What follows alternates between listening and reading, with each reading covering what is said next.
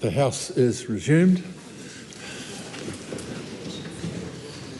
For those who watch these broadcasts might not understand why there is no prayer today. It's because there was a prayer on Tuesday, and technically we are still in Tuesday because the House is sitting in urgency. I present the estimate of environmental expenditure 2025-26 method and results report of the primary Parliamentary Commissioner for the Environment. The House comes to oral questions, the first in the name of Tiana Tuiono. Speaker. My question is to the Minister of Conservation and reads, how will his decision to allow commercial ring netting inside the Hauraki Gulf's high protection areas while banning recreational fishing affect those who simply want to go out on the boat and catch a feed for the whānau?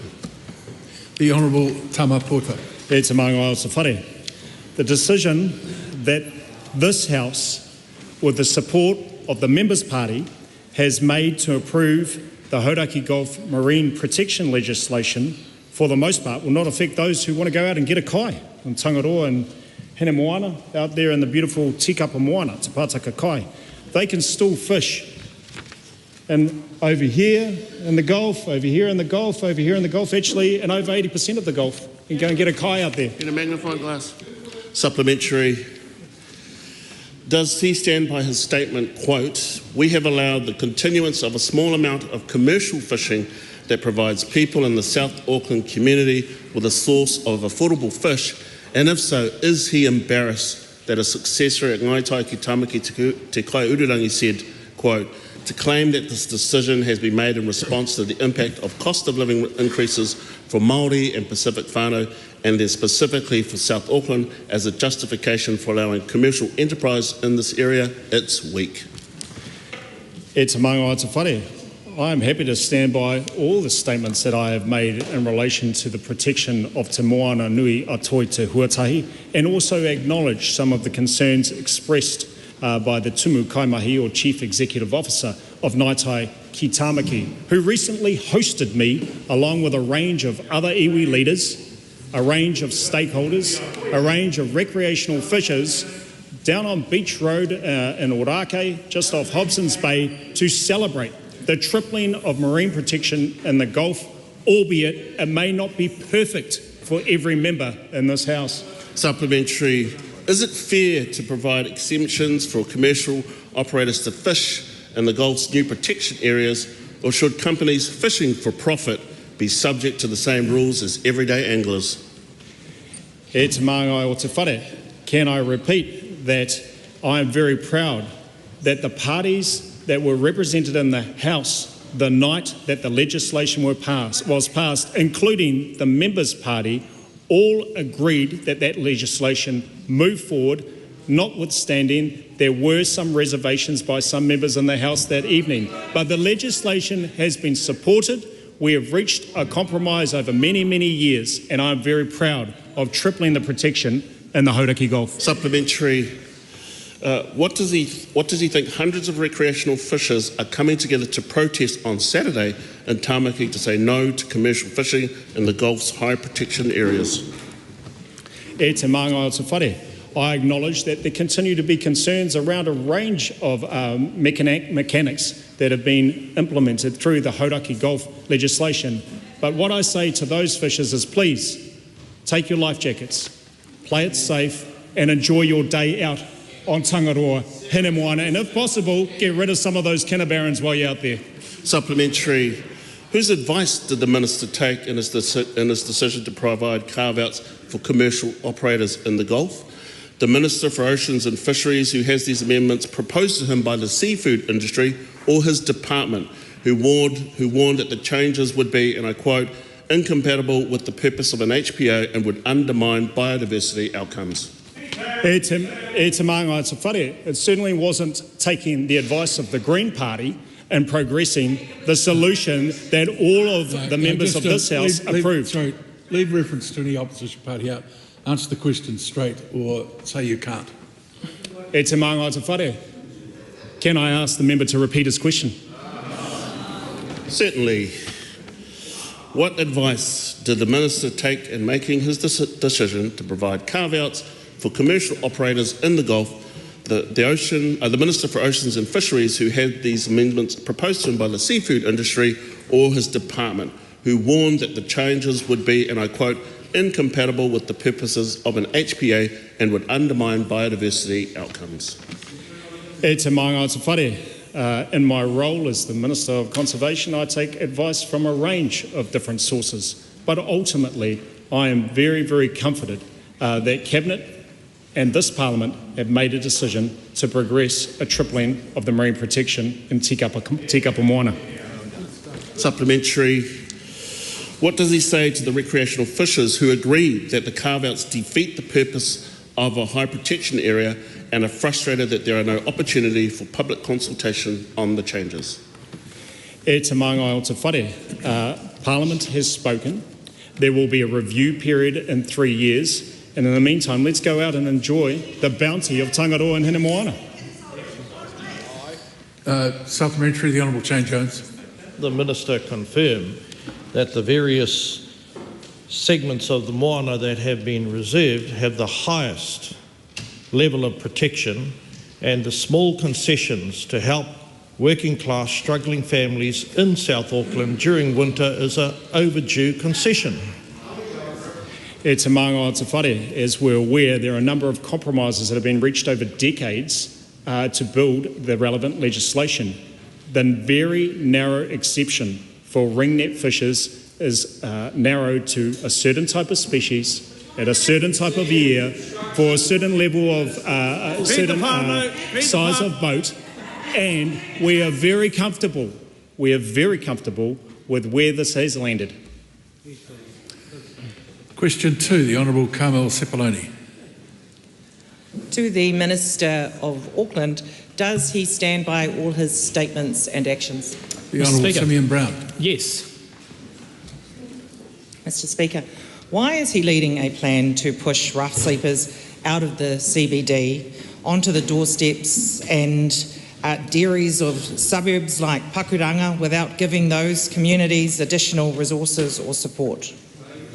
Mr Speaker, there's a range of things in that question which are completely untrue. The reality is we are funding additional housing first places in Auckland.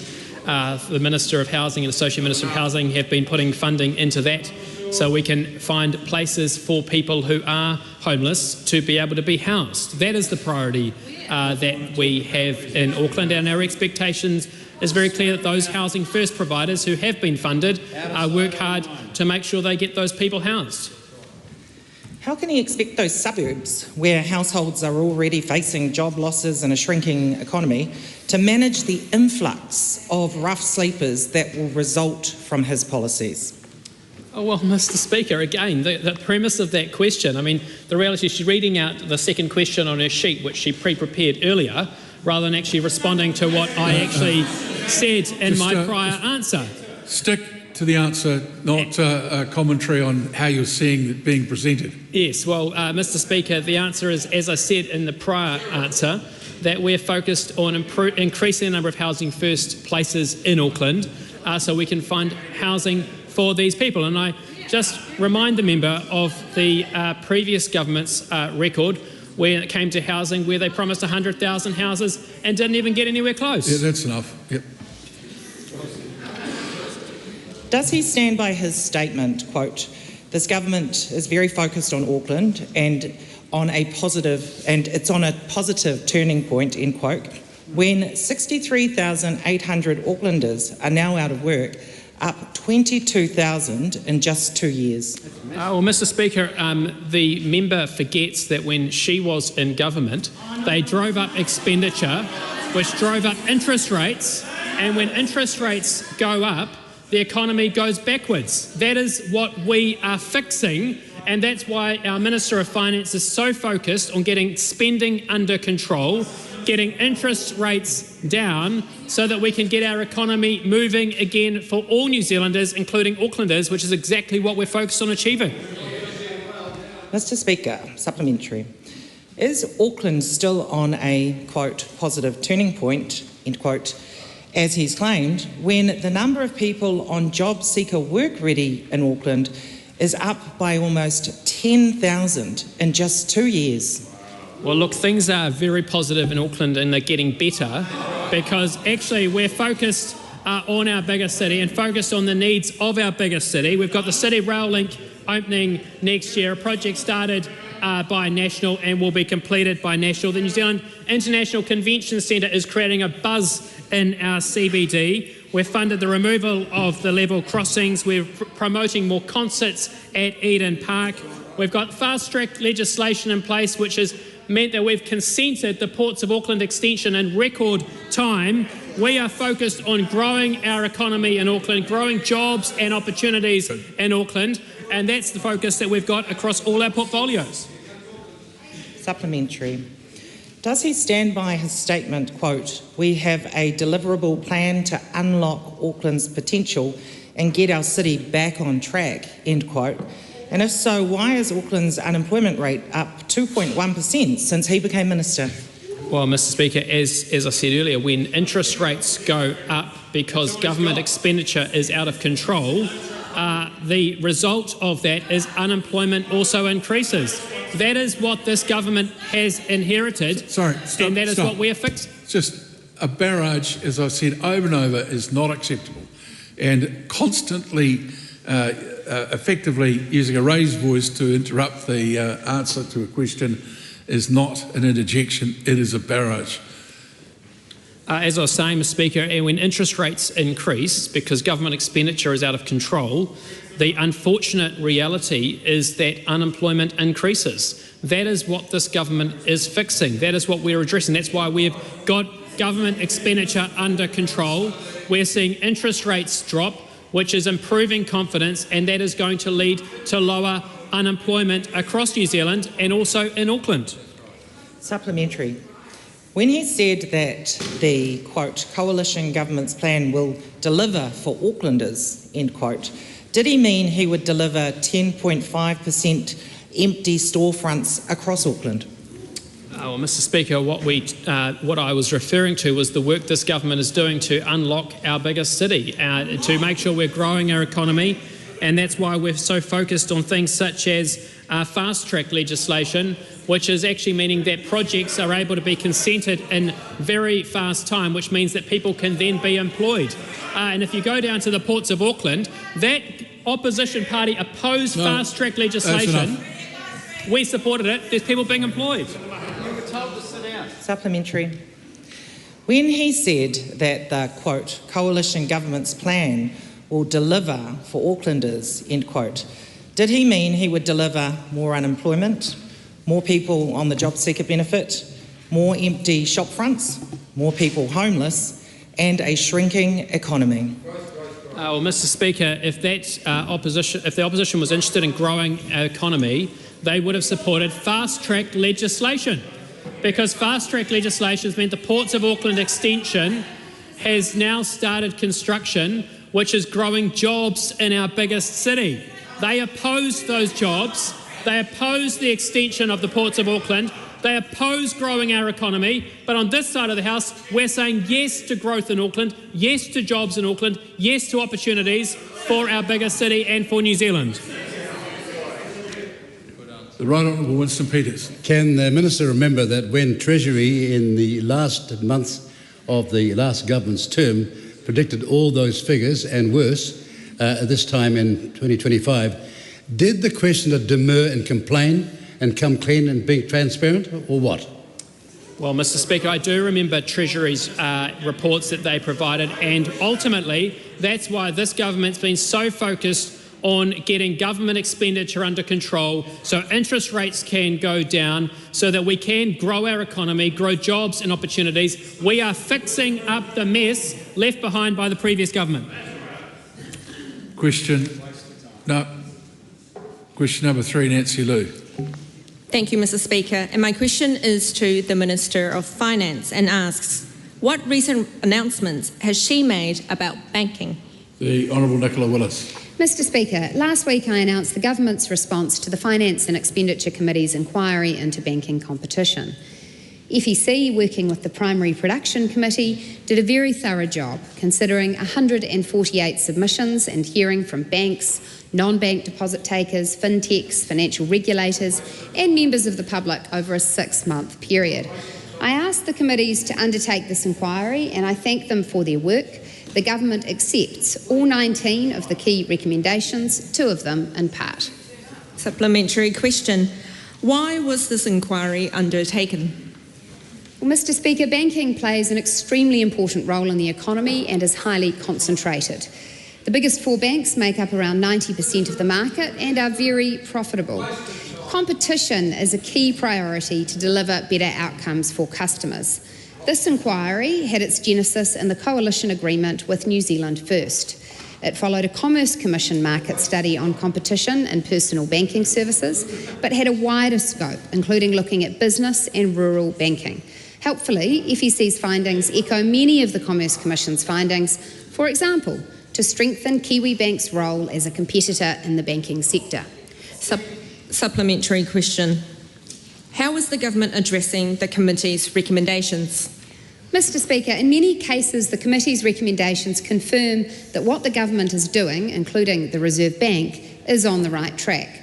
For example, in July, the government approved KiwiBank Group Capital to undertake a capital raise of up to $500 million to fund the growth of KiwiBank. The Reserve Bank is reviewing capital settings for banks and other deposit takers. It is reducing the minimum capital requirement for deposit takers from 30 million to 5 million, and it is consulting on the ability for entities to call themselves a bank.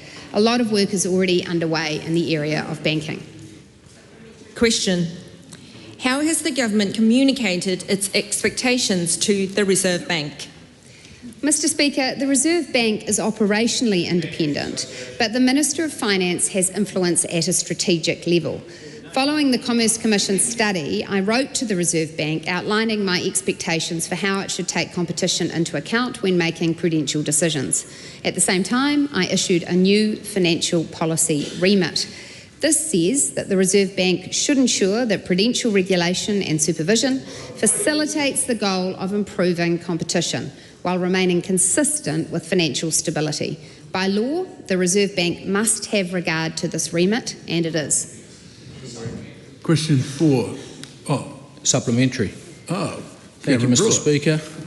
In addition to the government agreeing to all of the banking inquiry recommendations... Start a question with a question word.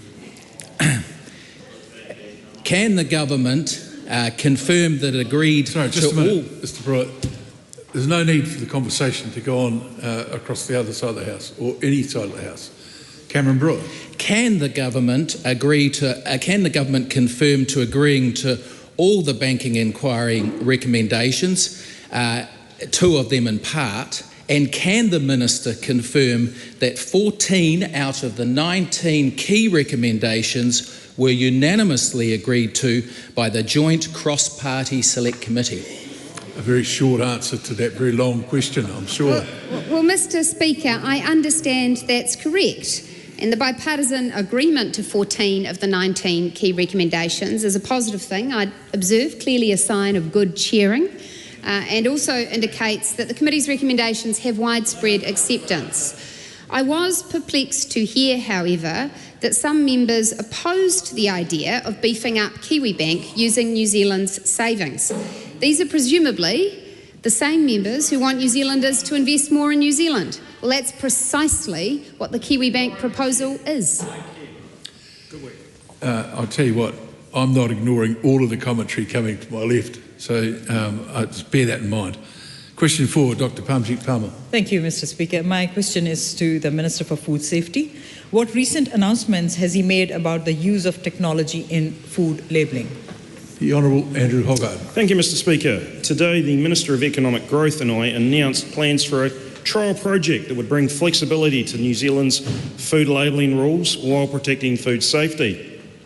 The trial will allow different labels on products but ensure that any additional information required by New Zealand is available through a digital mechanism like a QR code or barcode. This exciting innovation that will allow us to keep up with technology change happening across the world and respond to feedback heard as part of the government's grocery competition work. Supplementary, Mr. Speaker. How will this trial help keep down food prices? Thank you, Mr. Speaker. In our system, all packaged food must comply with the labelling rules and the Food Standards Code, which are only valid for Australia and New Zealand. We've heard from food retailers and importers that having to print specific labels for New Zealand reduces the efficiency and is an additional cost, and that ultimately has to be passed on to consumers. We've also heard that it is a barrier to new retailers entering the market and creating more competition, which we know will help keep food prices down. This trial will pave the way for pre-packaged, low-risk food to be imported with a label that complies with other trusted countries' labelling requirements like the UK or US, but make sure New Zealand consumers have access to all the information they would normally require digitally. Supplementary, Mr. Speaker. How does a move to digital labelling support New Zealand food producers and exporters? I have met with dozens of food businesses this year, and it's clear to me that the strict rules we have for physical labels is a barrier for our exporters as well.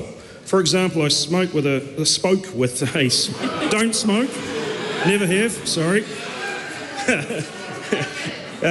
I spoke with a small winemaker in New Zealand that exported, I didn't have any wine tasting though, around the world, and had to print 8 different labels. This is a future where that company could only have one label, only have to have one label on the product and be able to deal with all those different country requirements digitally, much cheaper and easier.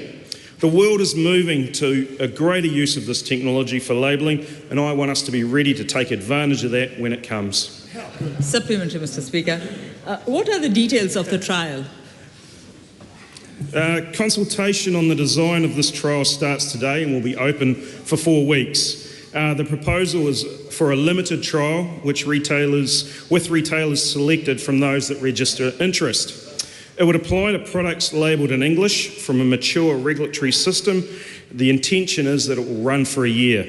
It will be closely monitored by Food Safety New Zealand, and the results will inform an ongoing work program to look at a more permanent arrangement for digital labelling in Australia and New Zealand. Very good. Question number 5, the Honourable Ginny Anderson. Thank you, Mr. Speaker. My question is to the Minister of Police. Does he stand by all his statements and actions related to the police frontline? The Honourable Mark Mitchell. Thank you, Mr. Speaker. Yes, our police frontline do an outstanding job every single day. They have been leading the government's work to crack down on gangs and organised crime, have exceeded the government's violent crime and youth offending reduction targets, removed gang patches from our streets, and got out on the beat 73% more in the first 9 months of this year than the same period in 2023.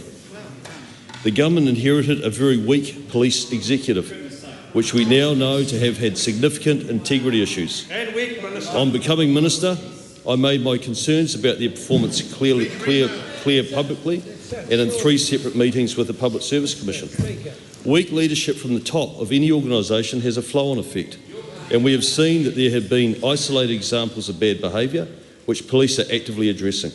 I'm confident that the vast majority of our frontline are at the high standard that the public expects and are outstanding New Zealanders who serve their communities with distinction every day.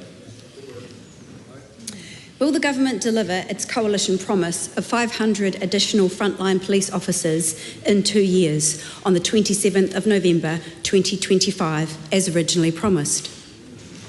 Mr. Speaker, as the incoming government, had we not immediately recognised that there had to be a new focus on integrity and standards, with an increase of the police training course at the Royal New Zealand Police College from 16 weeks to 20 weeks, with the reintroduction of a swimming standard, with removing the overuse of discretion, then it would have probably been much simpler for this government to attain those standards, to attain that number. But the reality is, Mr. Speaker, we are prioritising standards, and I think that the public expect us to do that, and I think the public will also allow us to take the time to deliver those 500 as long as we remain focused on those standards.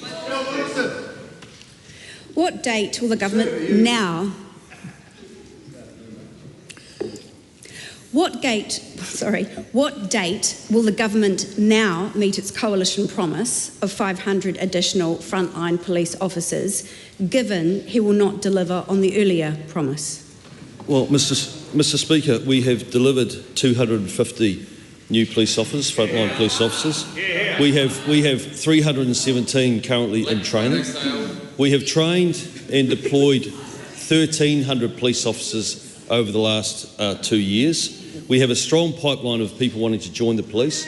We have police officers that have left wanting to rejoin the police, and we have police officers wanting to come back from Australia to rejoin the New Zealand police. We're in a good shape. Why should New Zealanders trust him to deliver 500 more police when he has shifted the delivery date from the 27th of November 2025 to June 2026, then to August 2026, and now to September 2026? Well, I hope that New Zealanders can trust me, because on becoming government I said that I would resign if we didn't start to see tangible changes in terms of public safety in this country in the first 12 months. I'm extremely proud of our police. We are meeting our targets. There are over 20,000 less victimisations in this country. We are driving violent youth offending down. We're now actually policing the gangs. You don't see gangs taking over provincial towns like they did under the previous government. So I hope the public do have confidence in this government, that we are doing great work, that we are making them safer, unlike the previous government. Supplementary. Supplementary question, the Right Honourable Winston Peters. What happened to the perverted catch and release fishing policy, posing as a crime policy that we inherited? Mr. Speaker. Yeah, point of order, the Honourable Kieran McAnulty. Well, thank you, sir. Firstly, there's not supposed to be assertions and questions. Secondly, questions are not supposed to be designed for the sole purpose of attacking the opposition. And thirdly, you're not supposed to yell out when points of orders are on. So there's a plethora of things that you need to choose from. That's right. So we'll move on. Do you have another supplementary? Jenny Anderson? Honourable Jenny Anderson. How can New Zealanders trust anything he says when he can't even commit to a date for delivering 500 more police? Well, it does matter to me what New Zealanders think and say. We're here to serve them, and I hope that they can trust my word. I hope that they do understand that we have delivered on everything that we've promised to deliver. Yes, the 500, we had challenges set in front of us that we were not aware of. We've got a fresh focus on standards. I think that's what the general public of New Zealand want us to be focused on, standards and integrity. We have committed to 500 new police officers. We will deliver 500 new police officers. Supplementary question, the Right Honourable Winston Peters. Has the Minister got confidence that the coalition partner that helped deliver 1,000 frontline extra police between 2005 and 2008, 2,338 between 2017 and 2021, is likely to deliver that, maybe it's a bit slowly, and the extra 500 we're talking about now? That's a very good question, because the previous government missed their targets, I think, 3 or 4 times on the numbers that they were meant to deliver. But the difference this time round is that we've missed a target because we are focused on standards. On coming in as Police Minister, I could clearly see that there had been a loss of focus on standards, and we have introduced that with integrity as well. Focus on standards and integrity. And I actually think the public want to see that, because I inherited a very weak police executive. I'd be very interested to know if that member ever brought forward the fact that they had appointed a very weak police executive that has created a whole lot of issues that this government now is cleaning up. Supplementary, Mr. Speaker. Will he keep his promise to resign, or will he break that as well, along with his promise to deliver 500 more police in 2 years? Sorry, that's a... Mr. Speaker. I'll take it that's the end of that. So, question 6, Dr Vanessa Winnick. Thank you, Mr. Speaker. My question is to the Minister for Education and asks, what recent reports has she seen on cell phones in classrooms? The Honourable Erica Stanford. Mr. Speaker, it's been 18 months since we banned cell phone use in schools, and today the Education Review Office published its report evaluating the effects of this change and it shows that it's working. The report found that nearly all schools have implemented the phone ban in classrooms, and the policy is already making a difference. Teachers report that students are showing greater focus, academic performance is increasing and bullying is decreasing. We're relentlessly focused on lifting achievement, and removing distractions from the classroom is an important part of that. Supplementary. What does the report say about the effects on students? Well, Mr. Speaker, by removing the distraction of cell phones from the classroom, ERO reports that the increased ability to focus in class appears to have contributed to learning. 61% of secondary teachers report student achievement has improved. 69% report bullying in their schools has reduced. One student said about the changes, "I think so far the rules are positive. There's no more of me looking at my phone in my pocket, neglecting my learning in the middle of classes. Students can be confident that their success at school is a top priority for this government." Supplementary. What does the report say about the effects on teachers? Mr. Speaker, 79% of teachers report removing phones from the classrooms has improved students' abilities to focus on their work. 77% say removing cell phones has improved student behaviour. And one teacher is quoted as saying, "This has been one of the best policies the school could have implemented. The cyberbullying was at an all-time high before the policy was put in place." This is actually really serious. Cyberbullying is extraordinarily serious. And now she's saying students talk to each other and our students play. What else does the report say? Well, Mr. Speaker, the number one recommendation of ERO in their report is to keep the phones away for the day policy, because it's making a positive difference to student wellbeing and student learning. In fact, not only does the report recommend we retain the policy, but in fact we maintain the momentum by strengthening it. ERO recommends that we increase the consistency of the policy by supporting schools and parents to enforce the ban. And I'm now seeking advice on how we can implement these recommendations, because as everybody knows, we are relentlessly focused on raising student achievement. Great, Minister. Question number 7, Maria Mino Kapakingi. Thank you, Just Mr. wait Speaker. for the House to wait for the House to hear the question in silence. Thank you, Mr. Speaker. My question is to the Minister for Social Development and Employment.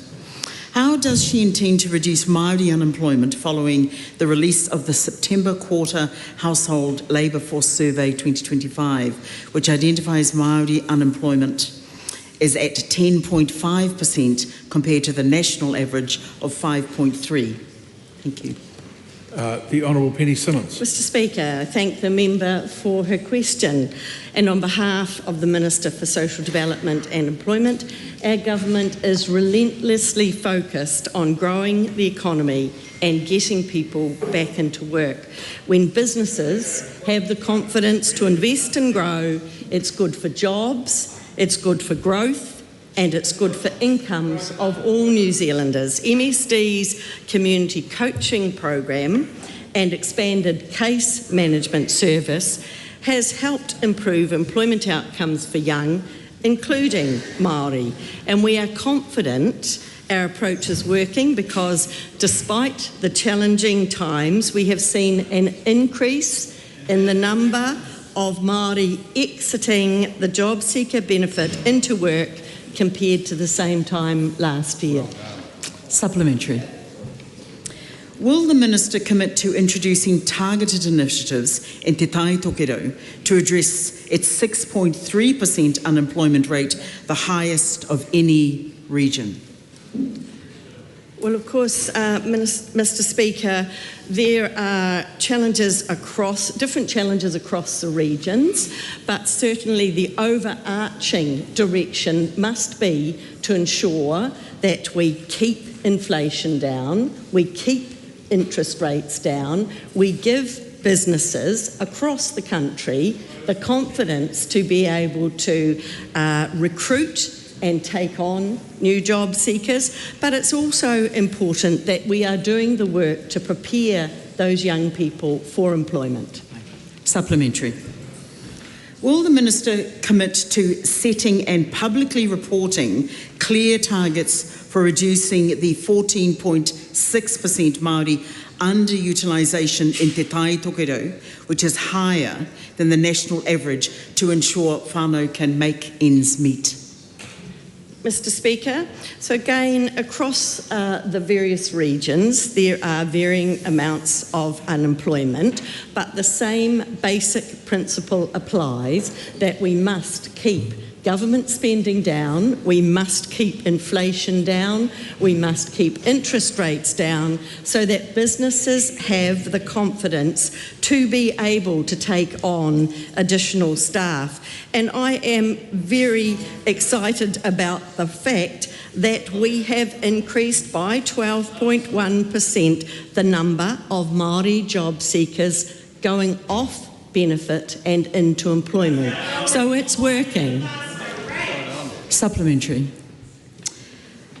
Can the Minister confirm that she will provide support to expand iwi-led initiatives such as Te Hiku Iwi Development Trust's Tupu Plumbing Programme, creating employment pathways for rangatahi and job seekers in the far north, given the rate of unemployment in the region? If not, why not?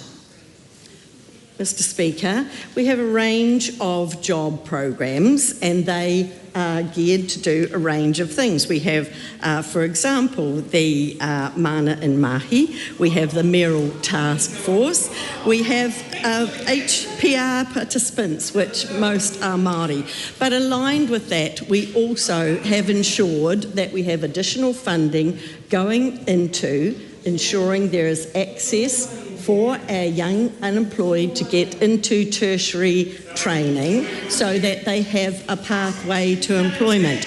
And I would say that the far north have been the greatest benefactors of that. Question number 8, the Manga Lydia Sososeni. Aotearoa for Mr. Speaker. To the Minister of Internal Affairs, is she confident that Fire and Emergency New Zealand's proposal to cut up to $70 million of spending a year will not impact on the safety of New Zealanders or firefighters? If so, why? Mr. Speaker, Fire and Emergency New Zealand is not proposing to cut $70 million of spending per year. Supplementary.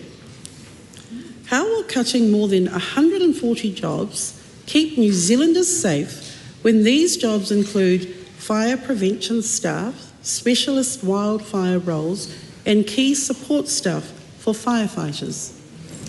Mr. Speaker, the Fire and Emergency proposal to undertake a restructure, I believe, is a valuable exercise because if you even look at some of the quotes that have come from the NZPFU, there have been concerns about mismanagement, and I take a direct quote here, and it says, "The failure to focus on the purpose of the organisation to preserve life and property through prevention and emergency response, and instead the focus on funds on a bloated management structure focused on corporate culture," end quote. I tend to agree. Where we can find efficiencies, we must find efficiencies for the benefit of all of the people in New Zealand who pay levies that directly fund Fire and Emergency New Zealand. But it is also the case that we have to have more respect than has been in the past for finding these efficiencies. Supplementary. How will cutting the Fire and Emergency New Zealand budget keep firefighters safe at a time when firefighters are telling her they already don't have the equipment and support they need? Mr. Speaker, I am absolutely assured by Fire and Emergency that the safety of personnel is their utmost priority. Our Fire and Emergency Service does not work without safe firefighters, professional and volunteer. But I'd also make the point that there are no proposed cuts to frontline firefighters. Those are essential to New Zealanders' safety around the community, but where we can find any bloating in the back office functions, it is important to respect the money that is directly paid by Kiwis through levies. Supplementary. Is the New Zealand Professional Firefighters Union correct that these roles are critical to ensuring firefighters have access to the training and support they need to respond to emergencies properly to keep New Zealanders safe? Mr. Speaker, I believe the NZPFU is correct when, once again, I quote, they said, instead the focus on funds on a bloated management structure focused on corporate culture, end quote, has been too high. And I am surprised that firefighters would not want to have a more efficient service. I think we would all back that across this country, whether we are in the firefighting service, whether we're here in Parliament, or whether we're community members wanting to make sure that the trucks come out to keep us safe in our time of need. It's important that we have a good, efficient service. That is what fire and emergency are undertaking. But I would also just note the restructure is currently a proposal. Supplementary. Does she agree with David Seymour that the government listens to and treats firefighters with respect? If so, why have the firefighters had to seek an urgent Employment Relations Authority hearing to make sure their voices are heard? Yes, and nobody has to seek anything. They're currently going through bargaining and have been bargaining for the last year. Supplementary.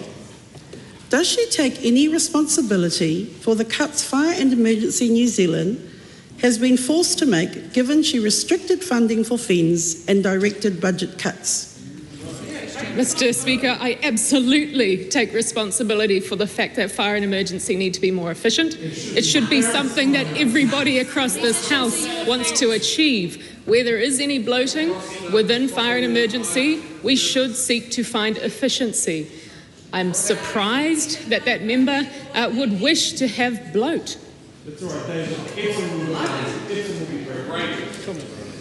Question number 9, Rima Nakli.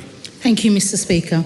My question is to the Minister of Justice and asks, what action has the government taken to protect New Zealanders from stalking and harassment? Mr. Speaker. The Honourable Paul Goldsmith. Mr. Speaker, last night... didn't recognise you. Thank you, Mr. Speaker. Last night, the government's legislation to make stalking an illegal and jailable offence for up to 5 years passed with the full support of the House.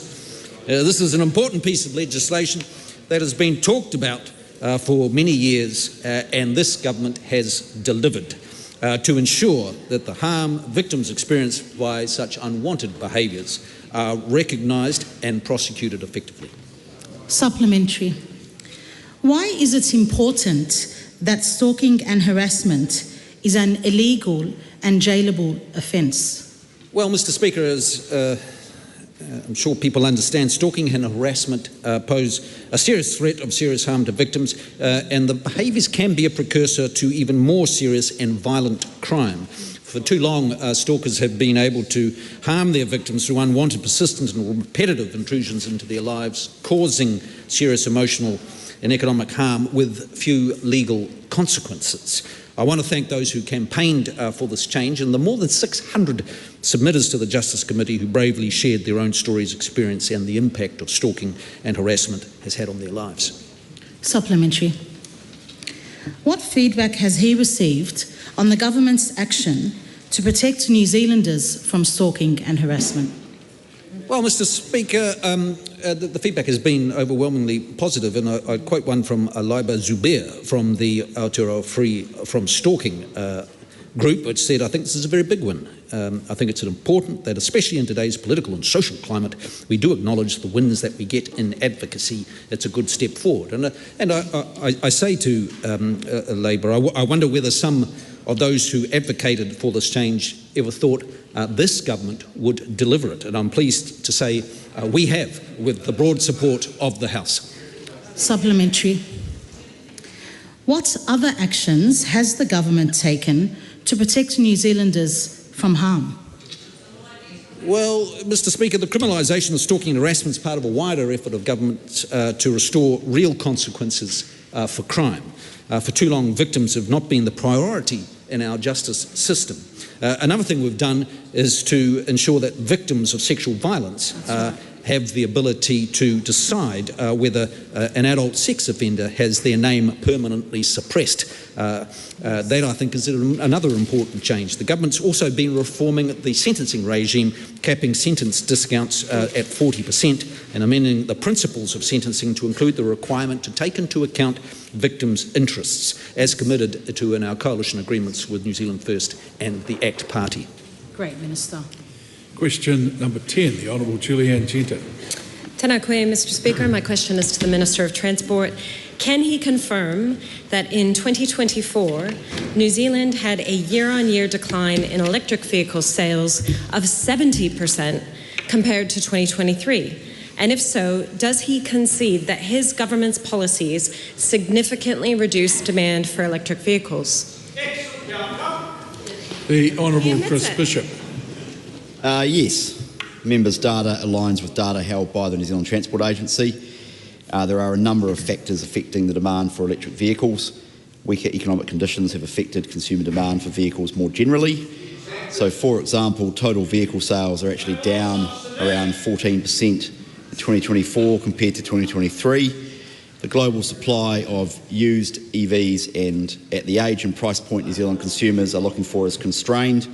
And many consumers who were early adopters and fast followers, I'm advised, brought forward their purchase of EVs in 2023 before the Clean Car discount ended.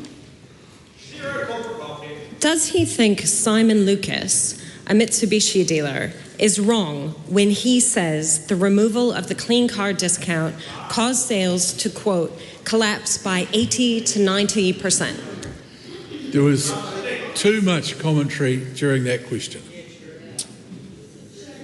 Yes. Okay. Thank you. Is he saying that Simon Lucas, a Mitsubishi dealer, is wrong when he says the removal of the Clean Car discount caused sales to, quote, collapse by 80 to 90%? No, I'm not saying that. He's probably right on the margins. If you take away free money for middle and higher income New Zealanders who go out and buy Teslas and Konas, paid for by people who can't afford to make the transition to EVs, like our hard-working farmers and tradies who were stung with a ute tax in order to transfer the money to largely middle and upper income consumers who wanted to go out and buy a Tesla. No, he's probably right on the margins. But that regressive, inequitable, stupid scheme, this government did away with. Does his government have an active policy to transition its own fleet by prioritising the purchase of electric vehicles? And if not, why not?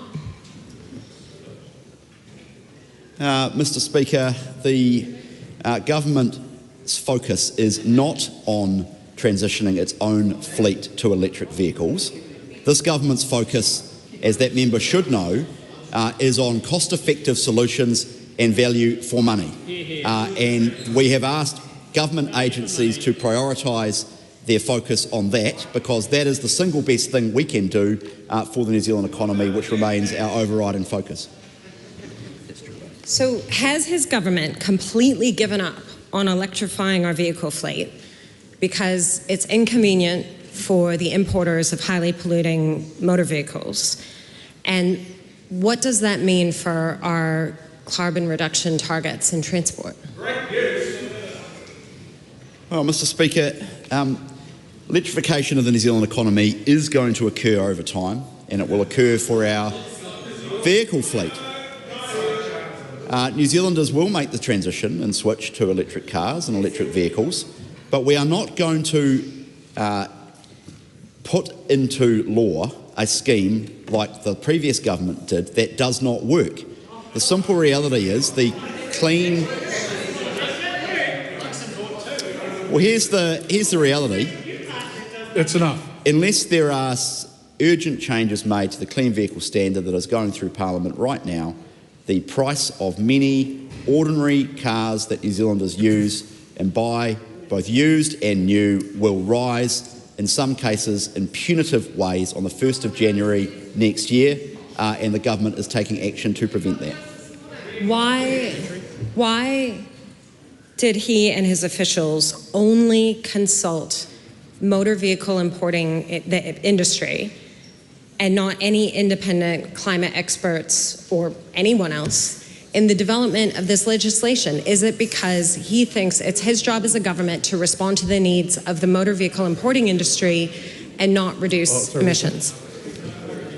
Mr. Speaker, the government went and talked to the people who import used and new cars because they are the people affected by the previous government's stupid policy.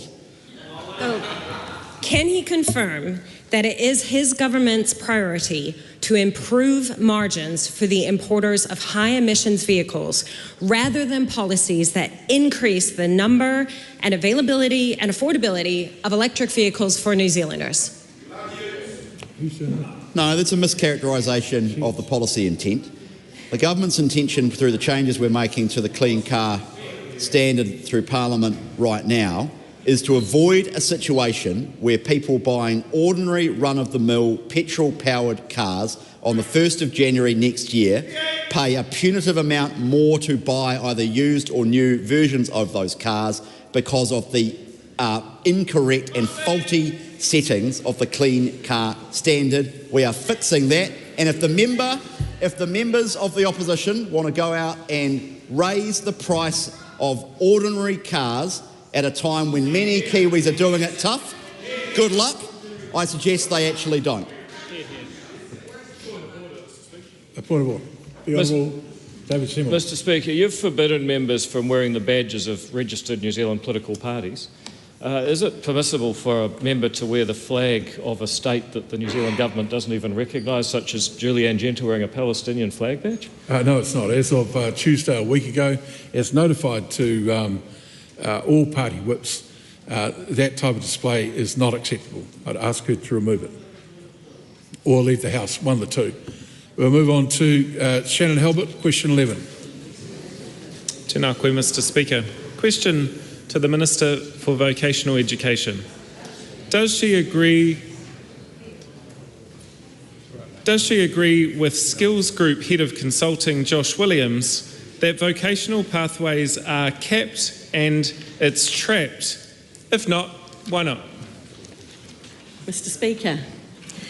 Speaker, I agree with the full quotation from the inimitable Josh Williams, which the member has paraphrased, and I'll read the full quotation.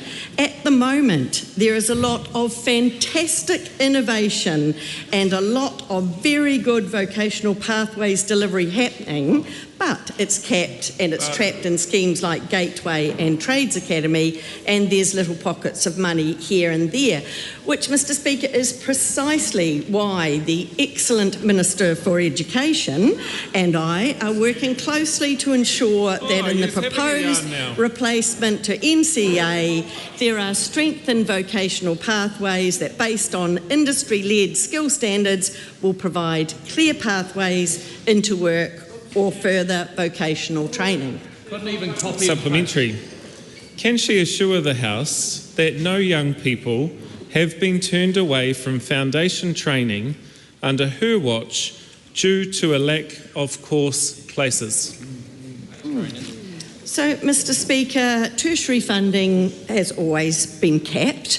It's not an open chequebook, although the previous government has at times treated public funding like that. Look, I'm sorry. Stop. Try and start again without the barb that makes it look like you're building the whole question around a political attack. It's not the role of a minister being held to account. Thank you, Mr. Speaker. The tertiary funding is capped. Supplementary. Will reduced polytechnic courses lead to more or fewer people accessing training?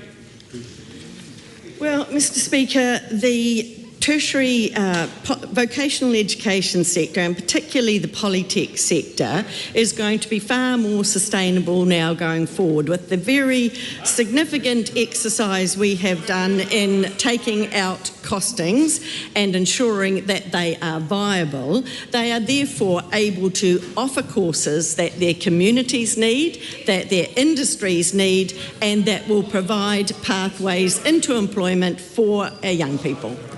Supplementary.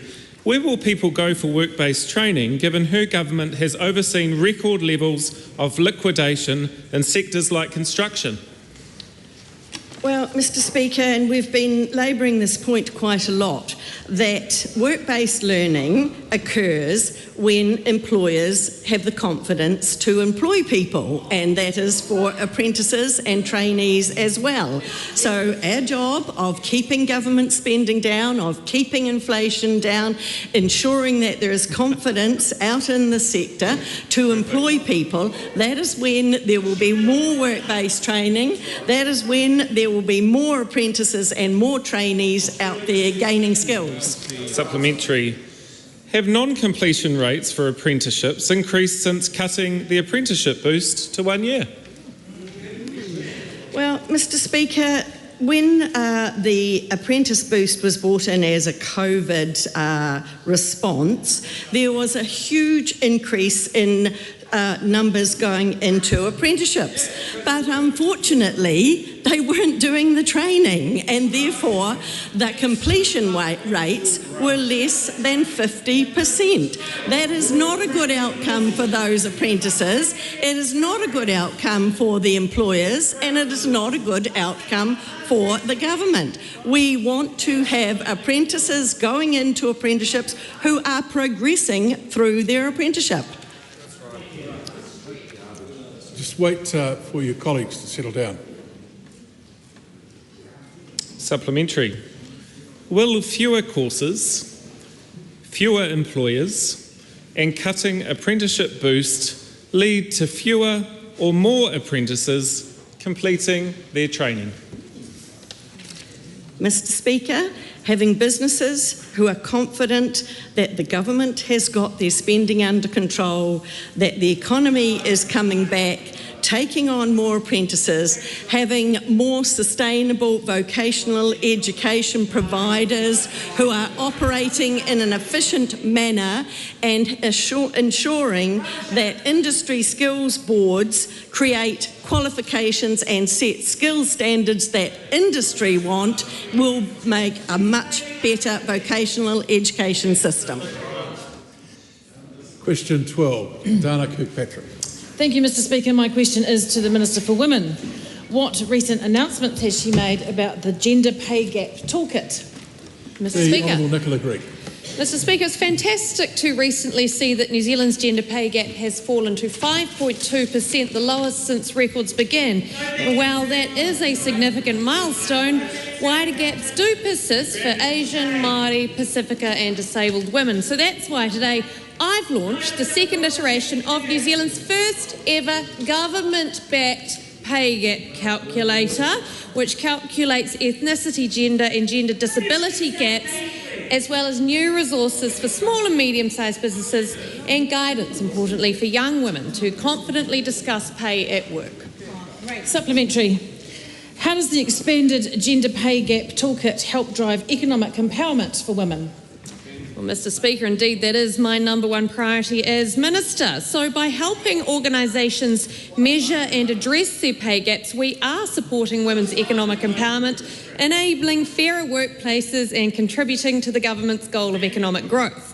By supporting fair pay and transparency, it empowers women to achieve their financial security and career advancement. Hold on, sorry, before you start. That's absolutely enough. Just constant barrage is not an interjection. It's just boorish behaviour. Dana Kirkpatrick. Thank you, Mr. Speaker. What role do small and medium-sized businesses play in closing the gender pay gap? Well, Mr. Speaker, this government recognises that SMEs are vital to New Zealand's economy. So the expanded toolkit includes tailored resources for those SMEs, recognising their unique constraints and providing practical steps to measure and address their gaps. By enabling more businesses to take action, we are ensuring the progress is widespread, supporting women's economic empowerment and contributing to a more productive and resilient economy. Supplementary, the Honourable David Seymour. Can the member reconcile the calls of apparent Armageddon when this government reformed the pay equity laws with the fact we've just reached a record low in the gender pay gap? Well, I thank the member for that question, and indeed... Just a moment. The Honourable Nicola Grigg and the House will maintain its decorum through the answer. I thank the member for that question, and indeed it would appear that those doomsday predictions did not eventuate. Dana Kirkpatrick.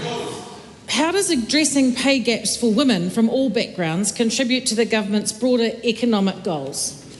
Well, Mr. Speaker, by closing pay gaps for women from all backgrounds, we do unlock the full potential of our workforce, we drive productivity, and we support sustainable economic growth, Ms. Cepoloni. Fair pay and transparency empower women to achieve financial success and career advancement. This government delivers results, not just empty PRs.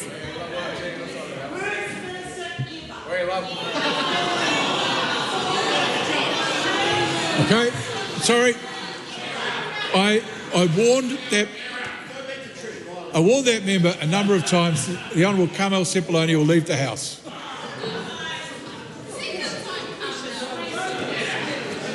Well, Minister, the member Willie Jackson's willing to go with her. Away you go. Thank you. Only your choice in this case. Actually, that ends question time, oral questions for the day. We'll take 1 minute while those who have to leave the House for other business do so.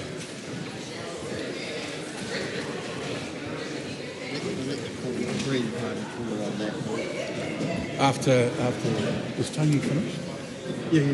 Tony, he's done. Oh, he's done. Yeah. What is the bill again? Oh, yeah. Just hold on, just wait. Yes, I heard. Just wait till I call you. Point of order, Ricardo Mendes March. Thank you very much, Mr. Speaker. I just have two quick matters to raise.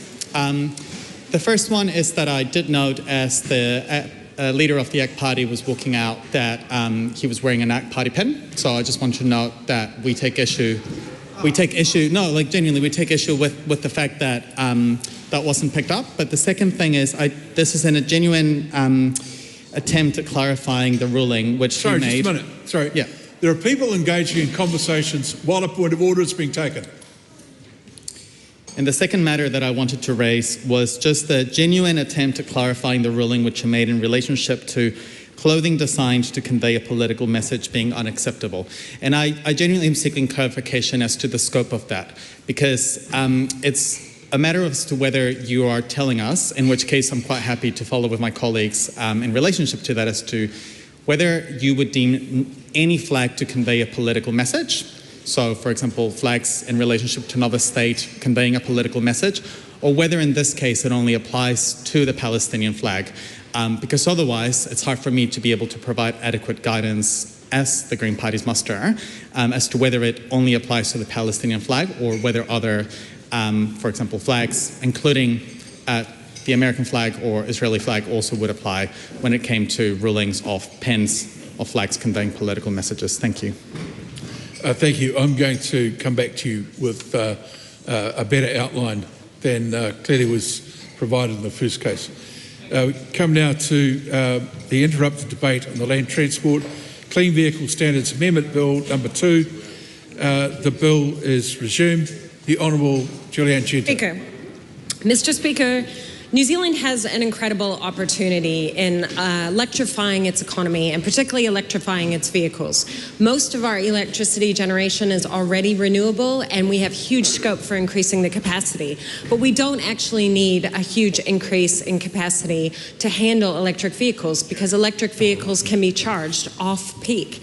So it helps pick up the excess supply that is already there. So this government, since coming into office, have taken just about every possible step they could to discourage the transition to electric vehicles, despite saying they're in favor of electric vehicles and having electric vehicles being pretty much the only policy they were relying on to help reduce emissions from transport in the medium to long term. The first thing they did was axe the fee bait, known as the clean car discount. That policy is objectively incredibly successful at supporting the uptake of zero emissions vehicles. Indeed, during the submissions to the Select Committee on this bill, we had Isuzu New Zealand come in and hold this up as an example of why we didn't need standards or a fee bait, saying, look at how we had mainly internal combustion engine vehicles being imported, and suddenly there was a big increase in electric vehicles, in hybrid electric vehicles, and plug-in hybrid electric vehicles. Well, ironically, what this graph shows is the success of the clean car discount and then the clean car standard, which came in after it, because it's precisely at the time that policy was announced that you see the large increase in low and zero emissions vehicles coming into the fleet, and the point at which it was repealed by this government, which led to an increase in internal combustion engines being imported as a percentage of the fleet. There is no good excuse. The government will point fingers to excuses, but here in their own regulatory impact statement, which was belatedly provided to the House this morning in what looks like draft form, there is a graph called Figure 5, International Comparison of Electric Vehicle Sales. And as you can see in this graph, which people at home might not be able to see, but I'll explain what it says. It shows that New Zealand's percentage of EV sales as a percentage of car sales rapidly declined from 2023 to 2024 by 70%. During that same time, globally, EV sales increased by 15%. They are now higher in Australia. Last year, they were 25%. And they're higher in Canada, they're higher in the United Kingdom. The United Kingdom and Australia obviously being left-hand drive countries like us, and they're much, much higher in China. So we're in a context where the world is rapidly adopting electric vehicles, and we stand to benefit from that. And we have a government that is taking every step to make it harder to get electric vehicles. They increased road user charges for electric vehicles to a point where they're being charged roughly double what an internal combustion engine might pay for the amount they drive on the roads. Of course, this was all thanks to the previous Transport Minister, Simeon Brown, who seems firmly committed to increasing carbon emissions and in total denial of climate change or economics.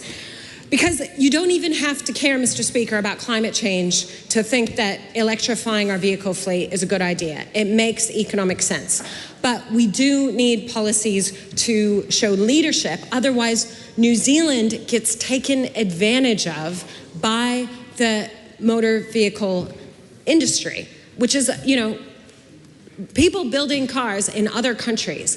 There is no question that fuel-efficient technology is a little bit more expensive, and they can't mark up the vehicles as much. The reason the vehicle industry spends so much money and such effort on driving demand for utes, not for work purposes, but, as a sort of lifestyle option in their advertising, is because they're high margin for the vehicle industry. So what is good for the vehicle industry is not good for New Zealanders.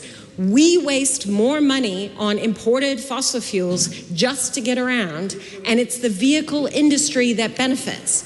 Not to mention, we pay the health costs of that, we will pay the climate costs of that. So again, yet again, and we've seen it with the tobacco industry and this government, we've seen it with oil and gas exploration and this government, at every turn they seek to subsidize and make it easier for vested interests and polluters to make more money at the expense of public good, at the expense of our health, at the expense of our future and our climate. That's what this government is all about.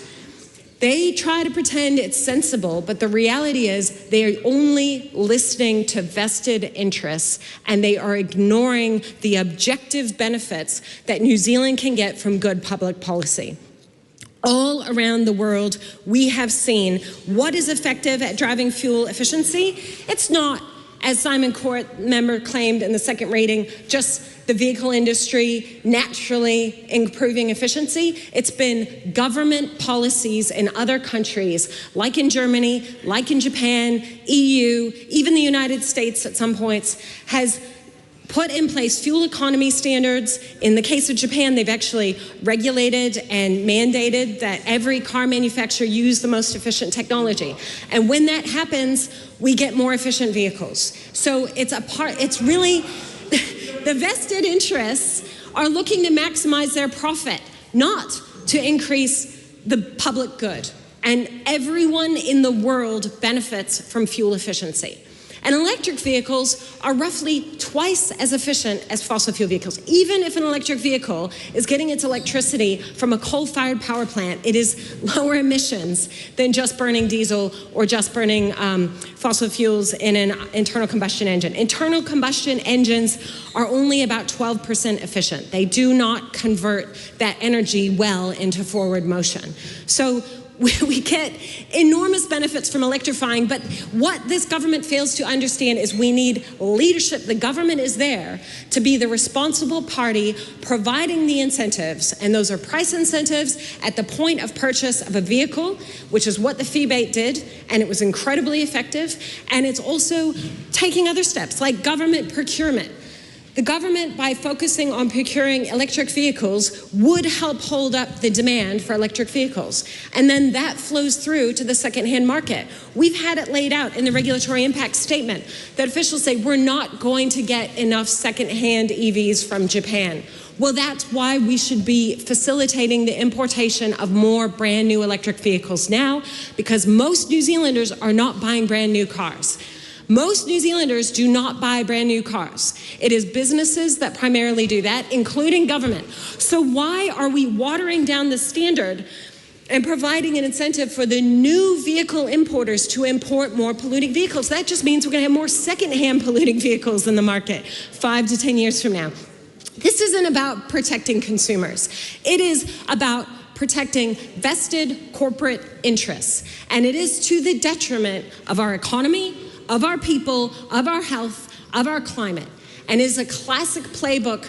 And whether or not the government is like openly corrupt and supporting these interests, or whether they're just totally incompetent, it doesn't matter. The outcome is the same. New Zealand loses out. New Zealand loses out from political parties that focus on culture war rather than sound public policy that is going to deliver for New Zealand. If we go out there and talk to the average person on the street, most of them understand the concept of the FEBATE and they agree with it. Of course, we heard repeatedly from the Minister and the Chair, James Meagher, that supposedly the ETS is going to solve this problem. Well, we have decades now of evidence that the ETS does not result in efficiency gains. It's right here in this graph. We had an ETS. It did not result in improving fuel efficiency. It did not incentivize EVs. It has to be at the point of purchase of the vehicle, and that worked. And even vehicle importers themselves have said this. You know, we had Simon Lucas of Simon Lucas Mitsubishi, who said the removal of the clean car discount caused sales to, quote, collapse by 80 to 90%. If we go out there and talk to renewable electricity providers, to charging providers, they all say they can't make the numbers work on increasing chargers or increasing supply because demand has been cut off. And it is government that supports demand through policies like an effective clean car standard, which works really well with an effective price incentive. So New Zealanders watching at home, it's very clear. If they want a government that is going to show leadership and support them to get the benefits of cleaner vehicles, of lower fuel bills, of cleaner air, of quieter vehicles, then we need a government that is going to show leadership and not simply cave to the interests of a polluting industry that is a sunset industry. We will become a dumping ground for polluting vehicles. We already are, until we get a change of government, and the Greens have demonstrated practicable policy. Well, thank you, Mr. Speaker. It's been an interesting, well, I suppose it's one day, but couple of days listening to the contributions coming from the other side. The amount of times I've heard the clean vehicle discount used as a phrase, and I know that's the official phrase, but in the working New Zealand, we called it a ute tax for a reason. It was a clean vehicle discount for the wealthy, and it was a ute tax on the workers, the farmers and the producers. Well, we have scrapped the ute tax, and today we will be scrapping the other side of the supply and demand equation. We will be getting rid of this abhorrent a way of influencing the market that has not provided the goods that were promised. All we've seen is cars stacked up at importation hubs, unable to be sold because New Zealanders don't actually want what the demand influencing other side thinks they do. Mr. Speaker, ACT is the only party who has consistently stood against this, and we will see it gone if we ever can. It adds costs without the benefits. We have an ETS, Mr. Speaker. We don't need this sort of market manipulation. Thank you very much. Andy Foster. It's been interesting listening to the opposition because the opposition has asked us for evidence. I think that was you, Mr. Shannon Halbert, wasn't it? The opposition said that the government has bowed to industry pressure. Well, that's nonsense. Actually, what the government has done is has listened to evidence. And it's been quite clear, both to the Select Committee and also to the Minister very clearly, that the system as it is set up, with the assumptions that are set up behind it, was not working. And so it needed to change, and that is precisely what we are doing at the moment. We're not doing away with it, we are changing it. Mr. Speaker, we've also been told that the last government did not even consult with the industry on the scheme and the assumptions, so they got the settings wrong. That is what we've been told. You've had your turn, Julianne Genter. The opposition's position, Mr. Speaker, is bizarre. When they are faced with a scheme that quite clearly is not working, their approach is to say, let's double down, let's keep on doing it, let's do even more of it. It's that situation of saying, we're going to keep the beatings going until morale improves. It doesn't work. And Mr. Speaker, you look at what the RIS says, the objective of the Clean Vehicle Standard is to increase fuel efficiency, to reduce emissions, and to do so, quote, without placing a net cost onto consumers. So it is failing that element. And that is the problem with the current scheme. Without changing, vehicles will be more expensive. That's what the RIS says. These guys on the opposite side keep on quoting the RIS. That's what the RIS says. The RIS says that without change, vehicles will be more expensive. Some models will not be available. There'll be more limited opportunities, and some manufacturers might even abandon the New Zealand market. And what it also says is that, and we've had the concept of dirty cars being talked about by the opposition, that New Zealanders will tend to hang on to their vehicles longer, so they will become older and dirtier as a result. So that, from the opposition benches, would be an own goal.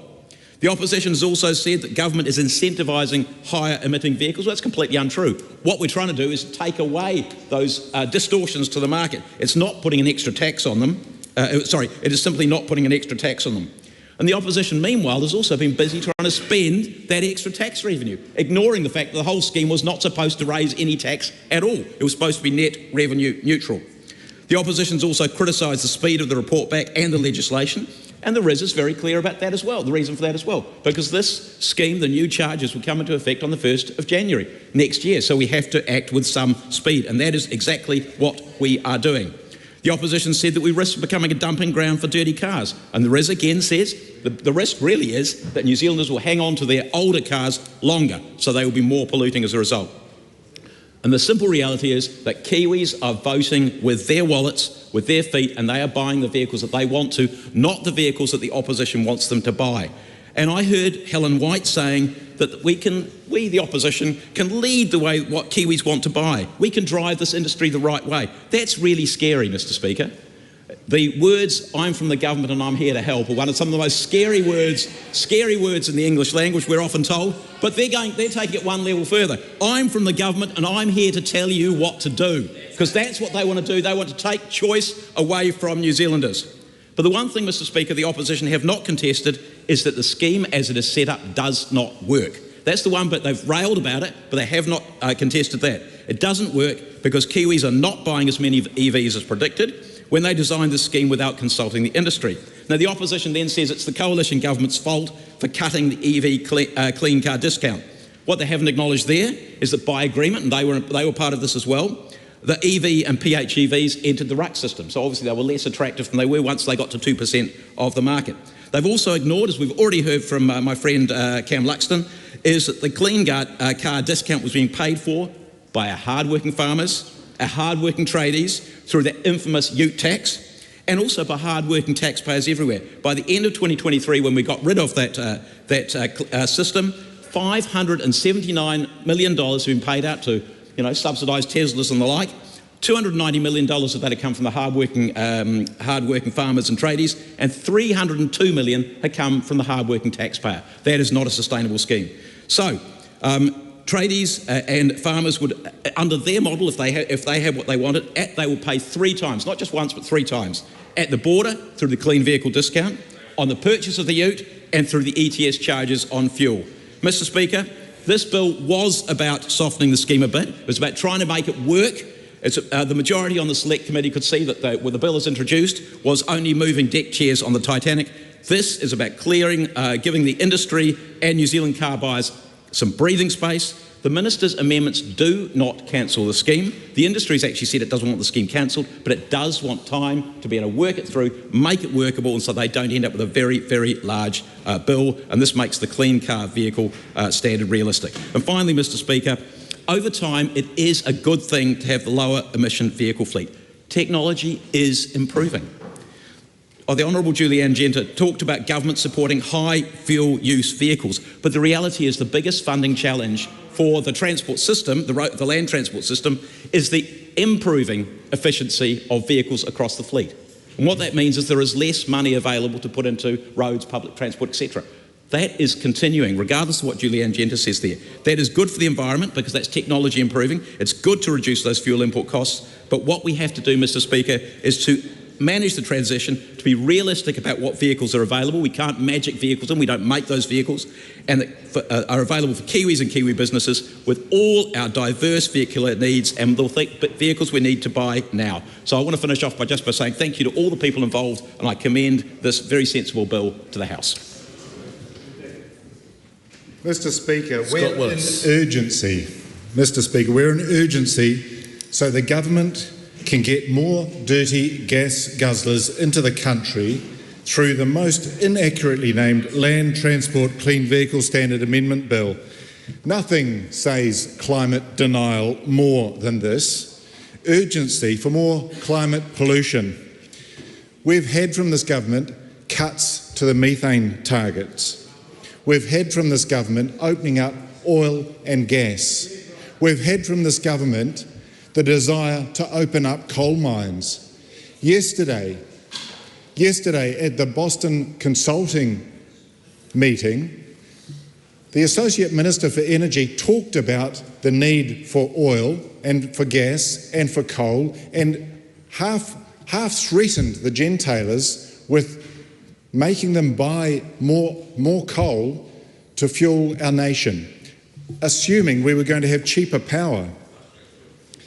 Mr. Speaker, I had an opportunity to visit West Wind this morning, where there are 62 wind turbines, 143 megawatt installed capacity. Mill Creek nearby has another 26 turbines.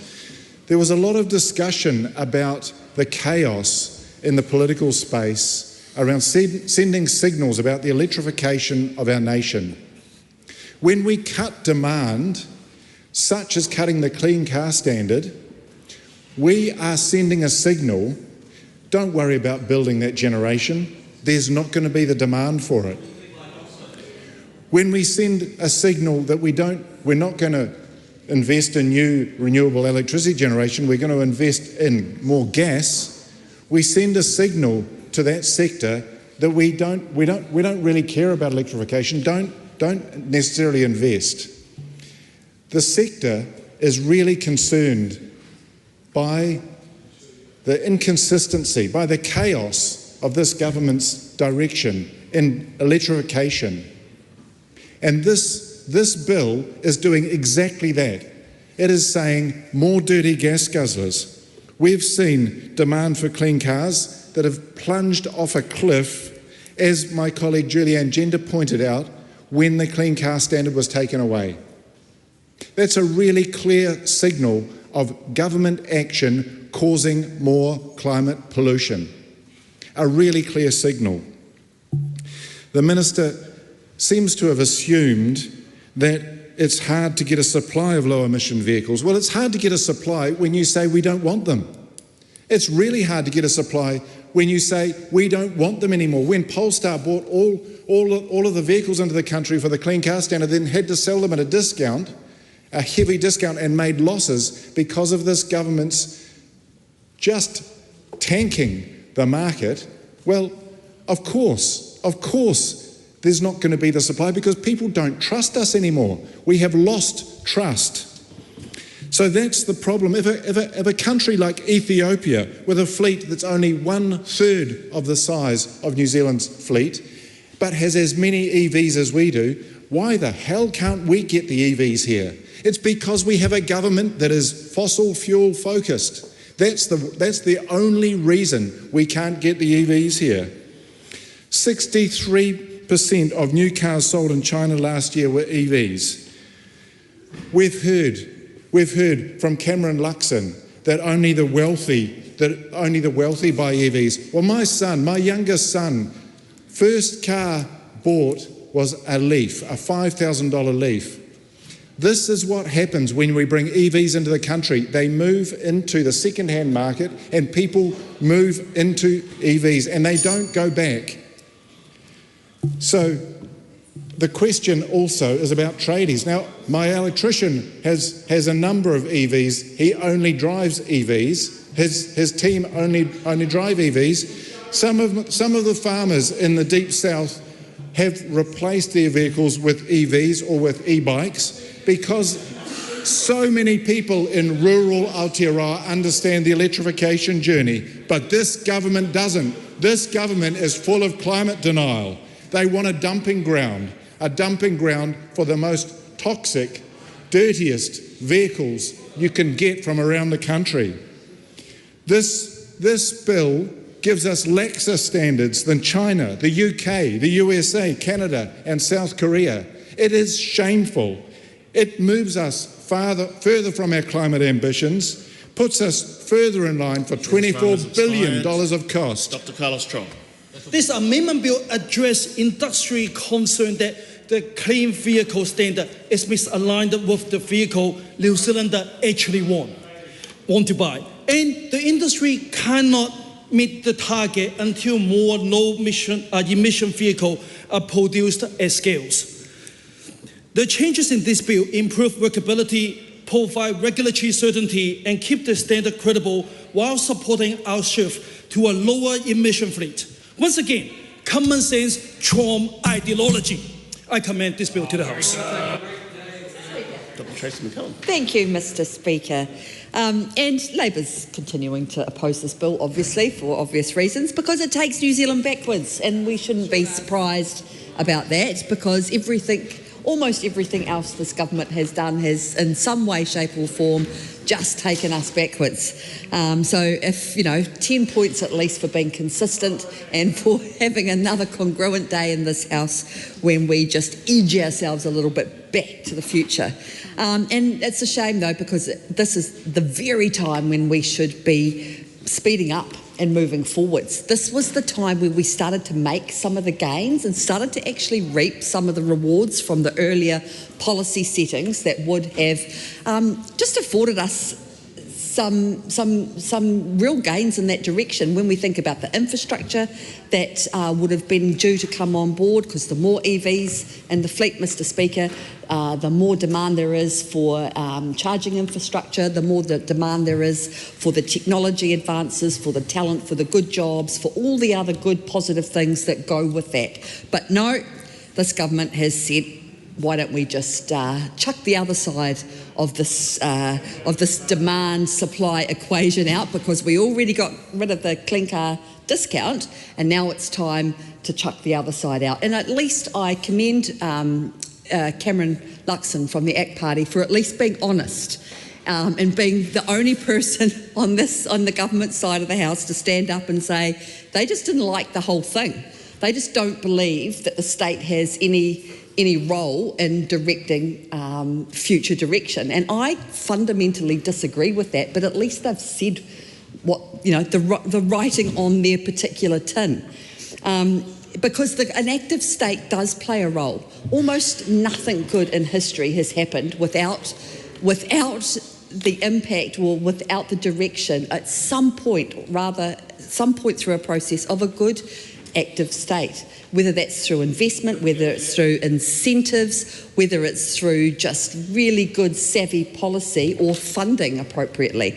So to say that the only good policy and the only good direction is for the state to take 5 steps backwards and have no input into the future direction of New Zealand is just nuts.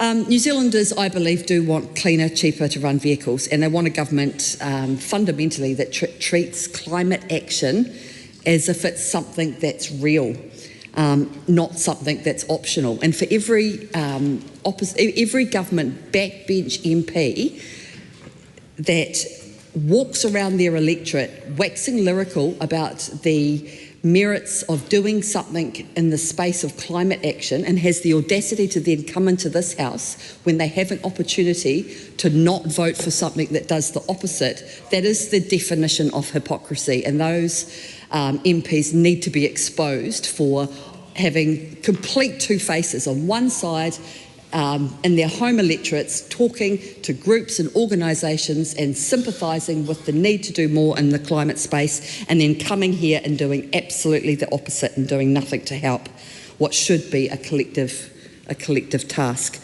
Mr Speaker, the bill weakens the clean vehicle standard, and it simply does. The bill makes it easier for importers to delay progress and harder for us to meet our emissions goals. Rather than pushing for cleaner cars, which was the direction that we were heading in, it's been said before, and it's worth repeating. It simply responds to industry pressure for looser rules, and it does so for no other reason than a temporary need to do so. There were other opportunities to provide the relief that was required without having to go down this path. Mr Speaker, extending the credit life slows down the transition. And credits were meant to drive year-on-year improvements, as perfectly acceptable in the design of these policies, of these suite of policies, of these dual policies. Extending them from 3 to 4 years simply lets those importers push obligations into the future. And that just doesn't really make any sense. It doesn't make the obligation go away. It doesn't actually do what I think the government thinks it's going to achieve and provide the relief that they think it's going to achieve. It just means that we're going to have to deal with this in some other way in the future. If you give people more time to comply, they're going to use that extra time and not necessarily turn their minds to adjusting the types of behaviours or the settings that they're involved in to make that work, and emissions stay higher for longer. Mr Speaker, the credit trading rules encourage higher emitting used imports, and we've heard several contributions about that throughout this bill's progress through this House. This bill's unusual progress through this House, allowing credits to move freely between new and used importers, the so-called 2-for-1 rate, absolutely risks tilting the market towards older, less efficient vehicles. And we know that that will happen. The RIS, various iterations of the RIS, the one that we eventually got late last night but wasn't available to us today till it was tabled at the Committee of the Whole stage, and the one that was prepared in regard to the first iteration of this bill, spell that out. You know, there's some things that are just basic, and we should have taken them into account. On this side of the House, we certainly believe that good policy shouldn't create loopholes that reward the highest emitters. And this is another example of a bill and a piece of policy that's doing just that. By removing the weight adjustments, Mr Speaker, without strengthening the targets makes compliance easier, but certainly not cleaner, and that is a fact. Taking away the weight adjustments without also targeting the overall targets just makes it easier for heavier and higher polluting vehicles to meet the rules. The government has removed essentially the stabilisers and loosened the rules at the same time, so it's a bit of a double whammy.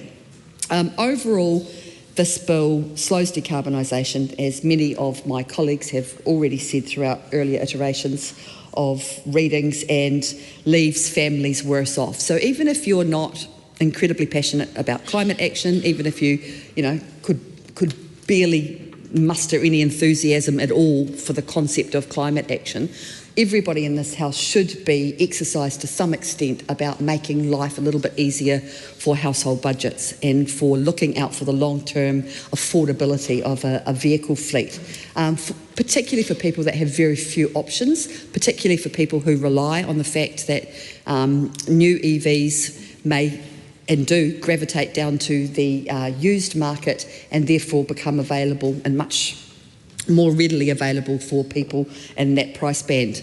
And the outcome of that is that over time, eventually, if you maintain this, the course, if you stay the action, maintain the course, keep the faith in the policy settings that were designed well, then the outcome is benefit and common good for everybody. But no, this bill is all about lowering those expectations, lowering ambition, lowering pressure on importers, and lowering New Zealand's pace of change.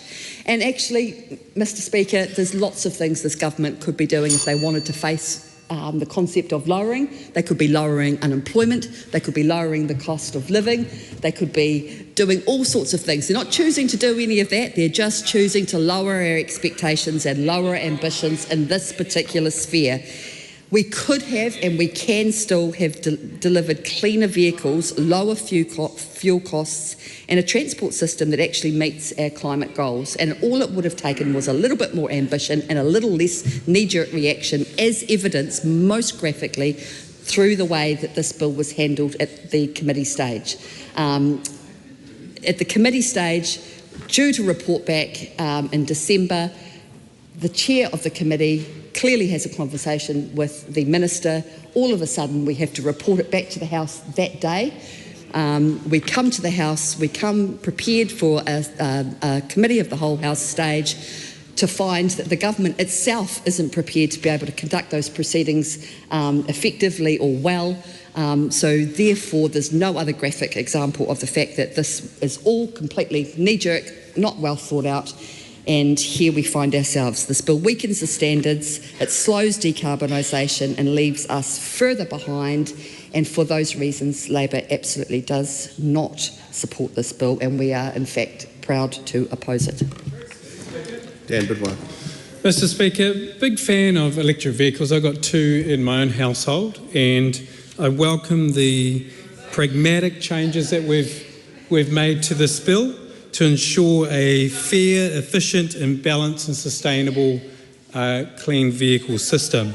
I do welcome the review of the scheme. I think there's some really fundamental flaws with the scheme, and I welcome the Minister's 6-month review on it.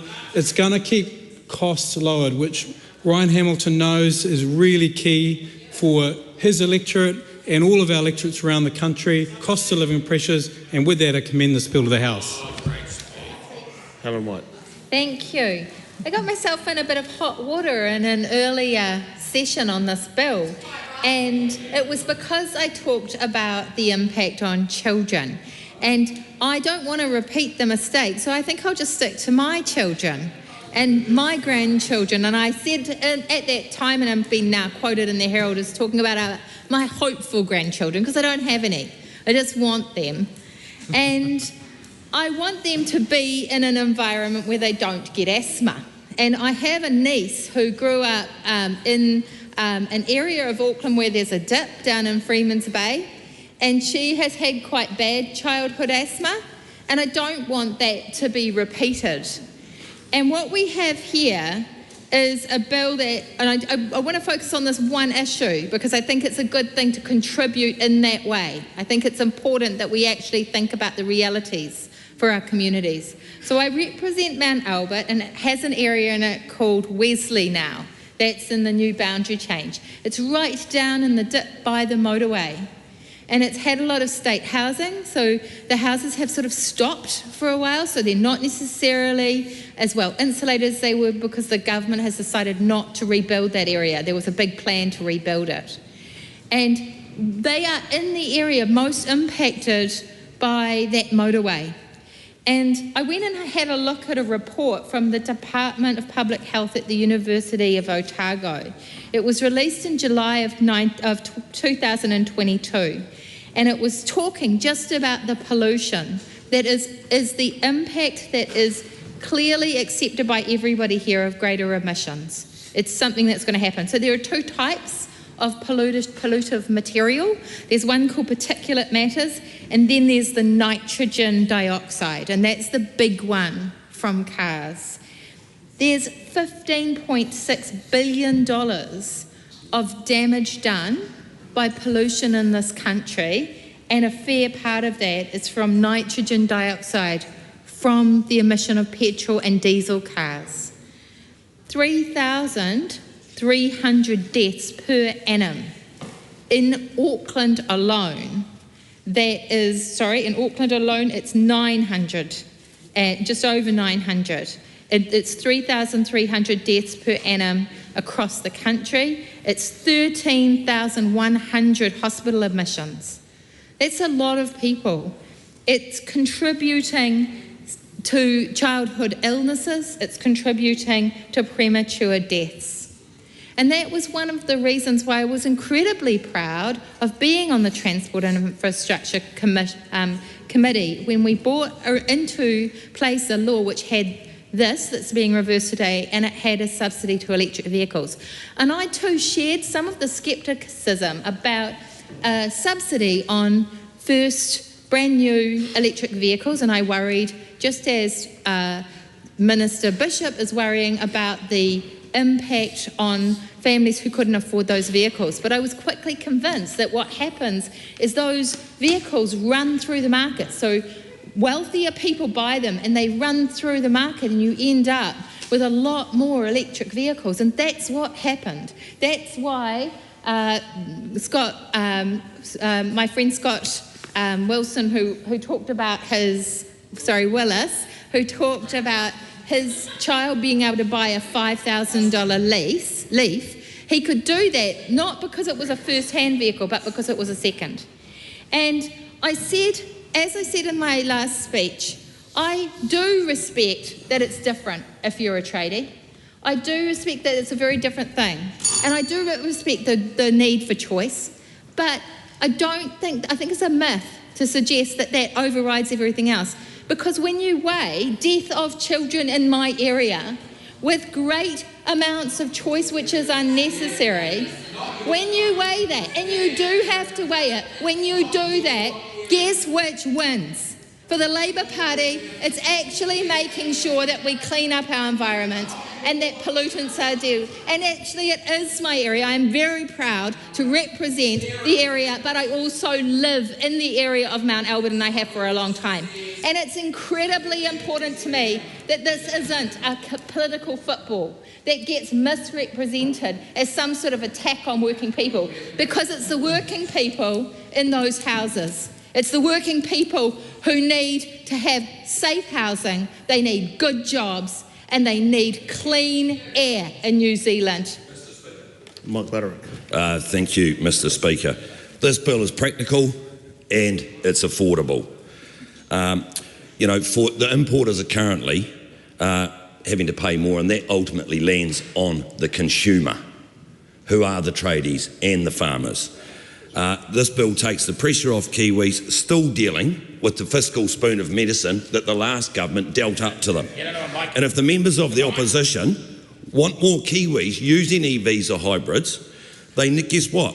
They need cheap, abundant power. They should have voted for the fast track bill. because there's a shortage of renewable energy, and it's in a large part to the rash decision to ban oil and gas and a complete failure to plan. I commend this bill. I thought I'd seen it before. Shannon Halbert. Thank you, Mr. Speaker. It's good to rise today to speak on the Land Transport Clean Vehicle Standard Amendment Bill. Mr. Speaker, I've been listening to the contribution across the House, particularly very keenly to government members and their contribution that they've made, because in fact it is the government that has called us in urgency, Mr. Speaker, for what they believe is an urgent bill. The Land Transport Amendment Bill seems to be urgent to this government and the legislation that they have to put through. How is this an immediate priority for the average New Zealander that is sitting at home dealing with the economic mismanagement of this government and in fact a cost of living crisis that they promised, Mr. Speaker, they promised to clean up, but they just haven't been getting ahead. It's a dismal failure, Mr. Speaker.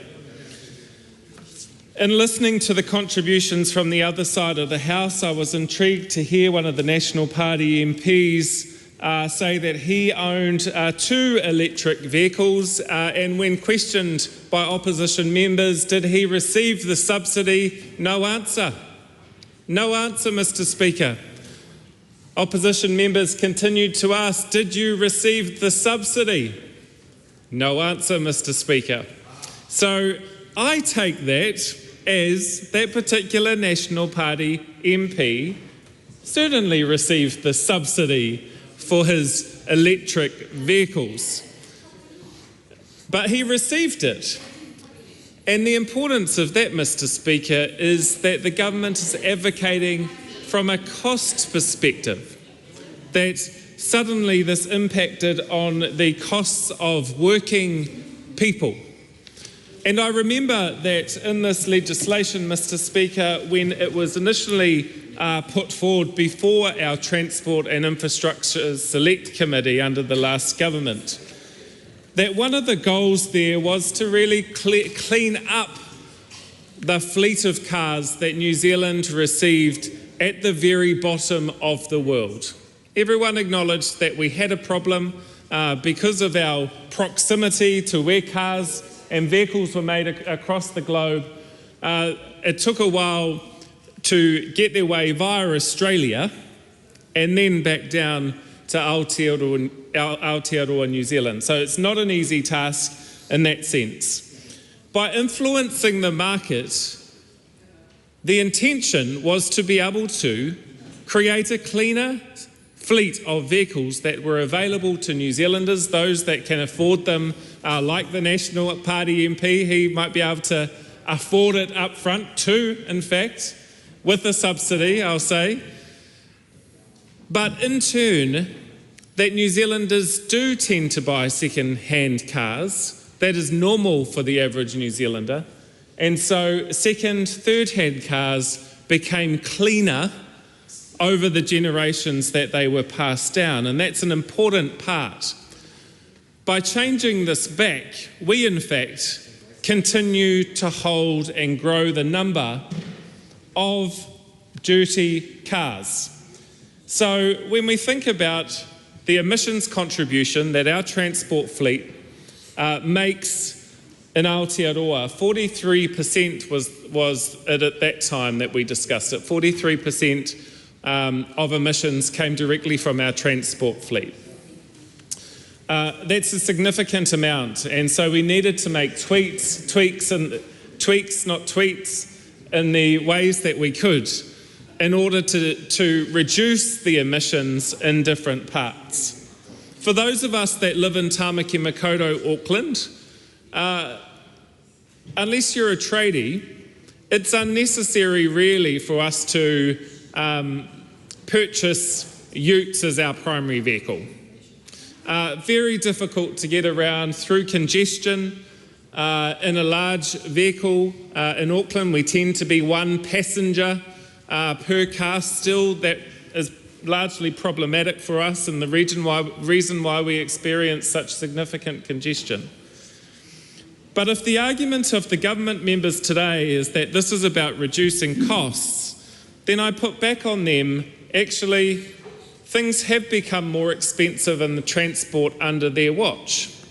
What we've seen is rucks go up. What we've seen is the introduction of congestion charging. And don't get me wrong, we support that. But it's still an additional cost to the average worker that is driving from A to B. Warrant of fitness has gone up. Driver's licensing is no longer free. As an alternative, Mr. Speaker, the costs of public transport are double what it was 2 to 3 years ago. Simply, well, I blame that one directly on Simeon Brown because he cut $1.2 billion out of Auckland to save for roads projects out of Auckland. And so poor old Auckland Council has to actually prop up and ensure that people can use our public transport fleet. And that was something that I raised within the debate of the congestion charging legislation that was before us. So, Mr. Speaker, this is quite a backwards move. And I come back to the point that within urgency and the role of this House is able to consider legislation in a timely way. We've heard about the issues within the select committee process, but also disappointing today that we didn't have a RIS on the table, a regulatory impact statement, and we had a minister answering our questions and waiving a regulatory impact statement that none of us had access to, and all he could say is, well, it's available on the website. No. We knew we were going into urgency at least 48 hours ago. Why has that information not been made public and available for us, the opposition, to do our job? Certainly, what are they hiding? And we've seen that over consecutive weeks. That is of concern, not only to myself, but particularly our communities out there, that they're wondering what the heck is going on with this government, because they just don't seem focused on the things that matter. They haven't created a response to the cost of living. Instead, here we are in urgency, sitting till Saturday, debating the Land Transport Clean Vehicle Standard Amendment Bill. Mr. Speaker, our view is very clear. We laid that out in the dissenting view. The bill prioritises short-term convenience, and this is a symptom of this government, the short-termism, the convenience for importers over meaningful emissions reduction, extending the carbon credit lifespans from 3 to 4 years undermines annual accountability and will slow decarbonisation. New trading rules, Mr. Speaker, between new and used importers despite a 2-for-1 ratio risk, incentivising more used, higher emitting imports. The bill creates loopholes that allow older, less efficient vehicles to remain dominant in the market instead of shifting the fleet. Mr. Speaker, this is a missed opportunity to strengthen the clean vehicle standards, and this particular bill before us today, in urgency, is weakening just that. So I don't know what the government are focused on, where the government are focused, because for the average person, this isn't going to make a difference. But particularly to our future generations, with global warming, yes, with climate change happening, that actually the little decisions that we make today will count for a better tomorrow. But instead, the national government, the national MPs, the ACT Party MPs and the National New Zealand First MPs in the House today, this is their priorities. This is how they're responding to the needs of New Zealanders when they're stuck in a cost of living crisis because of this government's economic mismanagement. They haven't been able to change a thing. They're putting up an argument today, Mr. Speaker, that it's going to save New Zealanders money. What a load of whatever.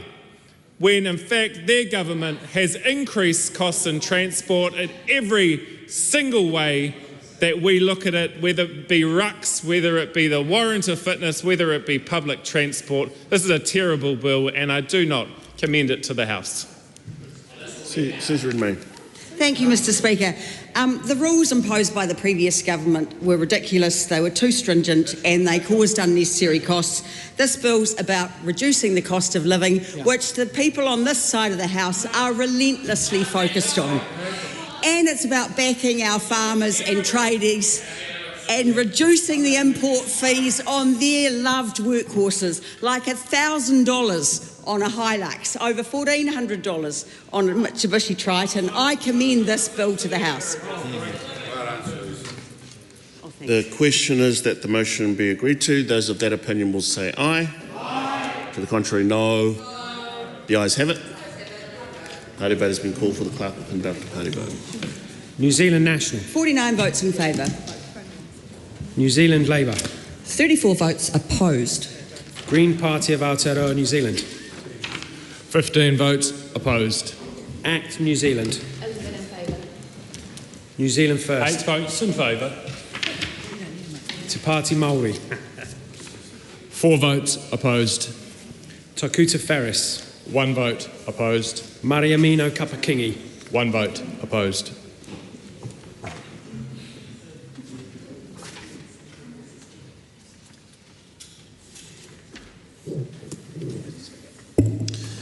The ayes are 68, the noes 55. The question is agreed to. Land Transport Clean Vehicle Standard Amendment Bill number 2, third reading. I call on Government Order of the Day number 10. Telecommunications and Other Matters Amendment Bill, first reading. Honourable Chris Payne. Thank you, Mr Speaker. I present a legislative statement on the Telecommunications and Other Matters Amendment Bill. That legislative statement is published under the authority of the House and can be found on the Parliament website. I move that the Telecommunications and Other Matters Amendment Bill be now read a first time. I nominate the Economic Development, Science and Innovation Committee to consider the bill.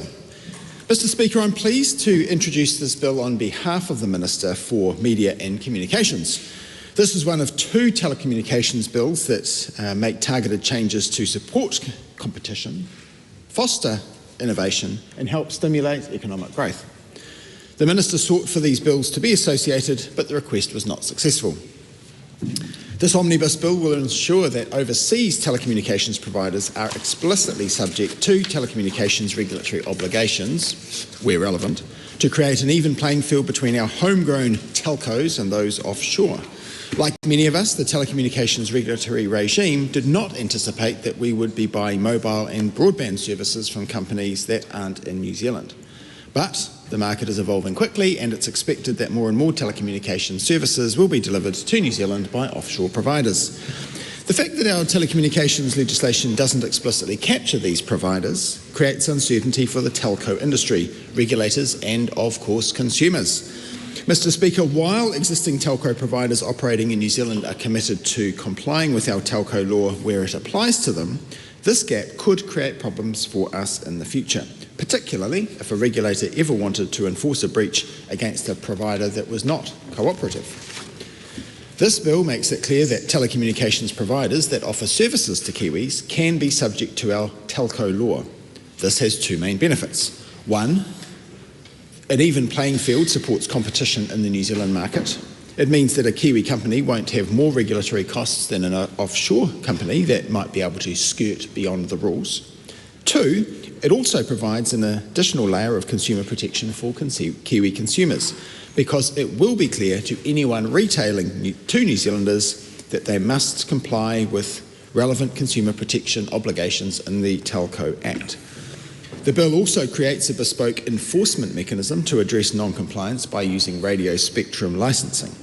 While our preference is to use existing enforcement mechanisms for breaches of telco law, which means that action is taken through the courts, some offshore providers may not be willing to engage with these processes. This new power is intended to be a last resort, and the bill includes a number of considerations before the power can be used. We welcome new innovative technology providers, particularly ones that provide high-quality connectivity services for New Zealanders. This bill is about making sure that our regulatory regime which is about promoting competition and protecting consumers, keeps up to date with the rapid pace of change in the market.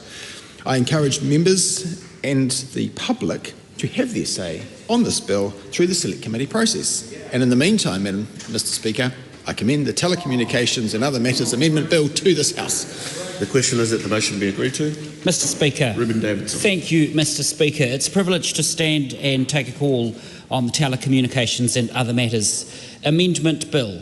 And it's a privilege because we know that connectivity is absolutely critical. We know this as an important part of our resilience across New Zealand. We are vulnerable to ever-increasing changes in weather patterns, and that resilience of connectivity becomes critical in those times of response. But it's also critical for us so that we can take our place on the world stage. There are opportunities across New Zealand, opportunities that often look like jobs and industries that can continue to grow. Now, these can and should be able to be based anywhere in New Zealand, and connectivity is often the barrier that allows that to happen or not. We know that the world seeks us out. It seeks New Zealand out for our innovation, for the kinds of things we can create, for the kinds of products and services we can provide. So we should do everything we can to remove the barriers that isolate us and instead do what we can to enable New Zealand and New Zealanders to deliver to a world that is waiting. So Labour does support the efforts to modernise the regulation of the telecommunications sector. New Zealanders, especially as I've said, in those rural areas, are increasingly reliant on extraterritorial communications or telecommunications infrastructure, such as our low Earth orbit or LEO satellite services. And we're seeing those both from Starlink and also from AWS with Project Kuiper coming online here in New Zealand ahead of many other parts of the world. We need to make sure that these providers are subject to the same regulatory obligations as the companies with greater physical infrastructure here as well. And we need to make sure that those who live in rural or remote places are not left behind as a result through their use of the kinds of technologies, and in many cases, the only kinds of technologies that are available to them by virtue of their geography. So this bill is part of a program of regulatory reform to ensure that the environment the telecommunications sector operates in is fit for purpose and in line with changes that are occurring rapidly in the market. This bill amends the Telecommunications Act 2001 to ensure that overseas telecommunications providers who provide services to end users here in New Zealand are subject to the regulatory obligations regardless of whether they or the infrastructure they rely on is based in New Zealand or not. And if we're talking about lower Earth orbit or higher, then it's often a large part of that infrastructure is not based here in New Zealand. So these regulations include the Telecommunications Development Levy minimum requirements for emergency calls. We need to make sure that those dangerous black spots where you cannot seek the support or assistance that you will often need to be able to provide that for us. And the bill also amends the Radio Communications Act 1989 to create an enforcement mechanism to provide the radio or spectrum licences may be revoked, suspended or restricted when or if telecommunications providers do not comply with their obligations. Now, as the introduction speech from across the House alluded to, the Minister asked for this bill to be wrapped into the other telecommunications amendment bill that had its first reading last week. But the proposals in both bills are qualitatively different, and I must admit there were two reasons I was surprised that the Minister asked to associate the bills. The first, because the area and scope of each bill is so different, and the second, because for a Minister who promised immediate action 18 months ago and has done next to nothing since, I would have expected keeping the bills separate would have at least kept up the premise that he's busy and doing things in this portfolio space, when in fact he is doing very, very little. So I think it's important Because we support this bill, it's important to come back to why. We support this bill because it's critical that we keep New Zealanders connected.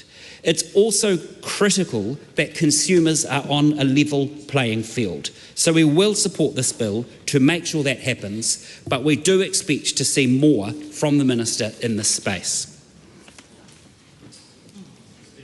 Ricardo Mendes-March. Thank you, Mr. Speaker. The Green Party is supporting the Telecommunications and Other Matters Amendment Bill. We also note that there could have been an opportunity to have this bill being grouped with the other telecommunications bill that is in front of us, but we agree with the previous speaker that there are two distinct issues here that we need to address. And in relationship to this bill, we support it, and we note that it is important that Parliament is able to adapt as new technologies emerge and key services change the way that they provide things like internet to our communities. For example, we've got services like Starlink, which can provide internet in some parts of our country. And while I acknowledge that right now, through gaps within the sector, Starlink has become a relatively big player when in areas where perhaps there is little internet access, there is now a gap because there could be providers that effectively don't have to set foot into the country for people to be able to access those very same services. And those providers may be owned by billionaires who may not always be seeking to represent the best interests of our communities. And I think it is important that this bill helps us create a regulatory requirements that basically bring those in line with providers that would be operating literally physically on shore. And some of these include contributing to telecommunication levies, where the provider meets existing liability tests and legislation, complying with relevant retail service quality requirements, and for example, and this is an important part, which is complying with Commerce Commission codes or the requirement to join a dispute resolution scheme. And this is where there's a new obligation seeking to be established in the other telecommunications amendment bill. That part will, in my view, help support consumers as well. And I think it'll be important to see in the Select Committee how this could be tested out and complying with obligations on the TICSA, including those relating to interception capability and network security. The bill also has some related enforcement mechanisms being put in place, and we think that this will be useful to also test out at the Select Committee stage. The reality is that telecommunications services are becoming more and more essential for people to literally be able to move around their daily lives. Access to the internet would have been seen as a nice to have a few decades ago, but nowadays, literally, as our government moves to digitize more of its government services, access to things like the internet are literally essential services. And I think the legislation that we had previously would have not adequately recognized this, nor would have anticipated that many of these telecommunication services, as I mentioned earlier, would have been set up in a way that meant some of these internet providers, for example, would not have to set foot in the country. And yet what we do have is that, for example, say that you're a person on income support living in an area that's deprived of internet through ordinary means, these services could provide a lifeline for people to have the means to literally survive. And that is power that therefore is handed over to often corporates that would be running these telecommunication services. And having these regulatory frameworks and requirements being placed upon them is important, because it's critical that these corporations are subjected to the very same requirements that you would that telecommunication providers on shore would. And that's critical as well, because I mean, when it comes to contributing to telecommunication levies, we know that some of these providers like Starlink come from are owned by people who have a huge amount of wealth, who clearly have huge amounts of resources, and they should be contributing through those levies.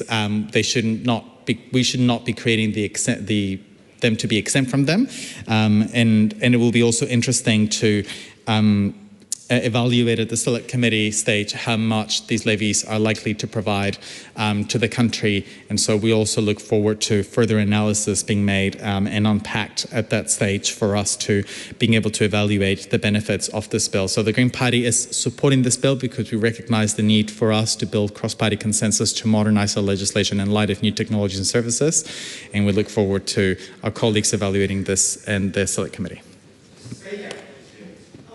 Speaker, what an exciting time we live in.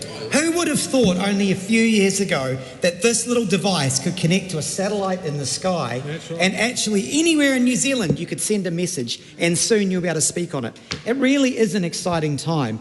And so it's great to know that today I think we're going to have cross-party support to send this bill to a select committee. So these issues around overseas providers of telecommunications technologies can be looked at.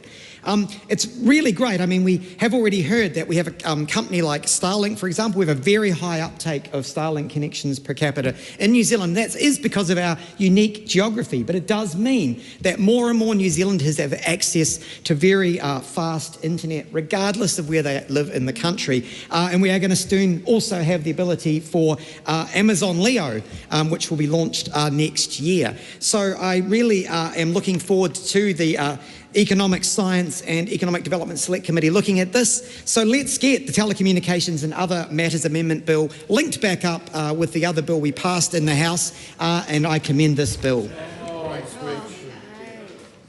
Thank you, Mr. Speaker. Please rise on behalf of New Zealand First in support of the Telecommunications and Other Matters Amendment Bill.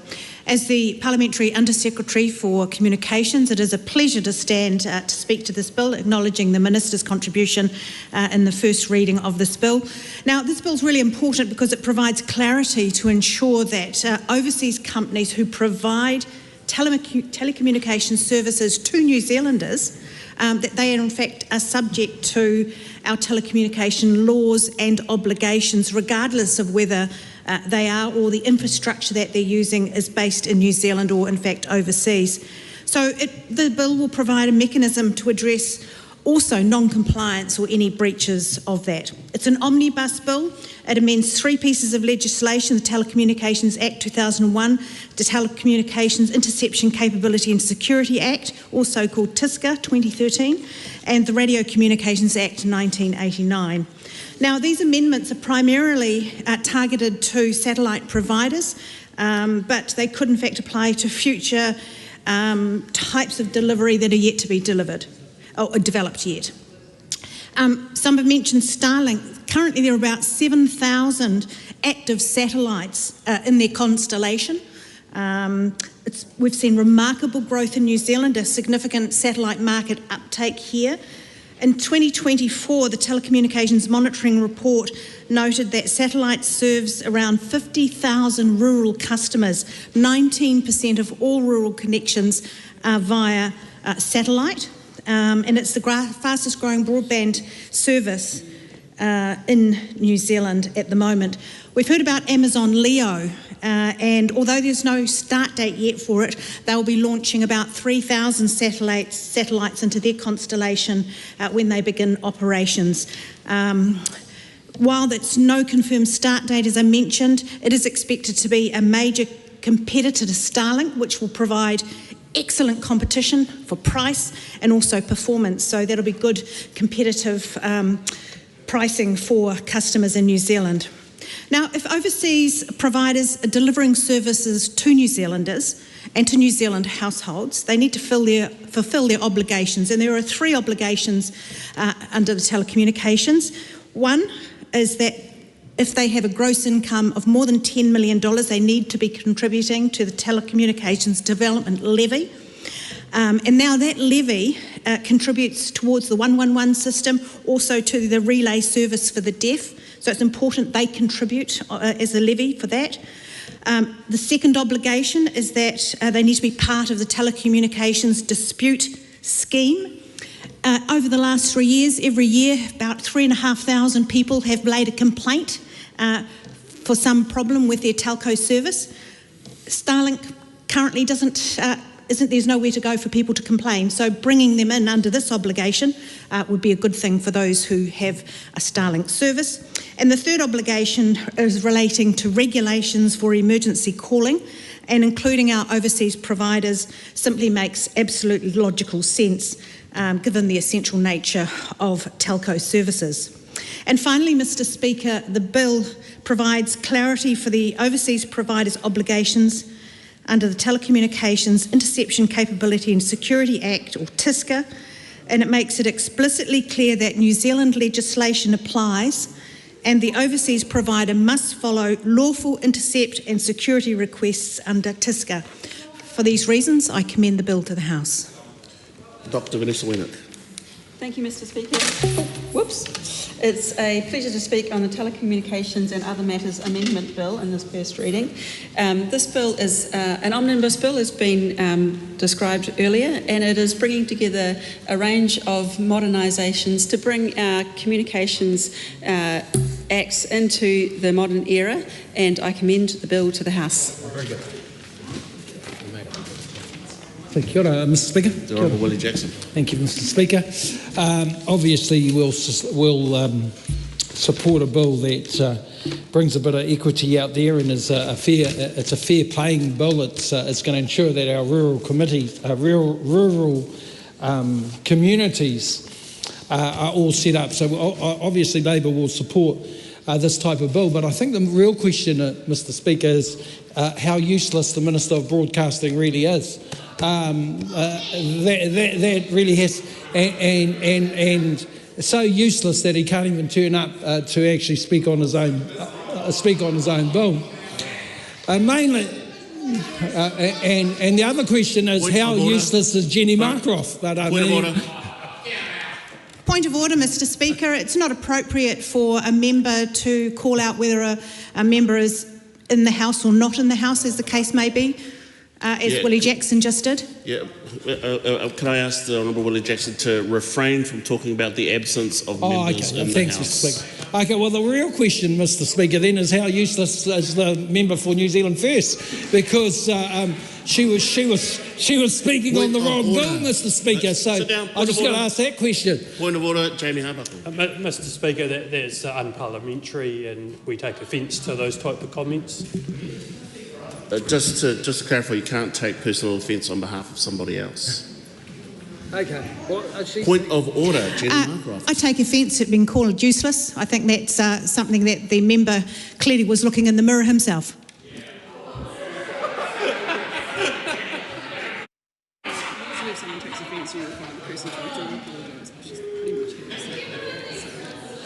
I've got a mind to make you both withdraw and apologise, to be honest, but I'm going to call it a draw and go back to the Honourable Willie Jackson. Oh, thank you, Mr. Speaker. Please refrain from people calling people. Yes, Mr. Speaker, but Mr. Speaker, this is really important because in terms of broadcasting, and I want to talk about this in a broader sense, and this is a bill we'll obviously support because the bill's part of a program of regulatory reform to ensure that the regulatory environment of telecommunications sector operates in a fit-for-purpose way. So obviously we're going to support the bill. But I question and challenge what this government is doing in this area.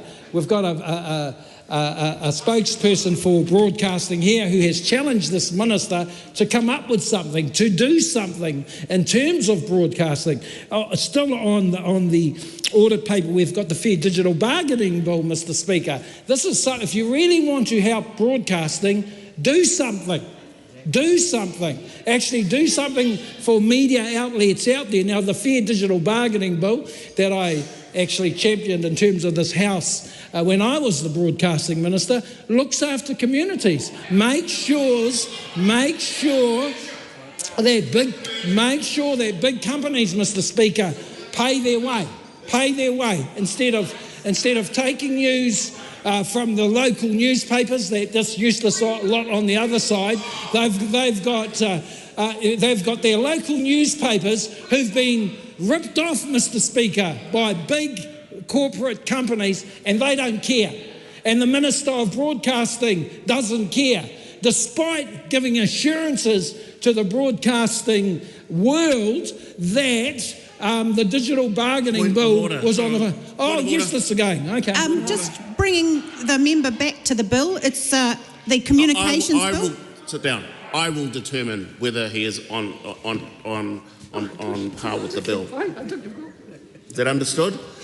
Honourable Willie Jackson. Thank you, Mr. Speaker. So for that member, she should know, having been a spokesman or spokesperson for broadcasting, that the media people around the country are crying out for support, Mr. Speaker. They're crying out. The little people that member and these members on the other side purport to represent.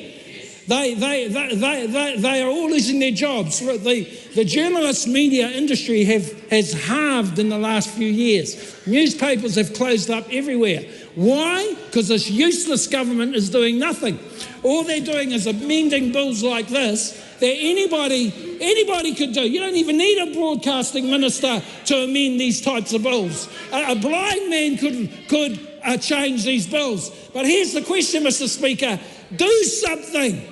Do something for the people, because we had the digital bargaining bill, we had News Hub, Mr. Speaker, News Hub closed down, and we had all these journalists knocked off, all lost their jobs because of this useless broadcasting minister who didn't come up with a plan, didn't come up with a strategy.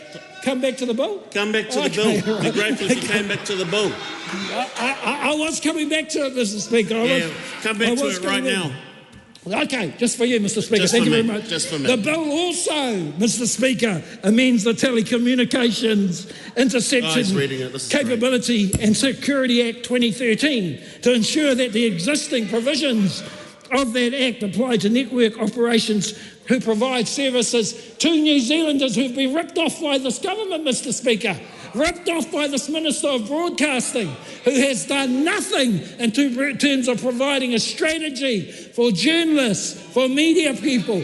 All he's done is taking funding off Radio New Zealand. What's happened in Māori broadcasting? No funding. Why? Because you've got a useless Minister of Māori Development. I'll come back to the bill, Mr. Speaker. Try reading some of it.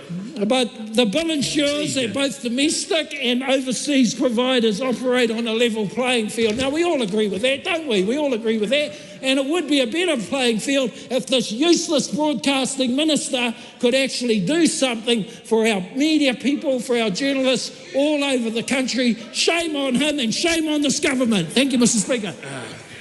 Well, that was an incredibly long 5 minutes. Dr. Hamish Campbell. Thank you, Mr. Speaker. Not only was it long, it was abysmal for someone who should know better. The only thing the former minister can broadcast is hot air.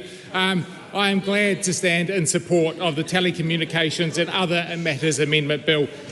Telecommunications is very important. We saw with the previous national government the introduction of the ultra-fast broadband program, and by 2033 it's projected to add $163 billion to our economy. That highlights how important telecommunication is, but we need a level playing field, and that's what this bill does. I commend it to the House. Tēnā koe e te māngai o te whare. I think we can all agree, no matter what I say, I'm going to look calm and collected. Though I agree with everything that the Honourable Willie Jackson said. Hoi anō rā, e tū ana wau ki te tautoko I tēnei pere e te māngai o te whare. I do stand in support of this bill, because at the heart of it, this bill is about connection. And of course, ensuring good quality governance of excellent connection. I want to talk about a place in Ikaroa Rāwhiti I haven't been to for a very long time, my house. Where I live up a dirt road on a farm where I actually do drive a PATV, actually whānau, hoi anō. And where I live on Maraihara Road, there is no cell phone coverage. And recently, landlines have been disabled. So some might say that's the price of living in paradise. And while I agree we live in paradise, it is also a significant safety risk, you know, to not be able to ring 111. So over the years, we have become increasingly reliant on the internet for things such as Wi-Fi calling, to stay connected and continue to make phone calls. It's also appropriate that our marae, symbols and hubs of connection throughout Ngāti Porou, provide connectivity for whānau through providing internet services, particularly in our rural areas. The issue of connectivity became absolutely undeniable during Cyclone Gabriel. Not only were we physically cut off with roads closed in and out, stopping delivery of food, etc., but all telecommunications were gone. The only means of communication we had were, number one, me physically going around knocking on people's doors to tell them what the civil defence plans and instructions were, and number two, good old Radio Ngāti Porou, Te Reo o Te Iwi, who's been bringing people together for years. So while disconnected, there was no FPOS, we couldn't access online banking. So I just want to acknowledge the local businesses, particularly supermarkets, who showed the locals goodwill by offering them credit. Then came, Mr. Speaker, saviours by way of our own iwi, and iwi from across Aotearoa and whānau from across Aotearoa, some not even related to those of us cut off. They came and provided aid through the provision of Starlink. And so there we were back in business and we were back connected. Whānau were able to contact their relations around the world to say, kei te pai mātou, kei te ora mātou. We're okay, we're alive, we're safe, we are cut off, but we don't mind being isolated up the East Coast. And so became the norm. Throughout the East Coast, we had marae, we had fire stations, we had community hubs with satellite dishes outside, keeping us all connected. So, while we love that service, Mr. Chair, we all know that fairness is the Kiwi way. And this bill will clarify that though offshore, these services being provided for in Aotearoa must be subject to the same regulations as domestic providers. That includes paying levies to help support ongoing development and one of our favourite words up the coast, infrastructure, which is sorely needed throughout Ikaroa Rāwhiti. And of course, Mr. Speaker, in a time of increased cyber security awareness, of course there has been some scepticism about what's going on with all these satellite dishes, who's watching us, who's in control of us. So the stronger enforcement powers enabled, what's that? No, I wouldn't. After sitting in this house with you guys for 2 years, I would not be surprised. So, Mr. Chair, the increased security is something we do support. But like I said, Mr. Chair, at its heart, and the reason I support it on behalf of Ikaroa Rāwhiti, is that this is about connection. It's about keeping people connected in a quality way through quality infrastructure and providing quality governance. I commend this bill to the House. Sam up and down. This bill ensures that telcos based overseas will be subject to New Zealand's regulatory regime. It strengthens oversight. I commend this bill to the House. The question is that the motion be agreed to. Those of that opinion will say aye. Aye. To the contrary, no. The ayes have it. Telecommunications and Other Matters Amendment Bill, first reading. The question is that the Telecommunications and Other Matters Amendment Bill be considered by the Economic Development, Science and Innovation Committee. Those of that opinion will say aye. Aye. To the contrary, no. The ayes have it. I call on Government Order of the Day number 11. Meteorological Services Acquisition and Policies Legislation Amendment Bill, first reading. The Honourable Chris Peck. Mr. Speaker, I present a legislative statement on the Meteorological Services Acquisition and Policies Legislation Amendment Bill. That legislative statement is published under the authority of the House and can be found on the Parliament website. I move that the Meteorological Services Acquisition and Policies Legislation Amendment Bill be now read a first time. I nominate the Economic Development, Science and Innovation Committee to consider the bill. Mr. Speaker, it's a pleasure to bring this bill to the House on behalf of the Minister. The purpose of the bill is to allow for Met Service, a state-owned enterprise, or SOE, to be acquired by Earth Sciences New Zealand, a Crown Research Institute referred to in the bill by its legal name, the New Zealand Institute for Earth Science Limited. The bill also will require Earth Sciences New Zealand to publish its access policy for observational weather data. Mr. Speaker, the bill brings our two Crown-owned weather forecasting companies back together.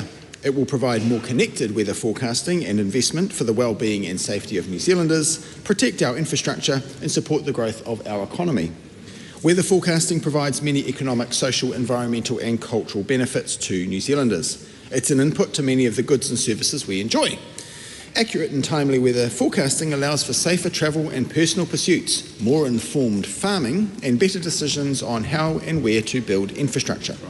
For example, farmers rely on short and long-term forecasts to plan irrigation and protect crops. Knowing when rain or severe weather is coming can mean the difference between a good harvest and safe animals on the one hand, or a costly loss. Further, airlines rely on accurate and timely weather forecasts for route selection and safer air travel. Weather forecasting is also relied upon heavily in the built environment, for example in terms of building site selection, resilience and design, worker safety, build scheduling and project budgeting. Of course, as cricket fans know, Mr. Speaker, the reliable way to know if rain is forecast for a particular area is to check Cricinfo for an upcoming ODI, T20 or Test match. Bringing the nation's two weather forecasters together was a key recommendation in the Weather Forecasting Review. I acknowledge our colleague and friend, the Honourable Judith Collins, for some of her early work in that regard, of course brought forward subsequently by our other colleague and friend in the space, the Honourable Dr. Shane Reti. Madam Speaker, we expect to address a number of identified problems as a result of the review now leading to this legislation, including uncertainty during severe weather events due to inconsistent messaging from having two Crown-owned weather forecasters.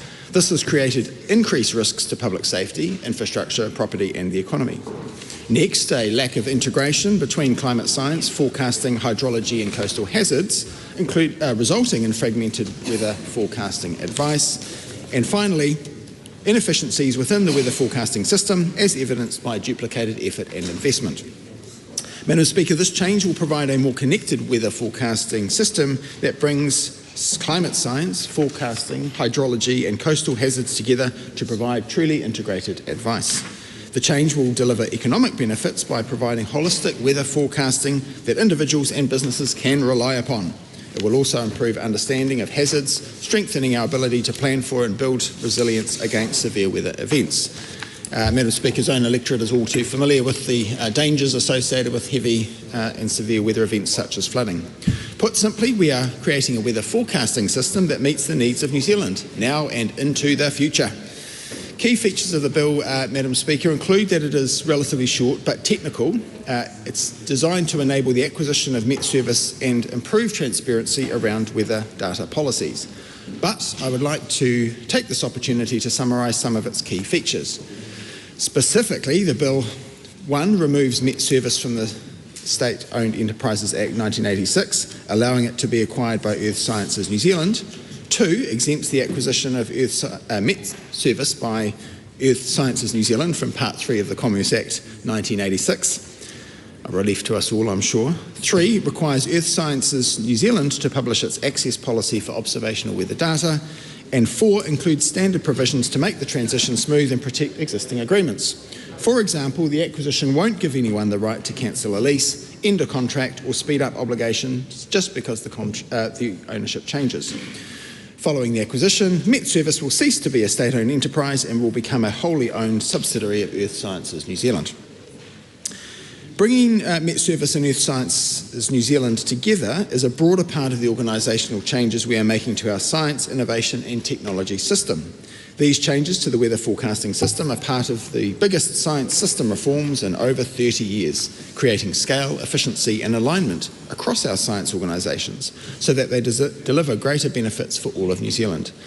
Madam Speaker, this bill is about more than integrating organisations. It is about building a weather forecasting system that protects lives, strengthens our economy and ensures that New Zealand is ready for the challenges of a changing climate. And a changing final paragraph, I commend this bill to the House. so well. Until right at the beginning. Thanks, Chris. Thanks, Stuart. Davidson. Madam Speaker, thank you, Madam Speaker. It's a privilege to take a call on the Meteorological Services Acquisition and Policies Legislation Amendment Bill. And I just would like to acknowledge, being Movember, the member who's just taken his seat's attempt at supporting Movember. And it's evident we're under urgency because I had hoped that it would have advanced since the last bill, but it remains more of a suggestion than a SALIC.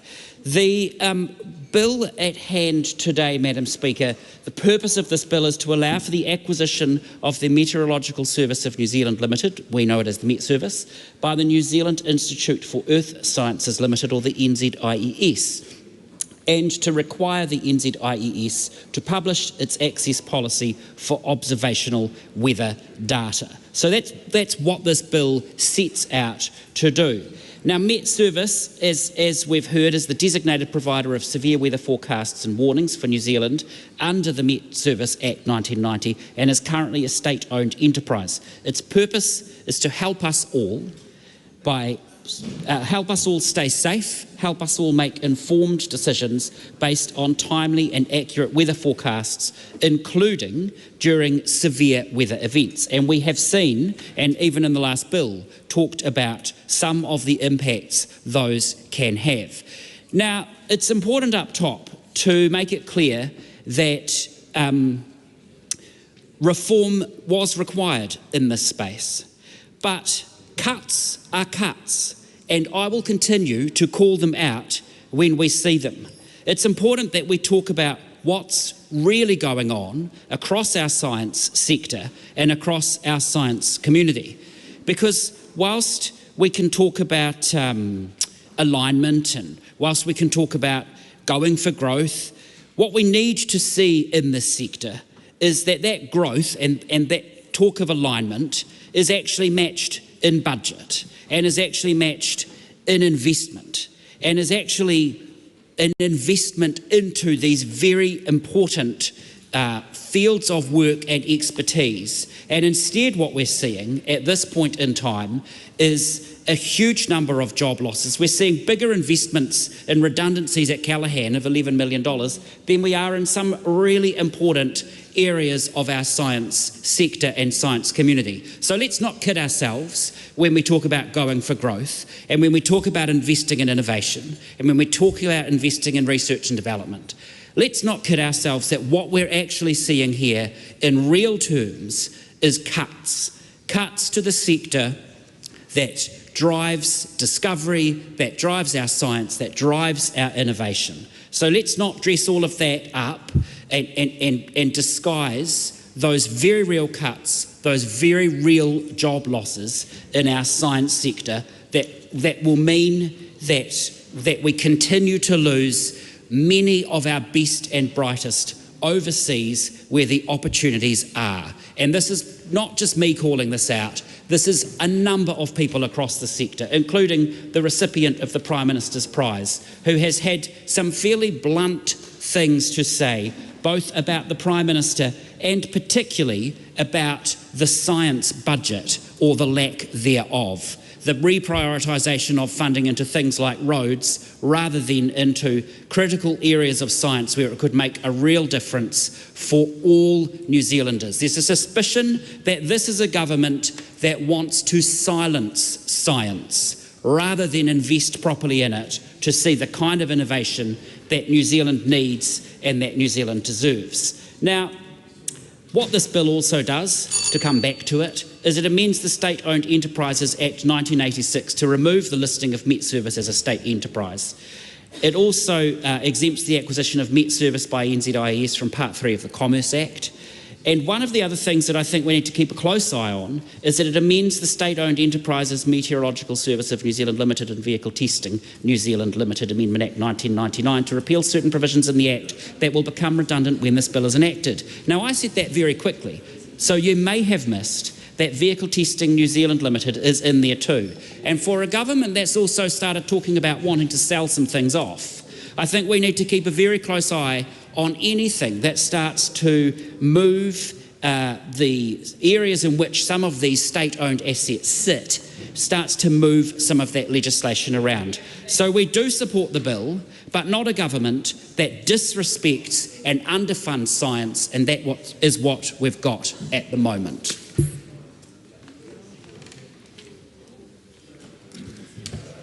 Madam Speaker. Thank you. Willis. Thank you, Madam Speaker. And as we have heard, that this reform is part of the biggest science system reforms in 30 years, and the Green Party supports this bill, but we support it with concerns. We want to express some concerns because, of course, we have seen a government that is not favouring science, despite a reform that we heard and we understand is making some good progress in some areas. But as my colleague Reuben Davidson has just said, there are very real job losses in our science sector. We are experiencing a brain drain at the moment because the bigger picture is that these reforms are probably transgressing all of Vannevar Bush's 5 fundamentals. That stability, we want stability in the science sector. At the moment we've got hyper contestability, full cost funding, politicisation of science and priorities, and defunding. And that is a problem. That is a problem, Madam Speaker, because if we politicise science, we lose the true value of it for society. We also see that there's a lack of expertise and experience because we are seeing a loss of capability because of the job losses, because of the defunding of our science sector. We are losing people. We're losing some of our youngest and brightest, but we're also losing some of our most experienced at this point in time. So that's another concern, Madam Speaker. And we don't think that the government should operate or direct the laboratories funded. What we're seeing is an ongoing erosion of independent governance, Madam Speaker. And there we see some institutional independence at risk, and we also must ensure that we've got accountability, but we've got, at the moment, overheads, lack of transparency in what's happening in our science system. So while this merging makes sense, we are seeing a whole range of other issues in the science sector because the government has decided in its wisdom that science is not a priority, that science does not need the funding despite the most radical reforms in 30 years. It's got to find the money to do that from within the sector, and it's got to try and retain staff that have no job security because they don't know what the hell's going on. And this is where we see the disjuncture between what the government wants to do. It wants to do the reform of the science system on the cheap, because we are one of the countries that invests the least in our science system. And we also know that investing in our science system gives us, for every dollar invested, gives us between $8 and $20 back, boosting our economy. But in going for growth, this government doesn't value that, because when science disagrees with their desires, such as cutting the methane target, then it is ignored. And this is the real problem that we have. So while it's nice to think that we might need to understand what the weather's doing for cricket games, we also need to know what the cost of reducing our methane target is for our climate commitments, for our climate targets. We also need to know what the impact of importing dirty cars has for our climate commitments. This is evidence that we need as well.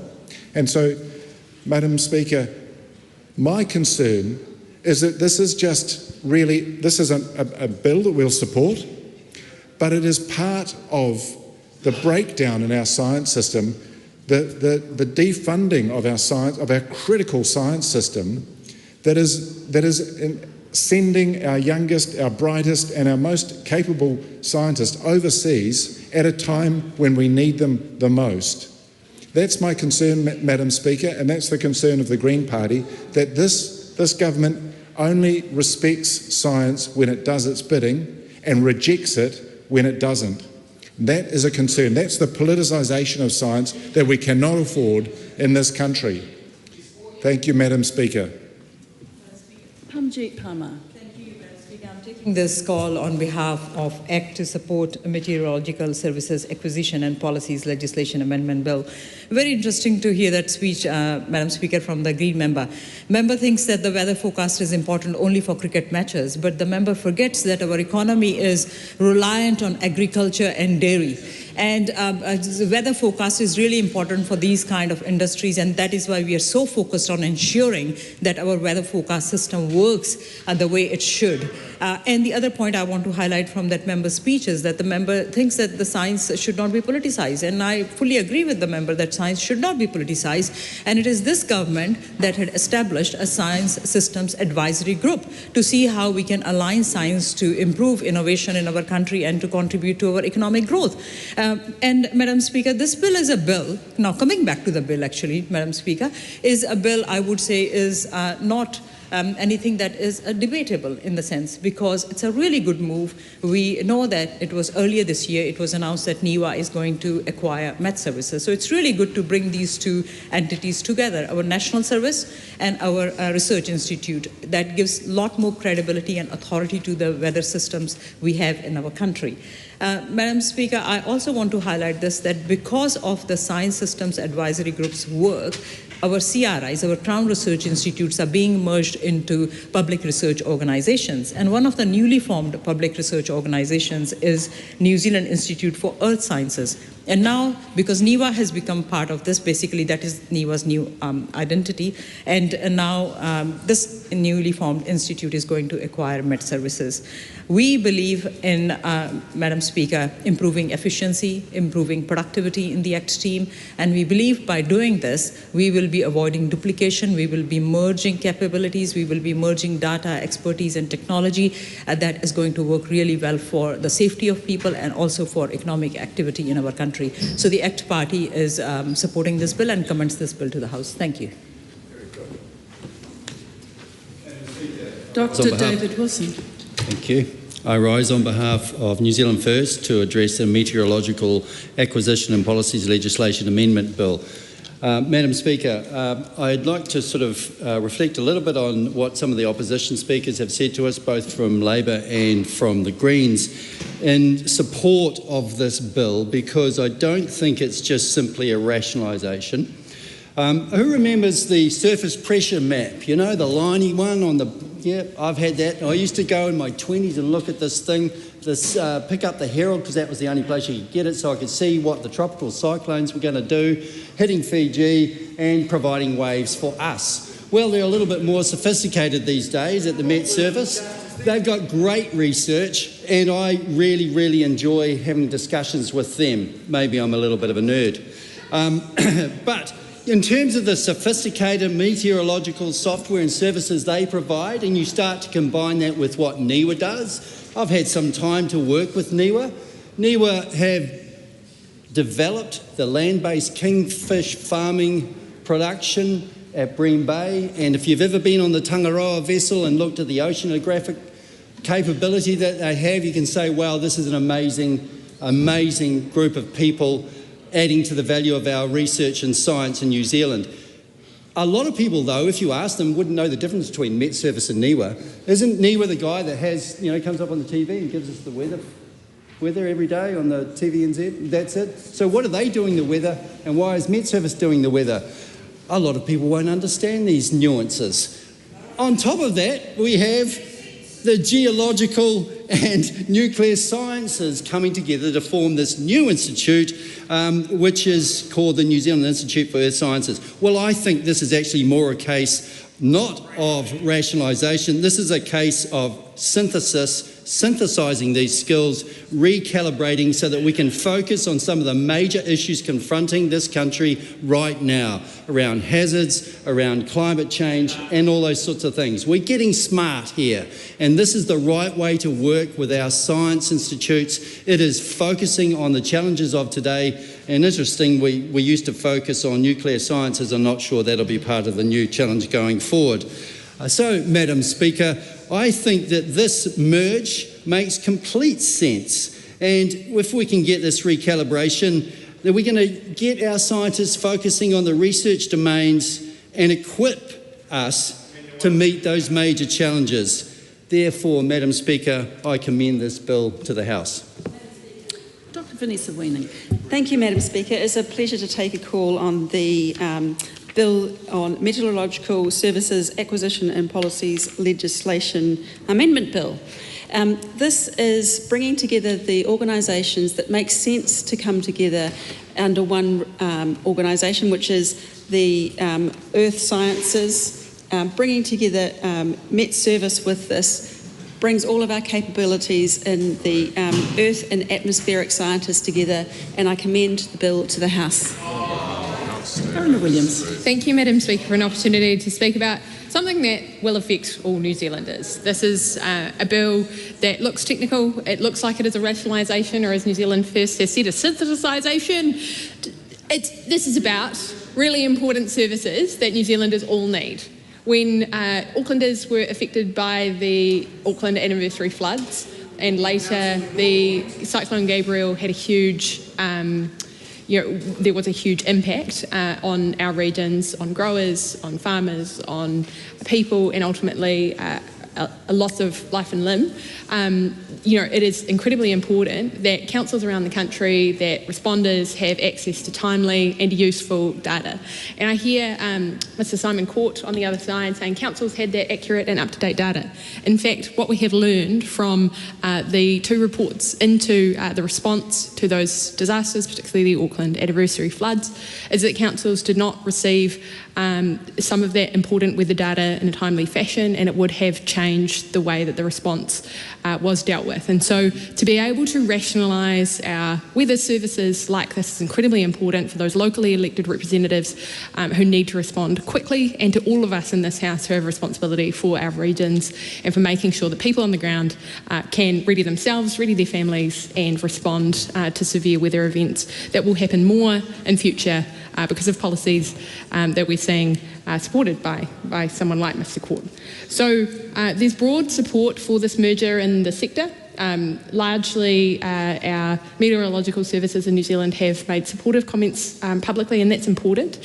When you consider a history over the years of a sort of competitive environment for these services and not, a very limited ability to work together and to cooperate because of the way that these things have been structured, it's important to acknowledge just how much it would have taken for many people in the sector to be able to come around this and get behind this, but that seems to be what has happened here, and that's a really good thing.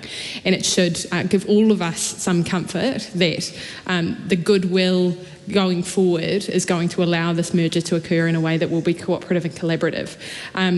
Things like joint unlimited access to the technology, to the supercomputer, to both of these organisations' assets that they are bringing into the merger is a really good thing, and we should see a result from that will benefit all New Zealanders.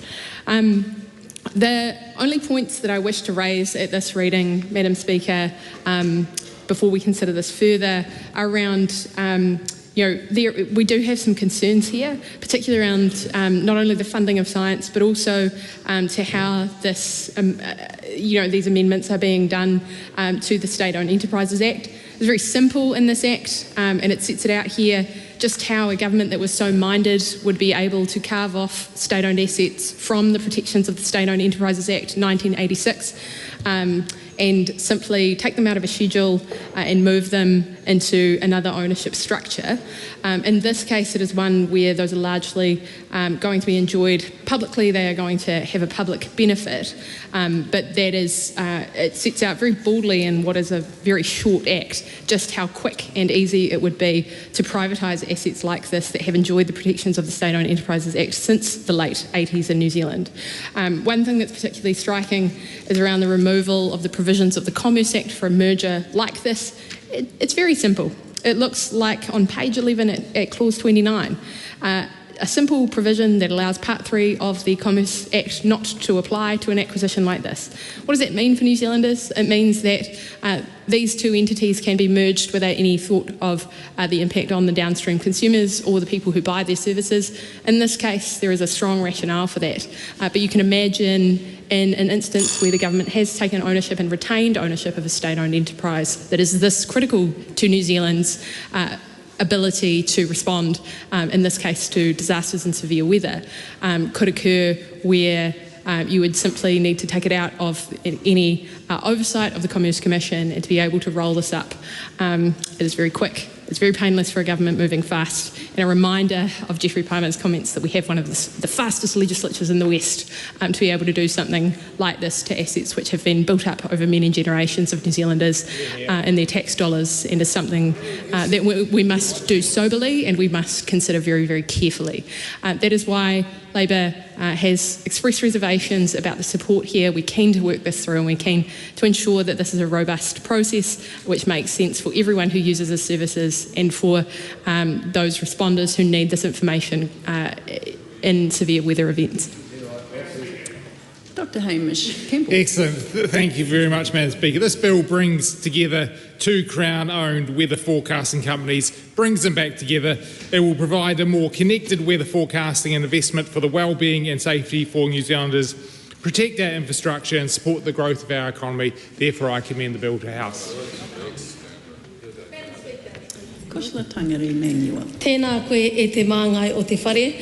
Madam Speaker, the government's objective is to bring meteorology, climate science, hydrology and oceanography together to create a stronger, more connected weather forecasting system to improve New Zealand's resilience to severe weather events.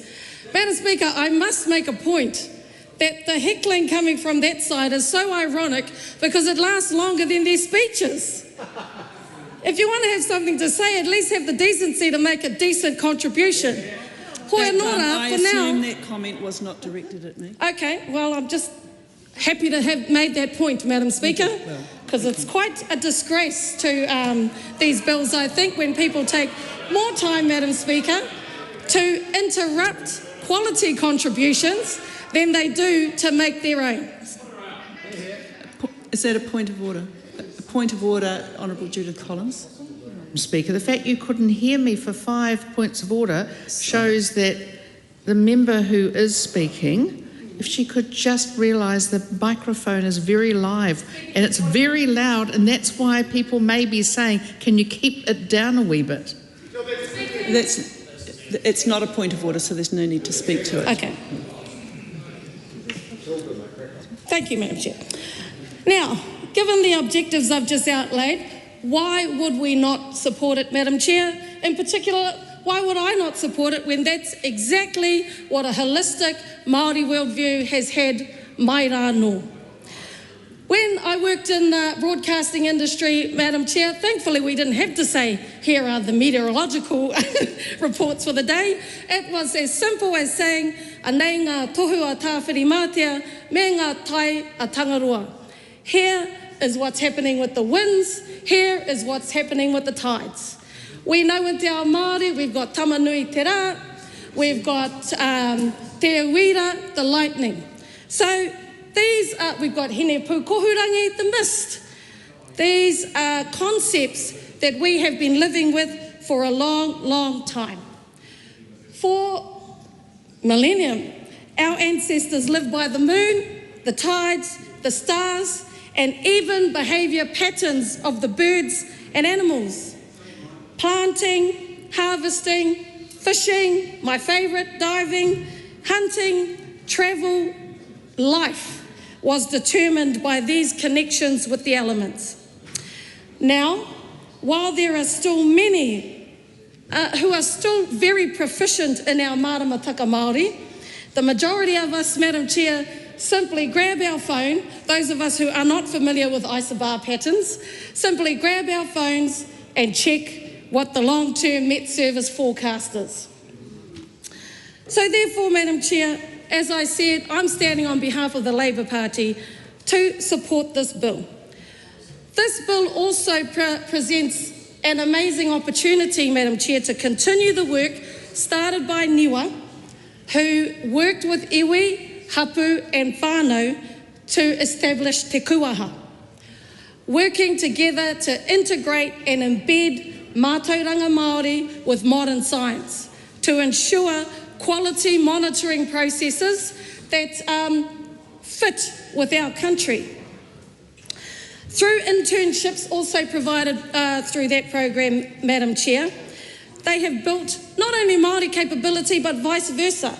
They've had access to mātauranga Māori to supplement the science. As you know, Madam Chair, Cyclone Gabriel, obviously a massive impact on te tairāwhiti, and I want to acknowledge all the emergency response people that we have out there. But that definitely emphasises the importance of quality monitoring. While I support this, Madam Chair, I do really think we can take considerations of the solutions that these might provide for weather-affected communities, particularly those in the area of Ikaroa Rāwhiti, Madam Chair. So there are a lot of dispossessed people, but they want to stay on their whenua. So how can we utilise this science to support that? Rather than just find reasons people have to leave, how can we find reasons to support people in staying? This is also an opportunity to think about how this quality new organisation can support research that will help inform insurance companies in risk flood-prone areas so that they can not only stay there, but also have better consideration to be insured. There are some communities within Ikaroa Rāwhiti now deemed uninsurable, and I think that is a positive opportunity that this bill could support.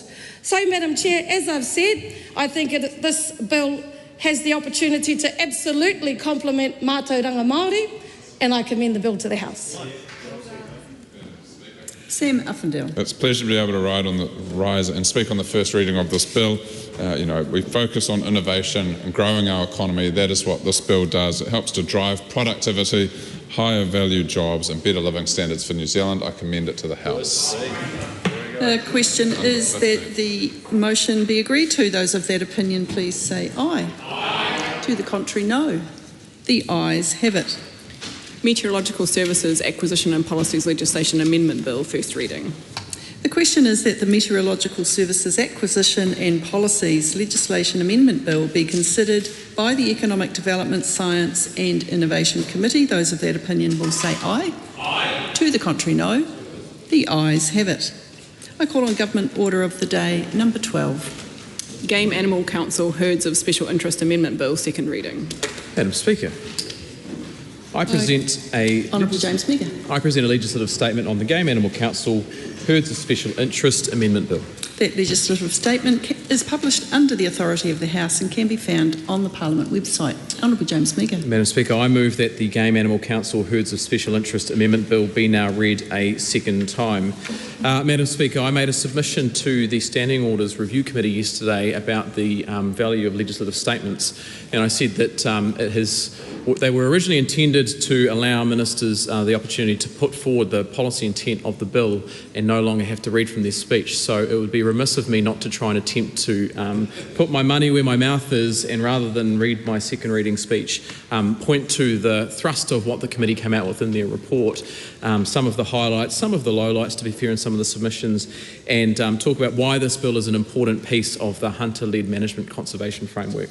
So first, Madam Speaker, can I just start by acknowledging all of those submitters who did submit onto the bill at Select Committee and the work of the Environment Committee in managing the bill through. They've come back with a report and the commentary which doesn't recommend any substantive changes really, but it does provide some relatively good insight as to the views and thoughts of individuals out there, both in the hunting sector and the wider conservation sector. And I say wider conservation sector because, of course, hunters are part of our conservation efforts. Hunters are one of our best conservation tools. They are the ones that are out there day in, day out, repairing the tracks, resetting the traps, taking care of species in terms of, whether that's deer, whether that's goats, whether that's possums. They're the ones out there on the ground doing the work, and they're the ones that should be acknowledged and appreciated for that work. So I want to acknowledge all our hunters that took time out of their busy days, their busy work schedules to make submissions on this bill, to emphasise the value that hunter-led conservation has in our wild animal management framework, and to emphasise how important an approach like herds of special interest is to more effectively and sustainably managing game animals in New Zealand. Because, Madam Speaker, our game animals, while they are introduced species, they are valued introduced species. They form a part of our culture and our society, and they have done so for many, many decades now. They are important as a food source to many of our whānau and families on the land who go out there and just want to bring a bit of venison off the back blocks. They are an important economic tool for our international tourism operators and our international guided hunters who raise, at last count, I think, $280 million from the international community in terms of economic value. And they are important to our conservationists because, again, as I repeated at the top of the speech, if you look at what the achievements have been of the Fjord and Wapiti Foundation and the Sika Foundation up in the Central Plateau, but also the TAR Foundation in and around my part of the world, Central South Island, and also on the West Coast. You think about what the Aotearoa Whitetail Trust has been doing down with DOC and with locals down in Stewart Island.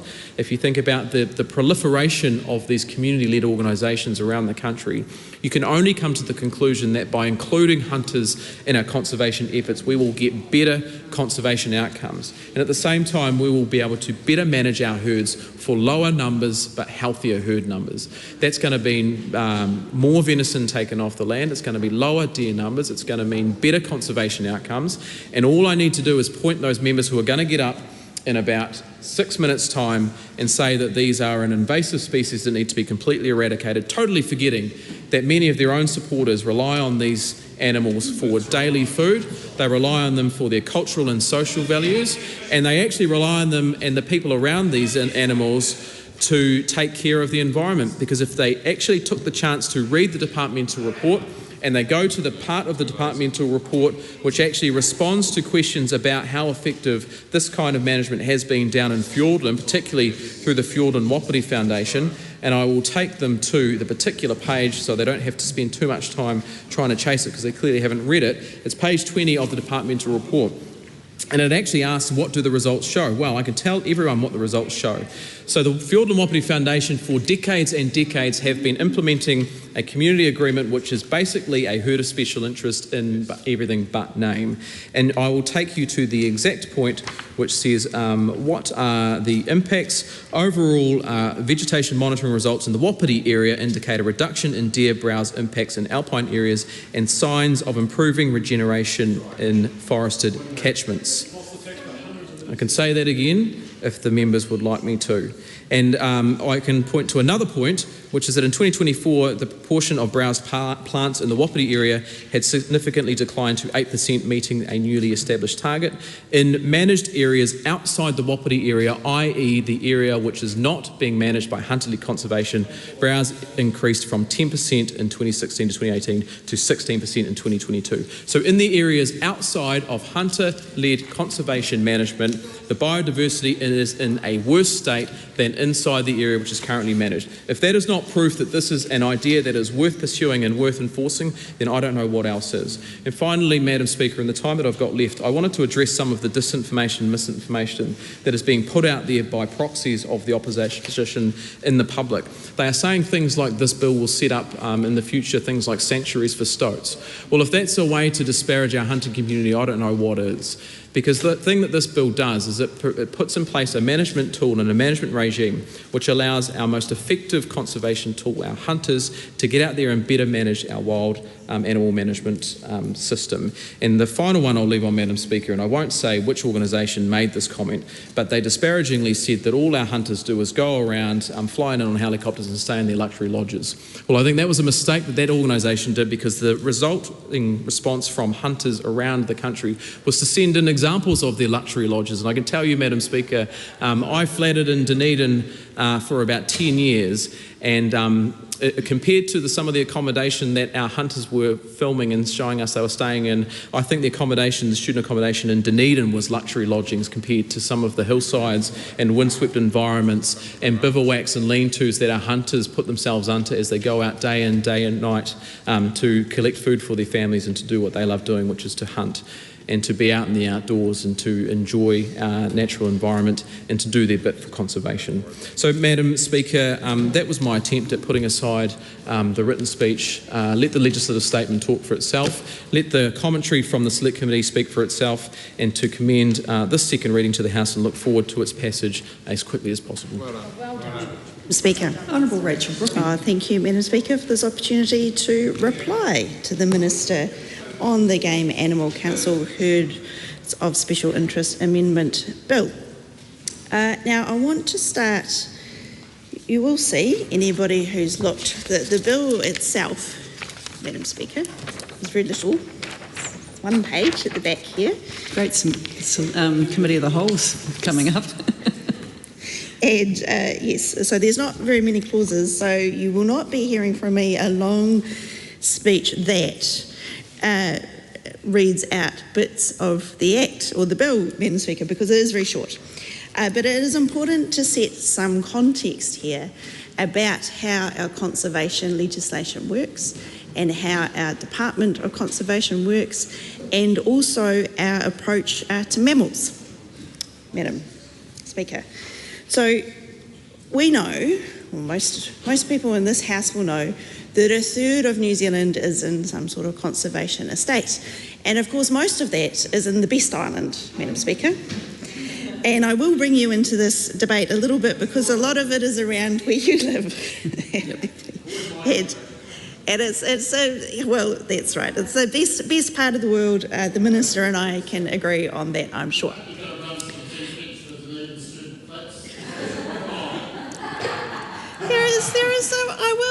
I've been asked by a minister, no less, to speak on Dunedin Flats, and I will get to that at some point. I can assure the members in the House, because I know that they are looking forward to that part of my contribution. But for now, I'm going to stick to the conservation land that does not include the area of North Dunedin that the ministers are referring to.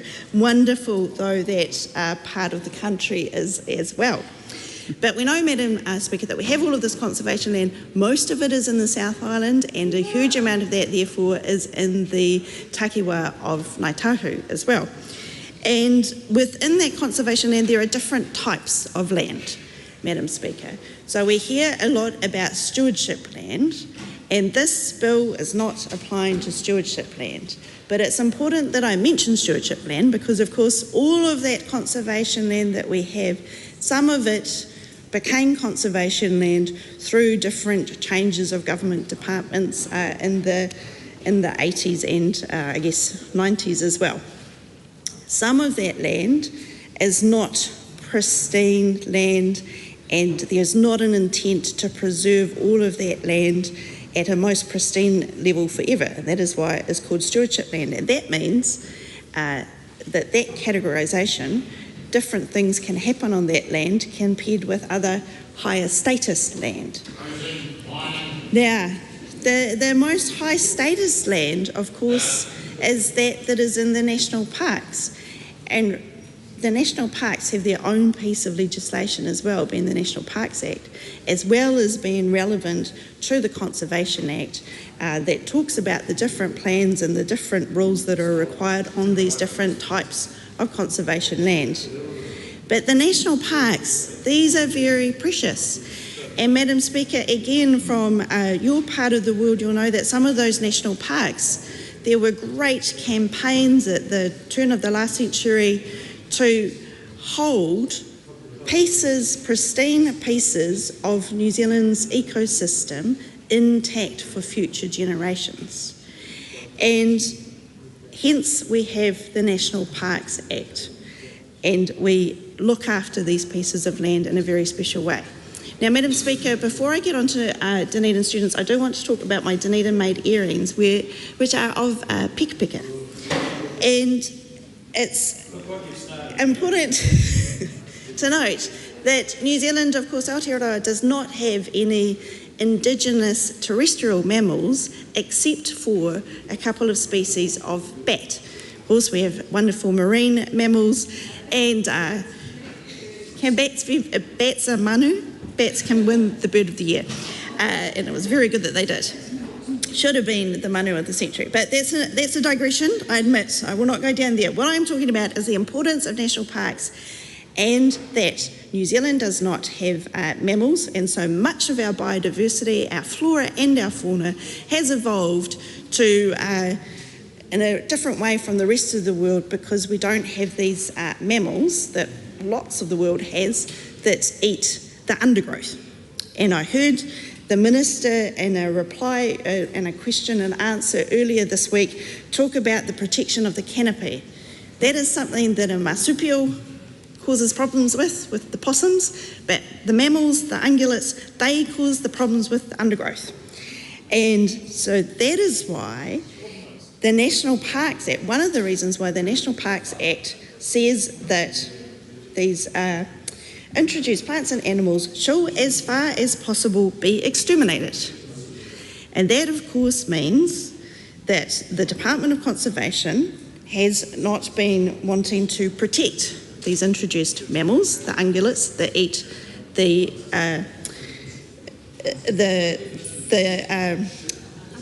undergrowth, the understory. Thank you. So, what this bill is doing, I made no promise of a short speech. I just said that I wouldn't be reading from the bill. That is all, Mr. Court.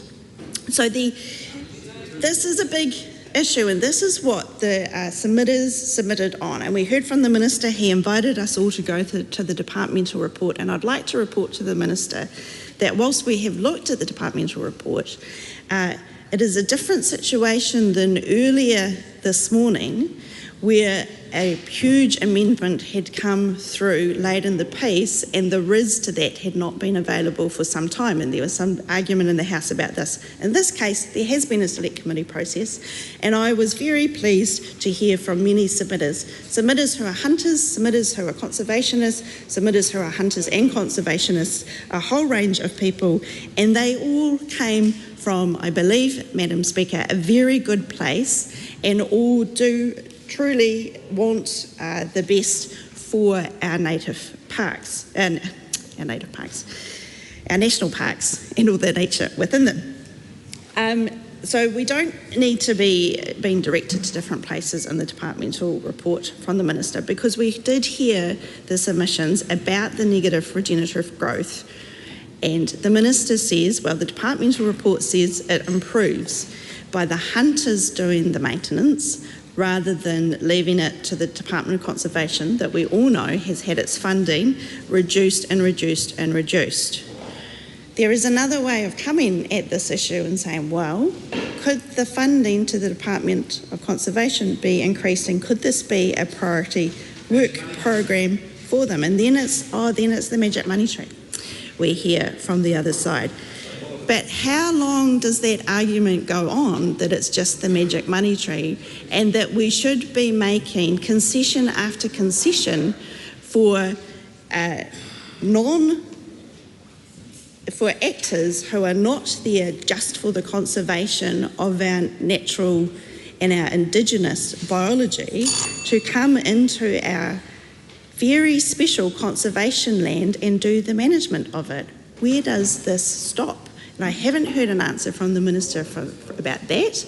And of course we'll be asking questions in the committee stage, but I invite members opposite to tell me about the sort of funding that they're going to have for the continued monitoring of any of these groups, the hunting groups that are doing conservation, to make sure that in fact there is better regenerative growth in the areas that they manage, and what learnings there will therefore be for what other groups can be doing that do not require an introduced mammal to be there eating up the undergrowth. And I think it's important to also note, before I move on to Dunedin Flats, that this language around high valued introduced animals, and we're being told that there's this real tourism focus, that we need them for tourism. And then the next moment we're told, oh no, it's food for your whānau.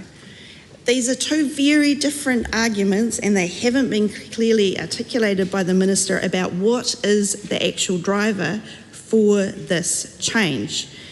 I want to acknowledge also the New Zealand Conservation Authority submission that is worried that this is another way to get the New Zealand Conservation Authority out of decision making, and of course Ngāi Tahu in their settlement legislation has a role on that Conservation Authority and others. So that is a highly pertinent point to the Great South Island where most of this conservation land is, and of course in the fine electorate of Dunedin that has all the student housing that I'm very pleased that there's now a healthy home standard about, and hopefully it will be much better than all of those hunting shacks. Speaker. Thank you, Madam Speaker. And it is my pleasure to come to talk about the Herds of Special Interest Bill, because I am a hunter and I'm from the South Island, and I'm also a conservationist. So I'm not one of these people that is going for growth to have the access to trophy heads in the South Island. In fact, I find that odious. I think we need to get rid of these ungulates in our bush, and that's part of what I hunt for. There's also a value in wild meat, but I'm aware, and we heard through the Select Committee, of many hunters who were very, very concerned about the impact of this bill and who opposed this bill. We also heard from hunters who supported this bill, and Roy Sloan from the Fiordland Wapiti Foundation gave a great presentation. The problem with the hunting support for this bill is that it doesn't actually reveal the evidence or respect the evidence that we have of hunter management of our ungulates, because we have an escalating pest damage crisis across the South Island, and that's because hunters are not good at managing our ungulate problem. They're clearly not good at managing the ungulate problem, and personally I know of people who have used their horse trailers to transfer fallow deer from one place to another. There's the transfer of tar to different parts of the Southern Alps that have happened not quite accidentally. We're seeing pest control or pests in places that can only have got there with human intervention. So while we do have some hunters, many hunters who are caring about our bush, our communities, and who are conservationists, we also have some irresponsible hunters and people who like to hunt who are quite happy to feed the populations, to re-inject populations. We've got wallabies now in Otago. So this is a crisis of pests, not just in our national parks, but also in our farmland, where we're seeing pigs coming back. We're seeing the loss of lambs. So it's a wider thing than simply having what's claimed to be managed herds in our national parks. But the idea that we can manage herds in our national parks is not only dangerous, it's a way of taking away from the whole value of our national parks. And Madam Speaker, we are concerned. There has been no publicly available inquiries, reviews or evaluations that have informed or are relevant to the policy that's been given effect to in this bill. And no further impact analysis has become available for any aspects of the policy to be given effect to by this bill. We hear actually, we've heard from the Minister and we've heard from the government that this bill is about economic growth. What does that mean? The only way you can make money out of this is by inviting probably American guided hunters into our national parks to shoot deer that have essentially been raised to be there for them. And, you know, as a New Zealander, I find that inappropriate. I find that hope to get some money from people who really are coming here simply to shoot animals, just the wrong way to go about it, Madam Speaker. I don't think we should be supporting that type of tourism in this country. And if that's the type of economic growth that we're talking about, I'd like to see some numbers, because at least the government could try and justify it, because we know it is quite unlikely that there's going to be anything meaningful in that.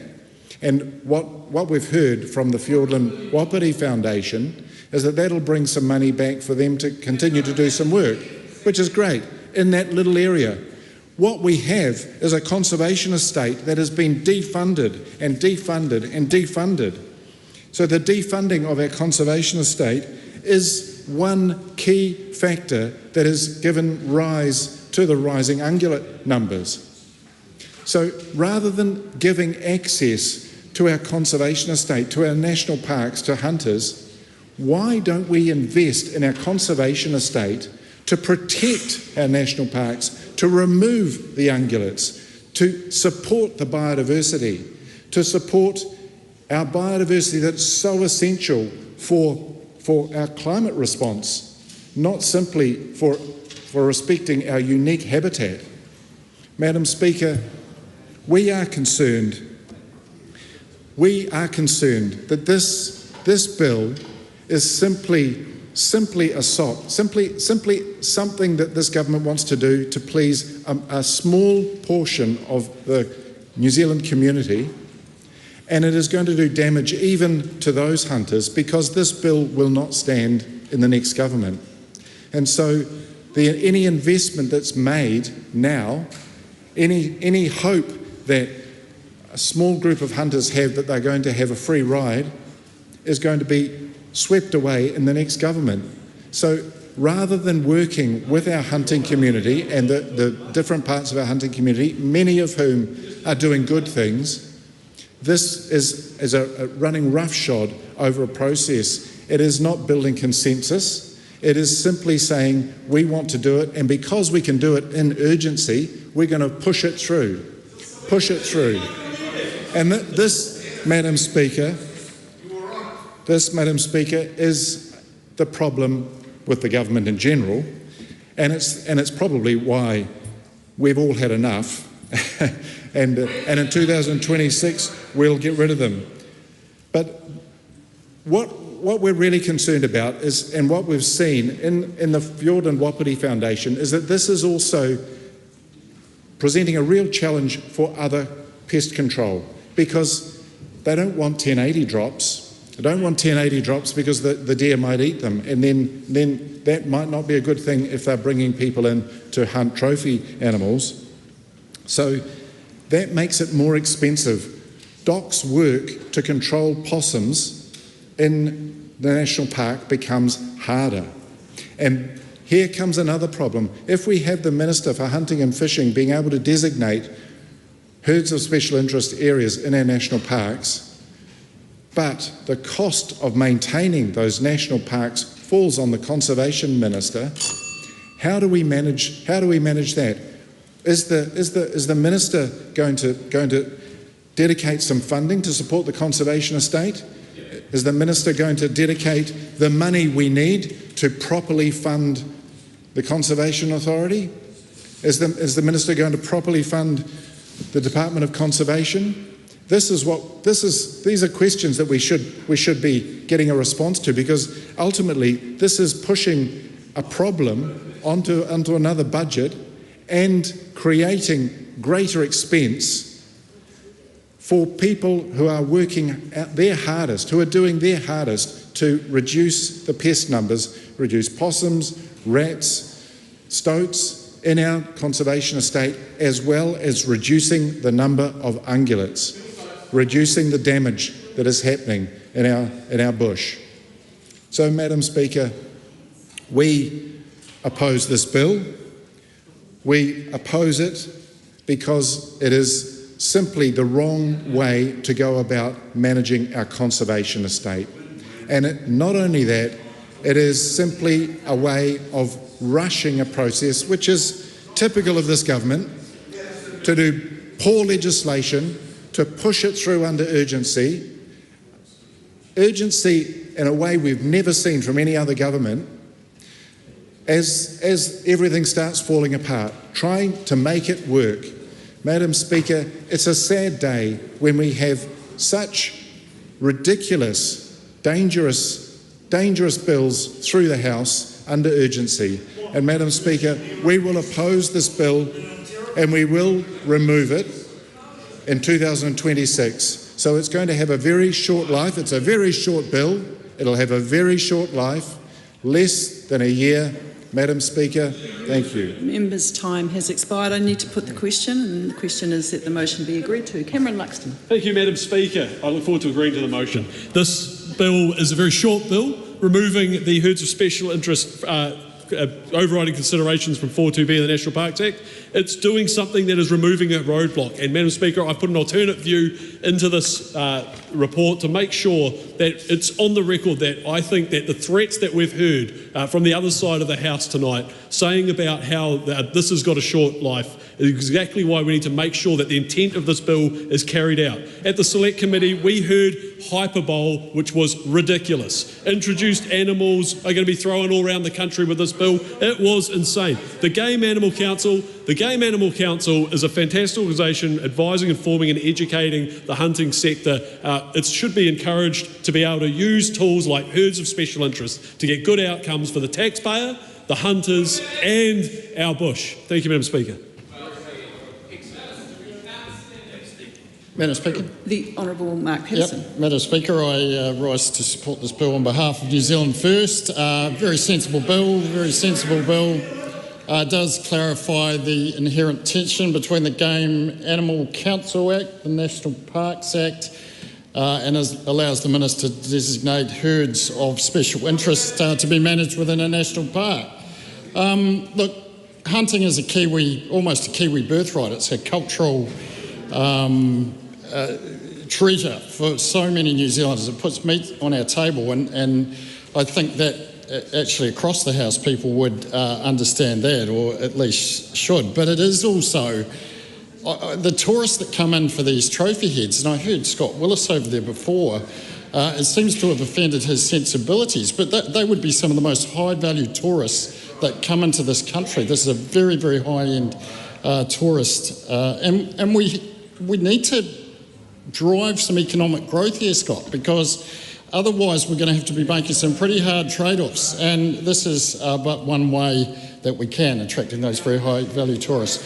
There is some challenges with this, and we will have to manage. The Minister will have to oversee this carefully. The farming community particularly will be looking at these herds are managed, and we did hear the example of the Fiordland Wapiti Foundation, how this model is essentially working in practice now. So that's, we think it's a sensible bill, it's well worth doing, and New Zealand First support it.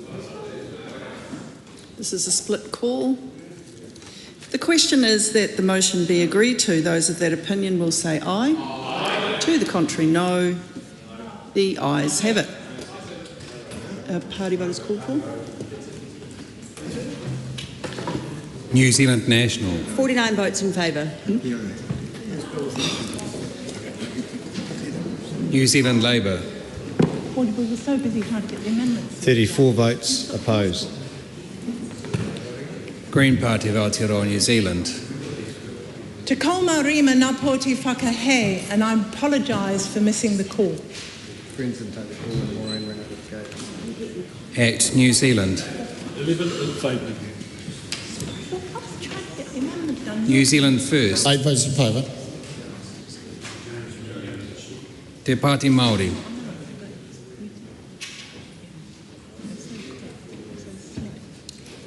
Four votes opposed.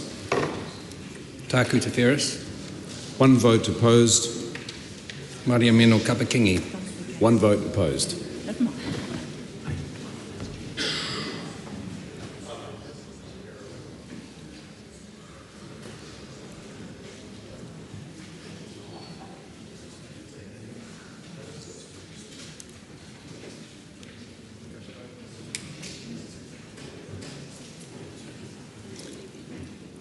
Members, the ayes are 68, the noes are 55. The question is agreed to. Game Animal Council Herds of Special Interest Amendment Bill, second reading.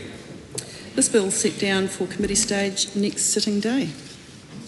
Call on Government Order of the Day number 13. Statutes Amendment Bill, committee stage.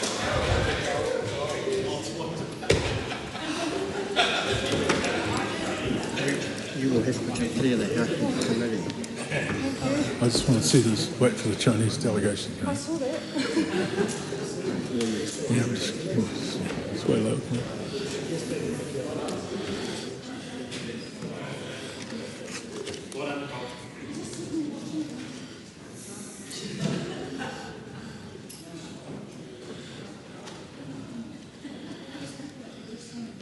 I declare the House in committee for the consideration of the Statutes Amendment Bill.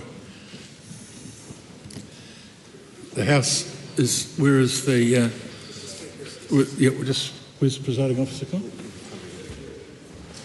Yep.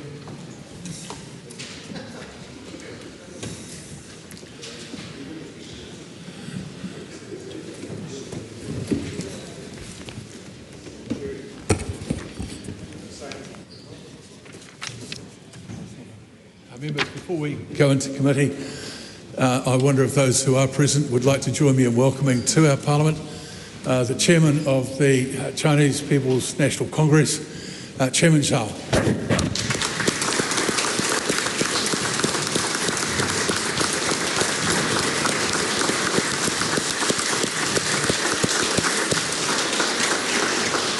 The House is in committee. Members, the House is in committee on the Statutes Amendment Bill. Statutes Amendment Bills are bills that consist entirely of minor and technical amendments across the statute book. They are drafted with cross-party consultation and support, and there is a strong convention that they will be supported unanimously. There are special procedures for statute amendment bills. Standing Order 3132 provides that if any member objects to a clause, standing part, that clause is struck out of the bill. Therefore, at the end of the debate on each part of this bill, rather than asking for those in favour and opposed to the question, I will ask whether any member objects to the relevant provisions standing part. We come first to Part 1, which is the debate on clauses 3 to 7, amendments to Accident Compensation Act 2001. The question is that Part 1 stand part. Madam Speaker. The Honourable Nicole McKee. Madam Speaker, I move that we hear all parts in one, so I'm not sure of the wording. I seek leave to have all parts heard as one. I'll try that again. Okay. Madam Chair, I seek leave for all provisions to be taken as one question. Leave is sought for that purpose. Is there any objection? Okay. Madam Speaker, I am very pleased to be leading the Statutes Amendment Bill through the committee stage. This bill plays an important role in the ongoing maintenance of our statute book. Statute amendment bills are legislative vehicles that make small, technical and non-controversial amendments to a number of acts. These changes are intended to improve clarity, correct errors, update terminology and ensure our legislation remains current and fit for purpose. These bills allow amendments to be made that would not usually receive sufficient priority to be progressed individually. I want to emphasise that the Statutes Amendment Bill does not make substantive policy changes. Instead, it serves a housekeeping function, ensuring that the laws we rely on every day continue to operate smoothly and as intended. Each of the amendments in the bill has received unanimous cross-party support, and it's a good demonstration of all parties working together. The bill, as reported back, amends 41 primary acts administered by various government agencies. The key changes made by the Governance and Administration Committee include clarifying in the Anti-Money Laundering and Countering Financing of Terrorism Act 2009 that address verification is not required as part of a standard customer due diligence process, but as part of an enhanced customer due diligence process. This change will provide clarity to reporting entities to avoid unnecessary and burdensome over-compliance. Clarifying in the Privacy Act 2020 that the 6-month limitation period for a complainant to bring proceedings in the tribunal starts only when the Privacy Commissioner or Director of Human Rights Proceedings has made final decisions about all related complaints and matters and has notified the complainant about those decisions under relevant provisions in the Privacy Act 2020. Removing references to audio link of the Oaths and Declarations Act 1957 and replace the term in writing with the term in a document, inserting new section 2A in brackets 1A to make it clear that in cases where audiovisual software includes the option to turn off a camera, the camera must remain on. This change will improve the accessibility of oaths, affirmations and declarations while ensuring the person is visible to the person administrating it. The committee also recommended removing the amendments to the Racing Industry Act 2020 and the Conservation Act 1987 from the bill. The amendments to the Racing Industry Act are no longer required as they are included in the Racing Industry Amendment Bill, and the proposed changes to the Conservation Act are being considered as part of other pieces of work. I commend the Governance and Administration Committee for their hard work and dedication, which ensured that changes made through this bill are minor, technical and non-controversial. I welcome the deliberations from the committee on this bill and I commend the bill to the House. Camilla Ballach, Thank you. My apologies. Thank you, Madam Chair. It's been a long Tuesday, I think we can all agree. And it's still going. Madam Chair, it's a privilege to be able to contribute to the Statutes Amendment Bill. I enjoyed being able to engage with this bill on the Governance and Administration Committee, which looked at this bill and did go through many of the different parts and sections with officials during our select committee stage. And I think that was relatively thorough.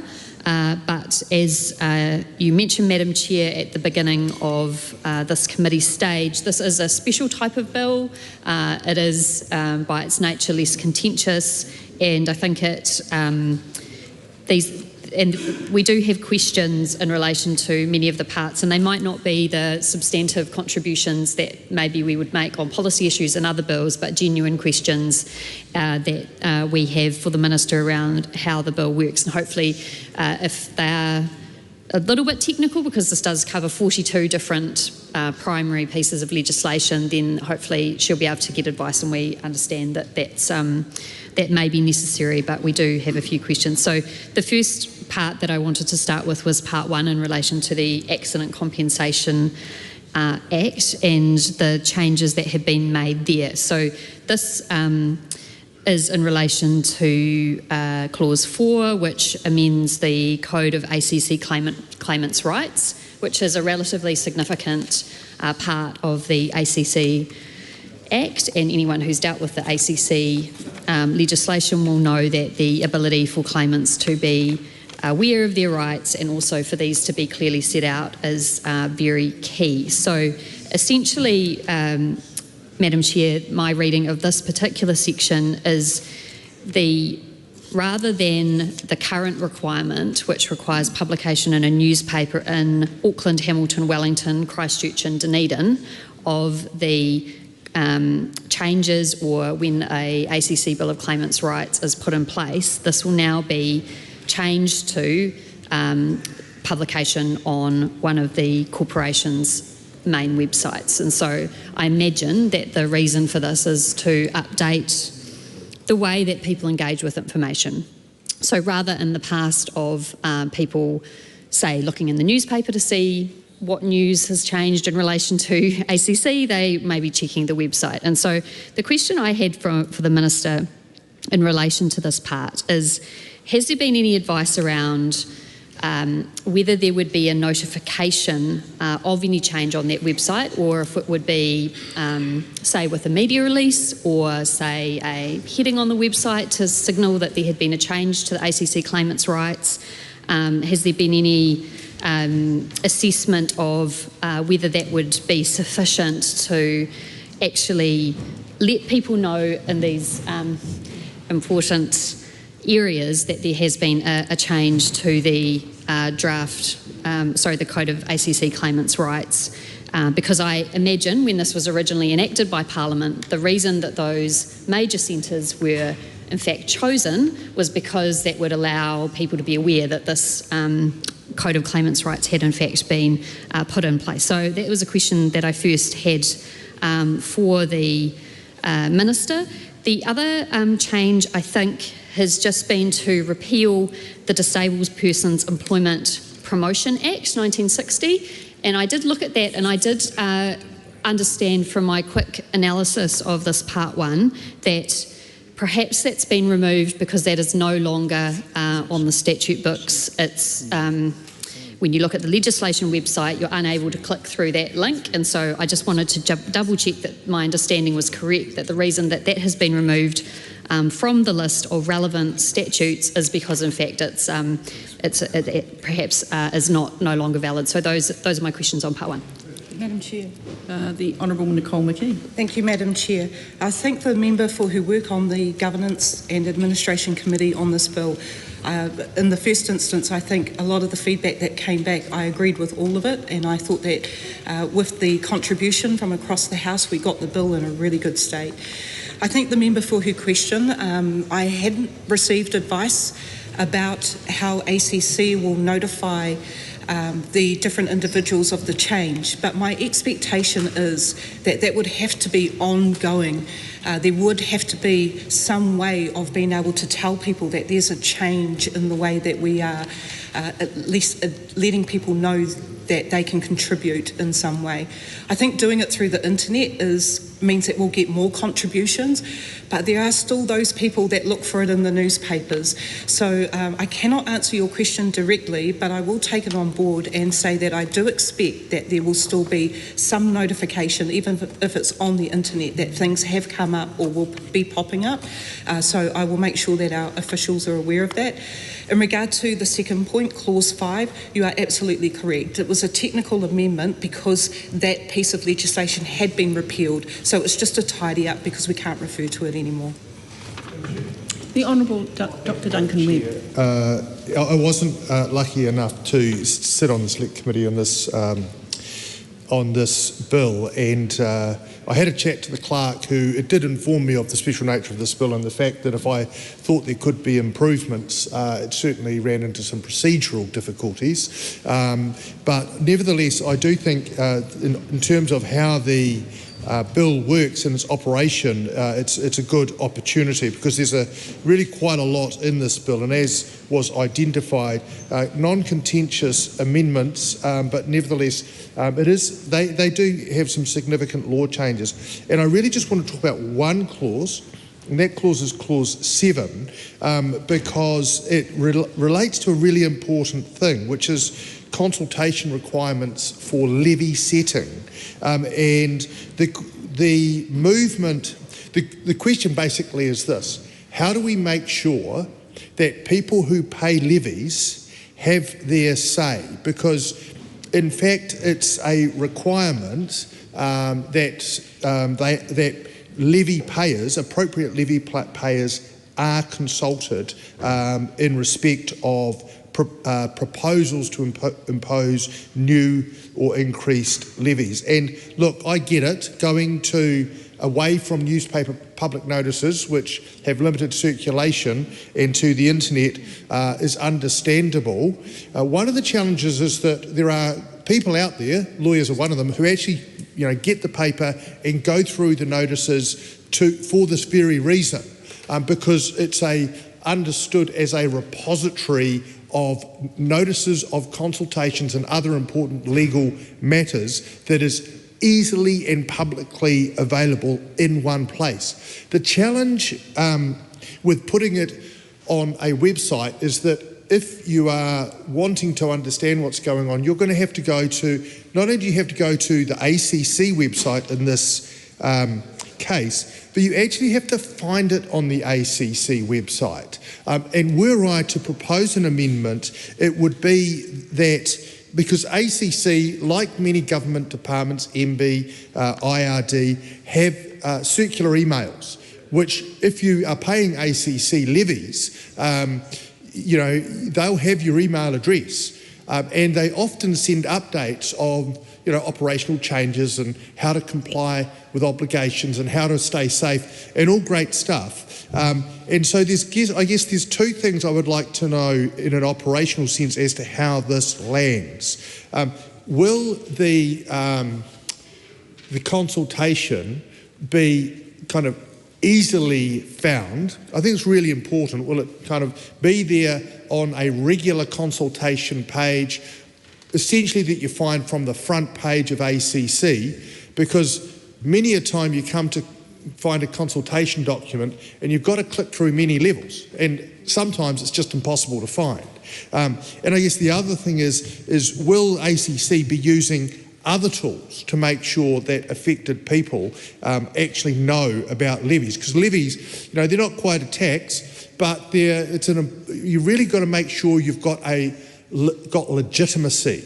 And consultation is not just about getting the details right around the edges. It's about having a legitimate process where people have been genuinely asked. And I just am a little concerned that if we just go to put it on an internet site, which is either the ACC's or their agents, a lazy person would simply tuck it away in the background there. So I'd be interested in terms of the Minister's comments in terms of how that will operationally land. Madam Chair. The Honourable Nicole McKee. Thank you, Madam Chair, and thank you, Dr. Duncan Webb, for your question, which, as the member will be aware, the Statutes Amendment Bill is making small, technical, non-controversial amendments, and if the member was wanting to get really into this and the operational side of it, I would have thought he would have gone along to the Select Committee process, but he hasn't. It may be his right, and it's my right to also speak to what he's talking about. So I'd suggest that the member just be quiet, or at least take a stand himself. Nevertheless, what I will say is that when we are modernising the Act so that we can look at the internet, a part of the reason why we're doing that is because people aren't buying the newspaper, and when you look at the accessibility in finding it, one of the things that the member actually said was, he actually said it's all in one place, and so it'd be easier to find. I dispute that actually. People are finding it quite difficult, and I would have thought putting it onto the internet where people have more access, that they know that they can go to a site and they'll be able to look it up and find all the information in one place instead of trying to look through certain newspapers and find copies of those newspapers. So this is modernising it. How the agency, how ACC go about doing it and informing people, I would expect that they would inform people because it's a change, right? So as a government agency, they would be expected to do so. But to be fair, I have not got into 42 different acts and the operations behind every single clause that's in there. So I will answer what I can on the minor and technical and non-controversial amendments that have been made here to the best of my ability, but I am not the Minister for ACC, and therefore the operational side of how they work would probably be better directed to them. But I hope that the member would agree that actually internet access for some of these will mean that we will reach more people rather than less, and it's modernising for the modern age. Lawrence Sunan. Thank you, Madam Chair. I just have a very short question on that note to the Minister, and potentially this will cover other questions later on in terms of other amendments when it comes to the sort of the digitalisation of some of our legislation when it comes to consultation. My question to the Minister is, looking at Clause 7, if we're updating it from a newspaper to internet, and I 100% agree with the Minister that it will give more availabilities, would the internet in this case also include other forms of, I guess, website or, to put it plainly, things like social media? The reason I mention that is because social media now, in terms of advertisement, plays a similar role as daily newspapers. And we just heard a really good example yesterday in the harassment and stalking bill, where Select Committee uses social media to open up for things like consultation. So that's my only question, whether we can actually interpret internet in that way. Madam Chair. Honourable Nicole McKee. That's a really good question. I thank the member for that. I think the answer to that will come down to the different agencies and also whether or not they have a social media presence. So if you think about some of them will, some of them won't. But I think when we talk about using the internet, it's actually about trying to access as many people as possible. So my expectation as a minister is that if we're going to use modern technology, you should use it to reach as many people as you can. That would be the expectation.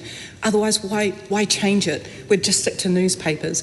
But I think that's a very good point, and I would encourage all of the government's agencies to use all of means possible, because all we say is the internet. We don't say the website, we say the internet. So in my view, that opens it up for use everywhere. The question is that Part 1 stand part. Is there any objection? There appears none. Part 1 will stand part. Members, we come now to Part 2. This is the debate on clauses 8 to 12, amendments to Anti-Money Laundering and Counter-Financing of Terrorism Act 2009. Question is that Part 2 stand part. Honourable Dr. Duncan. Well, thank you, Madam Chair. And look, just in terms of the Minister's earlier and original speech, she did observe that this is a non-contentious bill and it's bundled together because they might not get the legislative attention they need. And I must say, it's surprising to see this being done in urgency, because I think that is the definition of a non-urgent bill. But having said that, we are here in urgency, and one of the jobs of an MP, all MPs, is to scrutinise. So that's exactly what we will do as we go through these various parts. And so I want to talk about Clause 9, because it's actually a really unusual clause. Because Clause 9 deals with occasional transactions, and it sets out the original Section 5.1 identifies a number of transactions which are one-off transactions which raise red flags and therefore kind of fall within the anti-money laundering regime. And then the further paragraphs carve out things. And one of the things it's carved out is cheque deposits. Now, in 2009, a one-off cheque deposit was unexceptionable. And I can understand and I can understand that's why it was carved out, because if someone gets, even a large cheque, sells a car, gets $20,000, could be paid for by cheque if you were a trusting person back in the day, and you deposit it, a transaction which is occasional but doesn't really cross the threshold of suspicious. However, now when we're revisiting this definition, which is what we're doing, by adding made at a registered bank or non-bank deposit taker, which is a strange addition because they're the only places at which you can deposit cheques or could deposit cheques anyway. The fact of the matter is now you can't actually deposit cheques at a bank. And if you are going to somewhere which accepts cheques, you're doing something which is truly odd. And it may be that you could make a special arrangement, or there may be non-bank deposit takers out there which will essentially take your cheque and essentially be buying it off you at its face value, and then go and clearing it through a unique system, because there is no clearing system for cheques anymore. Cheques are gone. And so I would have thought that if someone's banding about with a cheque for $20,000 now, that is a red flag. And in fact, I'm interested to understand why we are making provision for cheques deposited at a registered bank or non-bank deposit taker when that is not a system which actually exists. And someone going around with these negotiable instruments is in fact something which I would have thought was something which the police and their financial team would want to know about, because it's a suspicious transaction. The Honourable Nicole McKee. Thank you, Madam Chair. Thank you. I thank the member for his comments and for his question, because I admit when I first looked at it, I thought very much the same thing. But actually, there are banks that still honour bank cheques, and what has been the status quo is now actually just being tidied up. So the whole reason for this is because there are still bank cheques out there that are still being captured by these as well. I'm sorry, members, but the time has come to break for the dinner break. The House will resume at 7 p.m.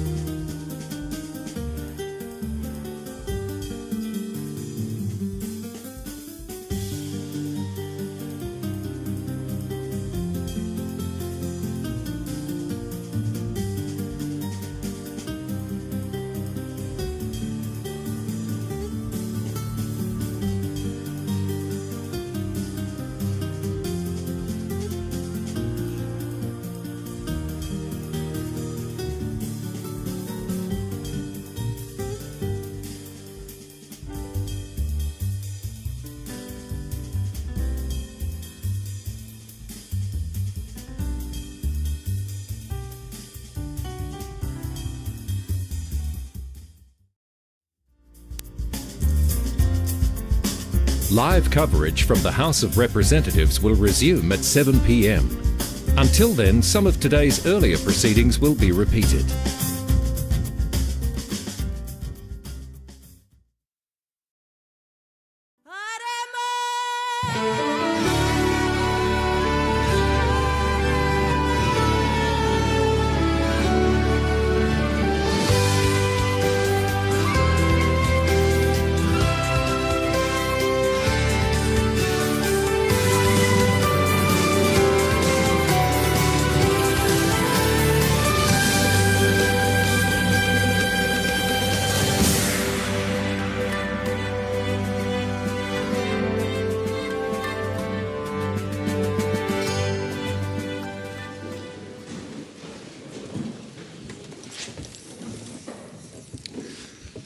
The House is resumed.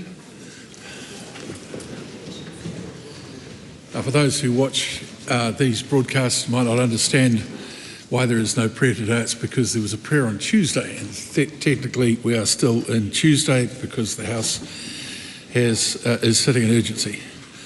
I present the estimate of environmental expenditure 2025-26 method and results report of the primary Parliamentary Commissioner for the Environment. The House comes to oral questions, the first in the name of Tiana Tuiono.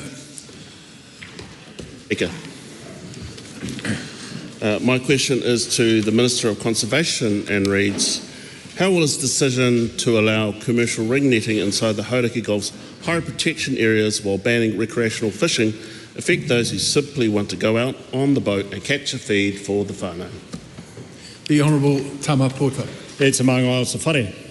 The decision that this House, with the support of the Members' Party, has made to approve the Hauraki Gulf marine protection legislation, for the most part, will not affect those who want to go out and get a kai in Tangaroa and Hene Moana, out there in the beautiful Tikapa Moana, Te Pātaka Kai. They can still fish.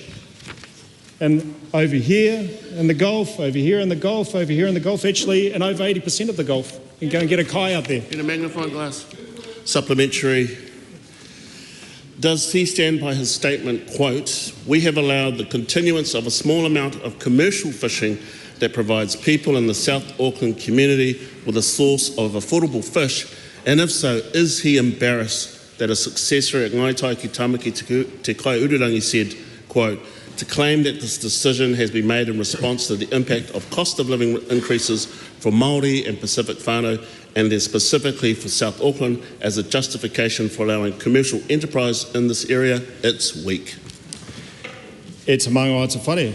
I am happy to stand by all the statements that I have made in relation to the protection of Te Moana Nui a Toi Te Huatahi, and also acknowledge some of the concerns expressed by the Tumu Kaimahi, or Chief Executive Officer of Ngaitai Ki Tamaki, who recently hosted me along with a range of other iwi leaders, a range of stakeholders, a range of recreational fishers down on Beach Road in Orake, just off Hobson's Bay, to celebrate the tripling of marine protection in the Gulf, albeit it may not be perfect for every member in this House. Supplementary. Is it fair to provide exemptions for commercial operators to fish in the Gulf's new protection areas, or should companies fishing for profit be subject to the same rules as everyday anglers? E te maunga o te whare. Can I repeat that I am very proud that the parties that were represented in the House the night that the legislation was passed, including the Members' Party, all agreed that that legislation moved forward, notwithstanding there were some reservations by some members in the House that evening. But the legislation has been supported. We have reached a compromise over many, many years, and I'm very proud of tripling the protection in the Hauraki Gulf. Supplementary. What does he think hundreds of recreational fishers are coming together to protest on Saturday in Tamaki to say no to commercial fishing in the Gulf's high protection areas? E te maunga o te whare. I acknowledge that there continue to be concerns around a range of mechanics that have been implemented through the Hauraki Gulf legislation. But what I say to those fishers is, please take your life jackets, play it safe, and enjoy your day out on Tangaroa, Hene Moana, and if possible, get rid of some of those kinnabarons while you're out there. Supplementary. Whose advice did the Minister take in his decision to provide carve-outs for commercial operators in the Gulf? The Minister for Oceans and Fisheries, who has these amendments proposed to him by the seafood industry, or his department, who warned that the changes would be, and I quote, incompatible with the purpose of an HPO and would undermine biodiversity outcomes? E te maunga o te whare. It certainly wasn't taking the advice of the Green Party and progressing the solution that all of the members of this House approved. Sorry, leave reference to any opposition party out. Answer the question straight, or say you can't. E te maunga o te whare. Can I ask the member to repeat his question? Certainly. What advice did the Minister take in making his decision to provide carve-outs for commercial operators in the Gulf? The Minister for Oceans and Fisheries, who had these amendments proposed to him by the seafood industry, or his department, who warned that the changes would be, and I quote, incompatible with the purposes of an HPA and would undermine biodiversity outcomes. E te maunga o te whare. In my role as the Minister of Conservation, I take advice from a range of different sources. But ultimately, I am very, very comforted that Cabinet and this Parliament have made a decision to progress a tripling of the marine protection in Tikapa Moana. Supplementary. What does he say to the recreational fishers who agree that the carve-outs defeat the purpose of a high protection area and are frustrated that there are no opportunity for public consultation on the changes? E te maunga o te whare. Parliament has spoken. There will be a review period in 3 years. And in the meantime, let's go out and enjoy the bounty of Tangaroa and Hinemoana. Supplementary, the Honourable Jane Jones. The Minister confirmed that the various segments of the moana that have been reserved have the highest level of protection, and the small concessions to help working class struggling families in South Auckland during winter is an overdue concession. E te maunga o te whare. As we're aware, there are a number of compromises that have been reached over decades to build the relevant legislation. The very narrow exception for ringnet fishers is narrowed to a certain type of species at a certain type of year for a certain level of size of boat, and we are very comfortable. We are very comfortable with where this has landed. Question 2, the Honourable Carmel Sepuloni. To the Minister of Auckland, does he stand by all his statements and actions? The Honourable Simeon Brown. Yes. Mr Speaker, why is he leading a plan to push rough sleepers out of the CBD onto the doorsteps and dairies of suburbs like Pakuranga without giving those communities additional resources or support? Mr Speaker, there's a range of things in that question which are completely untrue. The reality is we are funding additional housing first places in Auckland. The Minister of Housing and Associate Minister of Housing have been putting funding into that so we can find places for people who are homeless to be able to be housed. That is the priority that we have in Auckland, and our expectations is very clear that those housing first providers who have been funded work hard to make sure they get those people housed. How can he expect those suburbs, where households are already facing job losses and a shrinking economy, to manage the influx of rough sleepers that will result from his policies? Oh, well, Mr Speaker, again, the premise of that question, I mean, the reality is she's reading out the second question on her sheet, which she pre-prepared earlier, rather than actually responding to what I actually said in my prior answer.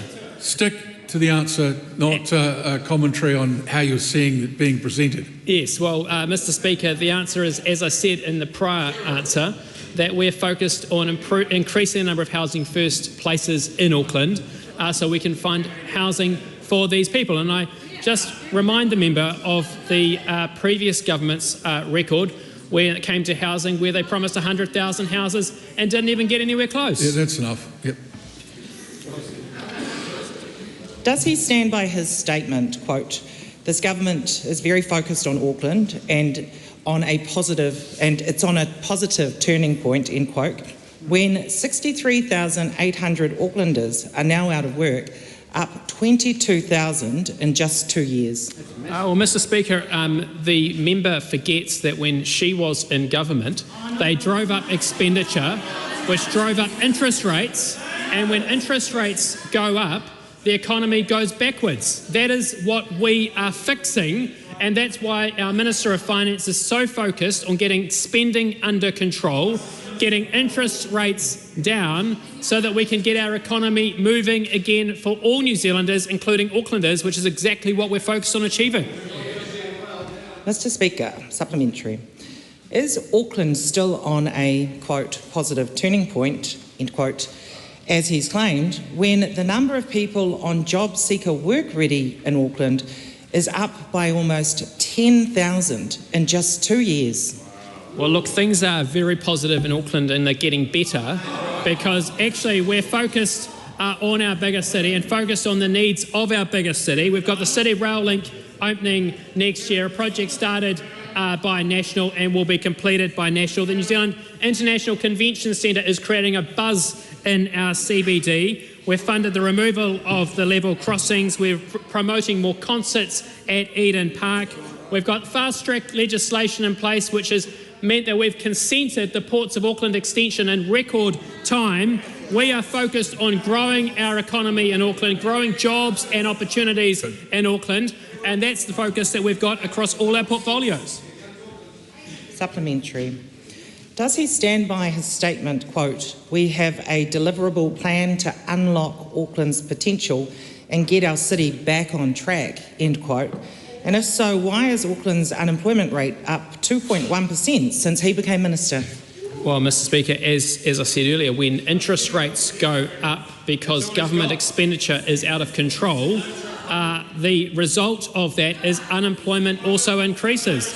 That is what this government has inherited, and that is what we are fixing. Just a barrage, as I've said over and over, is not acceptable.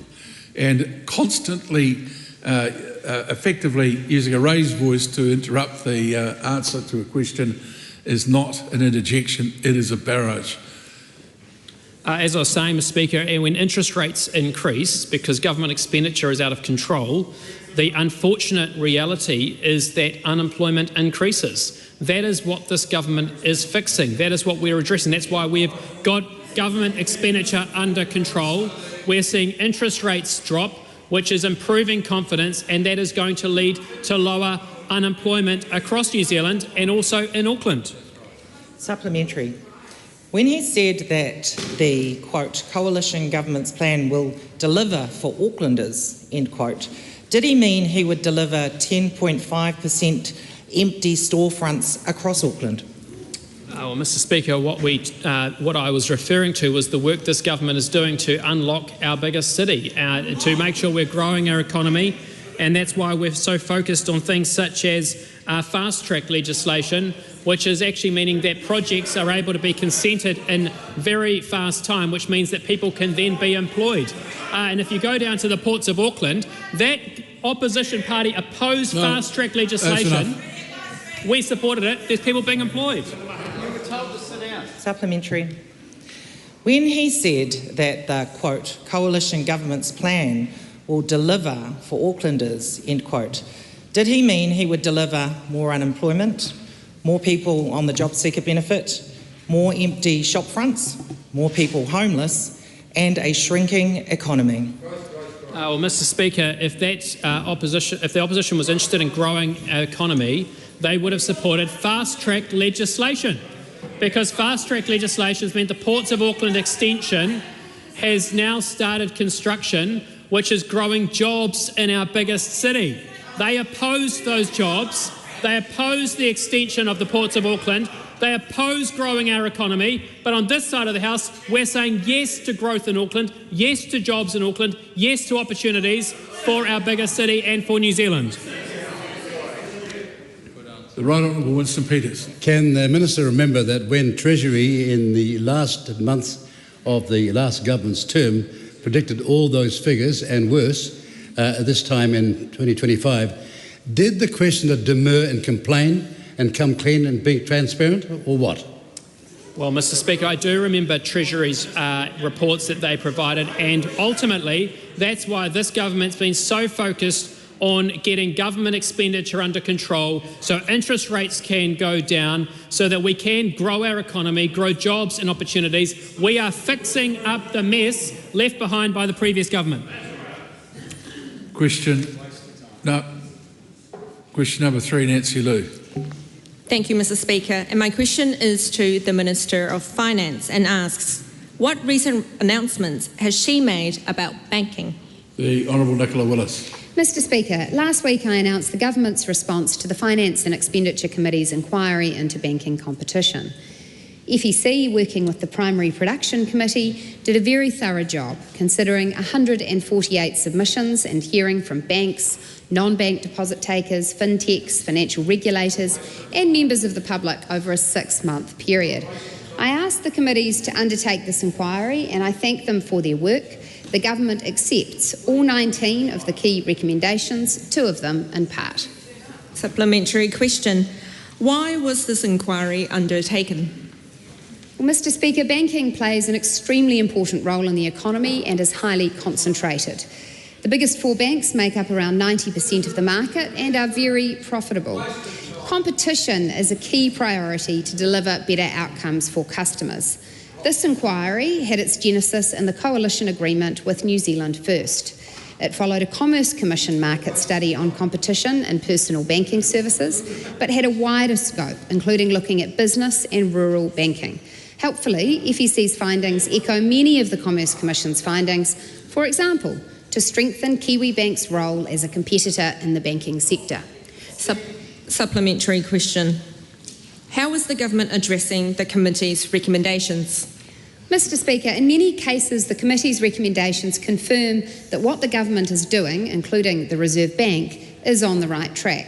For example, in July, the government approved KiwiBank Group Capital to undertake a capital raise of up to $500 million to fund the growth of KiwiBank.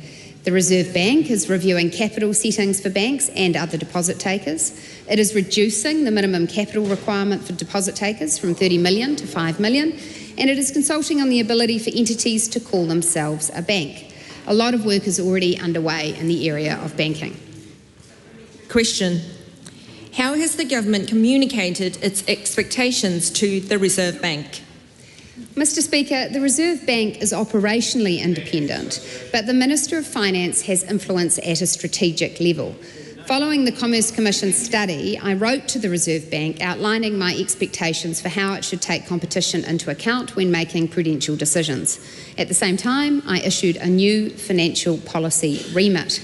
This says that the Reserve Bank should ensure that prudential regulation and supervision facilitates the goal of improving competition while remaining consistent with financial stability. By law, the Reserve Bank must have regard to this remit, and it is. Question 4. Supplementary. Thank you, Cameron Mr. Brewer. Speaker. In addition to the government agreeing to all of the banking inquiry recommendations... Start a question with a question word. Can the government confirm that it agreed Sorry, just to a minute, all... Mr. Brewer. There's no need for the conversation to go on across the other side of the House or any side of the House. Cameron Brewer. Can the government confirm to agreeing to all the banking inquiry recommendations, 2 of them in part, and can the Minister confirm that 14 out of the 19 key recommendations were unanimously agreed to by the Joint Cross-Party Select Committee? A very short answer to that very long question, I'm sure. Well, Mr. Speaker, I understand that's correct. And the bipartisan agreement to 14 of the 19 key recommendations is a positive thing. I observe clearly a sign of good chairing and also indicates that the committee's recommendations have widespread acceptance. I was perplexed to hear, however, that some members opposed the idea of beefing up KiwiBank using New Zealand's savings. These are presumably the same members who want New Zealanders to invest more in New Zealand. Well, that's precisely what the KiwiBank proposal is.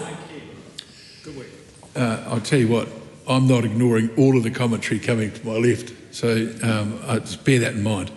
Question 4, Dr. Pamjit Palmer. Thank you, Mr. Speaker. My question is to the Minister for Food Safety. What recent announcements has he made about the use of technology in food labelling? The Honourable Andrew Hogarth. Thank you, Mr. Speaker. Today, the Minister of Economic Growth and I announced plans for a trial project that would bring flexibility to New Zealand's food labelling rules while protecting food safety. The trial will allow different labels on products but ensure that any additional information required by New Zealand is available through a digital mechanism like a QR code or barcode. This exciting innovation that will allow us to keep up with technology change happening across the world and respond to feedback heard as part of the government's grocery competition work. Supplementary, Mr. Speaker. How will this trial help keep down food prices? Thank you, Mr. Speaker. In our system, all packaged food must comply with the labelling rules and the Food Standards Code, which are only valid for Australia and New Zealand. We've heard from food retailers and importers that having to print specific labels for New Zealand reduces the efficiency and is an additional cost, and that ultimately has to be passed on to consumers. We've also heard that it is a barrier to new retailers entering the market and creating more competition, which we know will help keep food prices down.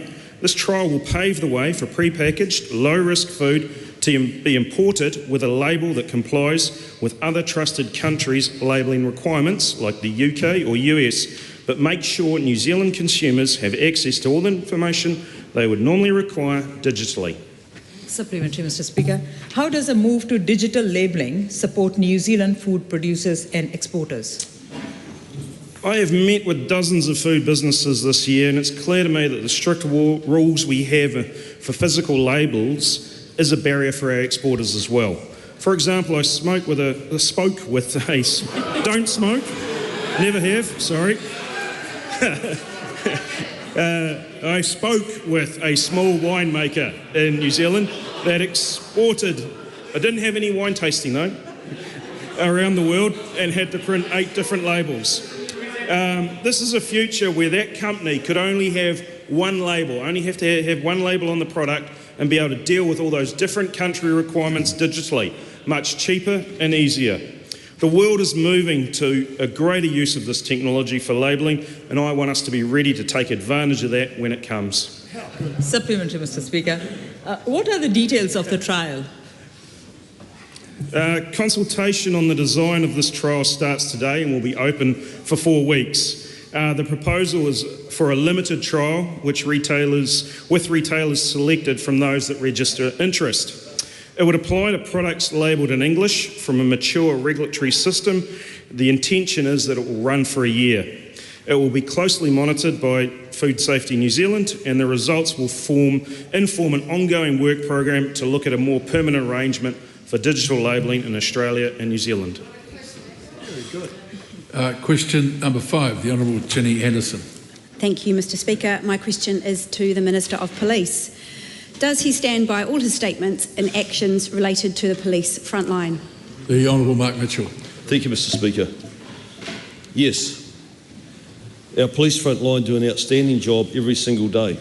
They have been leading the government's work to crack down on gangs and organised crime, have exceeded the government's violent crime and youth offending reduction targets, removed gang patches from our streets, and got out on the beat 73% more in the first 9 months of this year than the same period in 2023.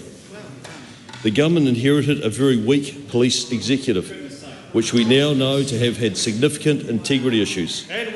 On becoming minister, I made my concerns about their performance clear publicly and in 3 separate meetings with the Public Service Commission. Weak leadership from the top of any organisation has a flow-on effect, and we have seen that there have been isolated examples of bad behaviour, which police are actively addressing. I'm confident that the vast majority of our frontline are at the high standard that the public expects and are outstanding New Zealanders who serve their communities with distinction every day. Will the government deliver its coalition promise of 500 additional frontline police officers in 2 years on the 27th of November 2025 as originally promised? Mr. Speaker, as the incoming government, had we not immediately recognised that there had to be a new focus on integrity and standards, with an increase of the police training course at the Royal New Zealand Police College from 16 weeks to 20 weeks, with the reintroduction of a swimming standard, with removing the overuse of discretion, then it would have probably been very much simpler for this government to attain those standards, to attain that number. But the reality is, Mr. Speaker, we are prioritising standards, and I think that the public expect us to do that, and I think the public will also allow us to take the time to deliver those 500 as long as we remain focused on those standards. What date will the government now What date will the government now meet its coalition promise of 500 additional frontline police officers, given he will not deliver on the earlier promise? Well, Mr. Speaker, we have delivered 250 new police officers, frontline police officers. We have 317 currently in training. We have trained and deployed 1,300 police officers over the last 2 years. We have a strong pipeline of people wanting to join the police. We have police officers that have left wanting to rejoin the police, and we have police officers wanting to come back from Australia to rejoin the New Zealand Police. We're in a good shape. Why should New Zealanders trust him to deliver 500 more police when he has shifted the delivery date from the 27th of November 2025 to June 2026, then to August 2026, and now to September 2026? Well, I hope that New Zealanders can trust me, because on becoming government I said that I would resign if we didn't start to see tangible changes in terms of public safety in this country in the first 12 months. I'm extremely proud of our police. We are meeting our targets. There are over 20,000 less victimisations in this country. We are driving violent youth offending down. We're now actually policing the gangs. You don't see gangs taking over provincial towns like they did under the previous government. So I hope the public do have confidence in this government, that we are doing great work, that we are making them safer, unlike the previous government. Supplementary. Supplementary question, the Right Honourable Winston Peters. What happened to the perverted catch and release fishing policy, posing as a crime policy that we inherited? Mr. Speaker. Yeah, point of order, the Honourable Kieran McAnulty. Well, thank you, sir. Firstly, there's not supposed to be assertions and questions. Secondly, questions are not supposed to be designed for the sole purpose of attacking the opposition. And thirdly, you're not supposed to yell out when points of orders are on. So there's a plethora of things that you can choose from. That's right. So we'll move on. Do you have another supplementary? Jenny Anderson? Honourable Jenny Anderson. How can New Zealanders trust anything he says when he can't even commit to a date for delivering 500 more police? Well, it does matter to me what New Zealanders think and say. We're here to serve them, and I hope that they can trust my word. I hope that they do understand that we've delivered on everything that we've promised to deliver. Yes, the 500, we had challenges set in front of us that we were not aware of. We've got a fresh focus on standards. I think that's what the general public of New Zealand want us to be focused on, standards and integrity. We have committed to 500 new police officers. We will deliver 500 new police officers. Supplementary question, the Right Honourable Winston Peters. Has the Minister got confidence that the coalition partner that helped deliver 1,000 frontline extra police between 2005 and 2008, 2,338 between 2017 and 2021, is likely to deliver that, maybe it's a bit slowly, and the extra 500 we're talking about now? That's a very good question, because the previous government missed their targets, I think, 3 or 4 times on the numbers that they were meant to deliver. But the difference this time round is that we've missed a target because we are focused on standards. On coming in as Police Minister, I could clearly see that there had been a loss of focus on standards, and we have introduced that with integrity as well, focus on standards and integrity. And I actually think the public want to see that, because I inherited a very weak police executive. I'd be very interested to know if that member ever brought forward the fact that they had appointed a very weak police executive that has created a whole lot of issues that this government now is cleaning up. Supplementary, Mr. Speaker. Will he keep his promise to resign, or will he break that as well, along with his promise to deliver 500 more police in 2 years? Sorry, that's Mr. Speaker. I'll take that's the end of that. So, question 6, Dr. Vanessa Winnick. Thank you, Mr. Speaker. My question is to the Minister for Education and asks, what recent reports has she seen on cell phones in classrooms? The Honourable Erica Stanford. Mr. Speaker, it's been 18 months since we banned cell phone use in schools, and today the Education Review Office published its report evaluating the effects of this change and it shows that it's working. The report found that nearly all schools have implemented the phone ban in classrooms, and the policy is already making a difference. Teachers report that students are showing greater focus, academic performance is increasing and bullying is decreasing.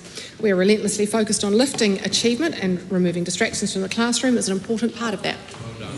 Supplementary. What does the report say about the effects on students? Well, Mr. Speaker, by removing the distraction of cell phones from the classroom, ERO reports that the increased ability to focus in class appears to have contributed to learning. 61% of secondary teachers report student achievement has improved. 69% report bullying in their schools has reduced. One student said about the changes, "I think so far the rules are positive. There's no more of me looking at my phone in my pocket, neglecting my learning in the middle of classes. Students can be confident that their success at school is a top priority for this government." Supplementary. What does the report say about the effects on teachers? Mr. Speaker, 79% of teachers report removing phones from the classrooms has improved students' abilities to focus on their work. 77% say removing cell phones has improved student behaviour. And one teacher is quoted as saying, "This has been one of the best policies the school could have implemented. The cyberbullying was at an all-time high before the policy was put in place." This is actually really serious. Cyberbullying is extraordinarily serious. And now she's saying students talk to each other and our students play. What else does the report say? Well, Mr. Speaker, the number one recommendation of ERO in their report is to keep the phones away for the day policy, because it's making a positive difference to student wellbeing and student learning. In fact, not only does the report recommend we retain the policy, but in fact we maintain the momentum by strengthening it. ERO recommends that we increase the consistency of the policy by supporting schools and parents to enforce the ban. And I'm now seeking advice on how we can implement these recommendations, because as everybody knows, we are relentlessly focused on raising student achievement. Great, Minister. Question number 7, Maria Mino Kapakingi. Thank you, Just Mr. wait Speaker. for the House to wait for the House to hear the question in silence. Thank you, Mr. Speaker. My question is to the Minister for Social Development and Employment. How does she intend to reduce Māori unemployment following the release of the September quarter Household Labour Force Survey 2025, which identifies Māori unemployment is at 10.5% compared to the national average of 5.3%? Thank you. The Honourable Penny Simmons. Mr. Speaker, I thank the member for her question. And on behalf of the Minister for Social Development and Employment, our government is relentlessly focused on growing the economy and getting people back into work. When businesses have the confidence to invest and grow, it's good for jobs, it's good for growth, and it's good for incomes of all New Zealanders. MSD's community coaching program and expanded case management service has helped improve employment outcomes for young, including Māori.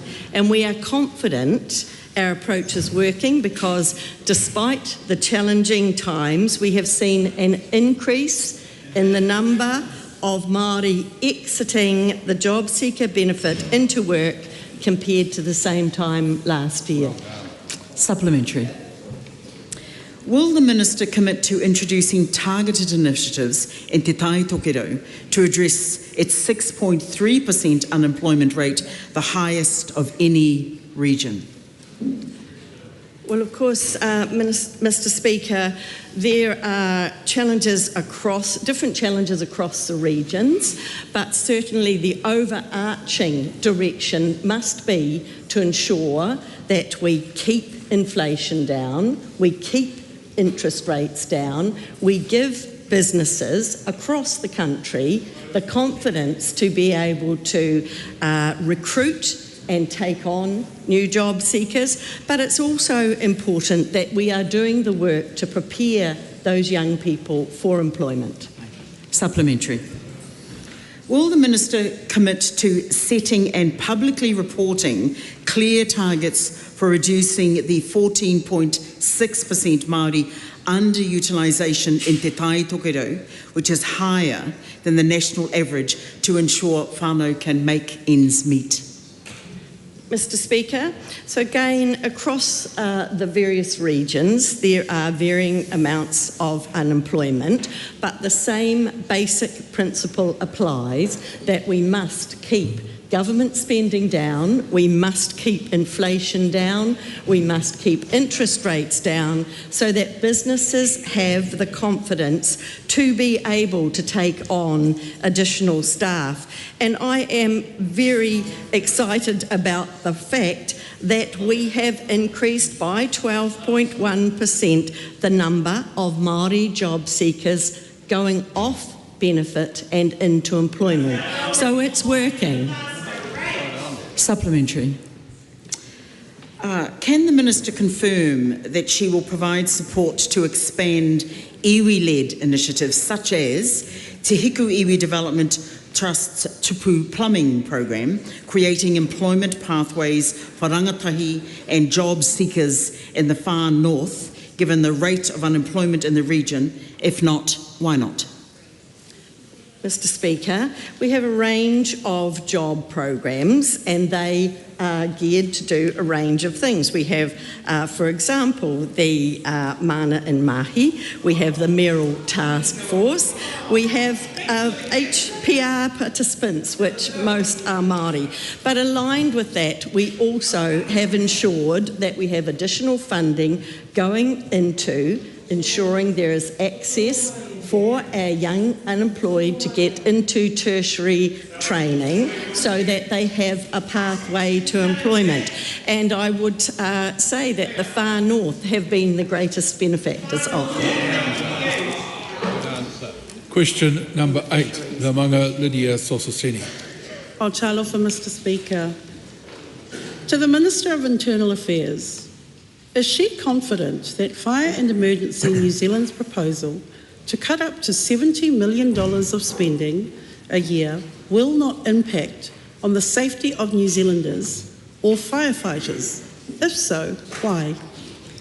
Mr. Speaker, Fire and Emergency New Zealand is not proposing to cut $70 million of spending per year. Supplementary. How will cutting more than 140 jobs keep New Zealanders safe when these jobs include fire prevention staff, specialist wildfire roles, and key support staff for firefighters? Mr. Speaker, the Fire and Emergency proposal to undertake a restructure, I believe, is a valuable exercise because if you even look at some of the quotes that have come from the NZPFU, there have been concerns about mismanagement, and I take a direct quote here, and it says, "The failure to focus on the purpose of the organisation to preserve life and property through prevention and emergency response, and instead the focus on funds on a bloated management structure focused on corporate culture," end quote. I tend to agree. Where we can find efficiencies, we must find efficiencies for the benefit of all of the people in New Zealand who pay levies that directly fund Fire and Emergency New Zealand. But it is also the case that we have to have more respect than has been in the past for finding these efficiencies. Supplementary. How will cutting the Fire and Emergency New Zealand budget keep firefighters safe at a time when firefighters are telling her they already don't have the equipment and support they need? Mr. Speaker, I am absolutely assured by Fire and Emergency that the safety of personnel is their utmost priority. Our Fire and Emergency Service does not work without safe firefighters, professional and volunteer. But I'd also make the point that there are no proposed cuts to frontline firefighters. Those are essential to New Zealanders' safety around the community. But where we can find any bloating in the back office functions, it is important to respect the money that is directly paid by Kiwis through levies. Supplementary. Is the New Zealand Professional Firefighters Union correct that these roles are critical to ensuring firefighters have access to the training and support they need to respond to emergencies properly to keep New Zealanders safe? Mr. Speaker, I believe the NZPFU is correct when, once again, I quote, they said, instead the focus on funds on a bloated management structure focused on corporate culture, end quote, has been too high. And I am surprised that firefighters would not want to have a more efficient service. I think we would all back that across this country, whether we are in the firefighting service, whether we're here in Parliament, or whether we're community members wanting to make sure that the trucks come out to keep us safe in our time of need. It's important that we have a good, efficient service. That is what fire and emergency are undertaking. But I would also just note the restructure is currently a proposal. Supplementary. Does she agree with David Seymour that the government listens to and treats firefighters with respect? If so, why have the firefighters had to seek an urgent Employment Relations Authority hearing to make sure their voices are heard? Yes, and nobody has to seek anything. They're currently going through bargaining and have been bargaining for the last year. Supplementary. Does she take any responsibility for the cuts Fire and Emergency New Zealand has been forced to make, given she restricted funding for FENS and directed budget cuts? Mr. Speaker, I absolutely take responsibility for the fact that fire and emergency need to be more efficient. It should be something that everybody across this House wants to achieve. Where there is any bloating within fire and emergency, we should seek to find efficiency. I'm surprised that that member would wish to have bloat.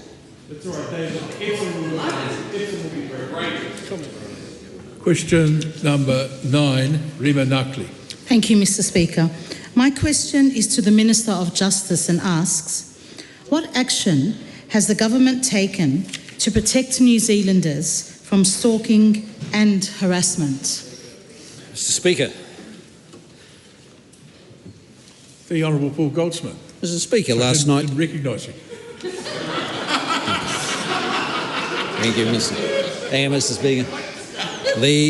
Last night, the government's legislation to make stalking an illegal and jailable offence for up to 5 years passed with the full support of the House. This is an important piece of legislation that has been talked about for many years, and this government has delivered to ensure that the harm victims experience by such unwanted behaviours are recognised and prosecuted effectively. Supplementary. Why is it important that stalking and harassment is an illegal and jailable offence? Well, Mr. Speaker, as I'm sure people understand, stalking and harassment pose a serious threat of serious harm to victims, and the behaviours can be a precursor to even more serious and violent crime. For too long, stalkers have been able to harm their victims through unwanted, persistent and repetitive intrusions into their lives, causing serious emotional and economic harm with few legal consequences. I want to thank those who campaigned for this change and the more than 600 submitters to the Justice Committee who bravely shared their own stories, experience and the impact of stalking and harassment has had on their lives. Supplementary. What feedback has he received on the government's action to protect New Zealanders from stalking and harassment? Well, Mr. Speaker, the feedback has been overwhelmingly positive, and I quote one from Laiba Zubair from the Aotearoa Free from Stalking group, which said, I think this is a very big win. I think it's important that, especially in today's political and social climate, we do acknowledge the wins that we get in advocacy. It's a good step forward. And I say to Labour, I wonder whether some of those who advocated for this change ever thought this government would deliver it. And I'm pleased to say we have, with the broad support of the House. Supplementary. What other actions has the government taken to protect New Zealanders from harm? Well, Mr. Speaker, the criminalisation of stalking and harassment is part of a wider effort of government to restore real consequences for crime. For too long, victims have not been the priority in our justice system. Another thing we've done is to ensure that victims of sexual violence have the ability to decide whether an adult sex offender has their name permanently suppressed. That, I think, is another important change. The government's also been reforming the sentencing regime, capping sentence discounts at 40% and amending the principles of sentencing to include the requirement to take into account victims' interests, as committed to in our coalition agreements with New Zealand First and the ACT Party. Great, Minister. Question number 10, the Honourable Julianne Genter. Tēnā koe, Mr Speaker. My question is to the Minister of Transport. Can he confirm that in 2024, New Zealand had a year-on-year decline in electric vehicle sales of 70% compared to 2023? And if so, does he concede that his government's policies significantly reduce demand for electric vehicles? The Honourable Chris Bishop. Yes. Members' data aligns with data held by the New Zealand Transport Agency. There are a number of factors affecting the demand for electric vehicles. Weaker economic conditions have affected consumer demand for vehicles more generally. So, for example, total vehicle sales are actually down around 14% in 2024 compared to 2023. The global supply of used EVs and at the age and price point New Zealand consumers are looking for is constrained. And many consumers who were early adopters and fast followers, I'm advised, brought forward their purchase of EVs in 2023 before the clean car discount ended. Does he think Simon Lucas, a Mitsubishi dealer, is wrong when he says the removal of the clean car discount caused sales to, quote, collapse by 80 to 90%? There was too much commentary during that question. Yes. Thank you. Is he saying that Simon Lucas, a Mitsubishi dealer, is wrong when he says the removal of the clean car discount caused sales to, quote, collapse by 80 to 90%? No, I'm not saying that. He's probably right on the margins. If you take away free money for middle and higher income New Zealanders who go out and buy Teslas and Konas, paid for by people who can't afford to make the transition to EVs, like our hard-working farmers and tradies who were stung with a ute tax in order to transfer the money to largely middle and upper income consumers who wanted to go out and buy a Tesla. No, he's probably right on the margins. But that regressive, inequitable, stupid scheme, this government did away with. Does his government have an active policy to transition its own fleet by prioritising the purchase of electric vehicles? And if not, why not? Mr Speaker, the government's focus is not on transitioning its own fleet to electric vehicles. This government's focus, as that member should know, is on cost-effective solutions and value for money. And we have asked government agencies to prioritise their focus on that because that is the single best thing we can do for the New Zealand economy, which remains our overriding focus. So has his government completely given up on electrifying our vehicle fleet because it's inconvenient for the importers of highly polluting motor vehicles? And what does that mean for our carbon reduction targets in transport? Well, Mr Speaker, electrification of the New Zealand economy is going to occur over time, and it will occur for our vehicle fleet. New Zealanders will make the transition and switch to electric cars and electric vehicles, but we are not going to put into law a scheme like the previous government did that does not work. The simple reality is the clean... Well, here's the reality.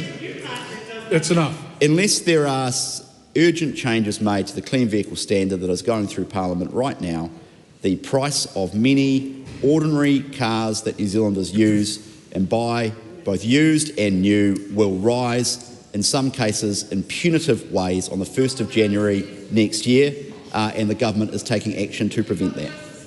Why did he and his officials only consult motor vehicle importing the industry and not any independent climate experts or anyone else in the development of this legislation? Is it because he thinks it's his job as a government to respond to the needs of the motor vehicle importing industry and not reduce emissions? Mr. Speaker, the government went and talked to the people who import used and new cars because they are the people affected by the previous government's stupid policy. Can he confirm that it is his government's priority to improve margins for the importers of high emissions vehicles rather than policies that increase the number and availability and affordability of electric vehicles for New Zealanders? No, that's a mischaracterisation of the policy intent.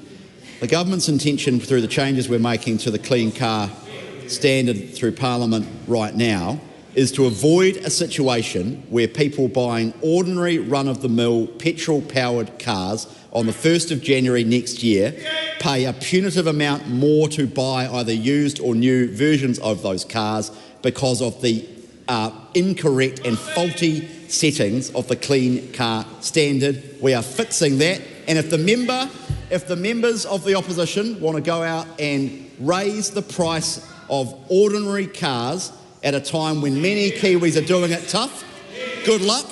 I suggest they actually don't. A point of order.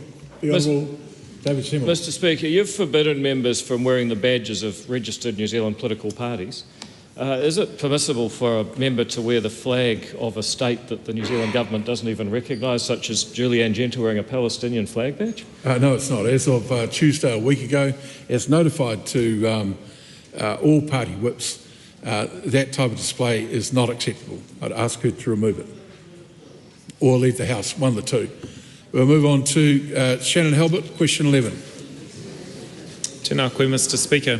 Question to the Minister for Vocational Education. Does she agree with Skills Group Head of Consulting Josh Williams that vocational pathways are capped and it's trapped?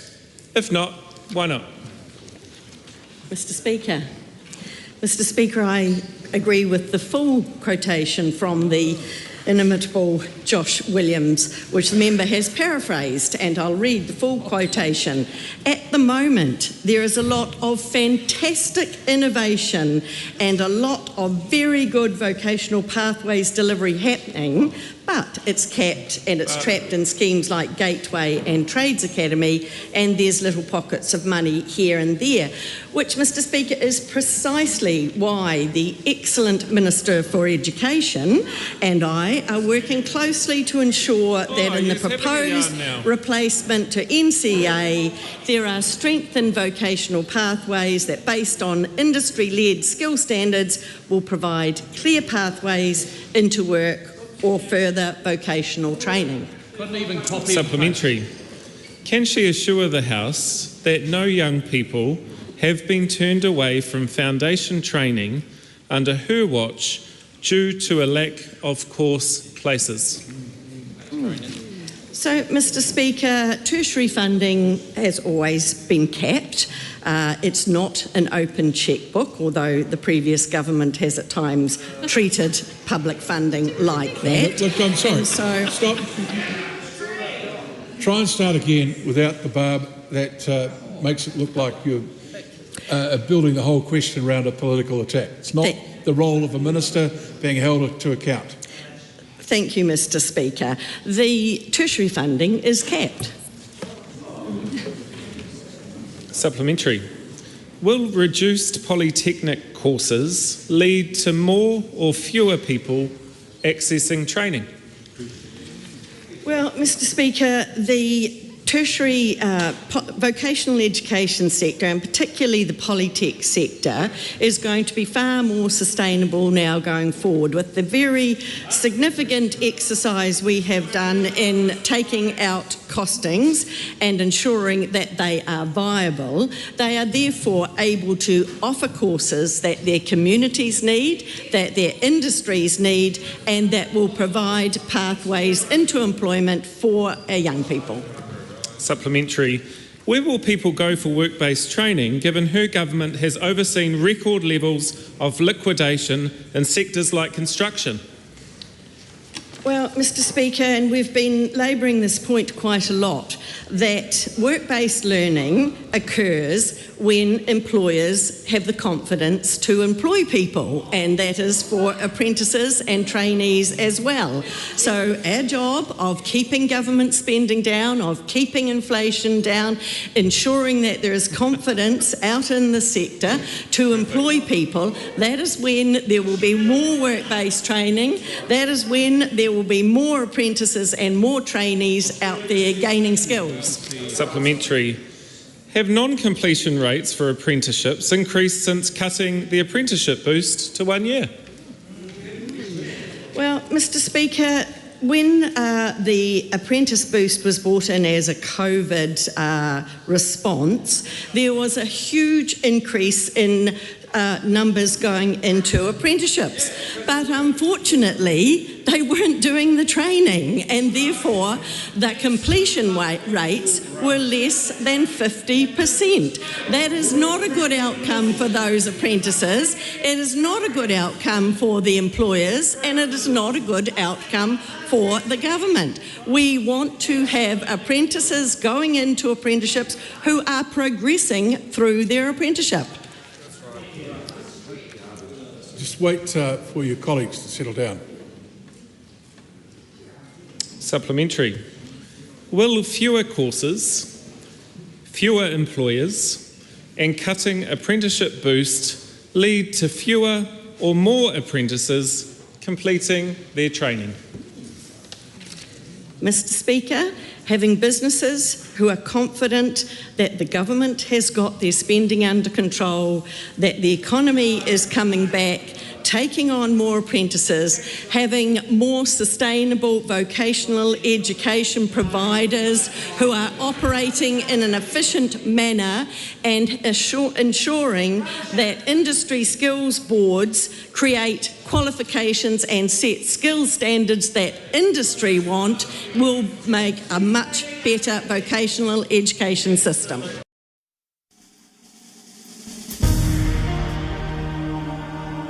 Live coverage from the House of Representatives will resume at 7 p.m. An uncorrected transcript of today's oral questions is available at www.parliament.nz.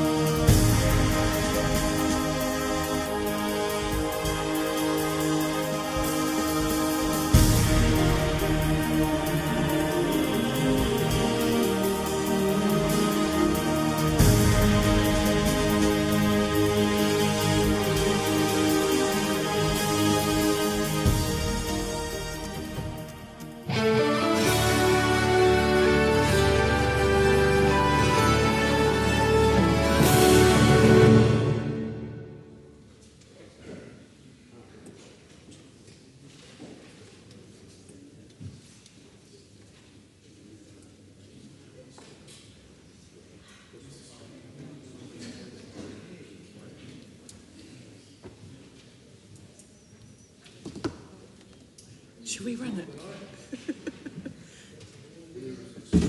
Ask me some questions. Come.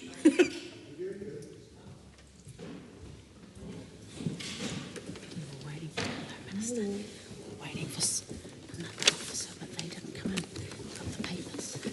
So all you need to do is just say the committee is resumed because we've already started. Okay. Kia ora everyone. The committee stage is resumed. I call on Camilla Balich.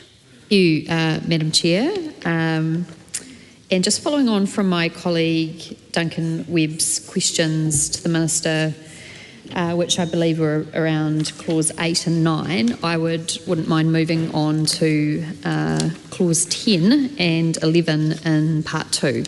So these are also in relation to the changes that are proposed under the amendments to the Anti-Money Laundering and Countering Financing of Terrorism Act 2009. So the question in relation to clause 10 is just really a very quick question, both in relation to 10.1 and 10.2. They seem to be just reorganising the same information, and I can't recall specifically discussing that or the rationale for that, but if the Minister has anything to add, be interested in that.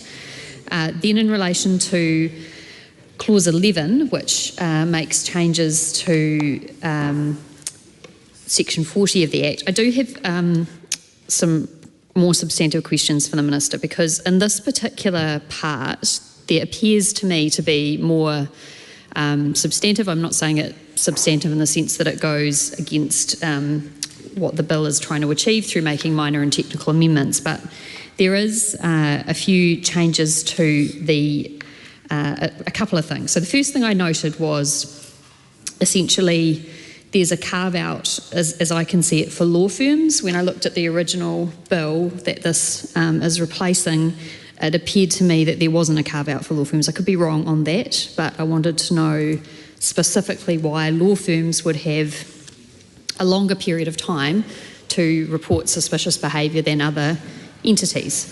In a way, I would have thought it was the other way around, because I think law firms are often used to being able to identify suspicious activity. Of course, there's a carve out there for privileged information. I suppose that could be a possible reason that they are assessing whether the information is privileged, whether they can make that disclosure. I just wondered if there was any further explanation that officials could give as to why that was put in place. Now, so that's my question in relation to clause 11. Now, in clause 12, there is an additional extension of the period of time, in fact, doubling the reporting entity's period of time that they have from 10 days to 20 days. And again, doubling of the time, it's a longer period of time. I imagine there's a public interest in having these things reported as soon as practicable, and I don't know if there was a particular instance that led to wanting to make this period of time longer, but I would be interested to know the rationale for that. So essentially those are my questions. Why is the law firm specifically carved out? Why the extension, and the other questions more minor if there isn't any information the Minister has. Madam Chair. I call on the Minister, the Honourable Nicole McKee. Thank you, Madam Chair. In relation to the questions for 10, 10A, 11 and 12 in Part 2 on the anti-money laundering, the amendments have been made because the current provisions are unclear as to what needs to be gathered, and as a result, the enhanced customer due diligence is being undertaken everywhere, and this is the issue that we've had with kids no longer being able to open bank accounts because they cannot provide a letter or a bill that has their name on it, and therefore they don't meet the criteria. So Clause 10 was about removing unnecessary customer due diligence in areas where there is no risk. For example, kids trying to open a bank account. But I really like what the Select Committee did, which is basically confirmed that we don't need to have that minor customer due diligence there, but rather have enhanced due diligence where it's needed. And so the Select Committee made a change at that stage, and I've accepted it. I thought it actually made it quite tight. In regard to 11 and 12, which is extending the timeframes from 3 to 5 working days for the law firms for the carve-out, and also for the extended timeframes for the prescribed transaction reports from 10 to 20 days. This is actually to get better, more well-informed reports instead of having rushed reports. It allows more time so that the agencies can produce something that is more meaningful. At the moment, it's been rushed and it's not very high quality. If we're to really go after the criminal assets, or not criminal assets, but the criminal intent, I should say, then having really good prescribed transaction reports and the extended couple of days time frame for the law firms means that they can do not only their due diligence, but also come up with some really good quality reports. I call on Honourable Dr Duncan Webb. Thank you, Madam Chair. A couple of different points. The first relates to clause 10A, and 10A talks about due diligence according to the level of risk involved. And by reading, I'm happy to be educated of the Act itself, is that there's no real expansion of what level of risk is. And one of the dangers here is that, and I know that this is going to be administered by DIA, and they can give guidance and so on, but there's always a danger when it's just guidance rather than kind of legislative direction. And obviously things like where the funds come from, who the customer is, if it's a kid it's less risky, but still, there's still some risk there. The length of time that the customer's been a customer, and all kinds of other matters would contribute to the level of risk. And I think when we're debating this, and this debate is taken as some guidance as to legislative intent, so I'd invite the Minister to talk about what kinds of things would be relevant to assessing the level of risk, because the danger is always that people who want to make life easier for their clients or customers kind of downgrade the level of risk and say, well, I've known you for a long time, so you selling me gold bullion isn't risky at all. So I'd be interested to know that. The other one is moving on to clause 11, which talks about suspicious activities, and it's got a couple of exceptions. It says, a reporting entity other than a high-value dealer or a law firm must, as soon as practicable, but no later than 3 working days. I'm really interested in high-value dealers, because if you look at the definition of high-value dealers and you see what they deal in, it's things like bullion, fine art, jewels and jewellery, luxury motor vehicles and luxury boats are the kinds of things that are being, and these are things which are absolutely the stock in trade of money launderers, right? And of course, the other thing about it, particularly things like jewels and bullion, is that it moves quickly and is largely untraceable. Cars might be one thing, but easier to track down. But if you've got someone with $1 million worth of gold bullion, it's actually not that much gold. And if you wait a long time to report it, then then you've got a problem there. And so I'm interested in why high-value dealers are put alongside law firms, because law firms deal with known parties, with bank accounts, and with electronic money transfers mainly, whereas high-value dealers are dealing with fungible, movable goods, which would seem to me to be an entirely different level of risk. So I'd be interested to hear the Minister's views on why high-value dealers are put alongside lawyers and law firms in that respect. I call on the Minister, the Honourable Nicole McKee. Thank you, Madam Chair. Unlike the previous government, this government actually wants our agencies, especially in the anti-money laundering area, to be able to take a risk-based approach on activities. They haven't been able to do that, and this is the importance of having a single supervisor that will give guidance to how businesses will operate. We don't need to put everything into legislation. What we actually need to do is allow businesses to get on with doing business and to do it as unhindered as possible. So the risk-based approach means that those agencies will take all things into account. At the end of the day, they are the ones that are going to have to report suspicious activity reports, prescribed transaction reports, and they will understand what it is that they have to do with guidance from the DIA. And I will note that guidance has been minimal, if at all, from the 3 supervisors over the last 12 years. So moving to the single supervisor to provide guidance is freeing up businesses to be able to get on and do business.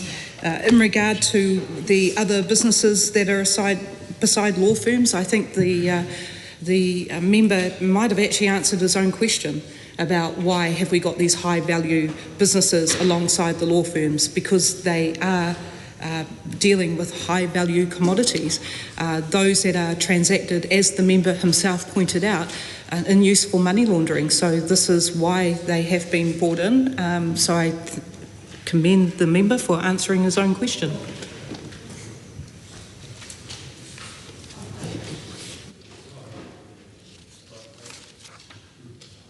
The question is that part 2 stand part. Is there any objection? Part 2 will stand part. Members, we come now to part 3. Part 3 is the debate on clauses 13 to 15, amendments to Armed Forces Discipline Act of 1971. The question is that part 3 stand part. Madam Chair. I call on Camilla Bellich. Thank you, Madam Chair. So we're moving on from money laundering onto the armed forces, and a relatively old, well, I wouldn't say old, I don't want to offend anyone who was born in 1971, but a statute which has been on the books since 1971, which is a reasonable period of time. I looked at this part, Madam Chair, and I was interested in clause 14, which is the operative part of this part 3, and I did look it up to see what the deletion was, and the deletion is limiting the Armed Forces Disciplinary Committee, which is a committee I hadn't heard of before, actually, Madam Chair. So I was unsure as to why that was the case, and I'd be interested if the Minister had any insight into, is the Armed Forces Disciplinary Committee working as it should be? Is there a reason that this section, requires as a minor and consequential change to be deleted? Obviously, it's been in place for a significant amount of time. And the second just quick question I had in part 3 was in relation to clause 15, and I did look at this as well. When you look at this particular section 117ZA2B, it actually doesn't really make sense to have wider instead of under, and I wanted to ask the Minister, was this change made in the 2009 changes to the primary legislation, which I understand was when, as I understand, I could be wrong, that's when 117ZA was put in place, and is that in fact so minor and consequential that it was in fact a typographical error? So that's my question to the Minister on part 3. I call on the Minister, the Honourable Nicole McKee. Thank you, Madam Chair. The clause 14 is really just fixing a historical oversight, and it's removing any inference that the power identified in 87A2 now resting with the Armed Forces Discipline Committee. In other words, the committee does not have such a power, so it's fixing that. I think that actually might have come about because this bill was first introduced under Labor, and I think it was one of the things that Labor had picked out, so I'm carrying it on because it was picked up. And the changing of the word wider to under is just fixing a grammatical error.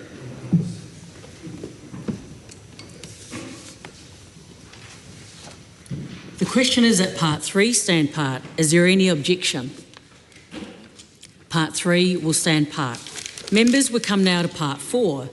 This is the debate on clauses 16 to 18, amendments to Births, Deaths, Marriages and Relationships Registration Act of 2021.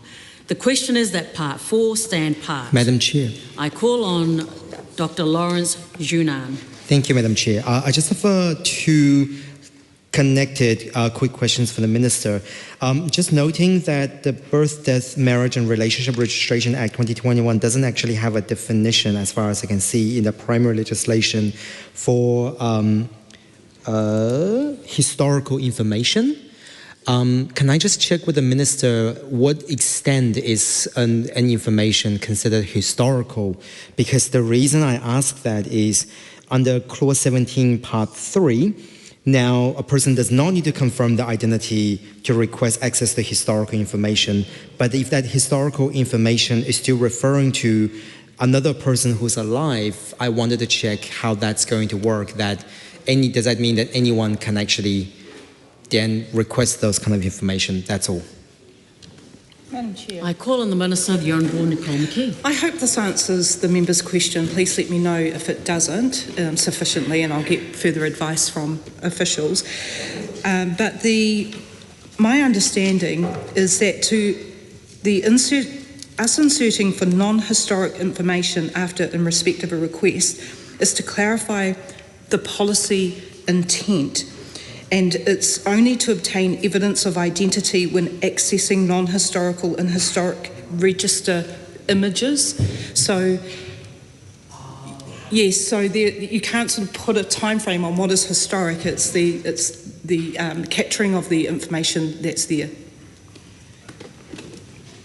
I call on Camilla Balich. Thank you, Madam Chair, and thanks for the Minister's comments. And just to acknowledge, yes, my understanding is a lot of this work was done under a previous government and has come through, and appreciate that it won't be the Minister herself who's been drafting this, but I appreciate her being able to access the advice through officials and just to clarify some of those instances. But yeah, do appreciate this is a piece of work that has gone on through at least 2 different governments now, and is a regular way of updating the law. So appreciate the purpose of that, and please don't think these are directed as her as an individual, but very much appreciate her candid responses to our questions. So in part 4, I just had a couple of questions. When I looked at this section, I think it may have related to some of the comments the Minister made earlier in relation to getting rid of barriers in place for people who are wanting to access information, and so this may be another area that she may have been thinking of as well. So this particular section, when I looked at 17.1, the part that was being deleted, and that's always of interest, of course, because that usually with the minor and consequential amendments, the reason that you would delete something is that either it's no longer relevant or it's duplicated or something like that. But when I did look into this, it's really, this particular section, I think, refers to a lot of the historical information that is actually held online, that people may be able to access. And so I just kind of wondered why that would be a deletion entirely, but hopefully the Minister can elucidate on that. And I understand that the intention was easier access to information, so hopefully that's consistent with that goal, even though it is deleting that. Then the second question I had on this part is really in clause 18. The question I had here is, and this is replacing a particular clause, and it's really saying that the identity may be confirmed if required, in brackets. There's slightly unusual drafting there, and I just wondered why the advice was that this be put in the bill, because as I understand it, the intention was to require fewer checks in relation to identification to allow that information to go ahead. And I appreciate it's a tiny part of a much bigger bill, but if the Minister did have any information that she could share with the committee around how those jigsaw pieces work to achieve that aim, I'd be grateful. I call on the Minister, the Honourable Nicole McKee. Thank you, Madam Chair. I think this answer might also help with the Green member's earlier question as well. The drafting of sections 88 and 91 of the 2021 Act has introduced an unintentional shift in policy where evidence of identity requirements is being applied to all records, regardless of their historical or non-historical classification. The amendment clarifies the original policy intent and makes it clear that an evidence of identity check should only be required when accessing non-historical records and historic register images available online. And for the next clause, clause 18, it's the same reasoning, which is the drafting of those sections 88 and 91 in the 2021 Act has introduced an unintentional shift in policy direction. The question is that Part 4 stand part. Is there any objection? Part 4 will stand part. Members, we come now to Part 5. Part 5 is the debate on clauses 19 to 21, amendments to the Building Act of 2004. The question is that Part 5 stand part. I call on the Honourable Dr Duncan Webb. Excuse me, just a brief question on this part, because it is a relatively short part. And it appears that waivers and modifications under section 67 relate to the building code, and then 67A, I think, relates to swimming pools, and there's a separate regime, I think under a separate act actually for swimming pools.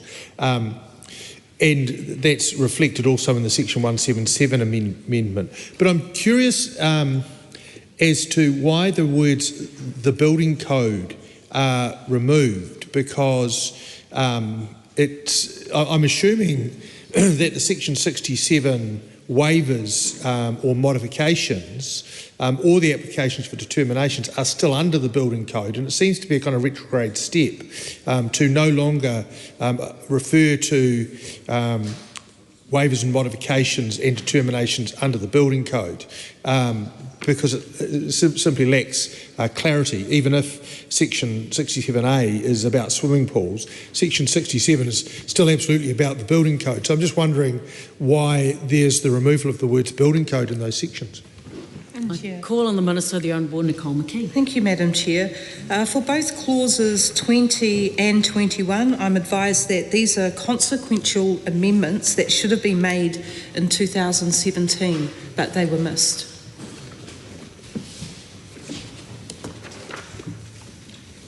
The question is that Part 5 stand part. Is there any objection? Part 5 will stand part. Members, we come now to Part 6. Part 6 is the debate on clauses 22 and 23, Amendment to Burial and Cremation Act of 1964. The question is that Part 6 stand part. I call on Camilla Bellich. Thank you, Madam Chair. And well, we're dealing with all of the quite interesting acts in this bill, and this one is from 1964. Great year, Grant McCullum says. So this is obviously been in place for quite a period of time. Now, was actually quite interesting when I looked into this particular clause. So it appears to me in 23, which is the only operable part really in Part 6, that essentially what this is doing is making sure that a certificate on the cause of death can't be entered if there is a suspicious reason for that particular death. So that seems to me like quite a serious matter, and I just wondered, maybe obviously it's such a small part of the Act, and I have gone back to the Burial and Cremation Act 1964 to kind of make sense of this provision. But the question I had really is, this appears to be a bit of an operable change in terms of making sure that a really important thing, a certificate as to the cause of death, is not given in inappropriate circumstances. And considering that this has been in place since 1964, what has arisen for this change, and I did look at if there had been some further amendments to the 1964 Primary Act, and I think that there was a 2018 change from a change that was brought in the 2016 Parliament. But I suppose the question I have, and I'm slightly hesitant to ask the Minister for fear of her response, but does that mean that from 2018 we've had a bit of a hole in the law in terms of the nature of how very serious matters and very important matters for families, of course, certificates as to the cause of death were or could have been issued in inappropriate circumstances? Madam Chair. I call on the Minister, the Honourable Nicole McKee. Thank you, Madam Chair. It's not the 2018, it was the Coroner's 2018 amendment, it was the Coroner's Amendment Act 2016. And that one actually repealed Section 13(1)(b) of the Coroner's Act 2006. So this is a consequential amendment because that subsection was actually replaced with Section 14(2)(f). But the reference was not updated at the time in this particular bill. The question is that Part 6 stand part. Is there any objection? Part 6 will stand part. Members will come now to Part 7. This is the debate on clauses 24 to 35, amendments to the Conservation Act of 1987. The question is that Part 7 stand part. I call on Honourable Dr Duncan Webb. Thank you, Madam Chair. I'm sure my friend Dr Lawrence Zunan will have something further to say. I'm just curious for a clarification here as to the need for this this amendment, because it appears to me, if I've got it right, this creates an infringement offence called taking Indigenous freshwater fish without authority. I think the short name for Indigenous freshwater fish is whitebait. At least that's the general view. Although there are, of course, other freshwater fish. The most fished freshwater fish is whitebait, and I haven't managed to trawl through the statute book, but it was always my understanding that it was already an offence to whitebait out of season. And I understand that, having had a chance to have a quick look at some of the other sections, 26ZHB, or an authorisation and so on, they're essentially saying that where the season is open, you can go and get your whitebait, providing that it's essentially for personal use or even for sale, but within set rules, location, timing, and so on. Now, am I to understand that whitebaiting out of season to date has in fact been not an offence, and this is the first time that we need this because there's a gap, or have I got that wrong? And in fact, and if I have got that wrong, and it is already an offence to take Indigenous freshwater fish without an authority, why do we now need this? So that's the question there, just essentially, what's the gap that we're filling? Was there a gap? If there was, that's surprising. If there isn't, why do we need this procedure? I call on the Minister, the Honourable Nicole McKee. Thank you, Madam Chair. I'm a little, I guess, surprised by the member's question because, well, especially around the Indigenous freshwater fish, because in 2019, the then Labor government put through the Conservation Indigenous Freshwater Fish Amendment Act 2019, and this amendment here in Section 34, Part 6A is addressing a gap in the infringement regime that should have been amended by that particular act. The previous amendment omitted to amend Part 6A, which is dealing with the infringements, and there's now a gap in the infringement regime as a result. So the penalty is actually consistent with other lesser offences under the Act. And just while I'm on my feet, Madam Chair, I think I might just speak to Clause 35 as well, because I expect a question on that. And the amendment that we're making there is to seek to align the Conservation Act with the Fisheries Act and remove any potential legal uncertainty that may be there. And so the proposal that we have for that section is also just clarifying the status quo. I call on Dr. Lawrence Junan. Thank you, Madam Chair, and thank you, Minister, for the clarification. But I think just an initial comment, and for the member who said that 1964 is a very good year, I would have assumed that for that member, 1974 would have been a much more appropriate, i.e., because you look so young. Just in case I was lost. Now, just to the Minister, in terms of Clause 34 and 51C, I understand. So to clarify, the Minister is saying that the person must not take indigenous fresh fish is already in existence, but the infringement aspect wasn't there. So hence, this particular clause is adding 50C1 is to add the infringement part of something that is already not allowed under Section 26 ZHB. That's my first question.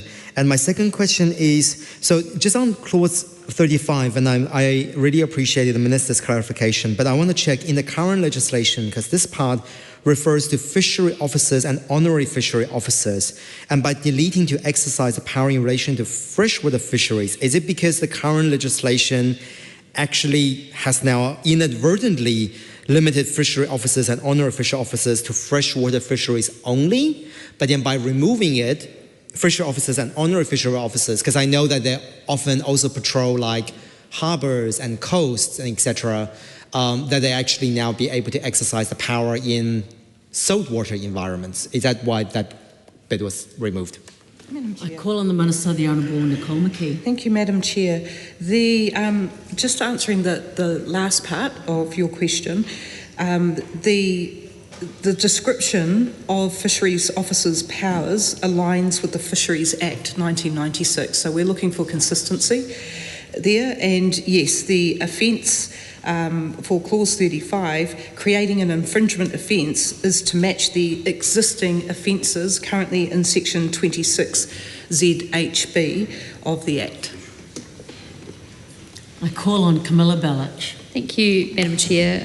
These changes to the Conservation Act 1987 are probably some of the more substantive changes in this bill, and so I think it's probably the reason that there are a few more questions on these changes. And I thank the Minister for her earlier answers too, because there's a few questions that I had that she's now addressed in relation to this. And of course, the next part is also focused on Conservation Act changes as well. But the question that I really had is, the Minister said that these changes, especially in relation to offences, were to be put in because there was a gap in the piece of legislation that had previously been passed by an earlier Parliament.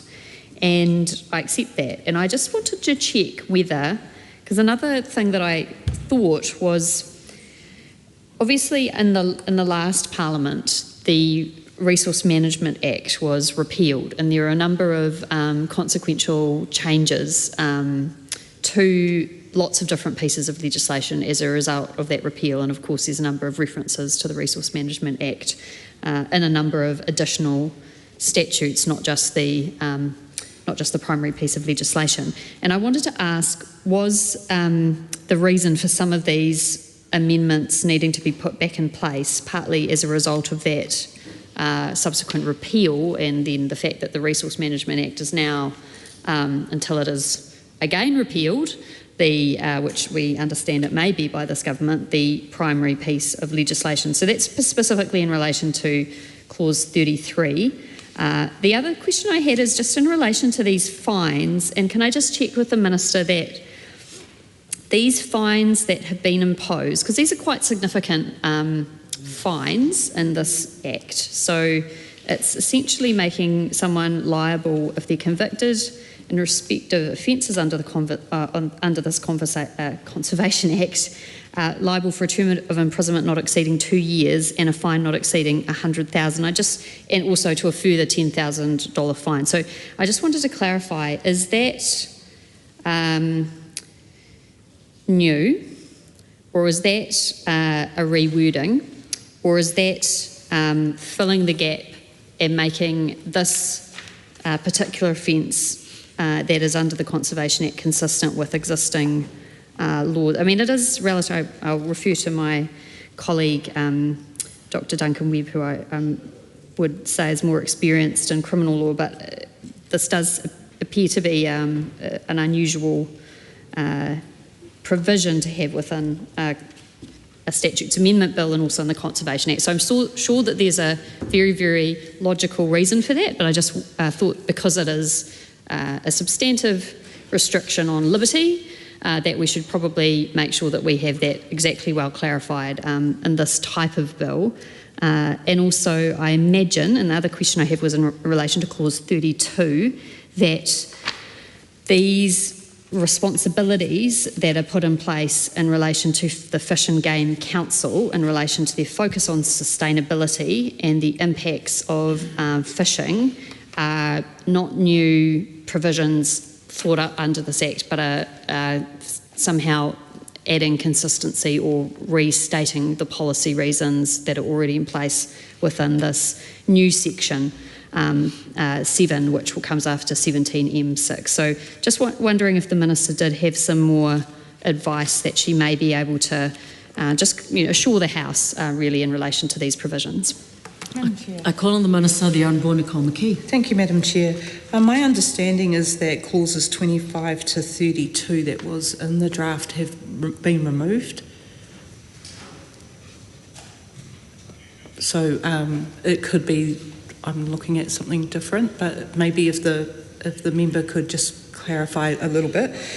But in relation to the other questions that the member asked, she made a comment about these being potentially substantial type changes. They're not.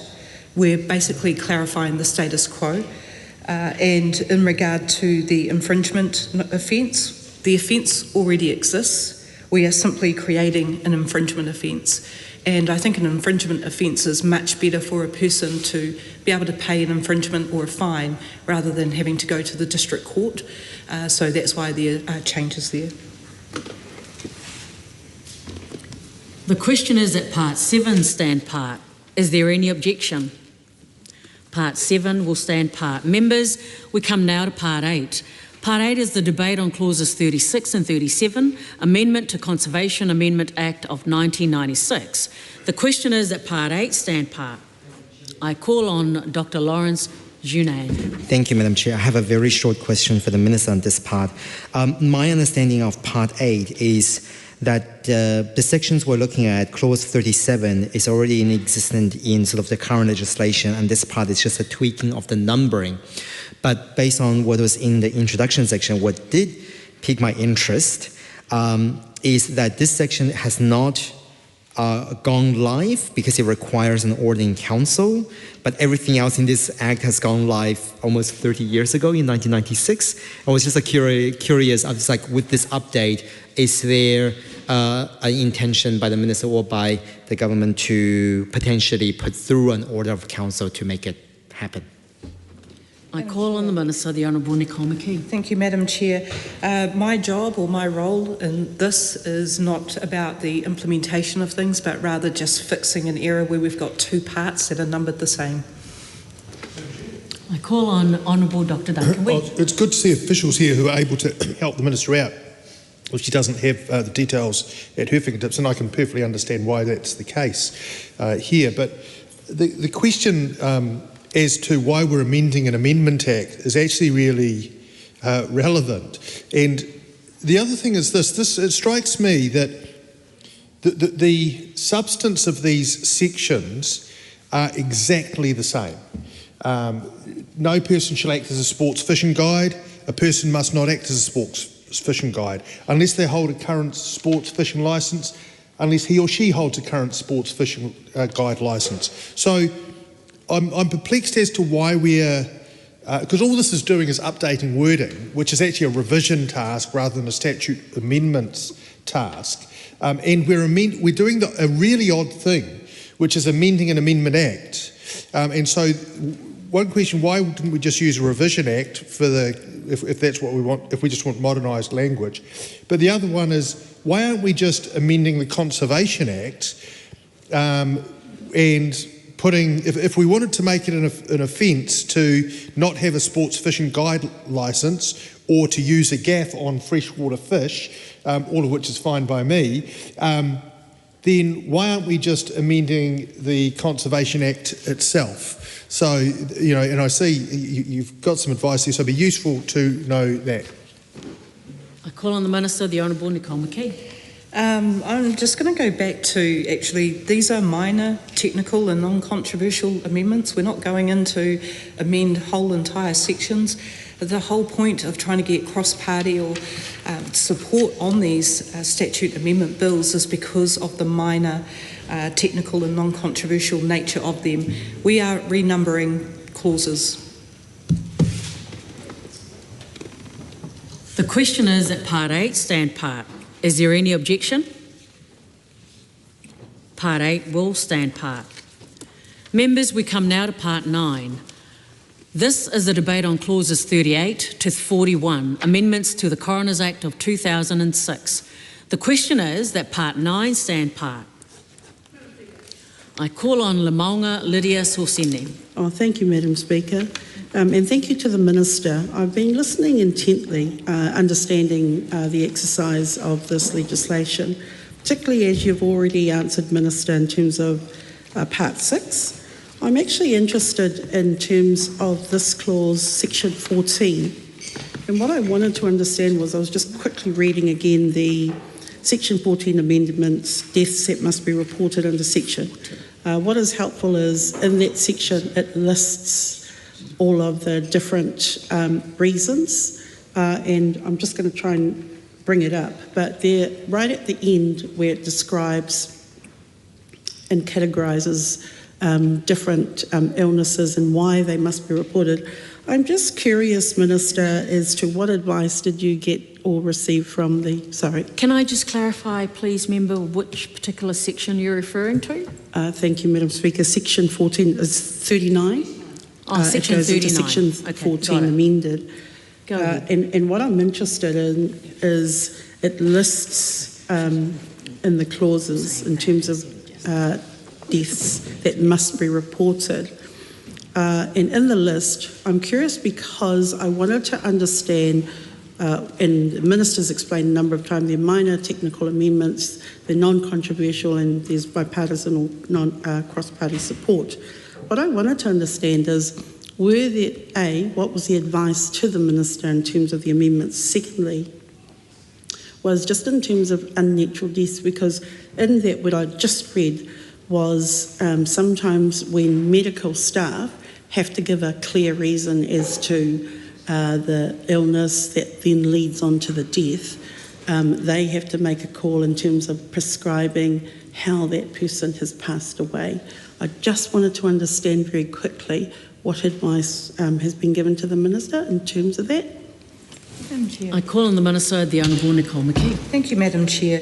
This amendment that we're making here is just correcting a missed consequential amendment. My understanding is that Labor put through a piece of legislation in 2018, I might be wrong there, but it's effectively the definition of a doctor's certificate in the Burial and Cremation Act 1964 was repealed by the Burial and Cremation Amendment Act 2016 and replaced with a new definition of certificate of cause of death in 2018. So all we're doing here is aligning the wording so that it matches and is consistent.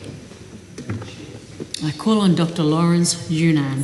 Thank you, Madam Chair. Just another short question for the Minister. For Clause 41, Section 132 amended, so this particular section, Clause 130 or Section 132, subsection 2A, I think currently if please correct me if I'm wrong, the reading is that it is an exclusive list and there are 6 items on that list. And I want to check with the Minister on whether that should be more of an inclusive list, i.e. by framing it as which may include the following items that will allow the Chief Coroner or Associate Coroner to have more flexibility, or does the Minister thinks that those particularly named 6 items, the Roman numeral 1 to 6, including the 2 that's been added here, is actually sufficient, and that's the limitations that we want in terms of practice notes? I call on the Minister, the Honourable Dr. Nicole McKee. Thank you, Madam Chair. For your question around a more inclusive list, if we were to delve into that, we would move out of a minor, non-technical area there. It would, especially with the Coroner's Act, it becomes quite subjective to different people. So we're not looking at that. We're just making these minor amendments. And within that section, Clause 41, Section 1322, the first amendment is clarifying that the Chief Coroner may issue practice notes to improve the consistency of decision making and conduct currently unclear if current legislation is sufficient to enable the Chief Coroner to issue such practice notes. So we're basically making it really clear that the Chief Coroner can help by issuing these practice notes, but in regard to those 6 that you're talking about, that becomes more than minor, and so hence we're not even delving into that here. I call on Camilla Bellich. Just a really quick question that follows on from my colleague, Dr. Lawrence Sunan's question. So in clause 41.2, it repeals a part of the section that it refers to, 132. It actually repeals 132.2b5. And when I looked up 132b5, that says that when a coroner issues practice notes, they may have regard into to determining whether a person is appropriately regarded as an expert in a particular area. And I just wondered, as that is a direct repeal,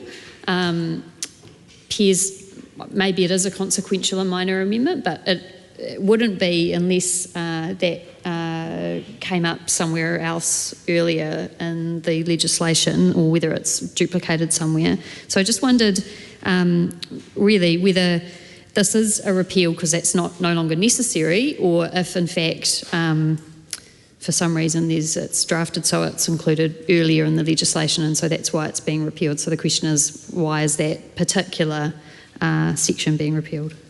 I call on the Minister, Honourable Nicole McKee. Thank you, Madam Chair. I'm advised that the changes that we are making to clarify the law. We're already having practice notes being delivered by the coroners, so it's already happening in practice, but it isn't clear as it should be in legislation. So the second amendment that is being made in Clause 41, Section 132, which authorises the issue of practice notes relating to expert evidence to Section 1322A, is to correct a drafting error. The question is that Part 9 stand part. Is there any objection? Part 9 will stand part. Members, we come now to Part 10. Part 10 is the debate on clauses 42 to 44, amendments to Credit Contracts and Consumer Finance Act of 2003. The question is that Part 10 stand part. I call on Honourable Dr. Duncan Webb. Thank you, Madam Chair. And this is the Credit Contracts and Consumer Finance Act is an act that's dear to my heart, and certainly if Andrew Bailey was in here, he'd know what I'm talking about. Don't worry, David Seymour, you can still get your lattes. Obviously, because Section 43 deals with Section 9CA, which is about the inquiries, and the inquiries are affordability inquiries. And the rule is that records about affordability inquiries have to be kept, and I think they have to be kept for 7 years. And that is so that if down the track someone defaults and they say, oh my goodness, they should never have lent me this money, then the bank can produce the analysis that they did and say, here you go. You can see that we went through and checked out what their whether it was affordable or not. And then it says here that to avoid doubt, the lender is not required to keep records about inquiries when an application is declined or withdrawn.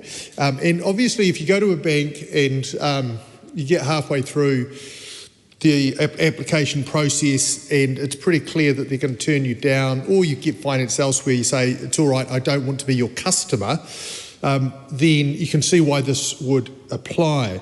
But I guess my question is, what would this also apply where there's an existing customer and the inquiries are about, for example, in a variation of an existing mortgage? Because when people are a bit hard up, for example, they often go and ask, can I have a little bit more money, to tide me over? I've just been made redundant. Can I draw another $10,000 down to get me through while I find a new job?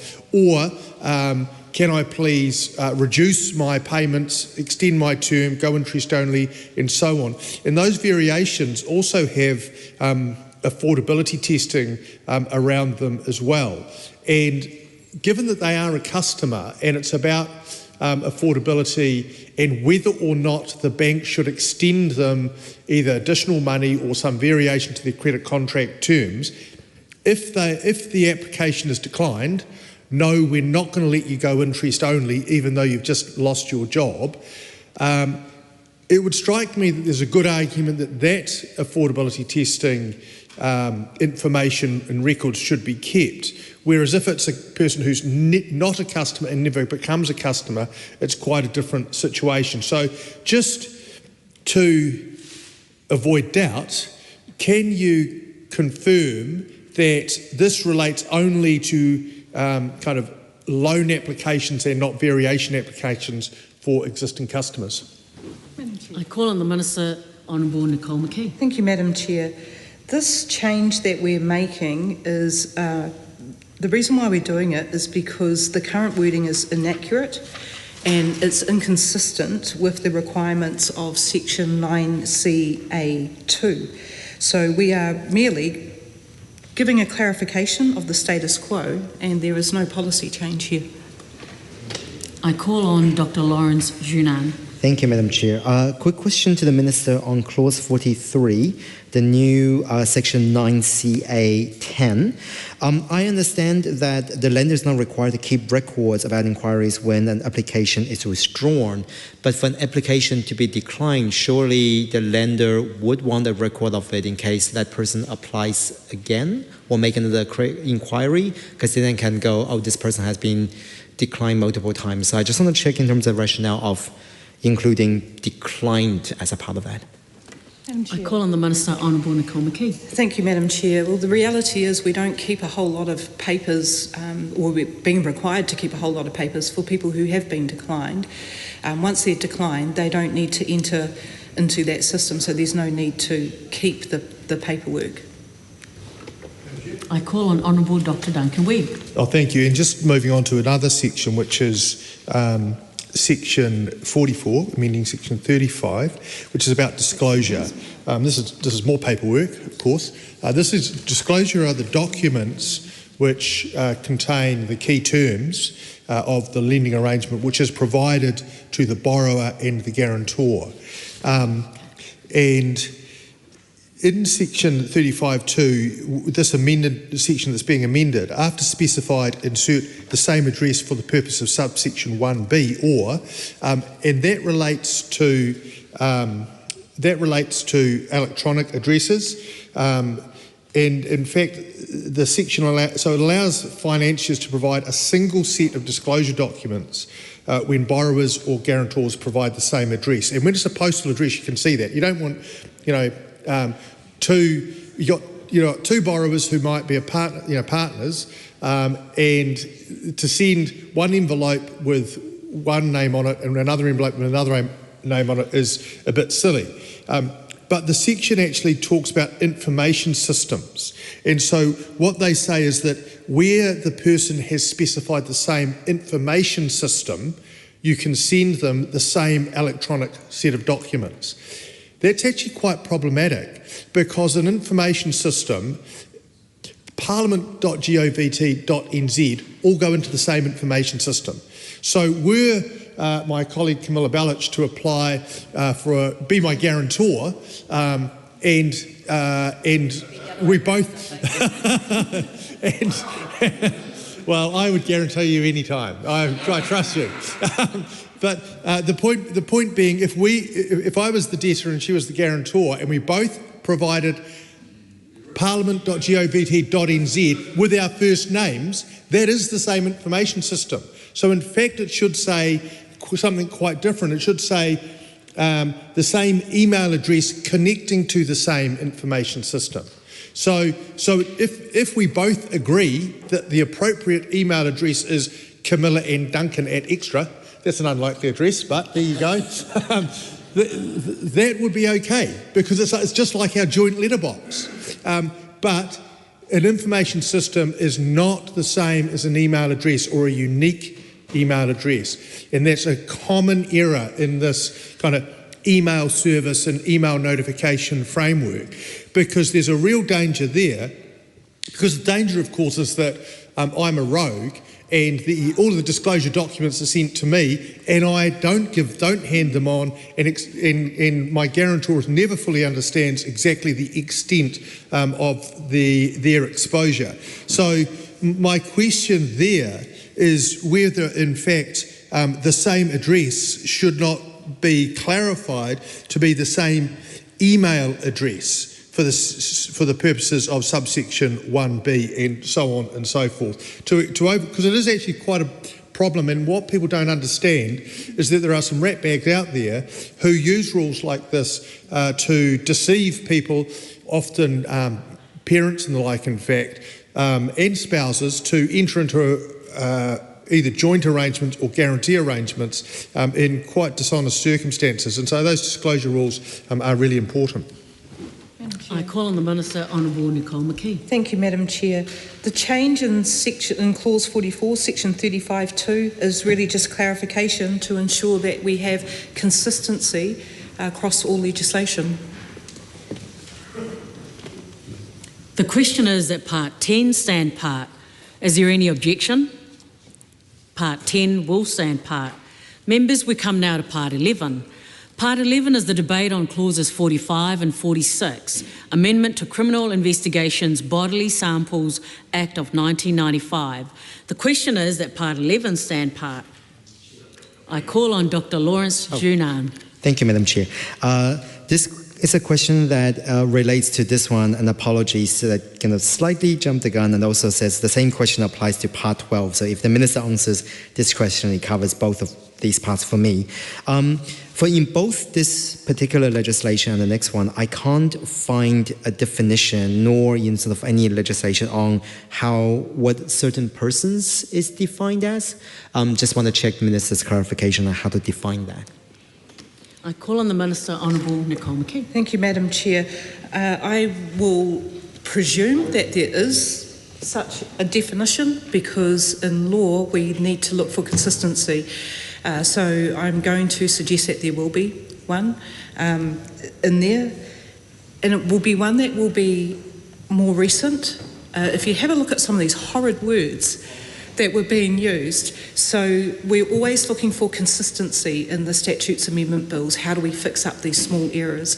And so that phrase of wording will have been captured from somewhere in order to create that consistency. I call on Dr.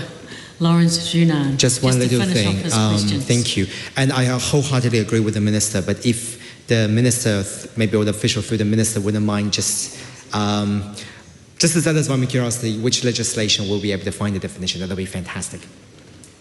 I call on Camilla Bellich. That was going to be my question to Madam Chair, but I did just want to add to the Minister. Yeah, I think she maybe is turning around to ask her officials, but I did look in the Criminal Investigations Bodily Samples Act for the definition. I did look in the Criminal Records Act, Clean Slate Act, which I know is the next part, and I did also look in the Crimes Act, and I know the Crimes Act is a very long act, so it may be that I've missed it in there, but it would be, I think, very helpful if the Minister could come back with where that definition of certain persons is. I just want to add my voice to the Minister's concern that she raised around these words, and isn't it regretful that this House put those words into legislation, and if the officials who are assisting her tonight, I think a good focus of this House would be to make sure that no words like this continue to exist in New Zealand's legislation, because they certainly are very offensive and regretful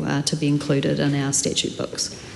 I call on Honourable Dr Duncan Webb. Thank you, Madam Chair. This is actually quite an important point because the list in the schedule to the Act, the Bodily Samples, Criminal Investigations Bodily Samples Act, is the trigger for when the police can get a DNA swab.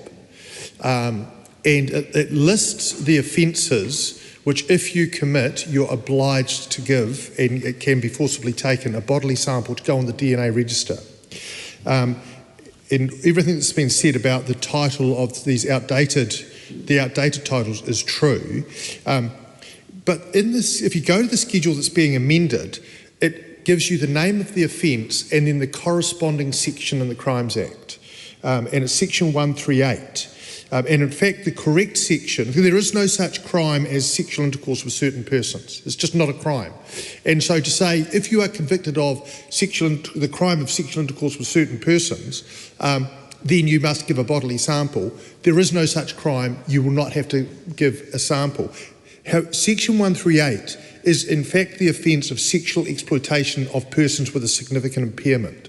And you can see how that corresponds with the outdated language in the earlier section.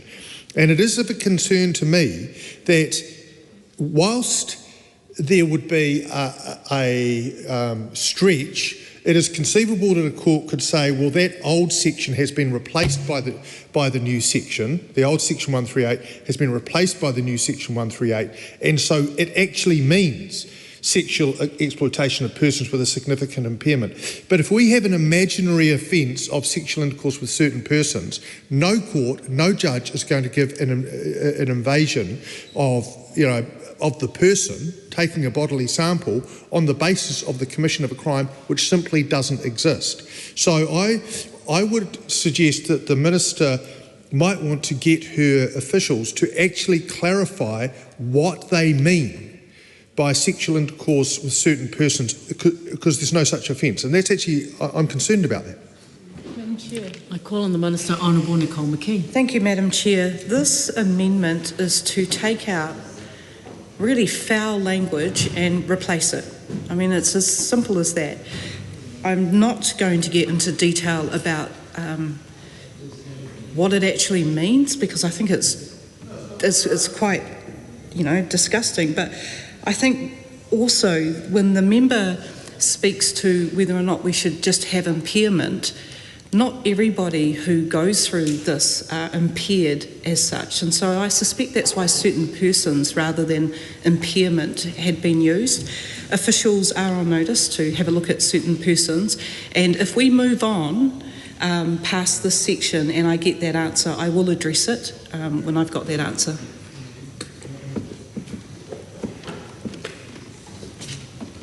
The question is that Part 11 stand part. Is there any objection? Part 11 will stand part. Members, we come now to Part 12. Part 12 is the debate on clauses 47 and 48, amendments to the Criminal Records Clean Slate Act of 2004. The question is that Part 12 stand part. I call on Ricardo Menendez-March. Thank you, Madam Chair. And I know that some of the language we're traversing is similar to Part 11. I just wanted to agree with the Minister in relationship to the modernising of the language in Part 12 as well. What I did want to get, and this is a genuine good faith question to the Minister, is whether she, in now using gender inclusive language in Part 11 and 12, whether she thinks there's a genuine benefit to using gender inclusive language throughout all legislation, because it seems to me like this is a genuinely really good way of addressing really outdated language. What I'm aware of, though, is that there is still nonetheless debate more broadly as to whether using gender inclusive language in legislation is genuinely beneficial. I think in this case, Part 12 definitely is. So I know that we touched some of the more kind of graphic terms in Part 11 and 12, but I did want to ask more specifically around the benefits and the intent of using gender inclusive language and the rationale behind that, because I think that's a genuinely good part of the modernisation of the language, and if the Minister wanted to elucidate as to what that means in practice, that would be useful for the House, and whether she's, in her role as Minister, also intending to explore just any other needs to utilise gender inclusive language for the purposes of legislation to better capture population groups. Madam Chair. I call on the Minister, Honourable Nicole McKee. Thank you, Madam Chair. In answer to the Green members' questions, I think where we can use inclusive language as part of modernisation, that we most certainly should, and there's an opportunity here to do that. I've also just been given some information about the certain person. It's not defined in legislation. It's determined by the context of the law in which it's used.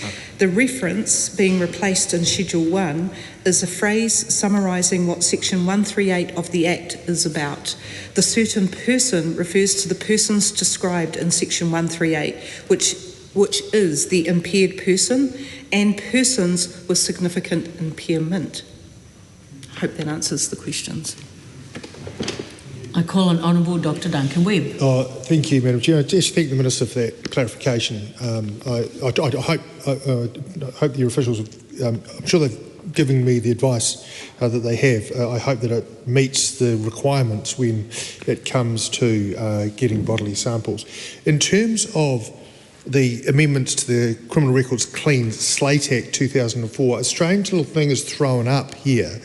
In particular, Section 48, in the definition of specified offence, and it replaces the very old frame of defining idiot or imbecile woman or girl with defiling certain person, still using defiling strangely, but anyway. The interesting thing about this is that clause, that phrase, and a whole lot of other ones are actually offences under the Crimes Act 1908, right? So we have got and the purpose of those clauses are, it's a schedule saying these things are not clean slated. Now, the Crimes Act 1908 stopped in 1961 when the new Crimes Act came into force.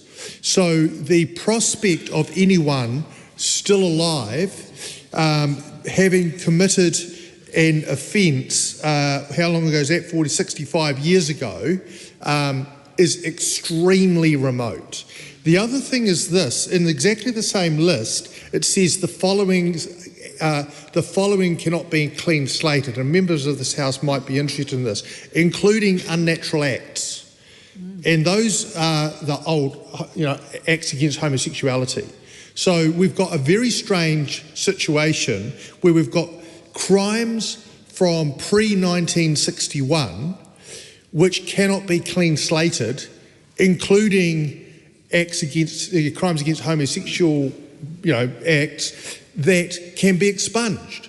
So I'm very surprised that when we come to do this Statutes Amendment Bill, we didn't look at the old offences pre-1961 and say, well, let's put a line through those. They're essentially spent and offensive. Rather than doing that, we've got a simple modernisation of the wording, but we've still got a problem that pre-1961 offences, including offences which are no longer offences and which we have agreed should never have been offences, cannot be clean slated. And I find that quite problematic.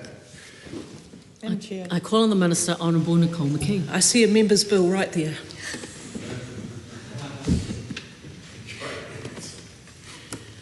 The question is that Part 12 stand part. Is there any objection?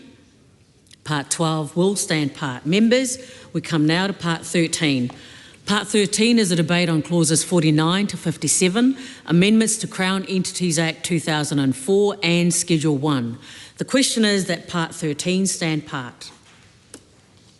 I call on Camilla Bellich. Thank you, Madam Chair, and I was pleased to see some amendments to the Crown Entities Act 2004, because this is falls within the area for which I am spokesperson for our party. Unfortunately, there is not much substantive changes to comment on in here, and I think most of the changes speak for themselves. So I just do have a very quick question for the Minister in relation to clause 57, and that is there a more effective way of describing essentially which schedule we're referring to? Because if you read through this, and this is kind of more of a drafting question, but I do think because this is minor and consequential amendments, it is worth raising within that context. Throughout Part 13, we talk about existing statutes that we're amending. Then we get to 57, and the 57 states that amendments to other legislation are set out in Schedule 1. Now, the first Schedule 1 I looked at was actually in relation to the Archives Act. Of course, that was wrong. It's the Schedule 1 that is in this Act, which sets out a number of additional name changes to public entities. And so I just wonder if there was a clearer way of showing that the Schedule 1 we're actually referring to is the Schedule 1 of this Act and not any of the aforementioned other enactments which we are amending. I call on the Minister, Honourable Nicole McKee. Thank you, Madam Chair. I'll take some advice from officials on that. Section 57 isn't within my pack because it wasn't changed, but if your point that you've raised is relevant to any changes, I'll take advice from them on that. The question is that Part 13 stand part. Is there any objection? Part 13 will stand part. Members, we come now to Part 14. Part 14 is the debate on clauses 58 to 65, amendments to the Defence Act 1990 and Schedule 2. The question is that Part 14 stand part. I call on Dr. Lawrence Junan. Madam Chair, thank you. I just have a very quick question on Part 14. Oh, I hope I got the right. Yes, which is Schedule 2, so Clause 65. And I want to check, in terms of the definition in Regulation 3, why has, and I feel like other members in this House who are wing commanders may be better at answering this question, excludes, why would a leading aviator classification exclude an aviator classification and an Air Force cadet? Madam Chair.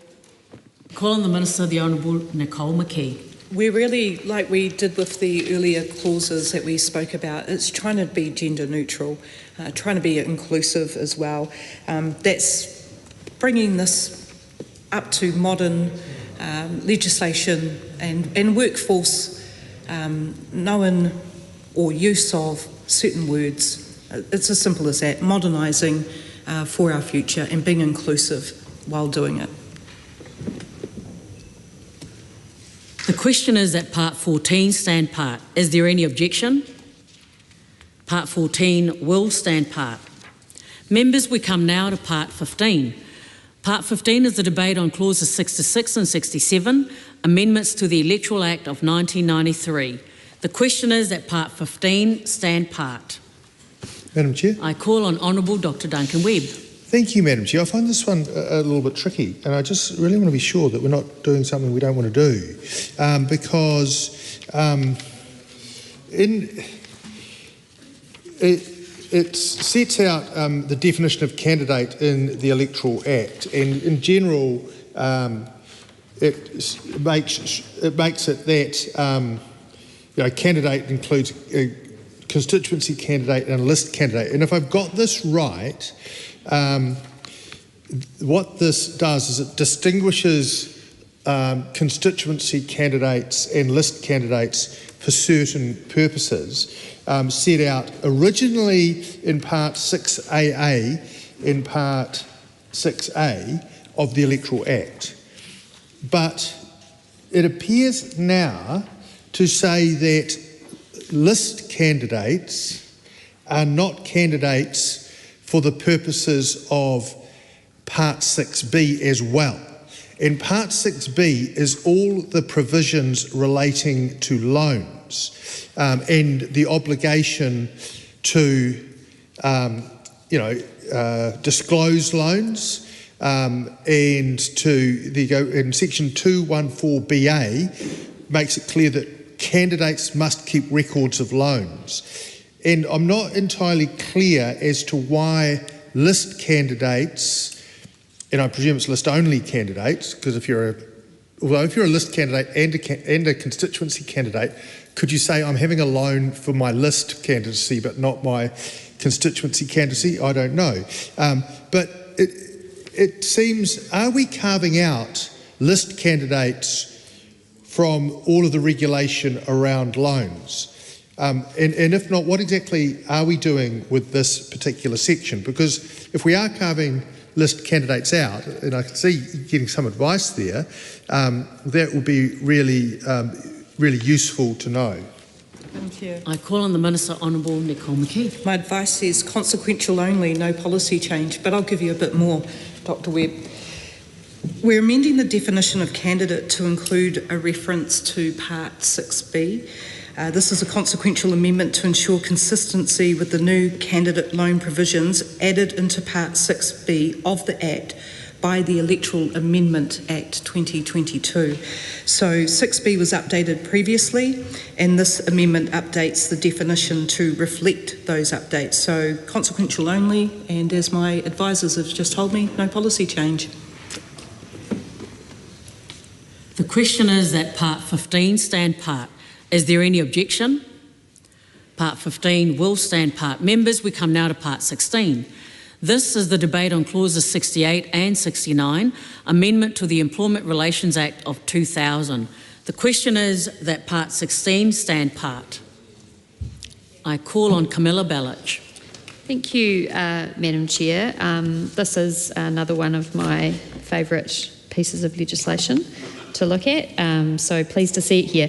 I have to say though, I'm struggling a wee bit to work out exactly what the change will be in clause 69, and that is partly because when I look at the primary legislation, which is amending section 233B, 6G, I look at that section and I try and look for the parts where it says section 28B of the Health and Safety and Employment Act 1992 with section 191 of the Health and Safety at Work Act 2015, and it might be the website I'm looking at, but it seems like that change has already been made in the legislation I'm looking at, so maybe I'm totally wrong, probably, that's the most likely thing, but I was just trying to work out what the change was and I couldn't, so I don't know if the Minister could look at that.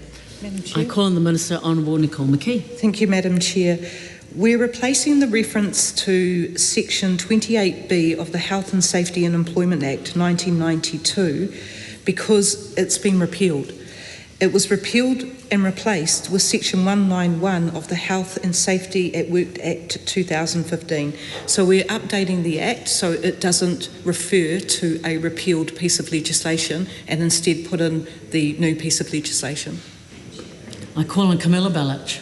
The Minister for that explanation. I suppose it was just in the version that I looked at, it appeared like the change that's in this legislation was already made on the Legislation Act website, which I know that's not a perfect website, and I know if I was a better lawyer, or if I was still a lawyer, actually can't call myself a lawyer because I don't have a practising certificate, I'd go and get the statute book out there, and I'm sure that would be correct, but I just wondered maybe if we move on from this part, if the officials could just check that that's the case. Obviously, no big deal if it's already made and the change is exactly identical, but maybe just something to note.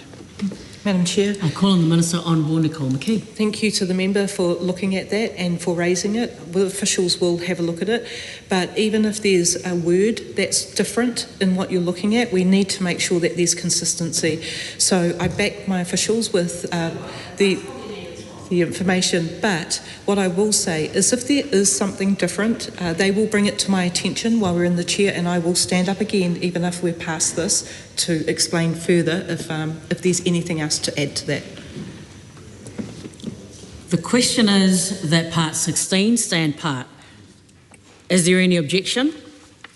Part 16 will stand part. Members, we come now to Part 17.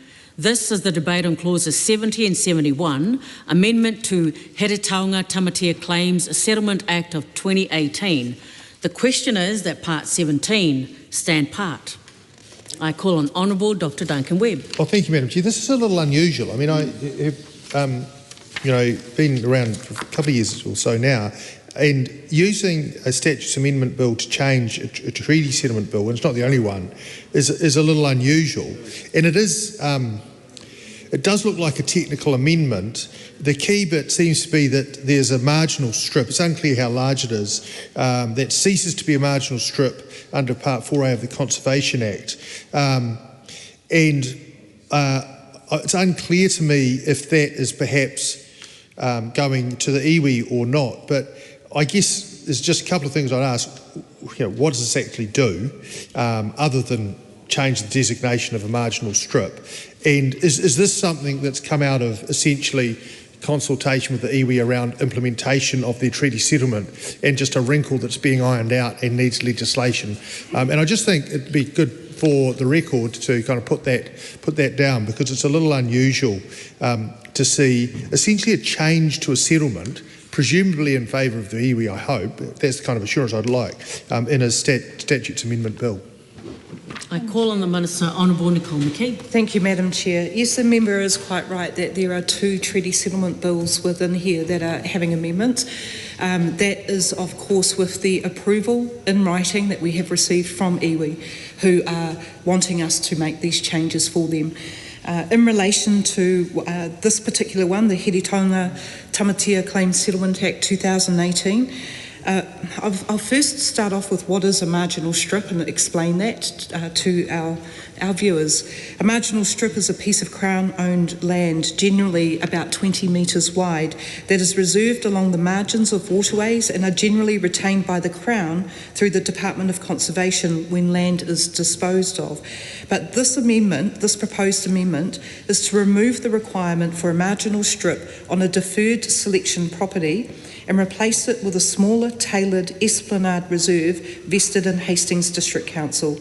And this is to account for an error when the property was valued and enable a planned housing development to proceed. The question is that Part 17 stand part. Is there any objection? Part 17 will stand part. Members, we come now to Part 18. Part 18 is the debate on clauses 72 and 73, amendment to the Housing Act of 1955. The question is that Part 18 stand part. Madam Chair. I call on Dr. Lawrence I will Junan. start, and other people may have questions. Thank you, Madam Chair. Can I just check? So, I agree with the change that probably we don't use pounds anymore. Prescribed under the Land Transfer Act 2017. Now, I think by just checking online that the current registration fee is $243 possibly, but I wondered if this bill is in the current legislation of £1 and there's nothing that suggests the application of this bill is retrospective. What would that mean for the people who up until now have paid the registration fee that's above £1? Would that mean that they need to can they get a refund? Yeah. Madam Chair. I call on the Minister, Honourable Nicole McKee. I thank the member for their question, but no, there'll be no retrospectivity throughout this. And yeah, it's modernising, right? We're moving from the pound and modernising. But may I just come back to the member about Part 16? The change in Section 69 has already been made as an editorial change by PCO. It was done to fix up an incorrect reference, and it was made on the 18th of July this year. So Part 16 is redundant.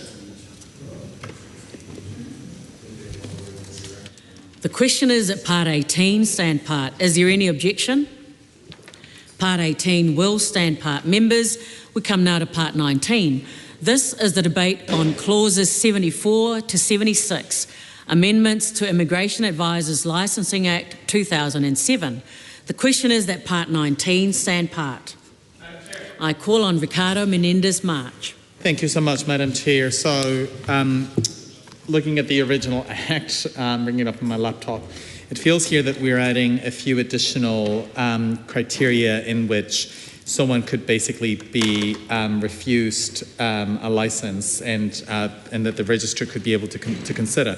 I'm curious as to how she sees particularly Roman numeral 4 playing out in relationship to being basically related by employment or association to a person who has a conviction for an offence of a kind referred to in paragraph A, which basically then paragraph A in the original Act is just any conviction in New Zealand or otherwise. Is the Minister concerned that this particular provision in Roman numeral 4 could be used in a way that could weaponize, for example, quite historical convictions? To give an example on substance use. So if you have someone who's related by employment to someone who has had a conviction on substance use, that could prejudice them from being able to becoming licensed. And if so, what is the policy objective to basically have the registrar being able to consider someone who may have had a conviction for, say, substance use in relation not so much to the person who's trying to get registered, but in relationship to someone they may have been related to by nature of employment or association. Because the way that the Roman numeral 4 connects to paragraph A in section 17 is so broad, I'm just curious as to why it wasn't limited to quite a narrow specific types of convictions that genuinely, for example, may prejudice someone from being a good immigration advisor. I call on the Minister, Honourable Nicole McKee. Madam Chair, the member asked me what the objective of the amendment is, and basically the reason why we're doing the amendments, both at 75 and clause 76, is to clarify the existing requirements that the Immigration Advisors Licensing Act 2007 require. So it's updating the legislation to align with what that 2007 Act requires. As to what they look at, that's getting into operational matters. That's not for me to determine whether or not substance abuse could be used or not. But what I will say to the member is we do have the Clean Slate Act. So, after 7 years, there is the ability, depending on where they're applying and who they're applying with, to not have to disclose some past offences that they may have. I call on Honourable Dr Duncan Webb. Oh, thank you, Madam Chair. I was just trying to find the Immigration Act on that little electric machine there, but couldn't see it. But the Immigration Advisors Act, I'm just curious whether this is a new provision, because what it seems to be saying is in terms of this fitness to practice test, which is common across all professions, that who your employer is a relevant question. So if you want to become an employment advisor, you need to get licensed, and in doing that, you've got to show what your criminal past is or is not, and other things as well, whether you cheated at law school, that sort of thing, just the usual. And but it's quite unusual to say it is relevant to whether you are an honest person, whether you've been unlucky enough to be being employed by a dishonest person. Because that's kind of tainting an employee with an employer's misdeeds. And I guess my question is whether, if that's the existing law, I'm surprised, but I didn't think it was. And if it's an addition to say whether or not you're a good person depends in part on whether or not the person you work for is a good person, that's a little problematic. If you have misbehaved as, whether your conduct as an employee of an immigration advisor is directly relevant, and if you've been dodgy or dishonest, that's relevant. But if you've just been a good employee and your employer has been, engaging in modern slavery and all sorts of other horrendous things, it's not really, you can't really visit that on an innocent employee. So I'm interested to know exactly, what this is intended to do. I call on the Minister, Honourable Nicole McKee. Thank you, Madam Chair. One thing I will note is that this isn't a new requirement. This is clarification. We're clarifying the existing requirements that are in the Immigration Advisors Licensing Act 2007. We are amending it so that there is clarity around what sort of information can be gathered and the licensing and fitness required for the licensing of an individual. We're amending section 18, which is clause 76, to clarify that an application for licensing as an advisor must include the applicant's aliases and foreign names, so that we can make sure that the right people are in the jobs of being advisors and that they are looking to give good advice to those that are wanting to immigrate here. So it's really just clarifying already existing requirements that come under the 2007 Act. I call on Ricardo Menendez-March. Thank you. I just have a subsequent question, because it does seem to me like the way that we are replacing section 17C with the language particularly, and I go back to Roman numeral 4, I had a review of, because basically paragraph A, it says that somebody could be refused because they have any conviction, whether in New Zealand or in any other country, for an offence of any kind other than those referred to in section 15 and 16. Now, in section 15 and 16 of the Immigration Advisors Licensing Act 2007, the nature of the conviction someone can be refused from, or basically being rejected from becoming an advisor, are in relationship to offences that have to do with the Immigration Act 2009, as well as the Immigration Act 1987 or the Immigration Act 1964. So most of the provisions in sections 15 and 16 have to do with people who have basically made an offence in relationship to immigration acts. But the way in which this is now written is that it would broaden the scope of the consideration to effectively any conviction.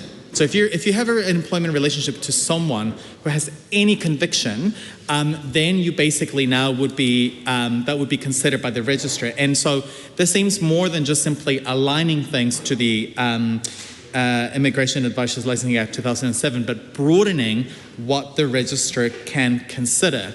Can the Minister please confirm that the changes that she is making to section 16 do not broaden the range of convictions that a registrar is able to consider when it comes to taking matters into account in relationship to someone's fitness for licensing? Because if this is effectively broadening the range of convictions that someone, that the registrar can consider, I'm concerned that then more analysis could have and should have been done. So that clarity would be useful to just ascertain as to whether now we're just taking basically any conviction from someone who the person is related to by nature of employment or association. I call on the Minister, Honourable Nicole McKee. Thank you, Madam Chair. To the member from the Green Party, this is Statutes Amendment Bill. It's making minor, technical and non-controversial changes. When you start to look into areas like Section 16, which we have not delved into, we've delved into 17 and 18, I believe that that would have been no longer small or minor, and therefore that was not considered as part of the Statutes Amendment Bill.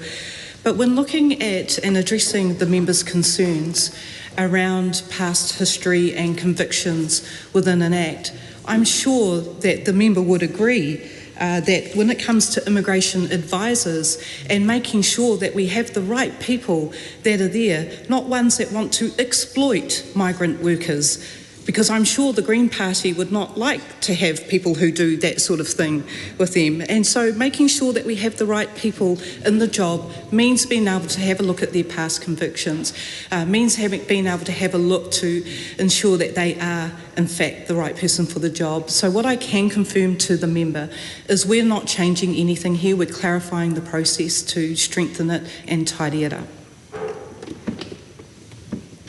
The question is that Part 19 stand part. Is there any objection?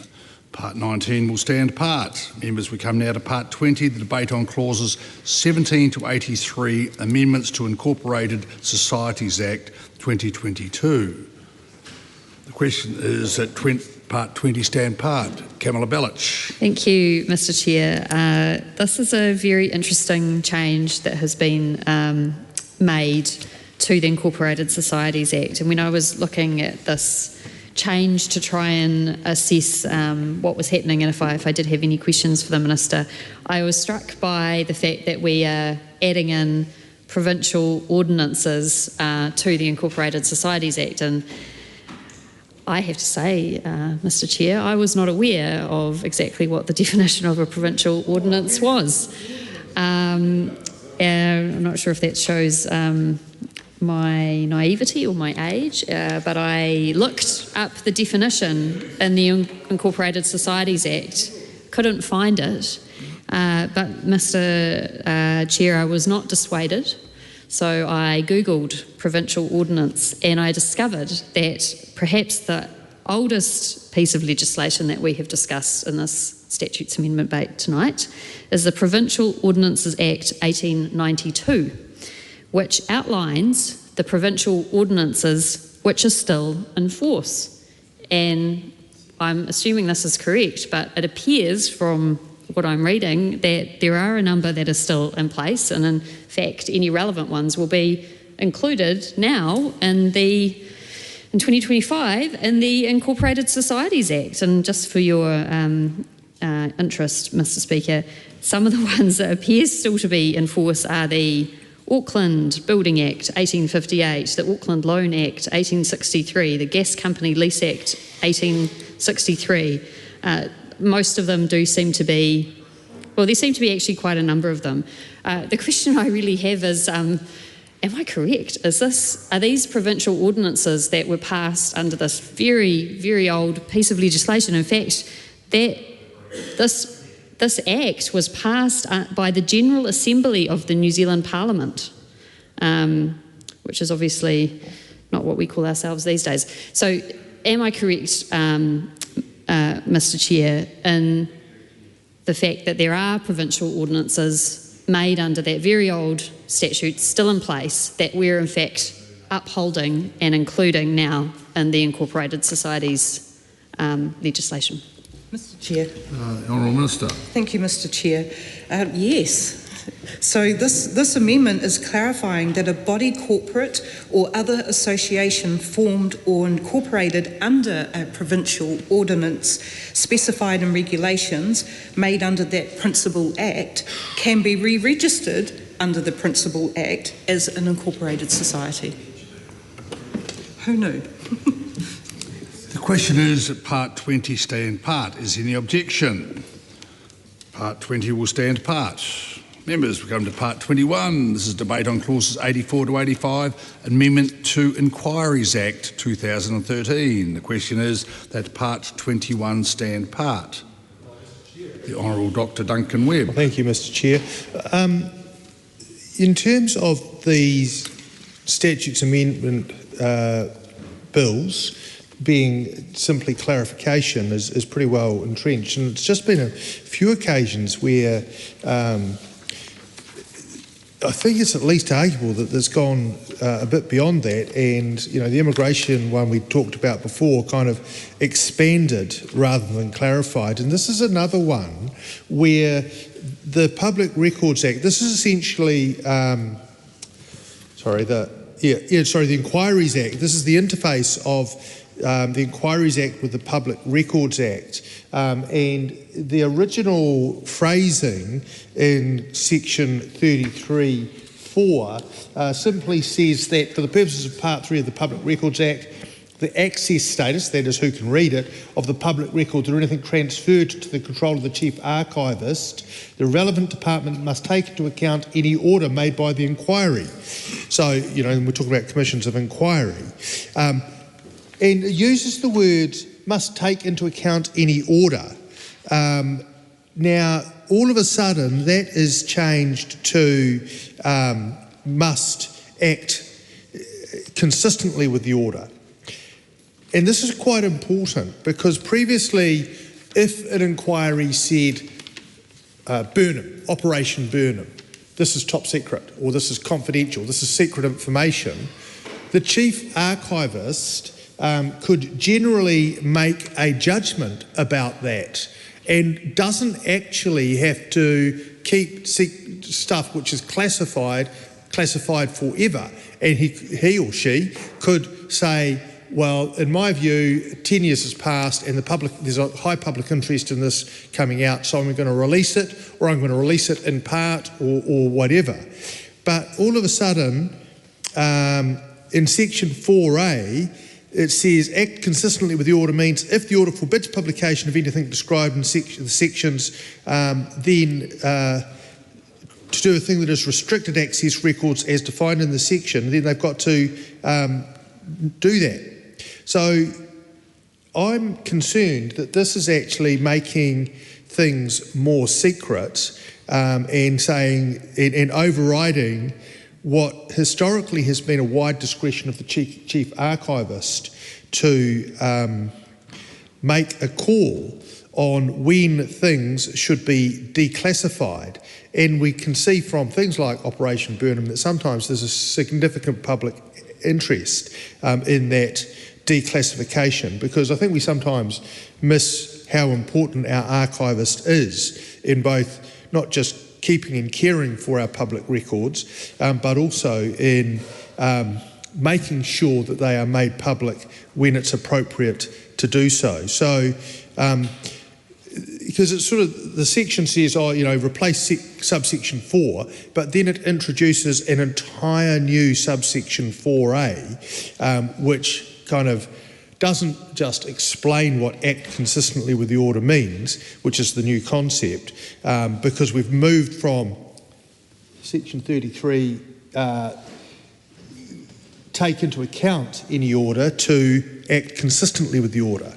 And that's a significantly different thing. And so I'd be interested in the Minister's comments on that. Mr Chair. Honourable Minister. Thank you, Mr Chair.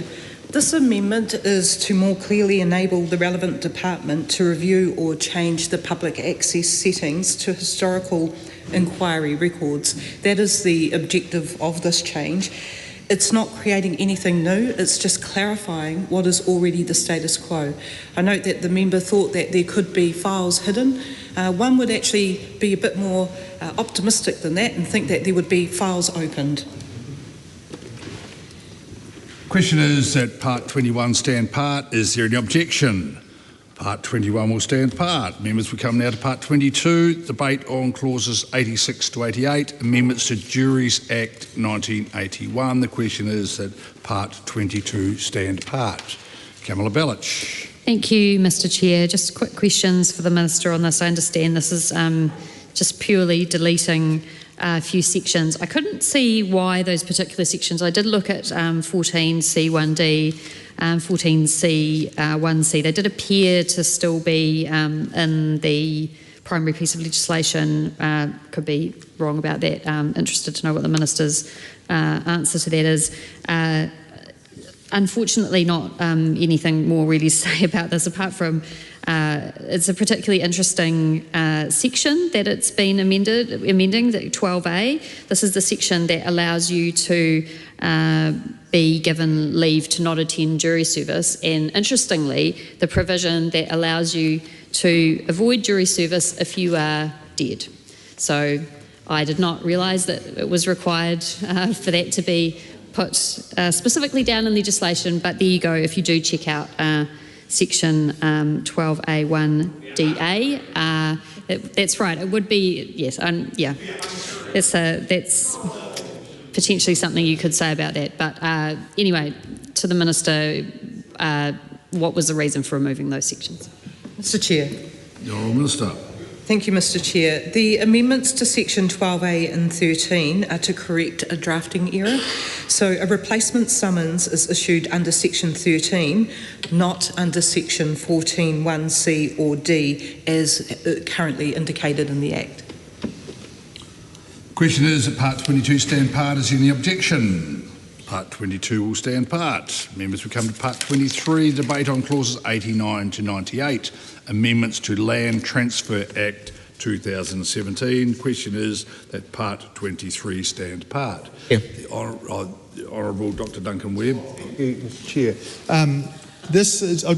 Here we go again with public notices, Section 220, and what it does is essentially provide that because land transfer information can be a lot of data. So, for example, a subdivision plan, if you're subdividing a large area, not only is it just a lot of diagrams and words, but the document itself is data heavy. It's usually done on on some computer design system, and so what this does is enable the provision of the data on an internet site, and the problem is it doesn't explicitly require the publication of the exact internet address where the information can be found. And I would suggest that really you rather than simply saying it's available on an internet site or our internet site, so you could have a surveying company saying full details available on our internet site, but that doesn't actually take you much further. You then have to go and navigate your way to it. What you really need is the actual internet address. The full details can be found at www, etc, etc, etc, because at the moment it doesn't actually give notice. It just says it can be made available, but this is about notice, and notice should be given of the internet site on which it is available. It's essentially, a guide or a navigation tool, because if we don't have that, you can simply have a note, full information available on an internet site, and that is going to be exactly what isn't what's needed. And again, this gets around the problem of having these long public notices in newspapers about, marginal strips and the like that we've just been talking about. But it really is important in these situations to not just say it's available somewhere, but to say exactly where it is required. And if the minister's going to say, well, obviously you have to provide not just notice that it's made available on an internet site, but exactly where that information is. Because it does say give sufficient detail to enable the person to understand what sort of further information is available on that site. So it probably should just have a 3 underneath it saying provide the internet address of the web page where that further information is available. Mr Chair. Honourable Minister. Thank you, Mr Chair. To the member, Clause 93, Section 220, this is inserting a new subsection to allow for some information on a matter to be published on the LINZ website instead of all information. So it's basically allowing LINZ to pull out what is the relevant information, because sometimes the information that they do have is so fulsome that putting it on the site, you end up losing the relevant information. So it's basically saying that they can put in that relevant information that is needed. This is a technical amendment, provided that the public notice can clearly identify where to locate the additional information on the website itself. So basically they can come up with a part of this is the crux of whatever information they want to share, and to get the fuller information, it'll be click this link here. Dr. Lawrence Zinan. Thank you, Mr. Chair. I have a question for the Minister regarding Clause 90, which is inserting registered owner. Now, my understanding of this is that this clause pertains to the Crown is not liable for compensation should there be a loss of damage results from breach of trust by the claimant. And I understand that the registered owner part was dropped off between the 1952 drafting and the 2017 drafting, and now it's just kind of being added back in.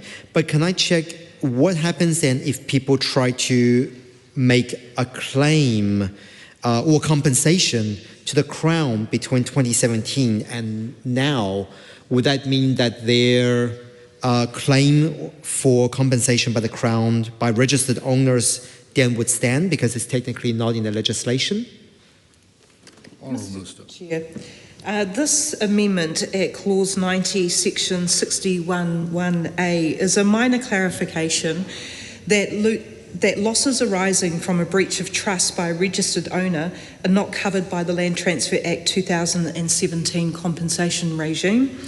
That's consistent with the position under the 1952 Act and the Model Act drafted by the Law Commission.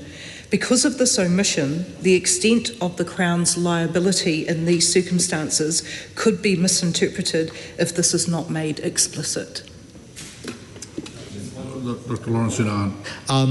So that would mean that there hasn't been it got picked up, but there hasn't been an instance at this stage. And by clarifying this particular bill, then it will hopefully clarifies all of that. Mr. Chair, yes, it was inadvertently omitted, so we're just putting it in there for that clarity. The question is that Part 23 stand part. Is there any objection? Part 23 will stand part. Members, come to Part 24. This is debate on clauses 99 and 100, amendments to Local Government Act 2002. Question is that Part 24 stand part. Kamala Belich. Thank you, Mr. Chair. So I've looked at this particular change. It does relate, I believe, to the next part, which obviously technically we're not allowed to discuss, but the Minister may like to make a comment about this particular change. So essentially, as far as I can see, this is in relation to the audit accounts of a local body authority. And this particular new Section 29A means that the amount of rates written off needs to be included in the annual report, which details the financial statement of the local body authority. So it appears to be a new change. However, my suspicion is that it might have been just moved from a different enactment, which we discuss in Part 25. So just clarifying that that's correct. It may avoid the need for some questions in Part 25. Honourable Minister. That's correct for both this part and Part 25, which is the next one. It's a transfer of a section from one Act into another Act to group like provisions without changing the effect of the law, and that's for both Part 24 and 25. Question is that Part 24 stand part. Is there any objection? Part 24 will stand part. Members, we come to Part 25. This is a debate on clauses 101 and 102, Amendment to Local Government Rating Act 2002. Question is that Part 25 stand part. The question is that Part 25 stand part. Is there any objection? Part 25 will stand part. Members, we come now to Part 26. This is a debate on clauses 103 and 104, Amendment to Maritime Transport Act 1994. The question is that Part 26 stand part. Mr. Chair. The Honourable Dr. Duncan Webb. Thanks, Mr. Chair. So this is about maritime insurance, which is a matter close to my heart. And it actually, and I can see what's going on here, but it strikes me there's a bit of a slip. And so I want to draw it to the Minister's attention because under Section 363, ships have to have certificates of insurance, which is all good. And the Director of Maritime New Zealand can demand through their agents to see those certificates of insurance. All well and good so far. And then in 2014, there was a new clause inserted, which was 363A, certain ships to have bunker oil certificates of insurance. So this is ships which have fuel tanks of a certain size. I think that's the case, 1,000 gross tonnage or more. And because that bunker oil is actually an environmental hazard, they need to be properly insured. And then 364 was about regulated offshore installations that had to have certificates of insurance. I think they were like oil wells. Now, this provision that we've got in front of us, wherever it is, deletes clause 364. It says, in respect here, I'm just trying to find it. There it is. Thanks. Delete all section 364, which is the right thing to do. But the problem is this: that was done in 2013, and in fact, 363A was added in 2014. So you're getting rid of a redundant clause, but you're not enabling the new clause 363A. No longer does the Chief Executive of Maritime NZ, or the Director, have the ability to see certificates of insurance in respect of bunker oil.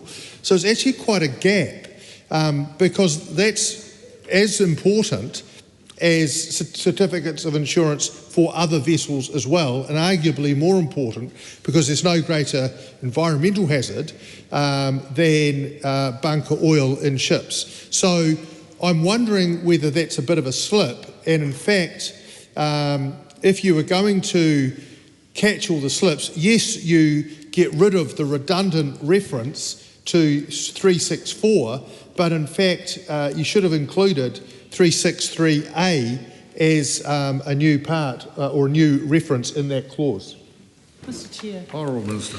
Mr Chair, the only slip that I see is where a member with a law degree says that he doesn't understand why we are removing a section that has already been repealed, because this is a technical amendment that is referring to removing something that's actually not there. It's as simple as that. The question is that Part 26 stand part. Is there any objection? Part 26 will stand part. Members, we come now to Part 27, the debate on clauses 105 to 108, amendments to Motor Vehicle Sales Act 2003. The question is that Part 27 stand part. Mr Chair. Dr. Lawrence Sunan. Thank you, Mr Chair. I have a starting question on this regarding clause 107. Now, my understanding in terms of the continuation of approval of assessors is to bring the end of term in line with that of adjudicators. But just checking in terms of the Primary Act, the appointment process, as far as I can see, between adjudicators and assessors are a little bit different. So I just want to check with the Minister that if the appointment process is different, what's the rationale behind lining up the end of term process? So for example, as far as I can see, that the Minister appoints the assessor, but it's the Governor General on advice from the Minister of Transport and the Minister of Justice who appoints the adjudicator. Honourable Minister. Thank you, Mr Chair. I have not made any amendments to Section 107.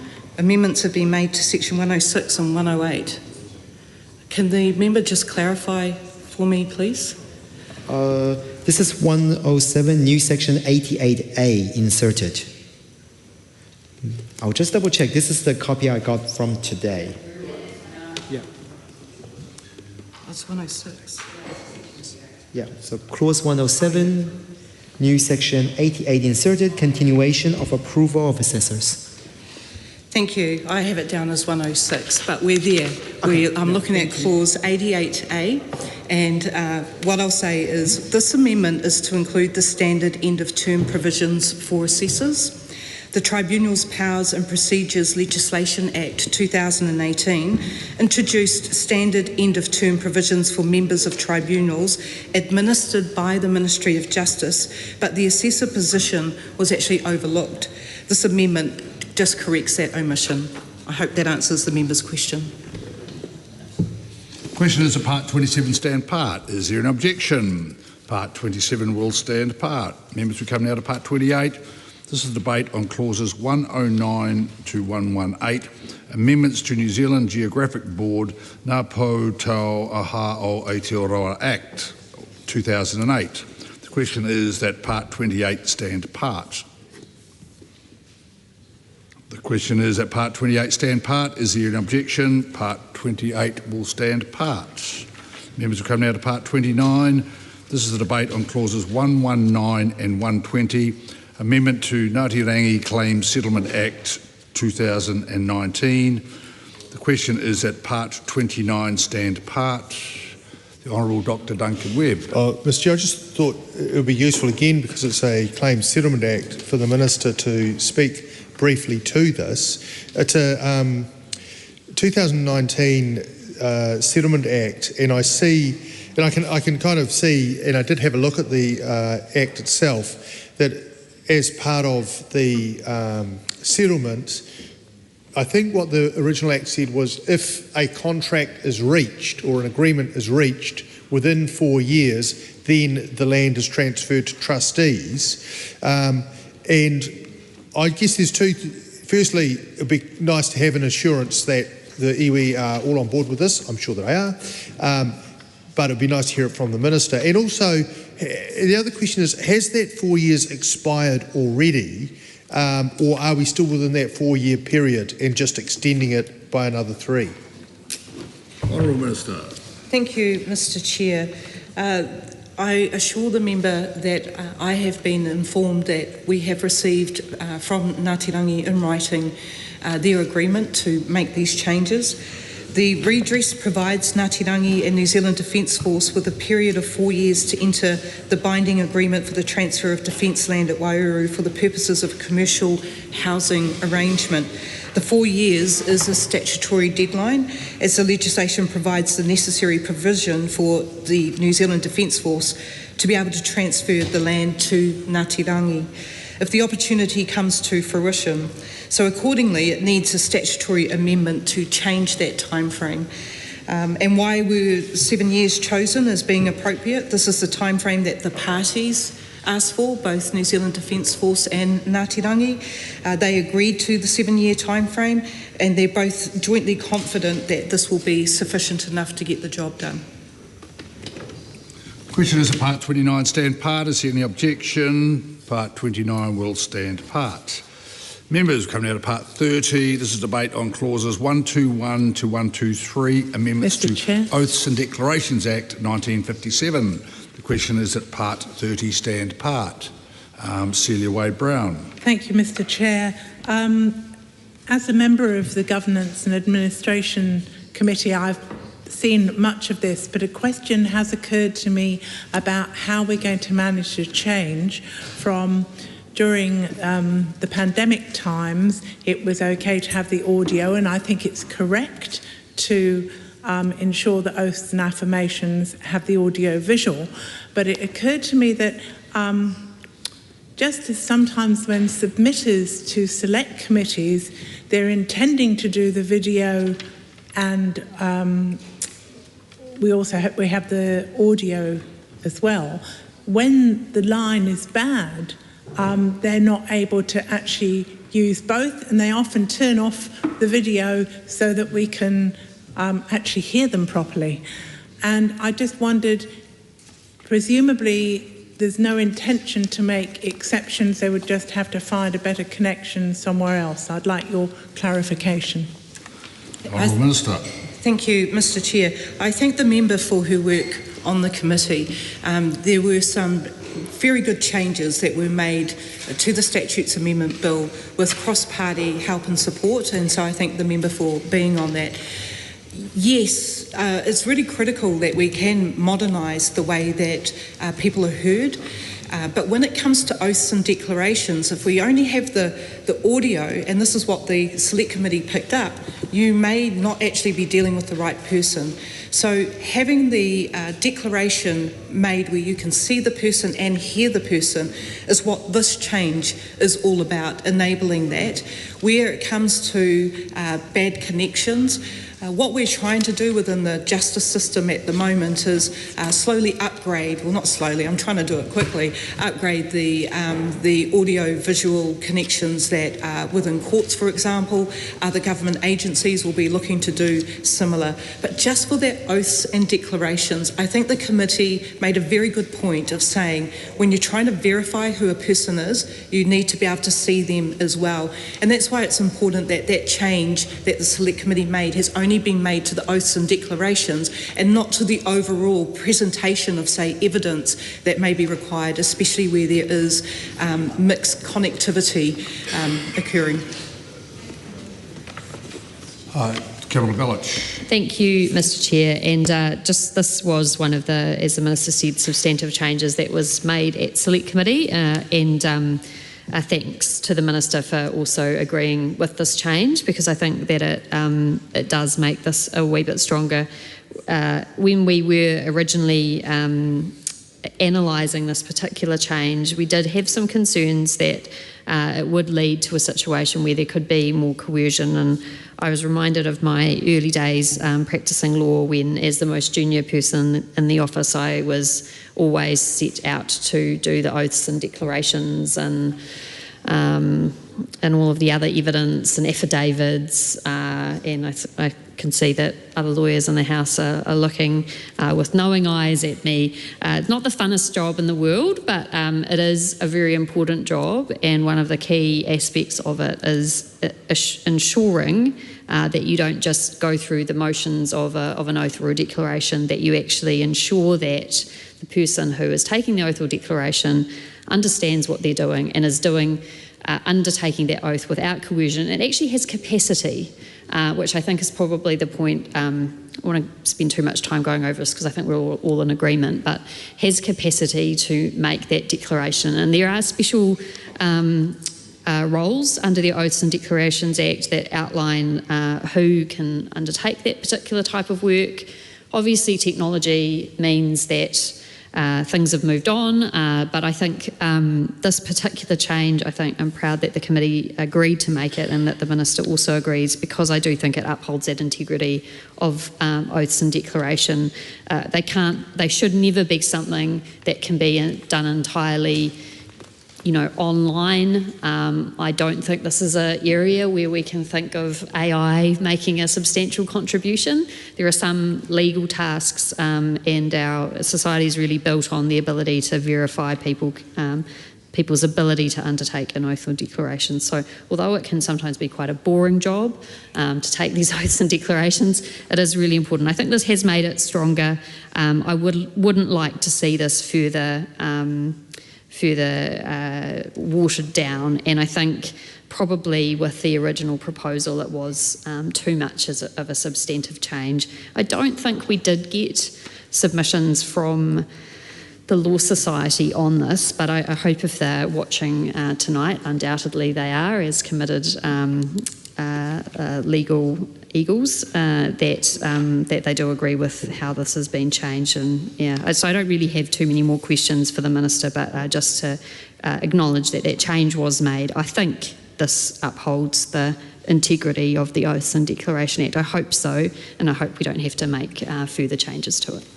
Mr. Chair, I thank the member for her contribution there, and I totally agree. The person who takes the oath and declaration, being able to see the demeanour of a person, not just hear their voice, but also look at whether their eyes are moving sideways. And this is why I think that it was so important, the change that the Select Committee made, because it actually strengthens that proposal.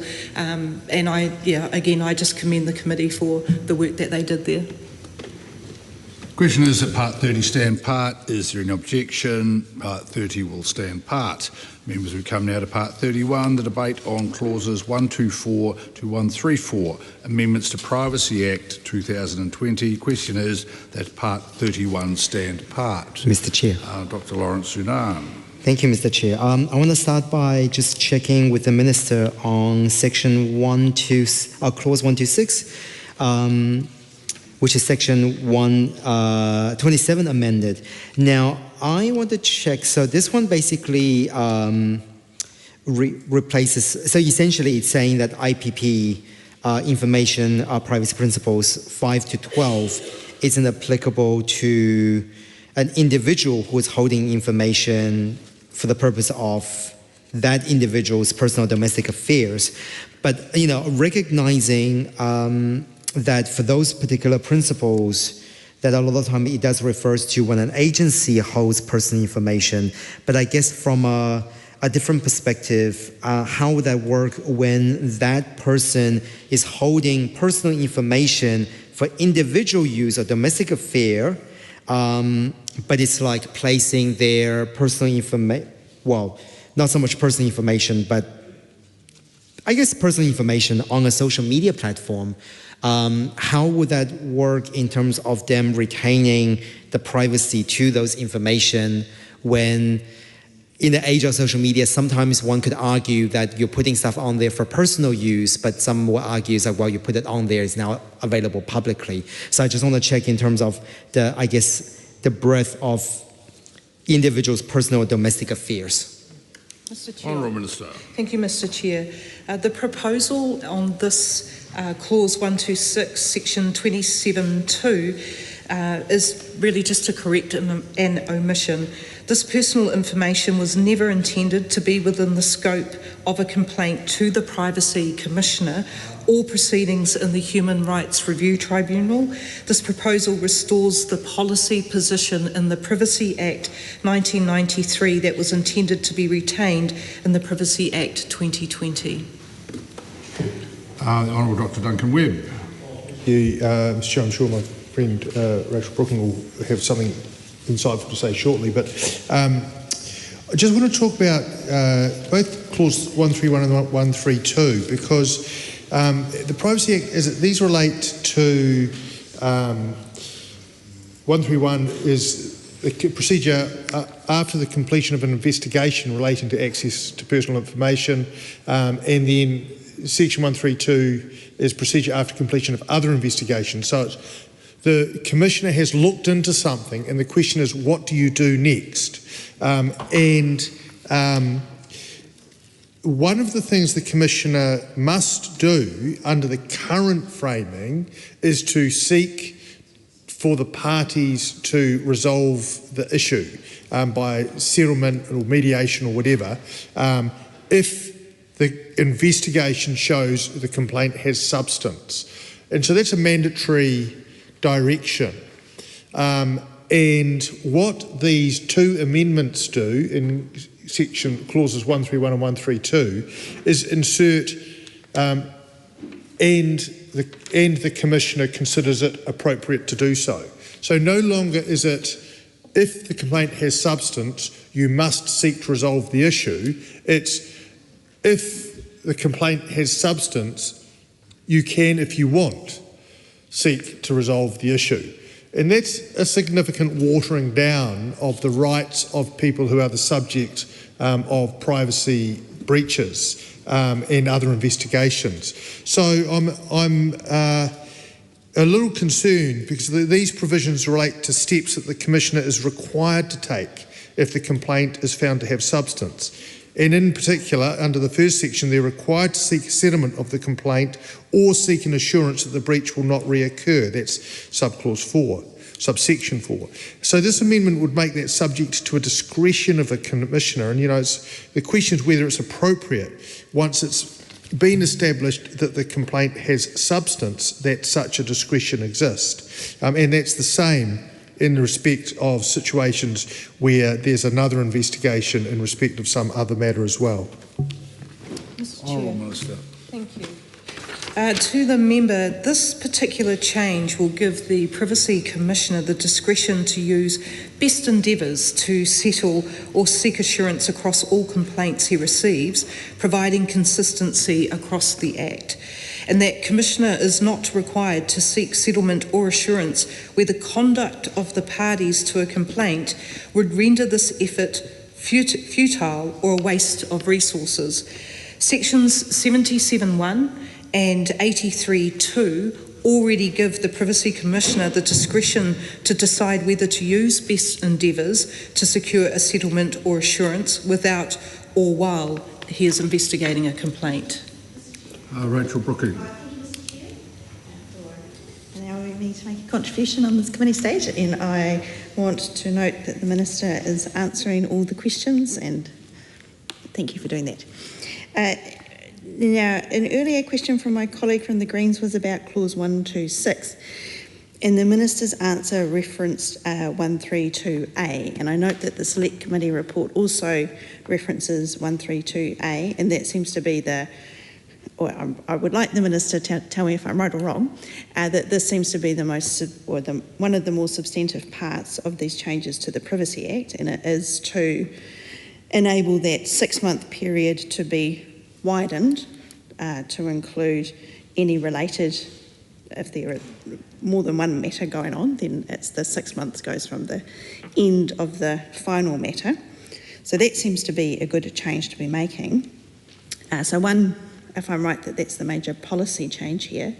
And two, if she could explain how that relates to the changes at 125 and also 126. So if we go back to 126, which we talked about earlier, the change there, the wording is changed around from the Principal Act, and it's now about whether or not received by the individual unsolicited or created by the individual. If those changes relate to the changes at 132, and further to that, going up to 125, this is the replacement of subclause 1E, and some of it is very similar. So you believe on reasonable grounds that B is subject to privacy laws of a prescribed country, but the bit that is new is and the disclosure is not precluded by any limitation or qualification prescribed in respect of that country under section 2143. And 2143 doesn't change, and that relates to a country may be prescribed based on the type of a foreign person or the type of personnel. So I was just wondering if the Minister can tell me if these changes relate back to 132A or if they're totally different and it's a different sort of tidy up. Mr. Honourable Minister. Thank you, Mr. Chair. The member may not have been in here when I just answered the question more recently on section 126, so I'll just abbreviate and the answer again. Okay. So they're not. What these are just small, minor technical amendments on clauses that affect. There's no rolling effect of one will affect another unless there is a change that specifically makes an effect on a different clause, if that makes sense. So with 125, for example, that amendment clarifies that information can only be disclosed when consistent with section 214. The Act requires that information shared with prescribed overseas countries with broadly similar privacy protections to New Zealand, are subject to any limitations imposed when the country is prescribed. However, the wording of IPP 12.1e does not mention this and creates uncertainty. So that's why we're making the changes to clause 125 because of that uncertainty. And then, of course, 126 was correcting an omission. And the proposal restores the policy position in the Privacy Act 1993 that was intended to be retained in the Privacy Act 2020. And then sections 131 and 132 is giving the Privacy Commissioner some discretion as to the best endeavours to settle or seek assurance for that settlement. So the only time that you'll see the rolling effect is when we make one change that actually influences or has a minor or non-technical amendment to something else. But really, these are all just tidy-ups, individual tidy-ups. Member.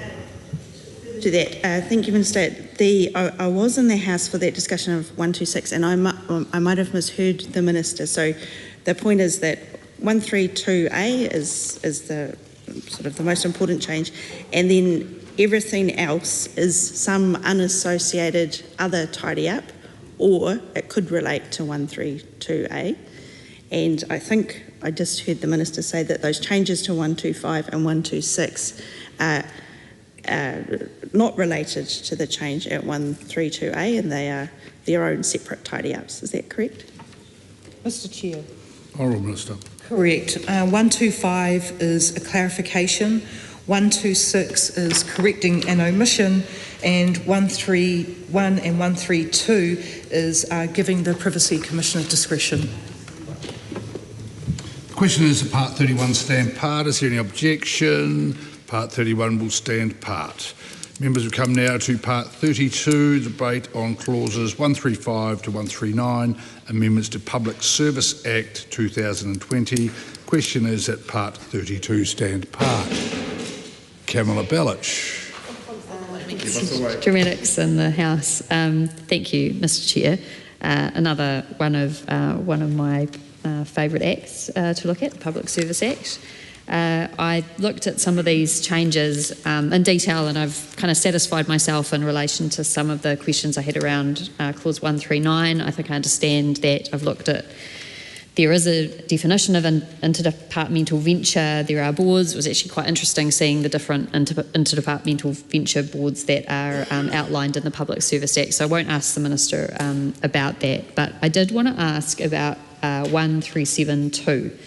So this is a change to Schedule 3 of the Act, and specifically a change to 16.1. Now, it's maybe a slightly minor point, but essentially, as it currently stands, the Commissioner is required to give the Minister a briefing every 3 years. Now, this bill changes that to in every 3-year period after the 7th of August 2020, which seems a bit unusual. And additionally, it won't be news to anyone in this House, although it is still Tuesday, which means we have suspended time in some manner, that we in fact have missed a 3-year period after the 7th of August 2020, in fact, 2 3-year periods now.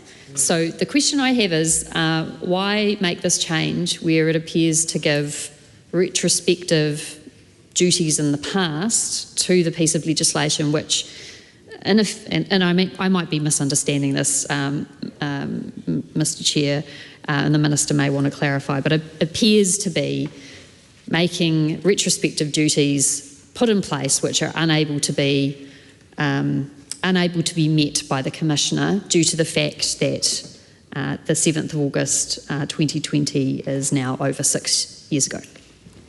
Minister. I thank the member for her question. I'm advised that this change, replacing every 3 years with in every 3-year period following the commencement of this section, this will clarify the timeframes for agencies to deliver their long-term insights briefings. So it's clarifying the preferred interpretation of the clause, and I understand it will not affect timeframes to deliver the first briefings.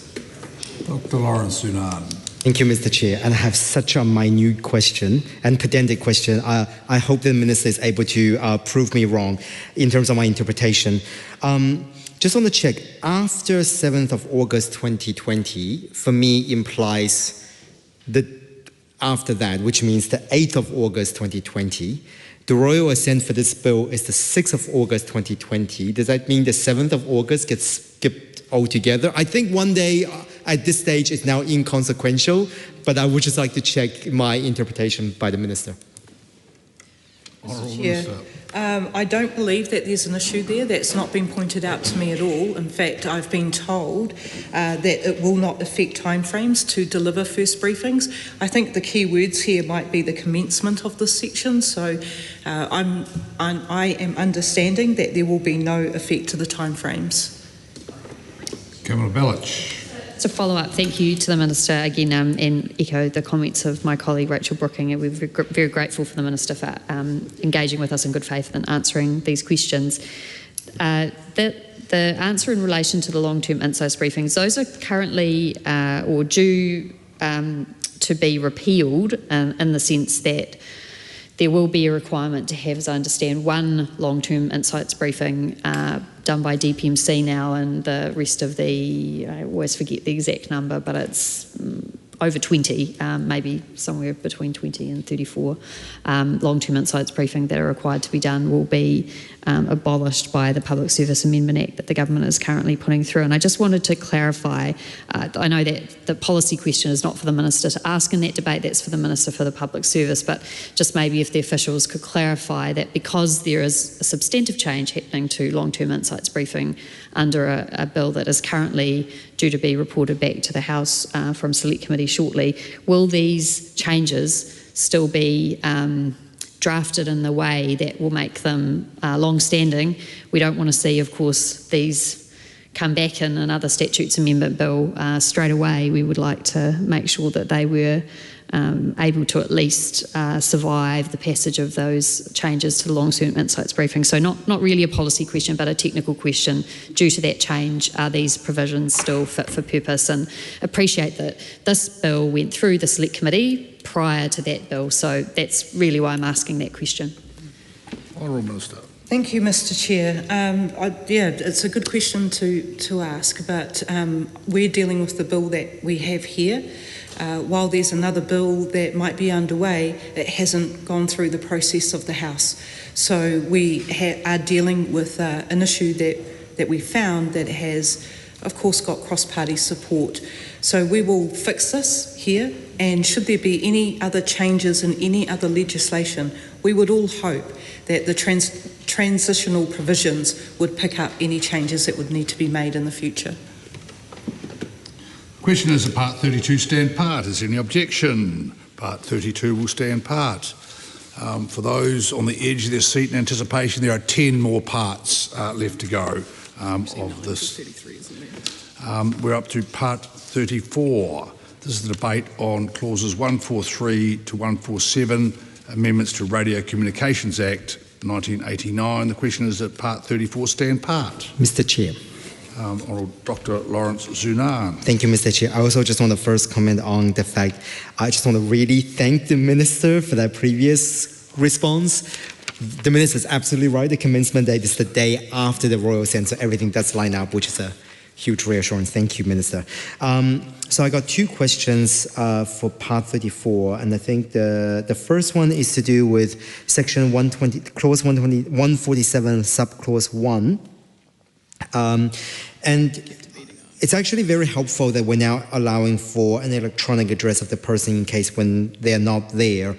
But I guess while that closes one loophole, I'm still curious to know what happens if we don't have any of those when we're issuing infringement notice, neither electronic nor physical means.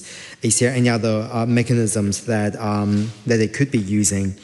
My second question is for subclause 2, so replace section 128B3, and I'm specifically looking at 3B, and I'm specifically looking at the clause, and I wanted to ask the Minister to help interpret it, which is, what does first enters an information system that is outside the control of the Secretary or authorized person mean? Does it mean the moment that the Secretary or the authorized person press send and that is now no longer in their control, or the moment that the person who is being served receive that in their inbox, so to speak? Honourable Minister. Thank you, Mr. Chair. I'm sorry to the member, I just missed the beginning of the second part of that question, but I can answer the first part and invite the member to try again for the second. The first part is making an amendment to include that an infringement notice may be sent to a person's electronic address. And the member said, well, what if they don't have an electronic address? Well, there's other means, which is by sending it by mail. There could get to a point, if they do not collect it, that they end up having bailiffs serving upon them, so there are always other ways. This is modernising the Act, recognising that there are faster, more efficient ways to serve people. And I'm sorry, I missed the member's second question. Oh, good, Minister. My second question, so in 128B, 3B, there's a line that says, is to be treated as having been served at the time the electronic communication first enters an information system that is outside the control of the Secretary. So I want to check what is the moment? Is it a moment when, for example, the Secretary or authorized person press send, or the moment when the person being served receive it in their inbox? Mr. Chair. Thank you, and thanks for your patience in repeating the question the second time. I am going to make a presumption that it is when the person presses send. And my reasoning for that is because you will not be able to know when an email has been received. So my thoughts are it would have to be on the send. Celia Wade-Brown. The Chair. My first question, I think, has probably been answered because it's when it enters the information system, but we all know cases where mailboxes are full and it never quite gets delivered, but I suppose you're saying that the sending is what is important. And if somebody's mailbox is full, then perhaps you would say that that is their problem, not the sender's problem.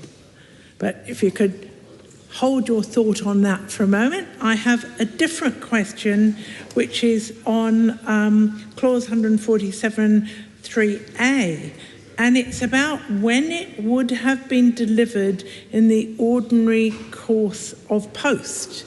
And I just wonder if, with the recent or relatively recent changes to the post, rural delivery is received 5 days a week, but you're terribly deprived for once in towns and cities with it only arriving 3 times. So I just wonder whether there is an unintended consequence where there is a difference between people who are living rurally and people who are living in towns. Mr. Chair. Thank you to the member for that question, and it's really good points that have been made.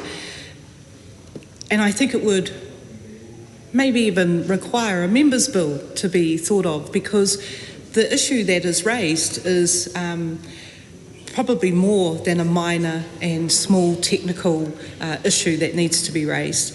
And I think that the effect of the postal service would have implications over many acts as well. So I understand the reasoning for that member's question. And I'm just going to go back to the first comments that the member made about the sending and what if a mailbox is full, and that as a person who's had a full mailbox just recently, I have been contacted by people to say, I'm getting replies that your mailbox is full. And I think that there is the ability for that notification to go back to the sender.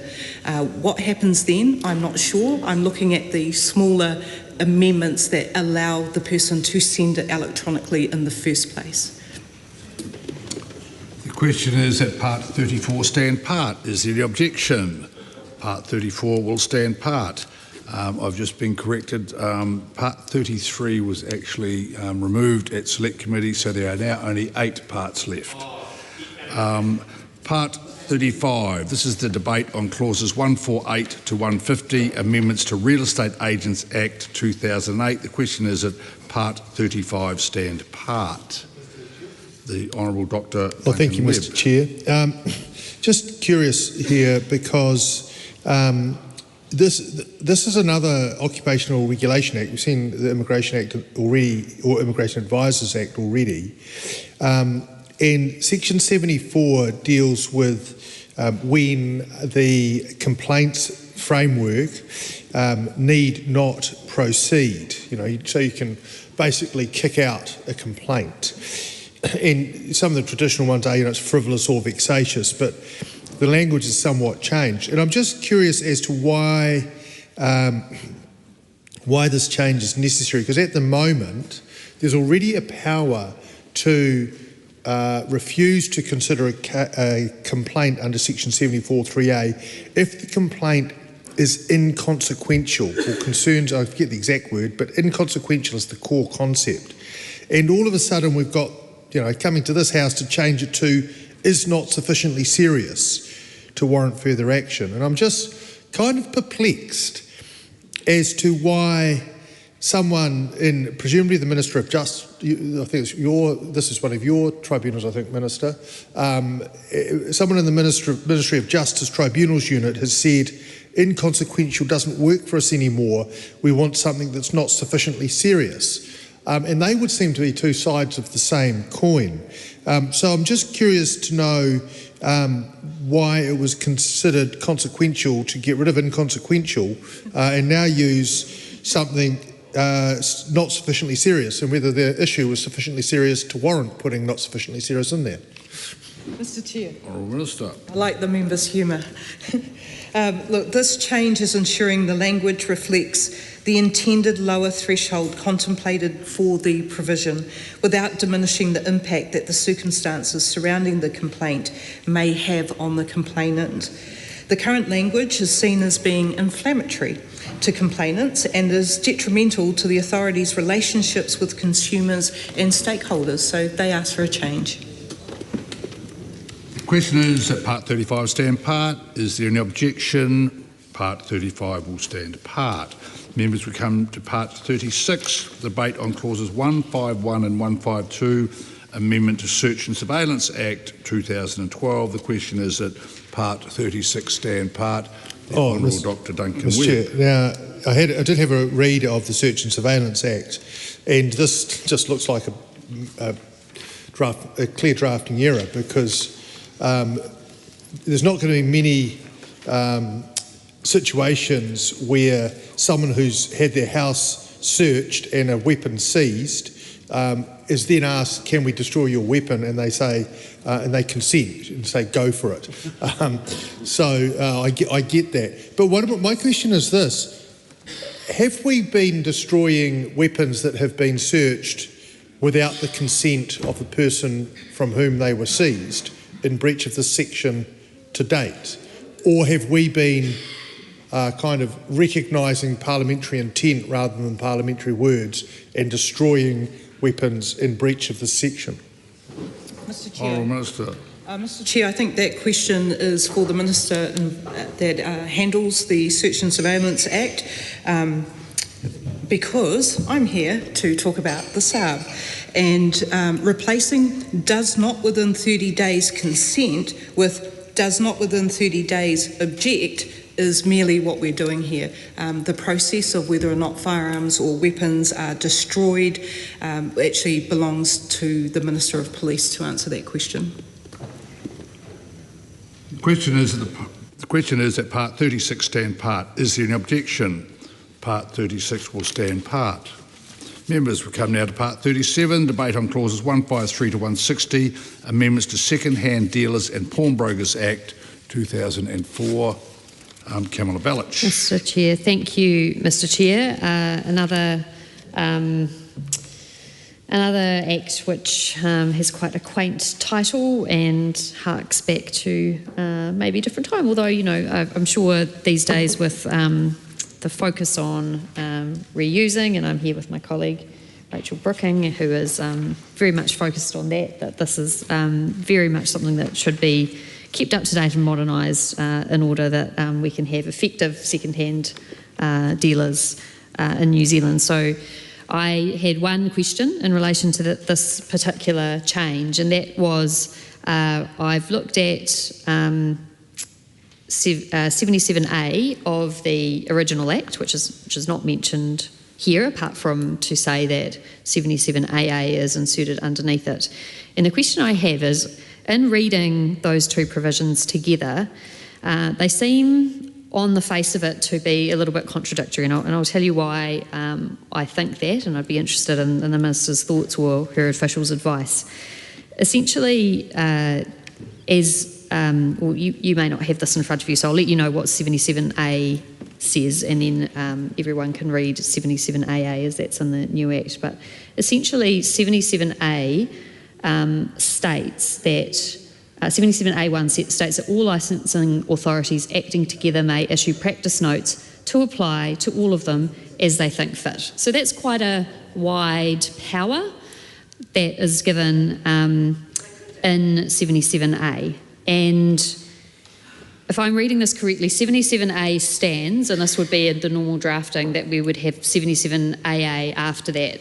That provision then says a more prescriptive requirement that they must, all licensing authorities must act together, acting together must set requirements as to the manner in which photographers are required to accompany applications under Section 8, etc. So my question really is, do those two clauses fit together? Because 77A seems to be slightly wider and less prescriptive than 77AA. And so I don't know how well these licensing authorities in relation to second-hand or authentication of photographs get on, but perhaps if there was a disagreement that, one group may rely on 77A and one may rely on 77AA. So it appears to me inconsistent, but I'm sure that there's a reasonable explanation as to why this drafting is more robust than I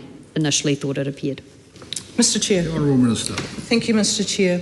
The proposed amendment being made here would facilitate the introduction of electronic filing in the future by enabling the licensing authority to set authentication requirements for photographs that can be complied with electronically. So modernising it, setting up for a future file of these photographs and allowing them the ability to prescribe what that would look like.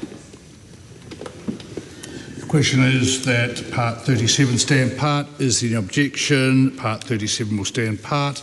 Members, we come now to Part 38. This is debate on clauses 161 to 163, amendments to Serious Fraud Act 1990. The question is that Part 38 stand part. The question is that Part 38 stand part. Is there any objection? Part 38 will stand part.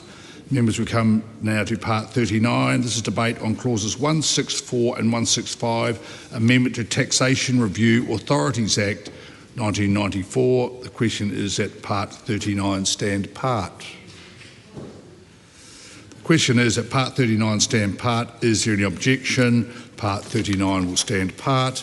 Members, we come now to Part 40. This is debate on clauses 166 and 167, Amendment to Wages Protection Act 1983. The question is that Part 40 stand part.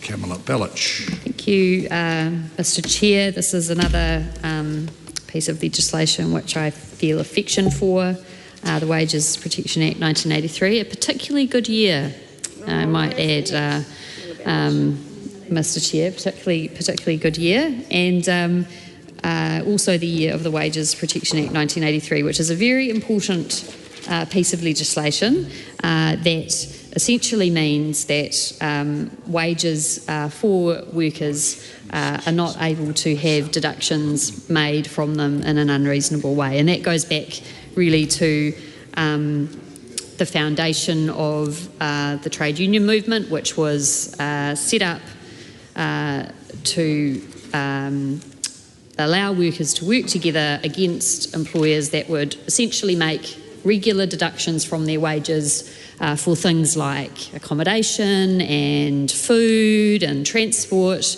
and many workers, before they had any protections, would find themselves in a state of servitude, which of course is very objectionable, and would be working but never making any money because all of the deductions from their salary would go towards funding other things that their employer would say were required. So, of course, that was addressed before 1983, but this Wages Protection Act carries on a very noble aim of making sure that wages are in fact protected. And one of the key tenets, as I understand, in this legislation is that all deductions must be not only consulted on, but consented to prior to a deduction being made. And so many of these things that we do consent to in our wages, which are permissible deductions, are things like or maybe KiwiSaver is not a good example because it's opt-out, but you do have to consent to things like,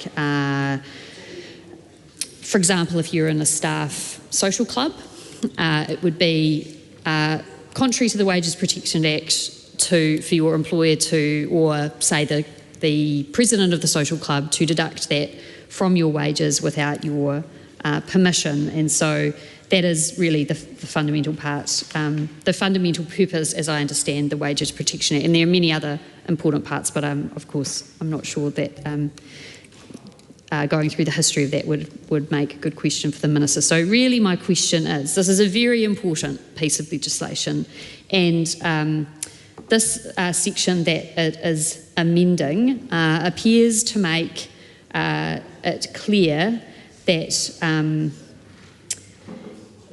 it may be possible to deduct. I'm just making sure that, I'm sure that this is not correct, but I just want assurance from the Minister that what this is saying is not that you may make deductions if they're reasonable, even if the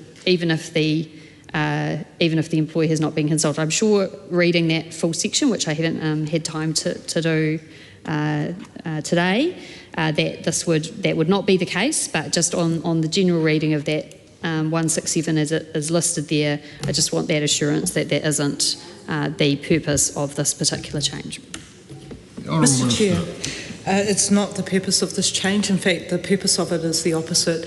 It's when the amendment, or when that clause was, that section was inserted, the corresponding amendment to section 11 to allow for the recovery of wages deemed to have been deducted unlawfully under section 5A was overlooked. So this insertion actually allows, where wages have been deducted without the consent or knowledge of the wage earner, it gives either that wage earner or the Labour Inspectorate acting on behalf of that worker the ability to apply to have that money returned. Question is to Part 40 stand part. Is any objection? Part 40 will stand part. Members, we come now to Part 41, the debate on clauses 168 to 173, amendments to Water Services Act 2021. Mr. Chair. The question is that Part 41 stand part. The eager Rachel Brooker. Mr. Chair, I stood on all sides of this House talking about variations of the Water Services Acts. And I will come to maybe a reference to some recent amendments in a moment. But my first question is about 169 and what is wrong with the thus? Is my question. So the water supply. And I just want to know what the problem is that this change to the thus is going to rectify. And I note, of course, that there is a lot of reference throughout the Act to a drinking water supplier, but of course that's the entity rather than the actual supply. So that's my first question. I have a second question is a very easy yes or no, and it seems that at 173, the amendment to replace changes with charges is a simple typo, and because all the other references to C words with an H in them in that section are charges, not changes. And then I guess my final question is relating to 171, and this again appears to be a typo issue because the word issue is in the heading in relation to compliance orders, so whereas in the text below it's all talking about serving the service of a compliance order. And I have a small point on that the Minister might or might not be able to comment on, and that is that amendment to section 120, where I think this drafting error was made, looks to have been inserted on the 27th of August 2025. I'm happy to be corrected on that. I've just been looking at it on my phone. And I'm wondering if this is a case of, I can recall speaking on some large amendment papers to this legislation, if this came through an amendment paper at a late stage, or if it has always been in there and nobody picked it up. Mr Chair. The Honourable Minister. I'm going to work through them one by one, and please feel free to stand up if I don't get them all. I'm going to start with Clause 169, Section 25.3, the and the and it's all about consistency.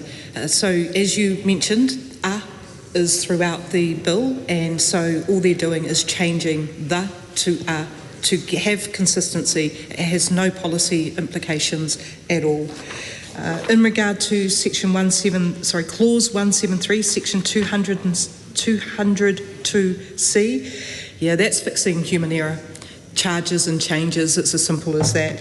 And Clause 171, Section 120, you may have raised a point that's actually been raised by another member earlier this evening on another clause where there has been consequential amendments from other pieces of legislation. If that is indeed the case here, like I think it might be, then this just means that this is no longer relevant because it's already been sorted. I'm of the understanding that PCO have made some changes to legislation that has gone through during the time that this bill has been sitting going through its process.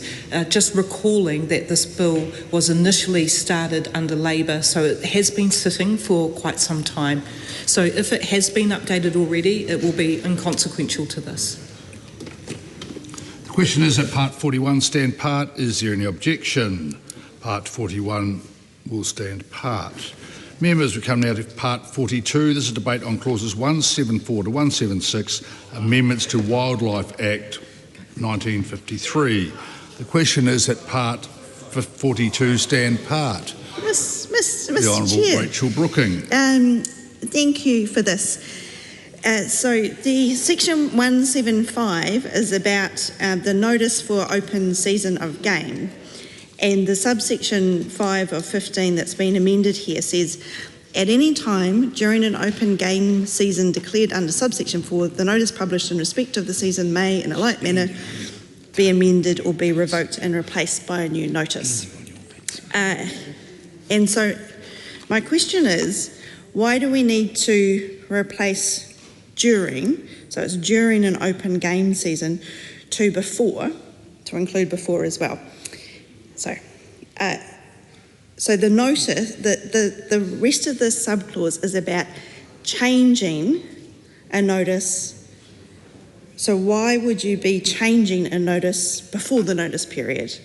You could initiate, I'd understand it if this clause was about initiating a notice, but it's not about initiating a notice, it's about changing a notice. So I'm just not quite sure how the sequencing of this works and why it is that you need to add in the before to the during. It's one question. I'll let you answer that. Sorry. I thought you were still standing. Honourable Minister. I looked down and I thought you were still standing.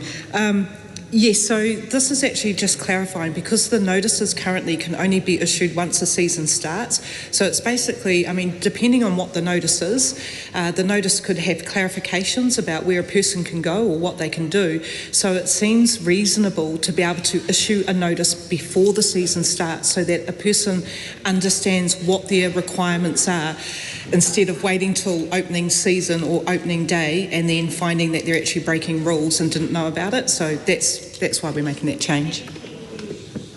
Mr. Chair, thank you to the Minister for giving that explanation of the earlier notice to start with. That makes sense. And then at 176, there's what the changes is that we can see in the bill here there's 3 and there's a A and a B, and the change is the new B. So that is, a person commits an offence and is liable to a penalty if they contravene subsection 2, or, this is the new part, willfully gives false information or provides false evidence under subsection 2.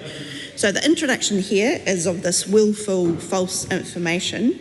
And so my question is to the Minister, has there been problems with people giving false information that has led to this amendment? Mr. Chair. Honourable Minister. That's a really good question. I thank the member for asking it. I would say that no, that's not the reason for the amendment. The reason for the amendment was because that offence was actually accidentally removed during the Wildlife Powers Amendment Act 2017, and there is an issue with when rangers turn up and then they get given the wrong information, purposely too, by some people who are trying to evade, especially if they're poaching. So we're actually just putting back in an offence that was accidentally removed back in 2017, just to give those rangers a bit more power and a bit more teeth. The question is that Part 42 stand part. Is there any objection? Part 42 will stand part. We come now to Schedule 1. The question is that Schedule 1 stand part. Is there any objection?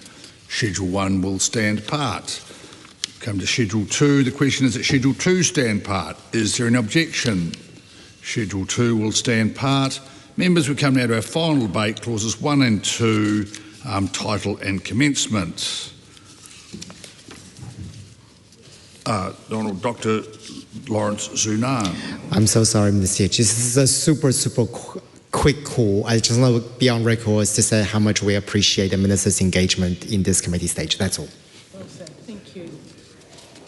The question is that Clause 1 stand part. Is there any objection? Clause 1 will stand part. The question is that Clause 2 stand part. Is there any objection? Clause 2 will stand part.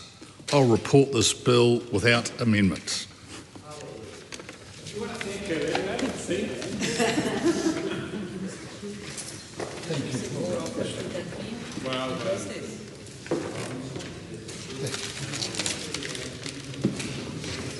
Great.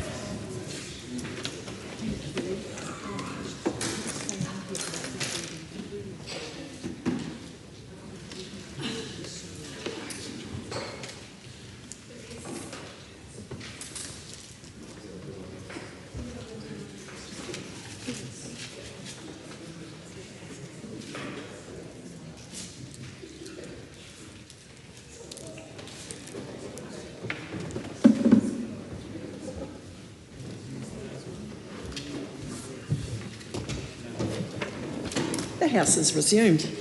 Madam Speaker, the committee has considered the Statutes Amendment Bill and reports it without amendment. Madam Speaker, I move that the report be adopted. The question is that the report be adopted. All those in favour, please say aye. To the contrary, no. The ayes have it. This bill is set down for third reading immediately. Madam Speaker. The Honourable Nicole McKee. Madam Speaker, I present a legislative statement on the Statutes Amendment Bill. That legislative statement is published under the authority of the House and can be found on the Parliament's website. I move that the Statutes Amendment Bill now be read a third time. As the House will be aware, the Statutes Amendment Bills make small and technical but important changes to our legislation to ensure that it is up to date and it's fit for purpose. Many of the amendments in the bill correct drafting errors or references. Some amendments clarify the intention of the existing provision, and other amendments make technical changes to ensure our systems and functions can operate effectively. Each of the amendments in the bill has received unanimous cross-party support. The bill, as reported back to the House from the Governance and Administration Committee, amends 42 primary acts administered by 11 government agencies.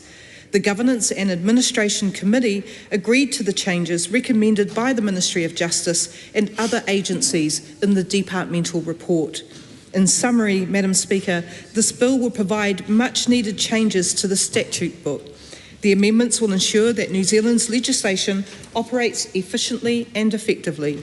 Again, I want to thank members of the Governance and Administration Committee for their time and their effort, as well as all of those people who submitted on the bill.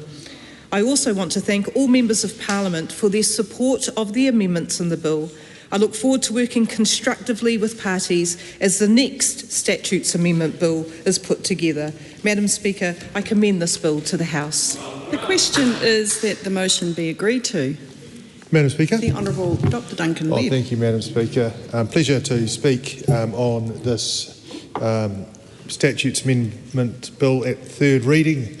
We're all at one, holding hands over this bill. And this really is just an example of what David Seymour would call regulatory stewardship. And in fact, you know, it's just a matter of good regulation, good regulatory standards. And it's good that we have this because I understand that Winston Peters is going to repeal the Regulatory Standards Bill very soon, which just goes to show we didn't need it anyway. 2 days. 2 days in. But look, these Statutes Amendments Bill are important, and I mean, some of them are correcting slips, and the slip that said you had to ask for consent to when you search someone's house and seize their firearm, you have to ask them if you're allowed to destroy it, rather than allowed to destroy it if they don't object. That's a cracker. And it really is a good example of the need to be vigilant. And I guess the fact that in reality there's relatively few slips like that is a testament to perhaps more PCO than our select committee process and other scrutiny that goes on. But PCO are very, very good at ensuring that that doesn't occur and picking it up when it does. Of course, there's some modernisations going on there, and you know there's a huge chunk of the Act with amendments to Armed Forces regulations and the Defence Act simply to stop using the word airman and turn it into aviator. And I guess that's fine, right? It's fine to change it, isn't it, Mr. Costley? Oh, Mr. Costley would prefer to have an airman. That's right. Mr. Costley doesn't want to have women as women aviators, it appears, or you just want to call them men. Is that what it is? Whatever it is, I think spending some parliamentary time getting gender neutral and inclusive language is actually okay. And the other one that was interesting, and I must say it caused some discomfort, was talking around some of the sexual offences. And people did get a bit queasy about it, but that was in respect of the Bodily Samples Act and also the Clean Slate Act. And I must say, and I'm hoping somewhere out there the justice officials have a quick look at this, because the inclusion in the Clean Slate Act of offences under the 1908 Crimes Act is kind of weird, but weirdest of all is inclusion of unnatural acts, which are acts against homosexual conduct, and they shouldn't be in there. And I'm surprised that if we're doing a statutes amendment bill, that we're getting rid of references to having sex with, I think the word imbeciles was in there. That's fine, we can do that. But to then not go the step further and say, why have we got these other very strange offences which predate 1961 in there, kind of beggars belief. One of the other things I think we've got to be cautious about, and Celia Wade-Brown made some noted a number of occasions, is this move towards electronic provision of both things like infringement notices, publication of Land Transfer Act notices, and there was information under the Credit Contracts and Consumer Finance Act, and so on and so forth. And I'm just a bit worried as we modernise the provision of information and the providing of notices that we just do it actually just sloppily, because to say you can put information up on an internet address, provide further information on an internet address, if you're going to go down that road, you need to go down it as if with as much detail as when you set out how to provide it in writing. The address for service, whether it has to be delivered or actually received, and things like that. And I just think we've we've got a bit sloppy by simply saying things like, by emailing it and it is sent when it leaves the information system of the sender. Well, if you're going to serve a notice, it's not enough to put a letter in a letterbox. That has to actually arrive. Now, we might not really have, do we still have registered mail? I don't know. But that's essentially a registered mail when you can prove receipt or a signed courier delivery.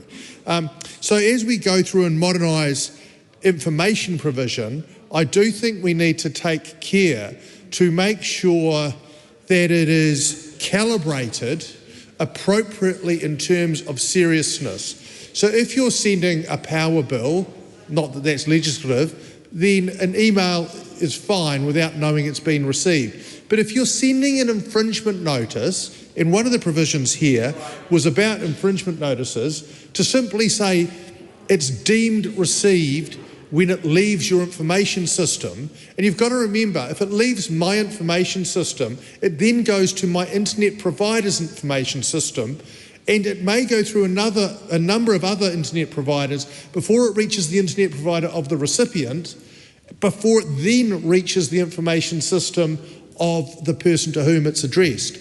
And as Celia Wade-Brown identified, now it doesn't often go wrong, but it can go wrong. The Minister herself noted that our own information systems can reject emails when they do not have the memory to receive them, which was the example she gave. But other situations can exist as well. Dr. Duncan Webb, I'm sorry to interrupt you.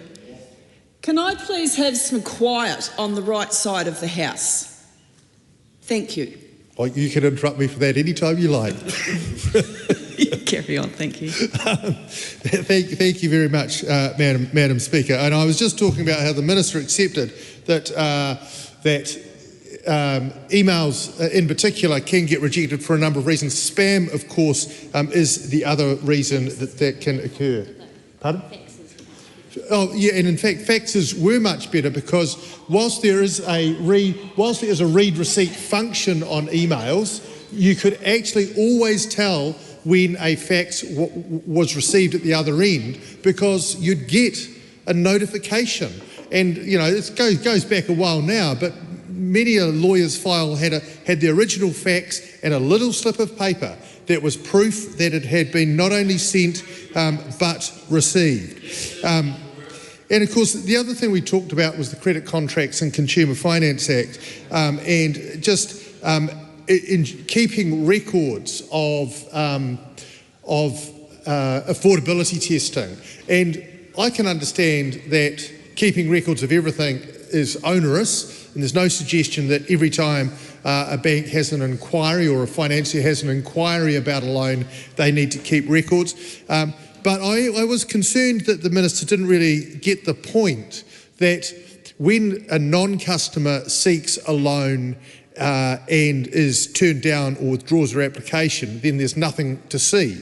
But in situations where a customer goes and asks for some variation, it's actually important that those records remain because they're part of the customer's kind of record of relationship with the bank and also a record of their, their financial position. Because if they are seeking hardship relief, even formally or informally, then I think it's appropriate that the bank keep full records of those. The other thing I'll say just in closing, I didn't sit on the Select Committee, and these statutes amendments bills are circulated prior to introduction, but I do think we need to exercise a little bit of caution about the extent to which they don't just clarify, they actually change meaning. And this is not the place for improvements in legislation. There is a place for modernisation, and there's a place for modernisation of language. There's a place for correction of errors, but substantial changes in how the rules work is problematic. So, interested the Real Estate Agents Act, the change from inconsequential to not sufficiently serious, same meaning but better for dispute resolution by not aggravating the complainant. But some of the other changes went a little bit further than that. So look, good to see we're all at one on this. Good to have a little bit of fun around a statutes amendments bill, in an evening of an urgency debate. This is the archetype of a non-urgent bill. Shouldn't be on the order paper today, but here we are. That's right. Lawrence Sunan. Thank you, Madam Speaker. I rise on behalf of the Green Party of Aotearoa, New Zealand, to also support the Statutes Amendment Bill. And like the previous speaker, the Honourable Dr. Duncan Webb said, that this was actually a bill that, although it was quite long and there are many, many parts, that we did have a very wholesome discussion and engagement with the Minister during the committee stage. I think to start with, there are 42 in terms of this. There are 42 parts to this bill, and technically now 41, because one of the parts has been, removed and introduced as a separate bill. And they have a wide-ranging topic as well. And then, again, it's one of those bills that really exemplifies the way that as a parliament, how do we do these sort of incidental corrections on a number of legislations as an omnibus bill that is agreed upon by the entirety of Parliament. And, again, this is a bill that supposed to make these sort of technical amendments because, again, a lot of these, regardless of what has recently been passed in the House, a lot of these, once the bill is enacted, the only place to actually make any changes and make any corrections is through an act of Parliament because of the fact that parliamentary sovereignty, but also the fact that Parliament is the place to make law. I do want to touch on a few of the broader themes of the things that come up. Like I said, that there are technically now 41 parts to this bill with a wide-ranging, scope in terms of the different bills that it covers. But one of the first themes that we do come across is the theme of an update in the age of, in the digital age. To give an example, at the very beginning, in terms of Part 1, we're looking at an update to the Accident Compensation Act, which allows the consultation of levy setting, etc., rather than just solely being in newspapers, to be allowed to be done on internet site maintained by or on behalf of the corporation. And for this particular section, the Minister was incredibly helpful, and also clarifying that internet in this case is much broader than a website. Otherwise, it would have stated a website. And internet does capture the scope of how we use anything that is online, in which case social media. And it was very heartening to hear from the Minister that there is the encouragement that we do what we need to do, as kind of in general for public service or agencies or departments to use all tools that are available now, including social media, should they have a social media account, to also engage with other members. The previous speaker has, the Honourable Dr. Duncan Webb, has mentioned quite a bit regarding one of the amendments, one of the technical amendments to Part 34, and this is around the Radio Communications Act in 1989. And both parts of this talks about in terms of how an infringement notice could be presented. Currently, for those who are, the infringement notice could only be delivered either things like in person or physically through a mail, but it doesn't really capture instances where the person does not have a known place of residence or business in Aotearoa, New Zealand. So in those sort of cases, what this bill has upgraded to allow is for electronic addresses to use. But like the previous speakers mentioned, and also my colleague Celia Wade-Brown has mentioned, there are things that are more technical in terms of how then would we be able to track when it comes to a valid electronic address and the issuing of that infringement notice, particularly when we're using lines that are technical in nature, that requires a particular ministerial intent or particular interpretation to know what is meant. And in this case, it is around the fact that infringement notice sent to a valid electronic address is to be treated as having been served at the time the electronic communication first enters an information system and is outside the control of the secretary or the authorized person, which is a very long-winded way of saying when the secretary or authorized person press send. But again, these sort of things that does cover sort of a broader thing, and this is something I will touch on a little bit later. So those are just two examples, Madam Speaker, of some of the one element of the theme that we see throughout the Statutes Amendment Bill. The other one that we're seeing is the use of inclusive language or updated language, or languages or adjustment from languages that are no longer accepted or is considered appropriate within in the 21st century. And I think one of the ones is in Part 11, for example, when we're looking at amendments to the Criminal Investigation Bodily Samples Act 1995, where the term has been updated to the use of certain persons. And that could also be something that is the definition of that, according to the minister, is something that can be determined through common law and through just general practice as having, rather than having a specific defined term. And I think the other one that has been touched on by the previous speaker as well is around, I think it's around the Defense Act, 1990 as well. There are languages that are being updated to be a little bit more inclusive. So these are, again, some of the things that we are seeing as a theme, as a core theme of this bill that needed updating. The third theme that I want to just touch on is around inconsistencies. And these inconsistencies could be anything from aspects of the bill that when they've been updated has been left out in terms of the drafting. So a good example of that is the Land Transfer Act 2017, that when it was updated from Land Transfer Act 1952 to 2017, that the term or registered owners has been dropped off, and instead of being after claimant, and this is clause 90 of the bill, and this is part 23.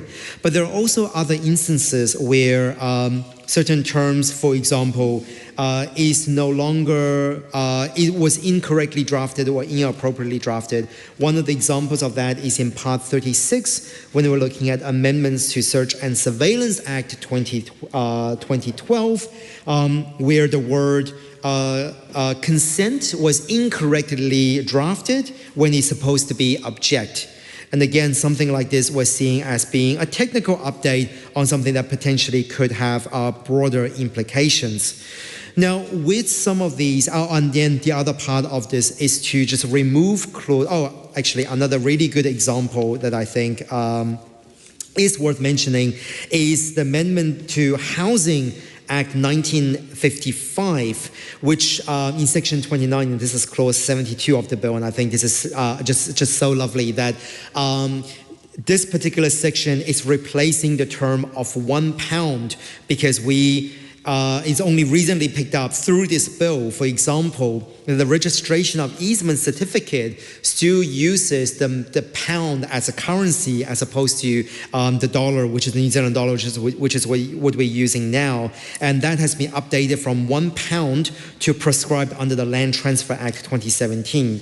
So great point. So this is another thing, and the last part is just removing certain areas that has been either repealed and hasn't really been updated as a part of this. But one of the things that's also that we explored, and it's a theme on a few multiple areas, is just in terms of some of these amendments, what does it mean when the legislation was, for example, drafted incorrectly, or when the bill has been enacted and is in effect, has taken effect, but now we're making those kind of changes. So the Land Transfer Act 2017, the Land Transfer Act, I think, the one that I mentioned before, the Housing Act 1955, but also the Search and Surveillance Act are really good examples of, well, we haven't picked up on that. So what happens for all of those people who's been paying for registration of easement certificate up until now, when the legislation says £1 versus what is meant to be. And I think the Minister has articulated those really well. And finally, one of the last things that we explored as a part of this bill during the committee stage is some of the concerns that, again, the Minister was accurately said, and this is a technical bill, we can only do so much within this bill, but there are next steps that people could consider exploring through a member's bill on things that are a little bit broader than that. But with that, it's a really enjoyable bill during the committee stage, and the Green Party are supporting it. Tim Costley. New Zealand's Governor-General in World War II, Sir Cyril Newell, who famously said in his speech, "Men of the Army and Navy, gentlemen of the Air Force." And those gentlemen and ladies who served in our Permanent Air Force and Royal New Zealand Air Force from 1923 and 37 respectively have always generically been known as airmen. Regardless of gender, of trade, of rank, they were just all airmen in the same way we have soldiers and sailors. We now change that in Part 14 of this Act to aviator, except, of course, traditionally an aviator was a man and aviatrix was a woman. We're ironically going for something that traditionally is a more gendered term. Now, I understand and I accept the rationale for it. It's just a shame to see 102 years of tradition go by the wayside. Regardless, I'll be voting for this bill. Andy Foster. Madam Speaker, I had the pleasure of being part of the Governance Administration Select Committee, which spent some good time discussing and perusing this bill. You'll note that there were a number of areas. This really has got to be minor and technical stuff and things which are agreed by everyone. There is no demurrament in the House. I think in this committee, the whole, and in some of the speeches which we've just heard, the magnificent efforts of occupying 10 minutes talking about these sort of things, like Dr. Lawrence Junan, and yes, is remarkable. I'm not going to try and do that. Anything that was of any substance whatsoever, as you'll see in the report there, we said that is outside the scope of this bill, and I commend this bill to the House. This call is a split call. I call Celia Wade-Brown. Thank you, Madam Speaker. Yes, I thought I would manage number 6 call. Thank you. I was on the Governance and Administration Select Committee, and it was a remarkable introduction to the breadth of legislation in this country. And I would like to make a few comments about some of the items we discussed. And one of the things that I enjoy, and I've heard my colleagues, at least on this side of the House, I'm not sure about the other side of the House, but we could be enlightened, are great op shoppers. But who knew, till we got this Statutes Amendment Bill, that there was a Second-Hand Dealers and Pawnbrokers Act. I imagine pawnbrokers would need regulating, but I didn't realise that there were second-hand dealers. There are some really serious and important acts in here that just needed to be brought up to date. Some unpleasant language that should be removed. I do have some slight sympathy with the word aviatrix being a fantastic word, that it's great to get into Hansard. So, but generally, the idea that we would still be, we don't call a chairperson chairman. In fact, it wasn't until quite recently there would be certain female members of leading organisations that would like to be called the chairman, but I mean that's an unusual situation. In the main, PCO and or the legislators at the time pick things up, but over time those little errors accrue. And it was our job to look through these and even spot a few more opportunities. And it's very good. I don't think it needed to be done under urgency at 10:30 at night, to be honest, Madam Chair. However, until the point of urgency for both Committee of the Whole House and urgency for the third reading, I do think it needs a higher bar to go into urgency. the process had been pretty good because there was initial consultation about the things that should go into it, and that was consultation across the different parties. And they all agreed these seemed straightforward. There were a few, like the audio-visual link and the questions of sending things by email and when it is judged to be sent. And we even found a few more interesting questions tonight, such as the potential difference in delivery dates between rural areas that receive. We're proud to receive mail 5 days a week, and I have to say the rural post delivery is amazing. But the towns and cities, I believe it's about three times a week, and difficult to predict exactly when it's going to arrive.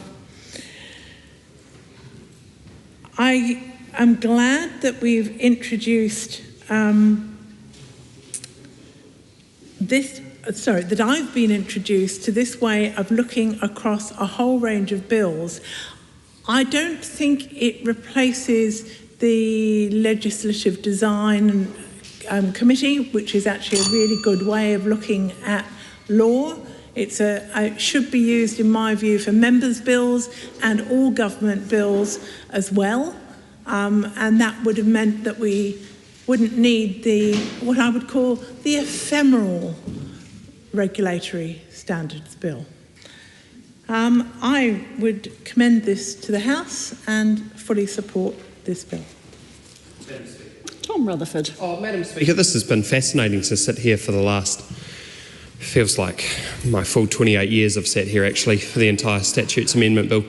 But it has been really interesting to watch and see members engage in the process, undertake it, look to improve it, but also commend the Minister for her proactive approach with trying to sort out what are minor technical details that she is remedying and fixing. And so I just commend it to the House. Camilla Ballard. Thank you, Madam Speaker. A pleasure to take a call on this, the third reading already of the Statutes Amendment Bill. Madam Speaker, it was quite a journey to go through all 42 different pieces of legislation that are amended by the Statutes Amendment Bill, and it was felt a wee bit like I've recently been watching the Back to the Future movies with my kids again, and it felt a wee bit like that. We'd be zipping from the 1890s, in fact, I think was the oldest bill that we looked at, through to 1955, 1983, and just going all over the place with the different bills and their historic relevance. So this was an interesting process, and I came into this bill during the Select Committee stage. I wasn't there for the entire Select Committee stage, I don't think, at the Governance and Administration Committee, but I do want to acknowledge my colleagues who are part of the Governance and Administration Committee who have been contributing to this bill, including Celia Wade-Brown, Tom Rutherford and Tim Costley, I think, and others, of course, who are not on that committee who also made contributions to this bill. This is an interesting process. It is shown to, as others have said, all parties prior to it being introduced, and I think I would concur with the comments made by the Honourable Dr Duncan Webb when he said that it's probably this process that we've been through tonight, it may have been more fruitful had we been through that process, some months ago when it was first circulated. And I think that's probably a lesson for all of us here, that when you do go through something in quite granular detail, that there are important questions that arise. And I don't think that there's anything that would prevent us necessarily from supporting those particular sections or changes, but I do think that when you do go through it so thoroughly, you do pick up additional things. So I think that that's something that we can all take on board. And of course, this was a bill that was started under the Labour government that has continued under the National government and is very, very dependent on the very, very hard work of many, many different officials. I think I was reading before that there were at least 12 government departments. Someone maybe who's that part in the bill could correct me if I'm wrong, but there were a great number of government departments who are involved in probably the drafting of this bill. And so I'm not sure if they follow this type of thing, but I'm sure it would have been something to be in a department, have found a minor and technical error of the bill, have put it forward, have it form part of the Statutes Amendment Bill, and now they can see the satisfaction of that coming into law. So if anyone who has been involved in that is watching, thank you very much, not you, Madam Speaker, but those watching for their hard work in bringing this bill forward. This is an important type of bill to come forward. I don't think these types of changes should be left on the statute book, and we saw some particularly egregious examples of some particularly abhorrent and offensive language which is still on our statute book in the Statutes Amendment Bill. I think at the time during the committee stage mentioned to officials, of course if we do see that, I think it is really important that we do seek to amend that. I don't think there's an excuse for leaving that type of language on our statute book. So I'm pleased that we're able to amend some of those words. I'm sure there are some others, and I would just really encourage people that if they do find that type of antiquated, offensive language in legislation, to raise that with a Member of Parliament, and hopefully they will be able to bring it to the next Statutes Amendment Bill, and we can tidy up our legislation so we don't have those types of problems. A few funny things that were in this bill. I mean, my colleague Lawrence Zunan's mentioned the reference to £1. I mean, how ridiculous that it's 2025 and we still have that currency included in our statute book. So that was interesting. I enjoyed looking back at provincial ordinances, which I did not know were still in place when New Zealand had provincial governments. They put provincial ordinances in place. Some of those are still in force. Very, very historically interesting, and have been continued through the Statutes Amendment Bill. So that I thought was particularly interesting. We also had some more minor things. We had some typos that have been sitting on the statute books for a number of years. So chocolate fish to whoever the official was who found the typographical error. Then we did have changes to the Oaths and Declarations Act, which was one of the changes that we made at Select Committee.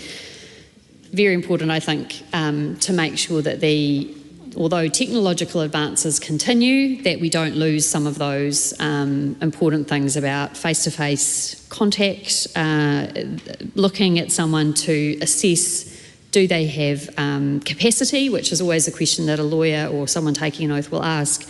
If they do have capacity, do they freely enter into an oath and declaration? Very difficult to do that with just audio, which was what was proposed in this initial version of this bill. Very proud that the committee did take on the recommendation, and the Minister did accept changing that to make sure it was audio-visual, because I think that does uphold the integrity of the Oaths and Declarations Act. So I think that was really important. I do want to pick up on the issue was raised by my colleague Tim Costley around gendered language. I think it's really important, Madam Speaker, that we do not dissuade ourselves from the task that is inclusive language. And when I'm talking about inclusive language, I'm not talking about anything which is anything more than not including language which is overtly sexist in legislation. Unfortunately, it is just simply the fact that if you say men or man, generally people think you are referring only to a man or men and not, in fact, to women or humans. And I think it's such an easy thing for us to update that language, to use a term which includes both men and women, rather than sticking to what I believe are sexist stereotypes which make our children, if they hear them, think that certain professions are only open to one gender. We can change that through having inclusive language. I don't think there's anything sad about it, and I would strongly push back against allegations from the other side of the House that there is anything that we should be looking back fondly on for language that tells our children that because you are a certain gender, you may not be able to do a certain job. So I very, very strongly push back on that and support the inclusive words which are included within this piece of legislation, which I think is very, very important. So I was here, I listened to it, and I'm responding as is in a debate. So that is very much what. Well, I actually. It's not a conversation. Yeah, it's not a conversation. It's not a conversation, and it's a debate. He raised a point. I'm saying, let's make language inclusive. Let's not be equivocal about that other side of the house. Let's stick up for inclusive language. Well, it's very interesting that other members of the House disagree with it, because this is a bill which everyone in the House has to agree to. I'm not talking about him anymore, I'm talking about you, sir. You are challenging what is in this piece of legislation. If you want to vote against inclusive language, then you can vote against this bill and will not go ahead. And I challenge you to stand, if you're going to make comments across the House, stand up, vote against it, and let the public decide whether inclusive language is something that this House stands for or not. Totally up to you. And totally something that was raised in debate and is perfectly appropriate to be discussed. So that's what I think. I think we should encourage our children to do whatever job that they want. Madam Speaker, this is a lot more drama than I expected from the Statutes Amendment Bill. Generally, it is not a bill which people get excited about. Generally, most of the stuff in it is quite inane and just minor and technical amendments. But look, I think we can show with intellectual curiosity, with the fact that we go through this and we take our jobs seriously as legislators, that we can actually find all sorts of interesting facts, not only about our history, not only about the history of New Zealand, the way we see ourselves as a country, the way things used to be and the way we want to see things in the future, all wrapped up in what we wouldn't usually spend so much attention on. And Madam Speaker, I do want to echo the comments of my colleague, Dr. Duncan Webb, when he said this isn't an appropriate bill to be put through urgency. It is important, but it's not urgent. Joseph Mooney. Thank you very much, Madam Speaker. I rise to make a brief contribution on the Statutes Amendment Bill, an omnibus bill that it makes changes, mostly minor, to 42 different acts. And I'll just make one brief comment just in response to the last speaker, who I think was arguing phantoms in her own mind, frankly, because everyone in this House is actually incredibly supportive of all men and all women and all young boys and all young girls having every opportunity available to them in this country. And we have great people in our armed forces where I served, and with men and women. So with that, Madam Speaker, I commend this bill to the House. The Right Honourable Adrian Ruruthi. Te māngai o te whare. I'd like to speak about Part 17 and Parts 29, which make amendments to two separate settlements, Treaty of Waitangi settlements. I happened to sit and speak to both those when they went through the House, and I just wanted to bring to the attention to the House of if members aren't already aware of the report from the Controller and Auditor General on how treaty obligations are being implemented by public organisations. We've had, at the time of the report, there'd been 80 settlements with 150 public organisations with 12,000 contractual or legal commitments in them. Part 17 and Part 29 deals with 2 of those commitments, 2 out of 12,000. There are thousands still that have been committed to but have not been enacted yet. Prepare for the onslaught, is what I say to this House. Because if those public organisations don't lift their game, and because when you think about deferred properties, they have plenty of time to deal with them.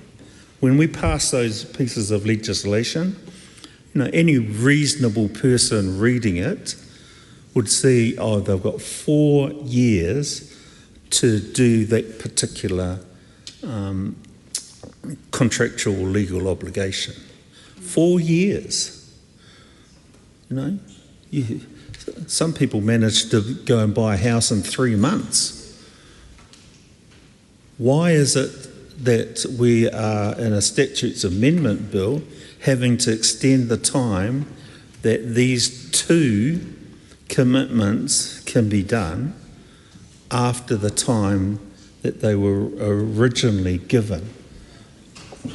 It's not really acceptable.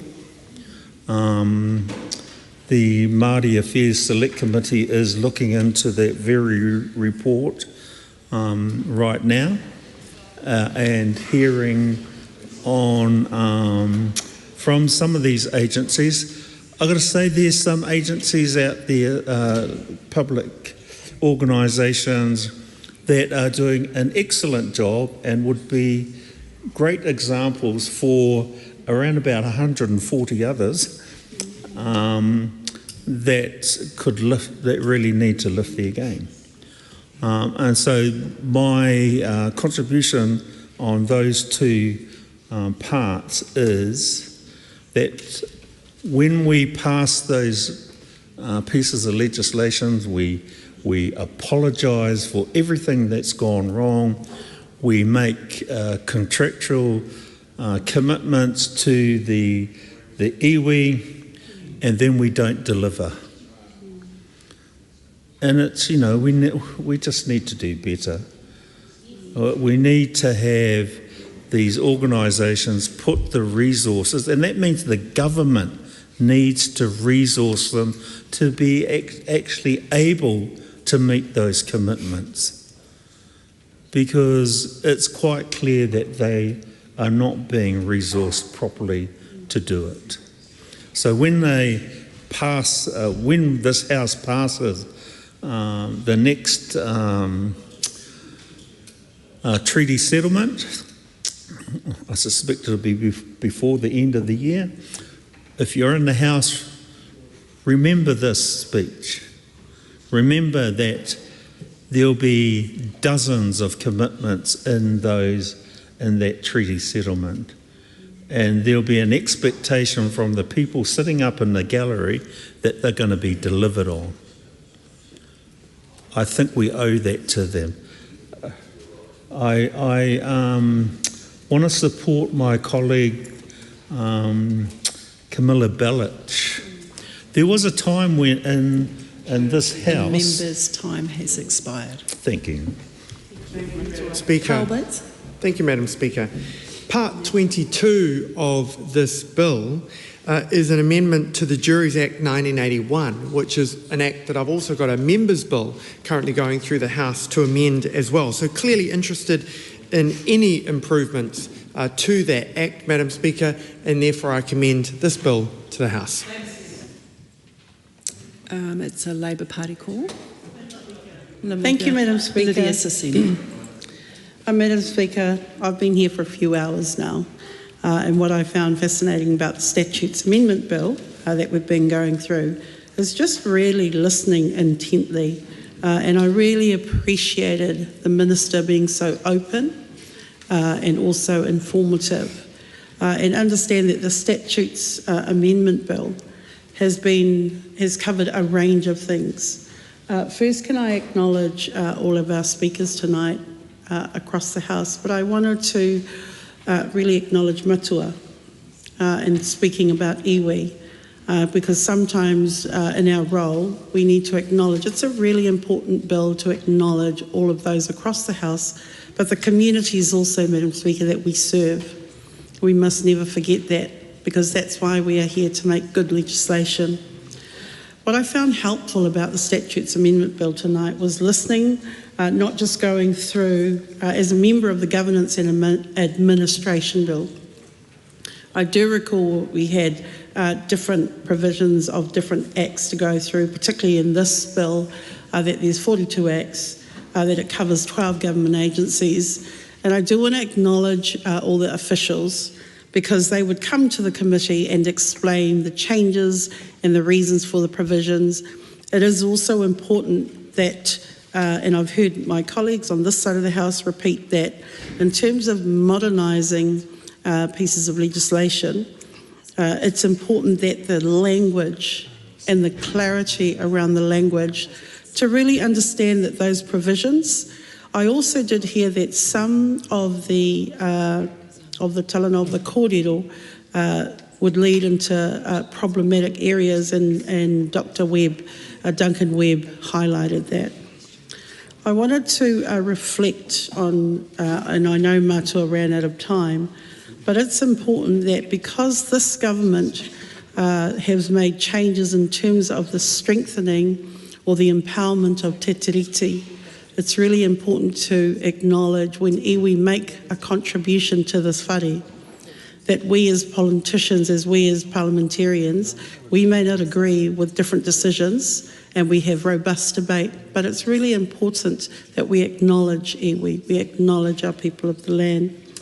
What I also appreciated in terms of my colleague Camilla Balich in speaking about the modernisation, and the Minister explained that really well and repeated that, why this, the different bills and this specifically Statutes Amendment Bill, the purpose of it.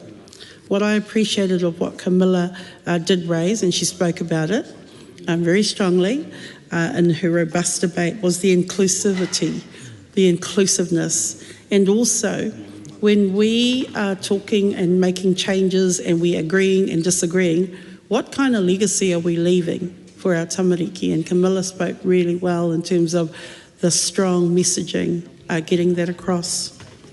Madam Speaker, we understand that some of the provisions is about seeking clarity, and what also the Minister was helpful for was her advice in terms of the consistency of respective provisions and of respective acts. There was a few acts that I was quite interested in, the Amendment to Burial and Cremation Act, but also the Coroner's Act, because I know that we talk a lot about life in the House, but we don't actually acknowledge when it comes to death. And those two acts in particular acknowledge provisions, and there was changing of wording. And I was quite interested in, because for Māori and Pasifika, we honour and we treat our people who have passed to the other side very carefully. We have tikanga, we have things that we specifically do in our communities because we are acknowledging that when those of our loved ones are passing over, that there is law in terms of doing things right and processes and provisions, but we also have spirituals and we treat those who are passed. So I just wanted to reflect that. What I also found helpful was the changes that were intended was around clarity and clarifying the various provisions, specifically when it came to sometimes the incorrect references, and it was really helpful to hear the Minister explain her understanding of the broadness of some of the provisions. So that was really helpful for me, because she then talked about alignment of the different provisions. Madam Speaker, in terms of the different acts that we were going through, and it was already talked about, in particular the oaths and declarations, when we were on select committee, it was really helpful to really be focused and really have clear wording in terms of that specific act and what it does, and why it's really important to have the person not just talking about on a, we needed to have visual, because the committee's job was to then look at the provision, look at the wording and correct it, and it was helpful for the Minister to acknowledge that. Madam Speaker, just with the substantive changes, it was important to understand as a committee member that our work is to strengthen, and we did have robust debates in terms of some of the provisions when it came to committee. because there is evidence and in terms of affidavits and key aspects of the different bills, specifically with that bill, and any substantive change, which was the one I've just mentioned, is really helpful, that when we are correcting legislation or we are amending legislation, that the public understands the intent of those amendments. And I just think that that's really important, because New Zealanders, as we are passing legislation in this House, specifically, that we are communicating to New Zealanders why the change is important and we still get the purpose right. So just, Madam Speaker, I just wanted to talk about and reflect on my colleague Celia, when she talked about, and others have spoken about it in terms of email, and then verifying when you press the button send that you know that that's gone, or you assume that's gone. And then Dr. Duncan Webb also highlighted about the different email addresses, etc. I met recently with the Postal, New Zealand Post, and one of the things that they talked about was now we're in an online world. And the difference is 13 years ago, New Zealand Post used to deal with 88 million pieces of correspondence or letters in post. In 2025, that's now gone to only just over 150 million. So the change to the online world is really important in reflecting that in pieces of legislation.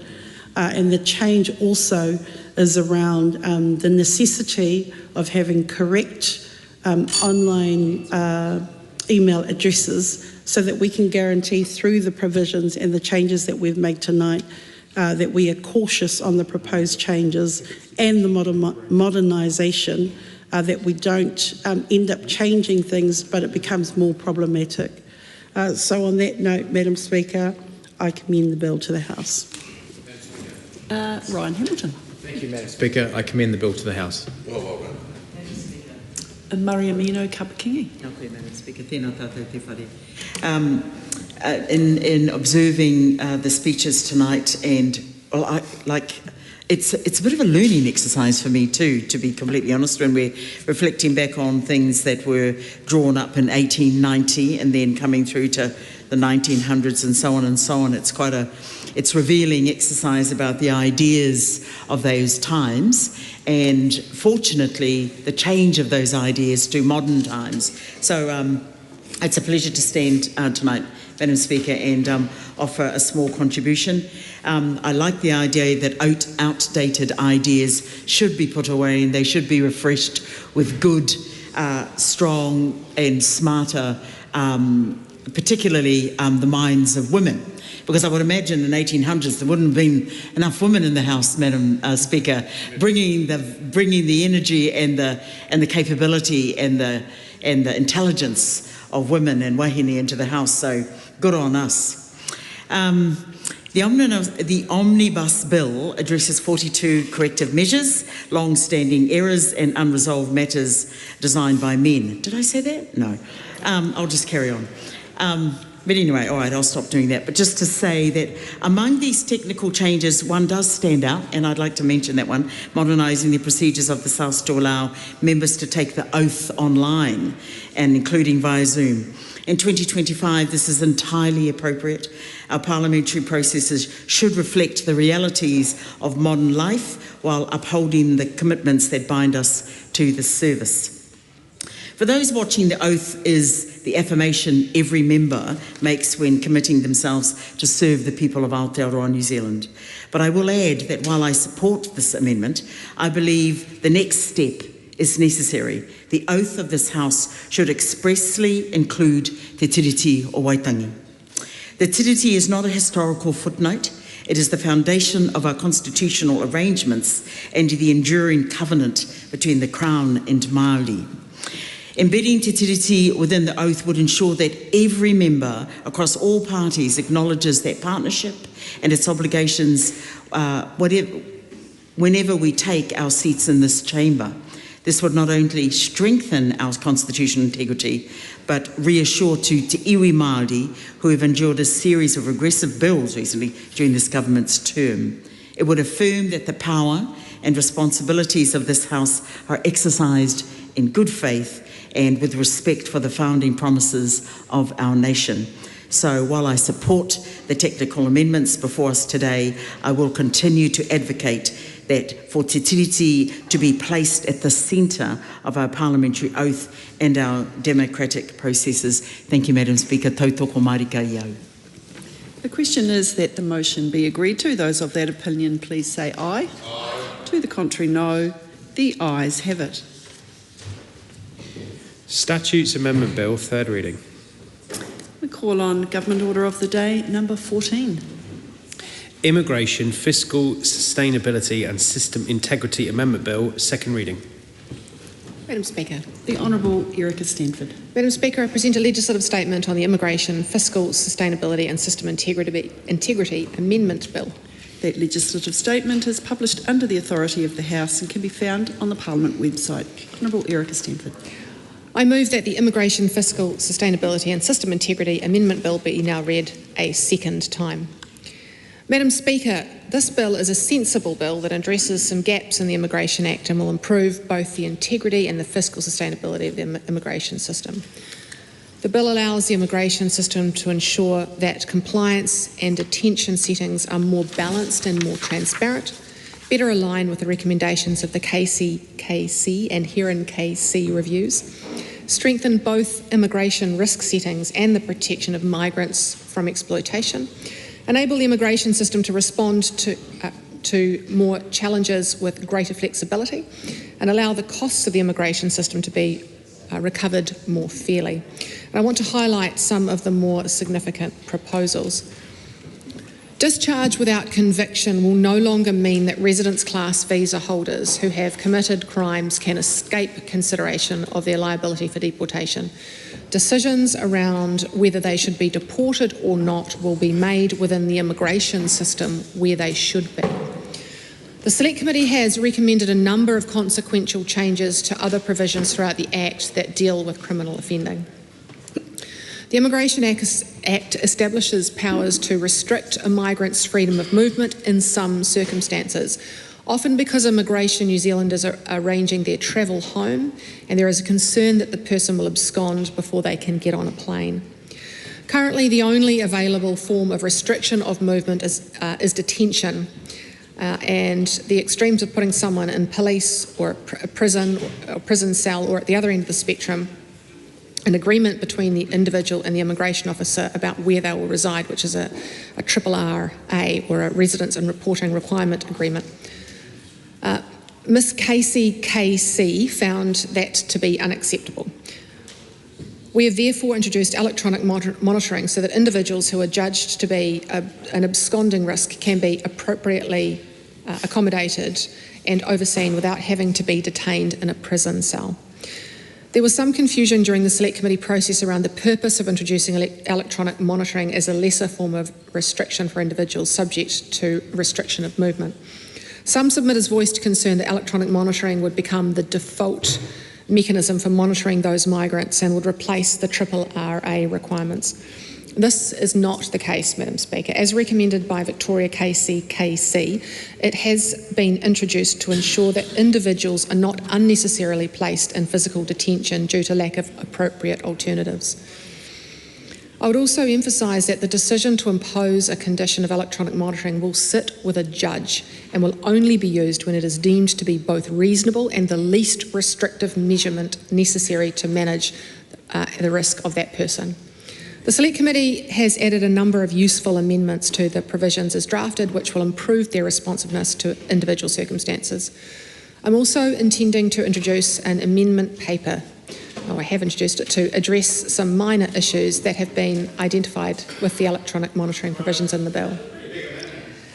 The changes proposed are technical and will ensure that the bill is workable in practice and consistent with other electronic monitoring legislation across the statute book.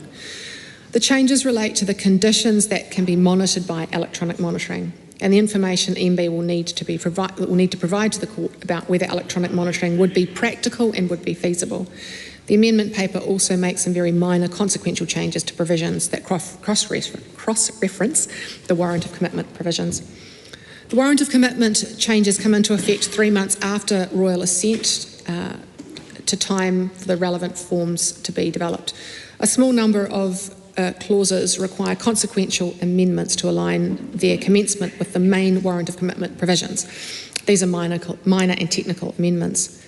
Another important change in this bill will ensure a future minister to respond decisively to emergencies or other unusual circumstances by, for example, extending the visas of groups of migrants or granting visas to groups of migrants without needing applications through making a special direction. As drafted, these special direction powers have very strong safeguards and their exercise would be very transparent. There is a mandatory publishing in the Gazette and on MBIE's website and mandatory annual reporting. The Regulations Review Committee could recommend that a special direction is disallowed by the House. The special directions cannot be used to disadvantage the people that they relate to.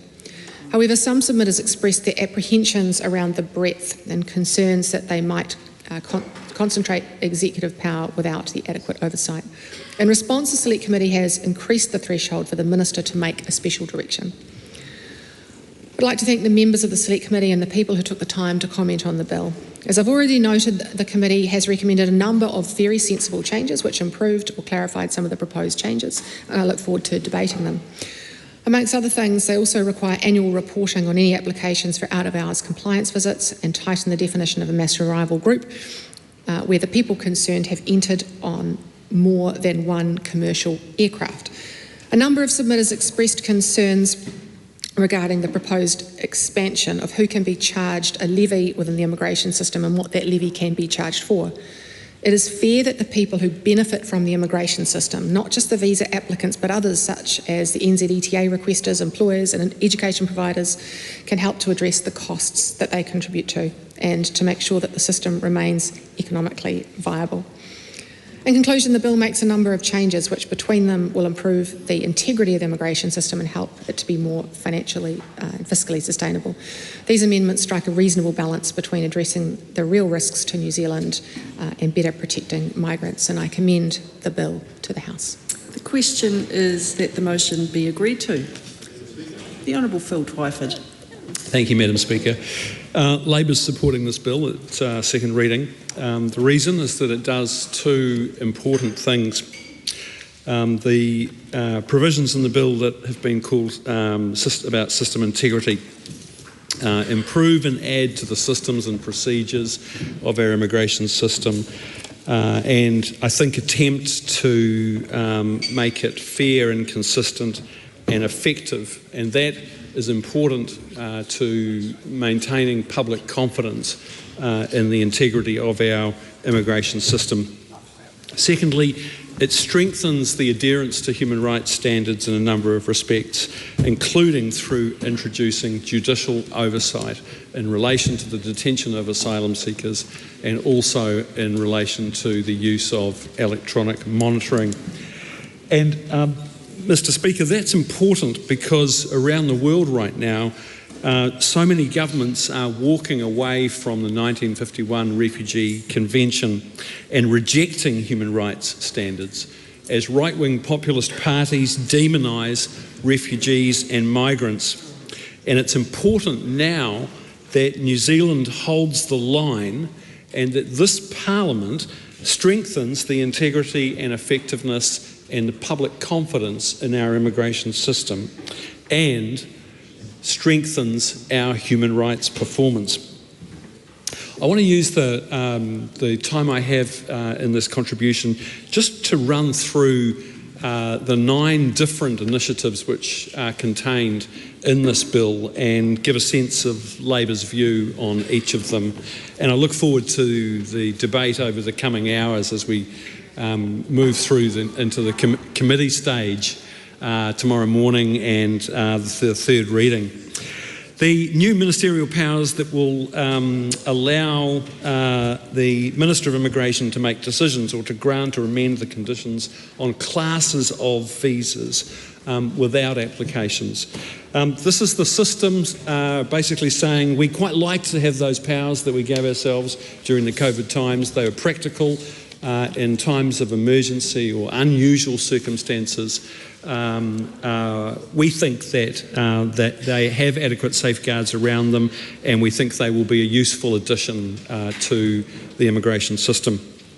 On the question of deportation and criminal offending, there was a pretty spirited critique at Select Committee by the Law Society and others, and I'm looking forward to questioning the Minister about the argument that was made by submitters that yes, this will allow decisions about deportation to be made by the immigration system and not by a court giving someone a discharge without conviction, but it does, I think, have the effect of undermining an important discretion that we give our courts to make decisions like that. So that'll be a debate I'll look forward to having.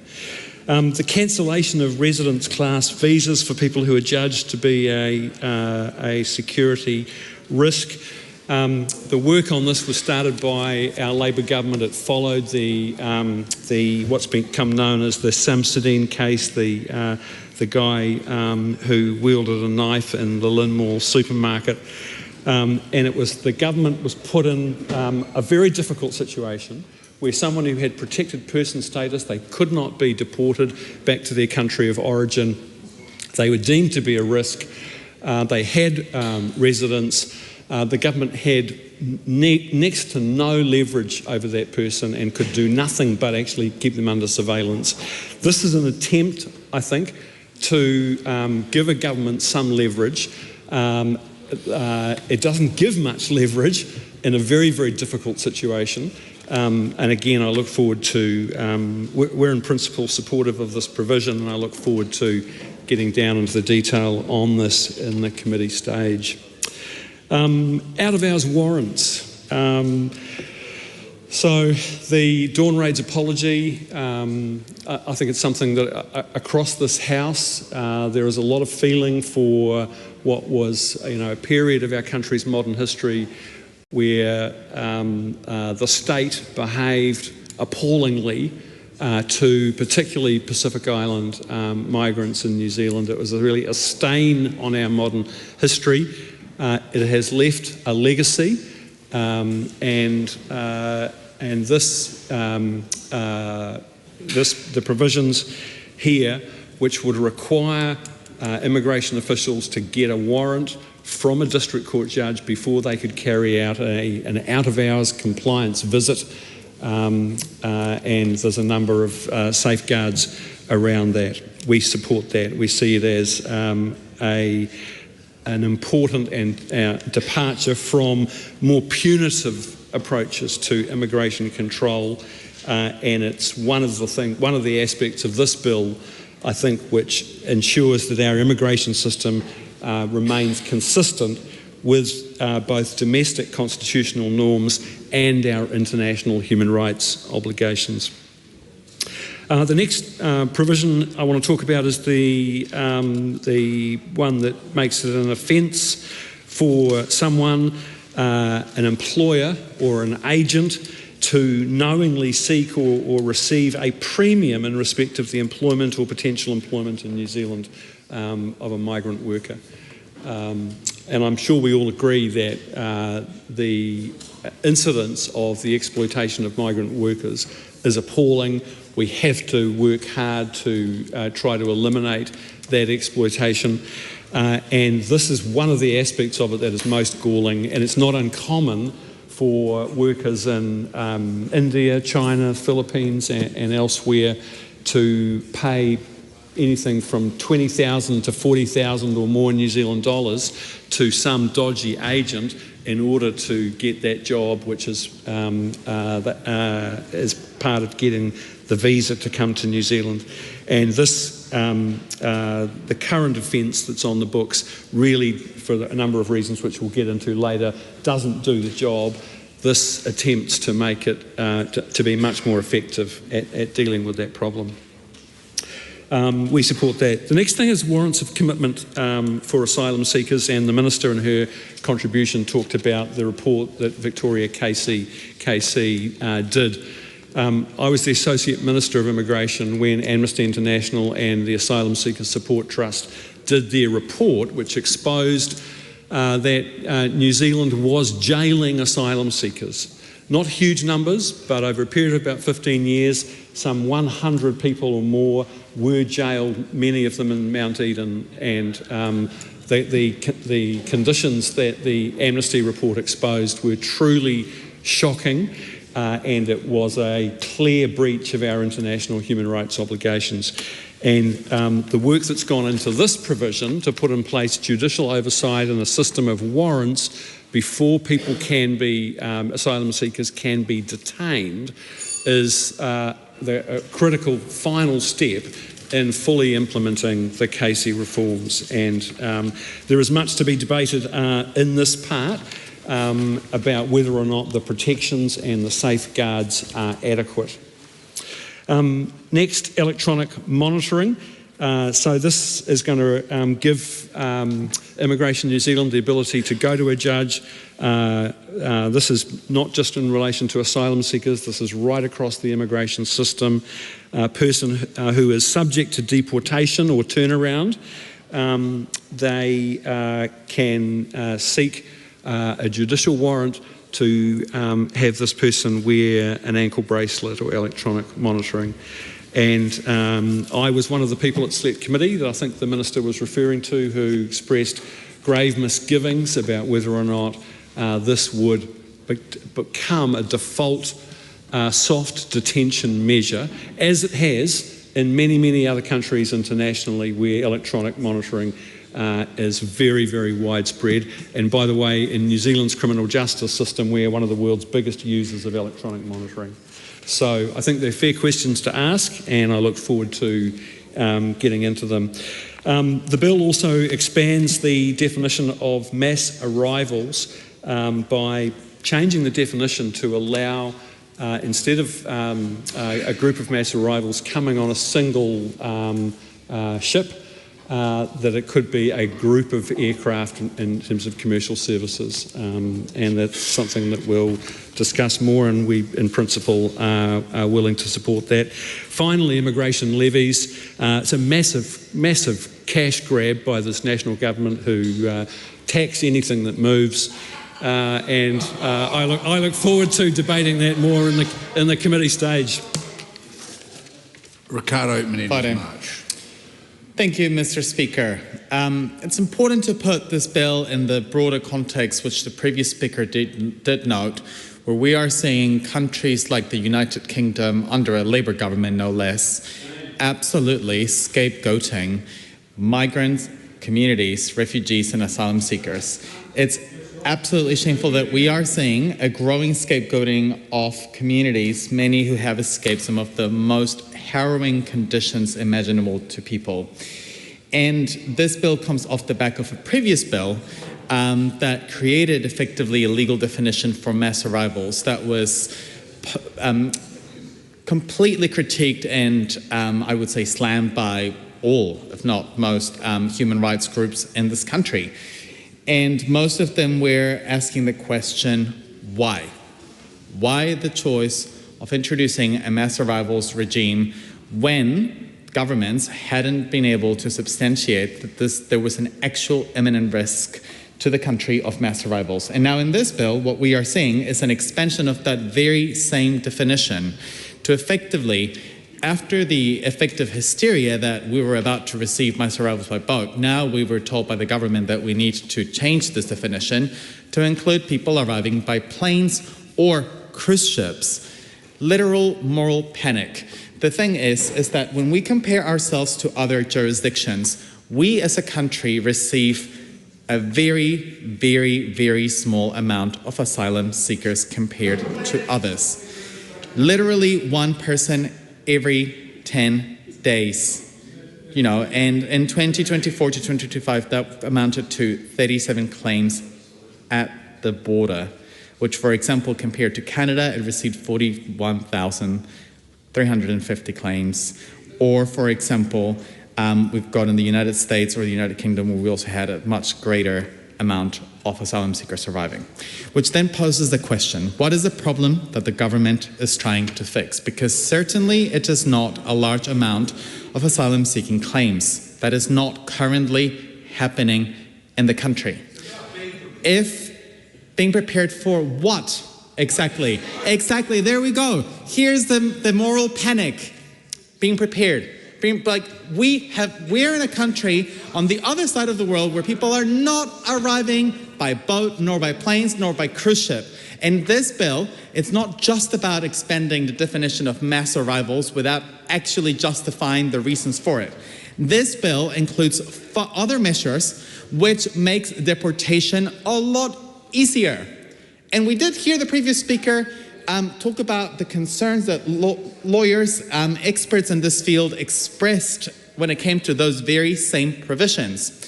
Because currently, for example, it would be the courts who would decide whether someone would be liable for deportation by nature of having been convicted for a crime.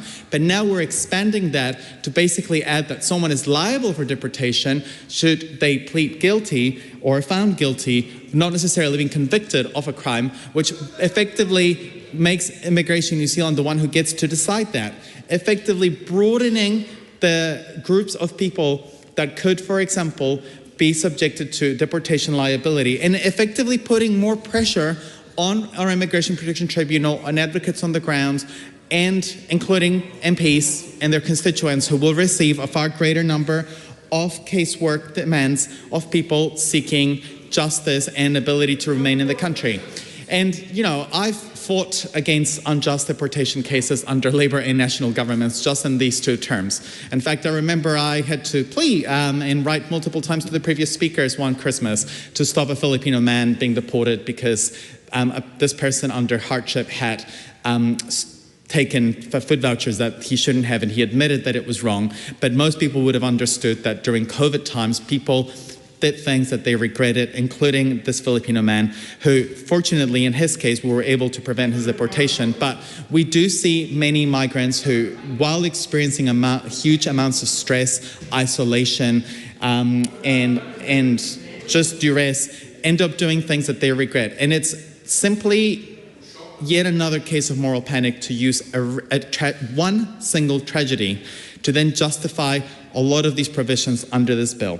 I think our communities deserve far better than this. Our communities deserve a judiciary that is able to process asylum-seeking claims in a prompt manner.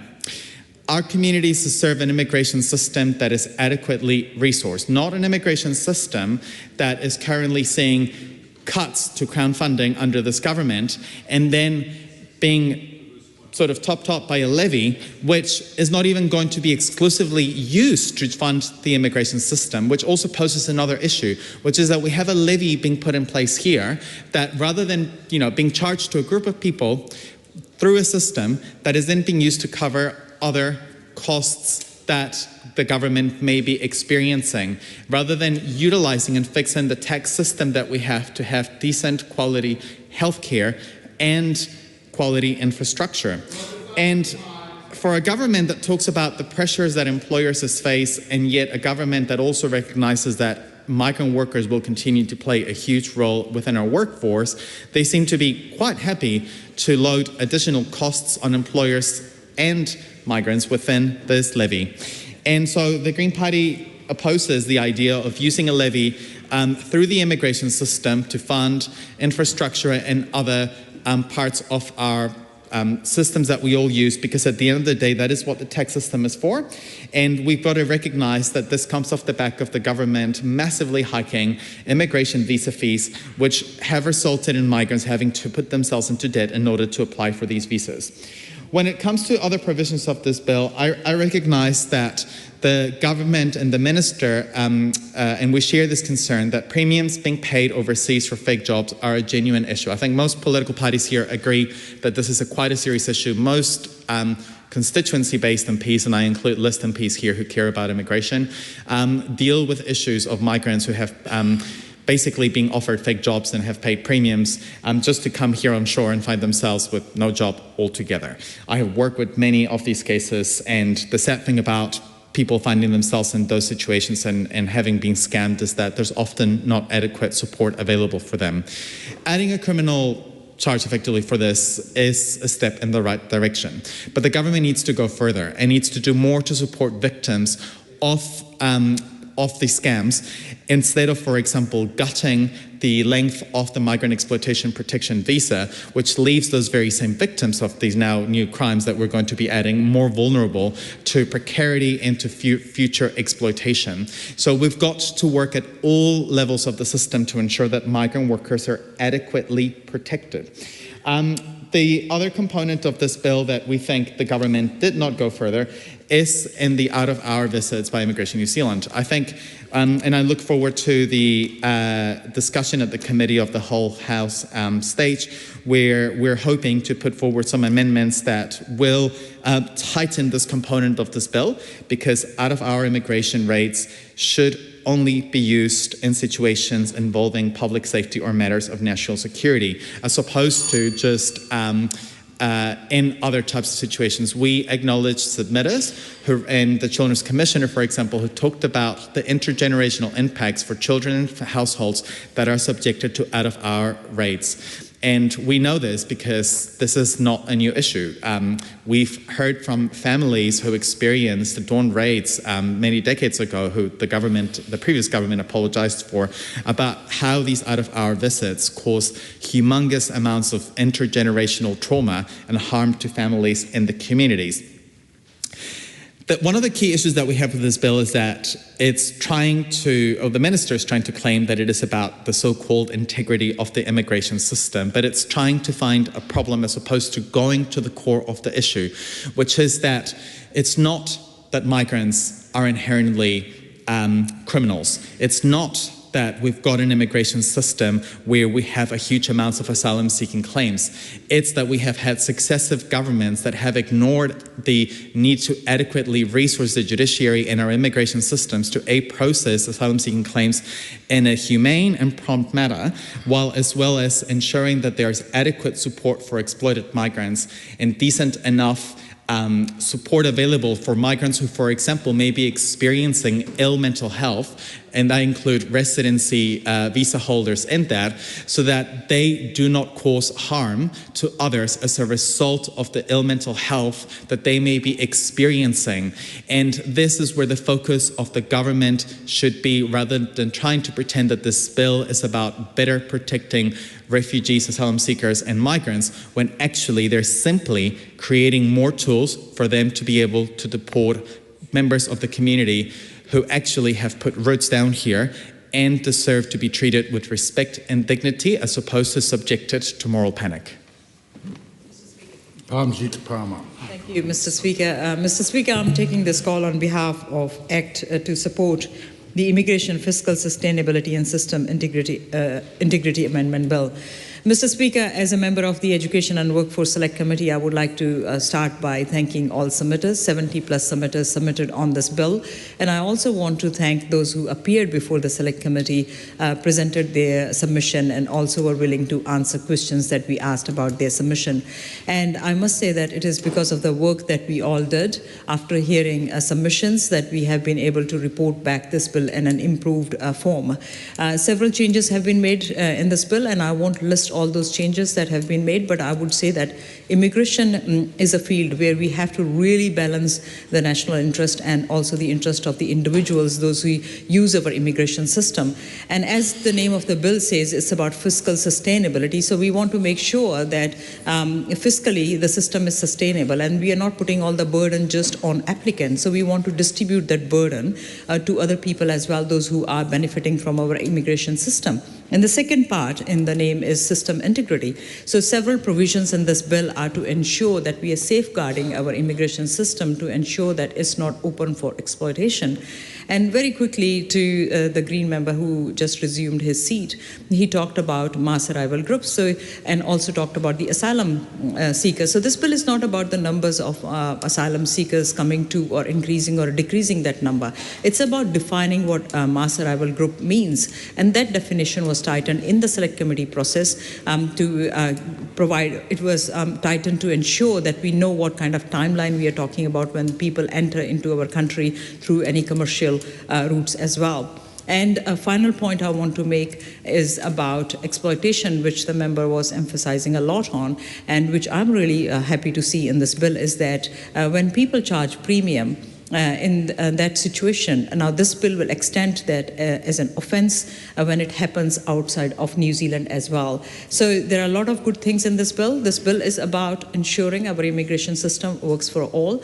And Mr. Speaker, I support this bill and commend this bill to the House. Thank you. The Honourable Casey Costello. Mr. Speaker, I rise on behalf of New Zealand First to speak in support of the Immigration, Fiscal Sustainability and System Integrity Amendment Bill. I appreciate the member who just resumed his seat for bringing some logic and common sense back into this debate. This is a relatively complex bill because of the number of components that it is seeking to address. But it is a very important piece of legislation, and I think that is the component about building an immigration system and continuing to strengthen it.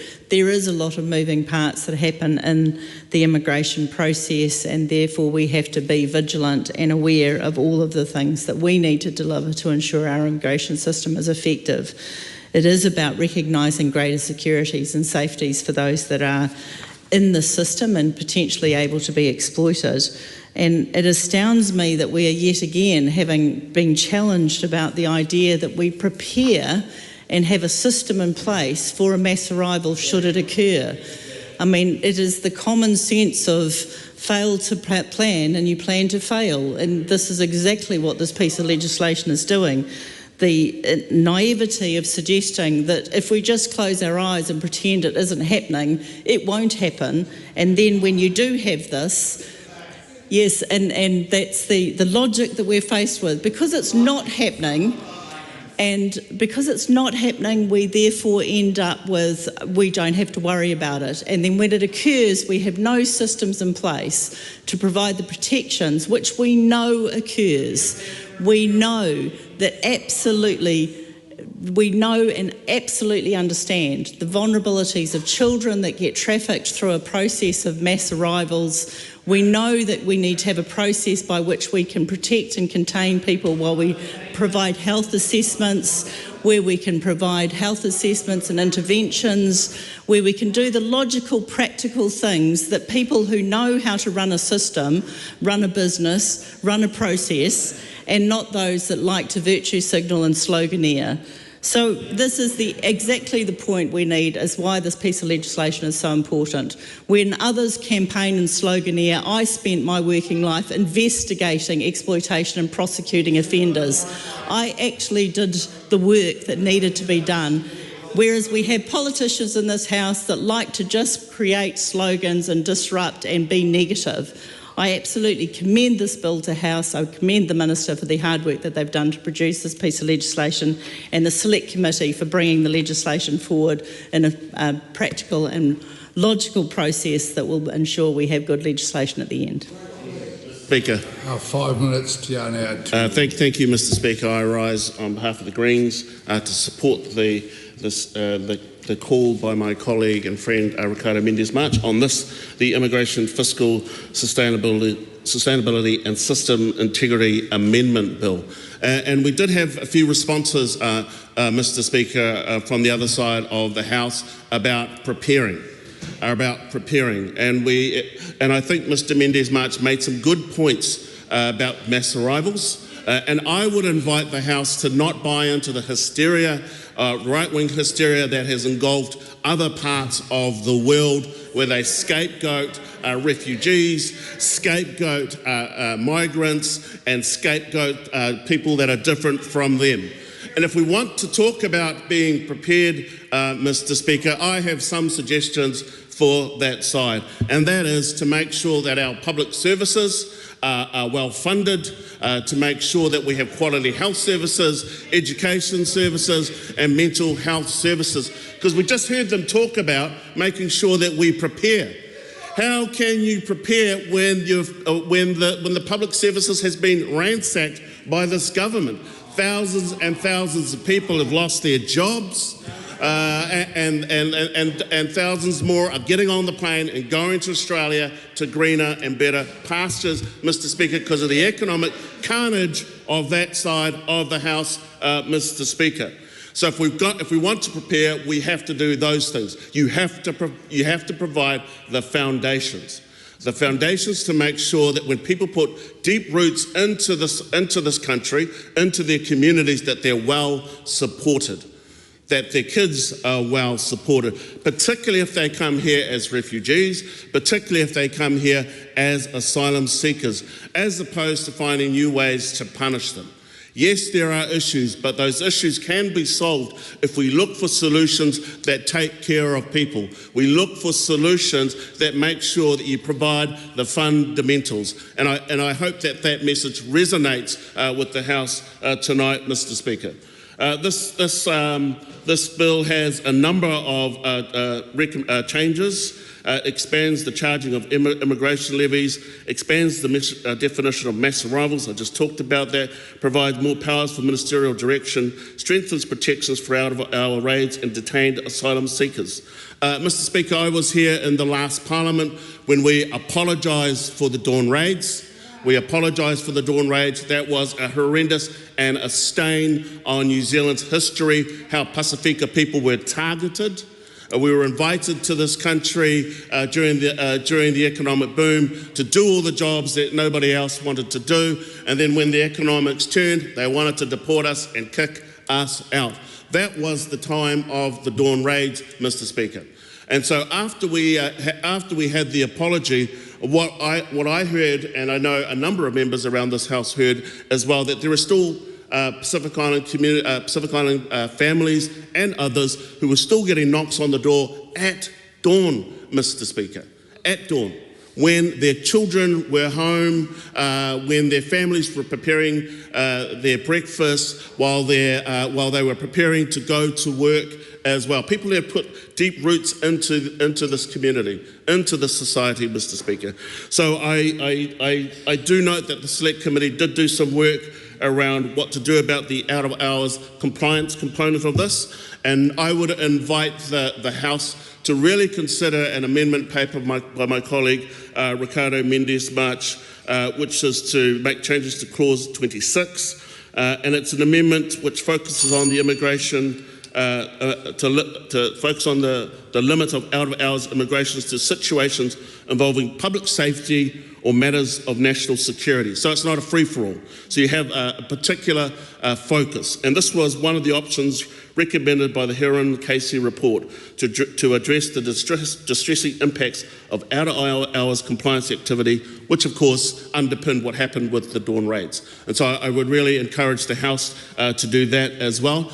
Probably my other reflection, because I wasn't on the Select Committee as well, and I see that there are a number of changes in the Select Committee report, and that is the work of the Select Committee to take some bills, make some recommendations, and make them stronger. And I hope that makes some improvements, and I hope that has happened. But I couldn't help but notice that there is a 46-page amendment paper from the Minister herself. And we are going into the Committee of the Whole House after this. This is a big amendment paper, Mr. Speaker. A lot more work needs to be done on this bill. Mr. Speaker, and thank you for the opportunity to speak on the Immigration, Fiscal Sustainability and System Integrity Amendment Bill.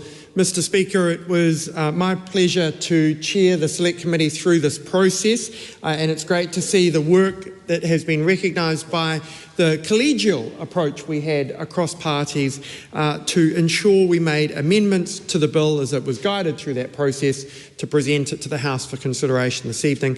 Mr. Speaker, I commend it to the House. Speaker. Efficient. Honourable Jenny Salisa. Thank you, Mr. Speaker, Malolele, and I rise this evening, even though it's 11:30 p.m. at night and we are here in urgency. This is a really important bill. The Immigration, Fiscal Sustainability and System Integrity Amendment Bill, Mr. Speaker, and my colleague, the Honourable Phil Twyford, who is our immigration spokesperson, has already talked about one of the many reasons why we are supporting this particular legislation. And I do want to commend the Minister of Immigration for all of the hard work and diligence that she and her ministry have put to ensuring that we have this law before us this evening, Mr. Speaker, because there are many long-standing issues that needs to be addressed to strengthen the immigration system in Aotearoa, New Zealand, and I would like to discuss at least two of those in a bit more detail to what our immigration spokesperson has spoken about earlier on. And Mr. Speaker, I'd like to first of all talk about the lessons that we should learn from the 1970s dawn raids, which remains seared into the collective memory of Pacific communities in Aotearoa, New Zealand, and can I say, particularly for people like myself, Tongans, because it was when we look at the statistics of who were the ones who were the most chased by the police dogs, who were the people who were deported the most during the dawn raids, who are the people who are still suffering from the trauma of the dawn raids the most, and I would say it would be people from Tonga. Mr. Speaker, I remember it is a memorable day, the day that the government gave the apology, the official apology for the dawn raids at the Auckland Town Hall. As we were walking in to the town hall, Mr. Speaker, and I remember because at that time I was actually wearing traditional mourning clothes. I was mourning because one of my father's sisters had just passed away. But it felt for me like I was also mourning on behalf of the Tongans that were affected. And as we were walking through the town hall, Mr. Speaker, they played video clips from those days in the 1970s of dogs barking in the early morning of dawn as Tongans were being raided in their homes. We heard young children crying, because what would you do when strangers are storming through your house in the middle of, you're sleeping, and that is what you're woken to as a child. You're woken to all of these noise, all of these dogs barking and people stomping their feet to come through and to arrest you. And Mr. Speaker, I want us to learn from our history. This bill has an out-of-hours warrant requirement. And I want to be clear, this is not an abstract policy change. It is the direct response to one of the darkest chapters in New Zealand's immigration history. Because in the 1970s, during the economic recession that followed Britain's entry into the European Economic Community, the New Zealand government at that time made a deliberate choice, Mr. Speaker, to scapegoat a particular group of people, Pacific Island workers, Tongans, Samoans, other people from the Pacific, who were actively recruited by New Zealand to come to this country to fill the labour shortages of jobs that New Zealanders at the time did not want to do. They were the boom years. But the Pacific Island folks suddenly became the targets for blame. Yes, I see you saying that I should narrow it, but Mr. Speaker, the out-of-hours warrant requirement is actually in this bill. It is one of the 9 amendments that this bill is addressing, which is why I'm focusing on it. What followed the dawn raids on the Pacific Island homes, which is what I just described earlier on with the dogs and all that, but Mr. Speaker, I want to talk about the statistics, because it tells a damning story. During the mid-1970s, Pacific Islanders comprised roughly 1/3 of the overstayers, and yet they represented 86% of the prosecutions. Americans, British and Europeans also roughly, they actually had 1/3 of the overstayers, and yet they only represented 5% of the prosecutions. This was not just immigration enforcement, this was racial targeting. This disparity was not accidental. It was the direct result of deliberate government policy at that time. And for many decades from that day up until now, the trauma of the families that were affected still lives on. Mr. Speaker, during the apology, I'd like to quote the The Pacific person we've actually... We've had nearly 6 minutes now. Can we now go to the bill? I know you've spoken to one, but we're talking about the bill, please. Okay. So the bill actually has a new section. The new section is 293 subsection B subsection 4. This clause of the bill is basically about the judicial warrants that out-of-hours compliance visits must have. This is actually because we do not want to see in our present and into the future a repeat of the dawn raids. But Mr. Speaker, if you would just indulge me to quote from the person who actually was speaking on behalf of all of those who were affected. Her name was Her Royal Highness Princess Melisi Luktapu from Tonga, who has now passed away. May she rest in peace. And I quote, "I'm very grateful for your government for making the right decision to apologise.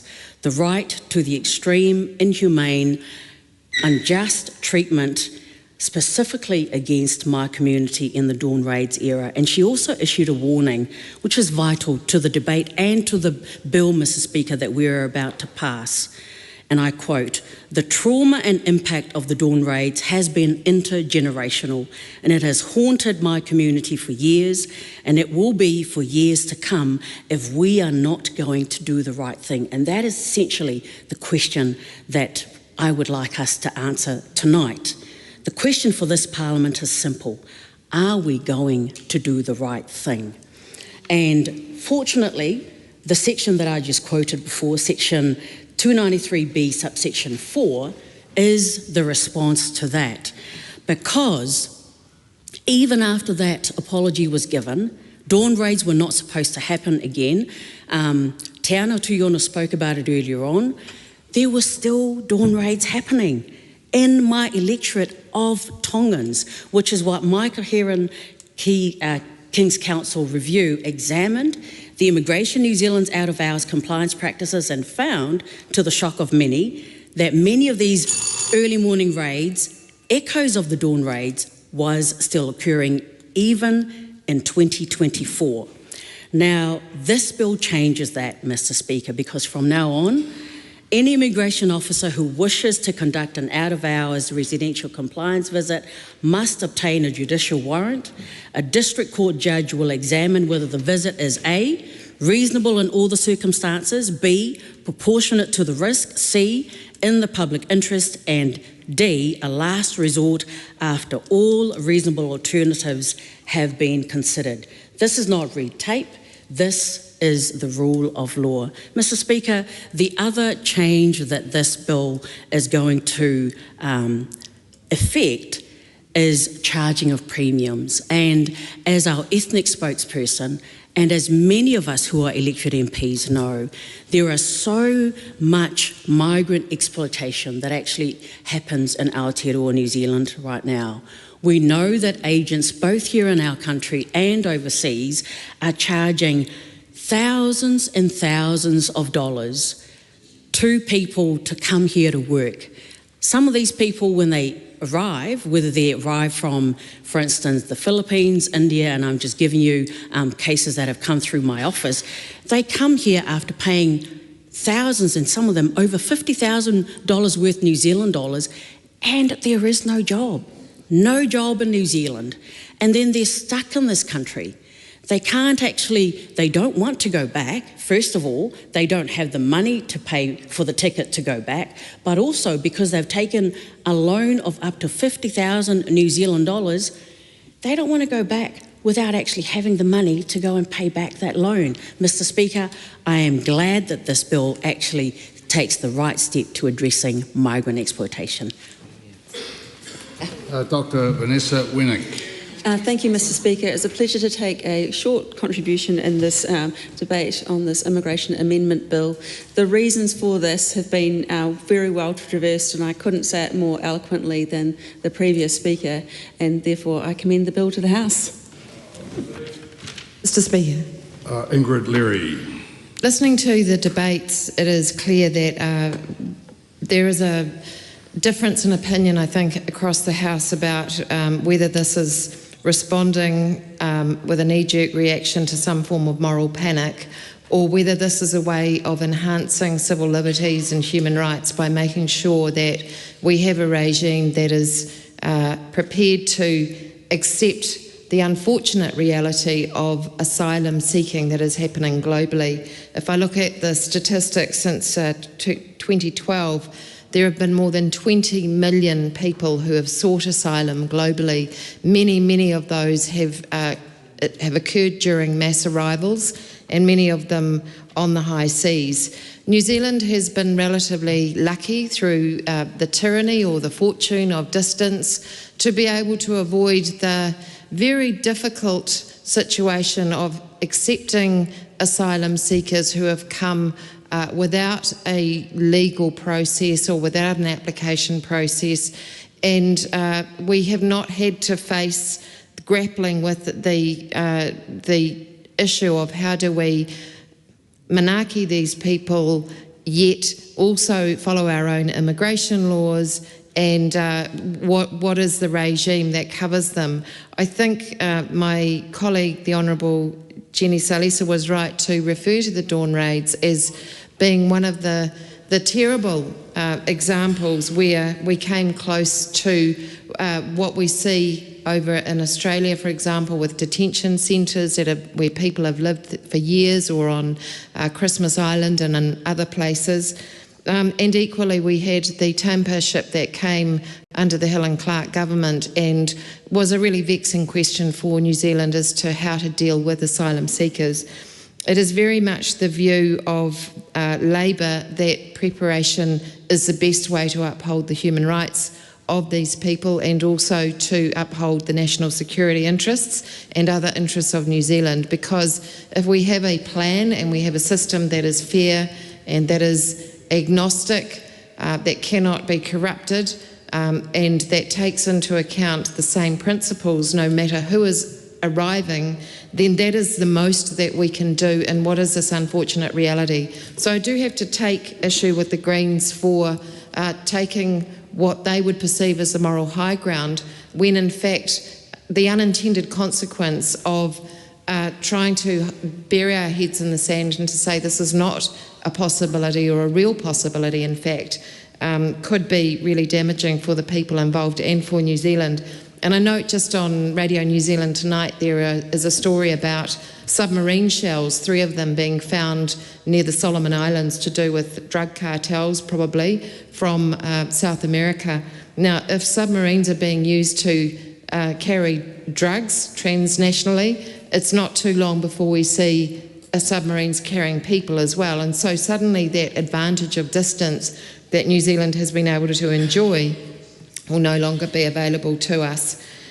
The question then is, if we're going to have this regime, how do we make sure that it is fair, equitable, upholds human rights, has processes that safeguard our national security and our immigration rules, but also safeguard human rights? And it is a really difficult balancing act, and the bill that we see before us actually started under Labour and involved many discussions about those competing rights. So this, for those people who think that there can't be cross-party collaboration, is probably a good example of legislation that has been stewarded via successive governments and involved a lot of conversation.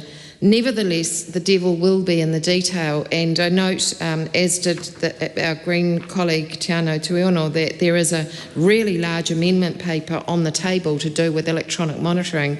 That is going to take a lot of scrutiny tomorrow. We've also got arrest powers, we have search and seizure powers, quite a substantial bill. And with all of these bills, the wording is so incredibly important when it comes to statutory interpretation, so that there aren't unintended consequences, and so that we know, for example, that we are not casting the net too widely and maybe penalising people who may not have had a choice about coming here, for example, who may have been trafficked. These are the many questions that we will be asking tomorrow, Mr Speaker, particularly with the large new amendment that has been dropped on the floor tonight. Mike Butterick. Thank you, Mr Speaker. This bill improves the integrity of the immigration system as well as the fiscal sustainability of it. The changes are sensible, serve New Zealand's national interest while still respecting individual rights. I commend it to the House. Kamala Belich. Thank you, Mr. Speaker. It's good to be able to take a call on what is actually quite a complex piece of legislation. I wasn't on the Select Committee when this was considered, but I can see from the comprehensive work that has gone into it that it was well considered at Select Committee. Mr. Speaker, these types of bills are never easy, and this particular bill, it appears to me, has gone through a number of issues and potential issues in the immigration system and made some pragmatic responses to that. And I think the success of this bill will really be, I suppose, in the spirit of which it is enforced. There are a few issues here which have been highlighted by my colleague Phil Twyford that I think the Labour Party will be very interested in looking at the committee stage.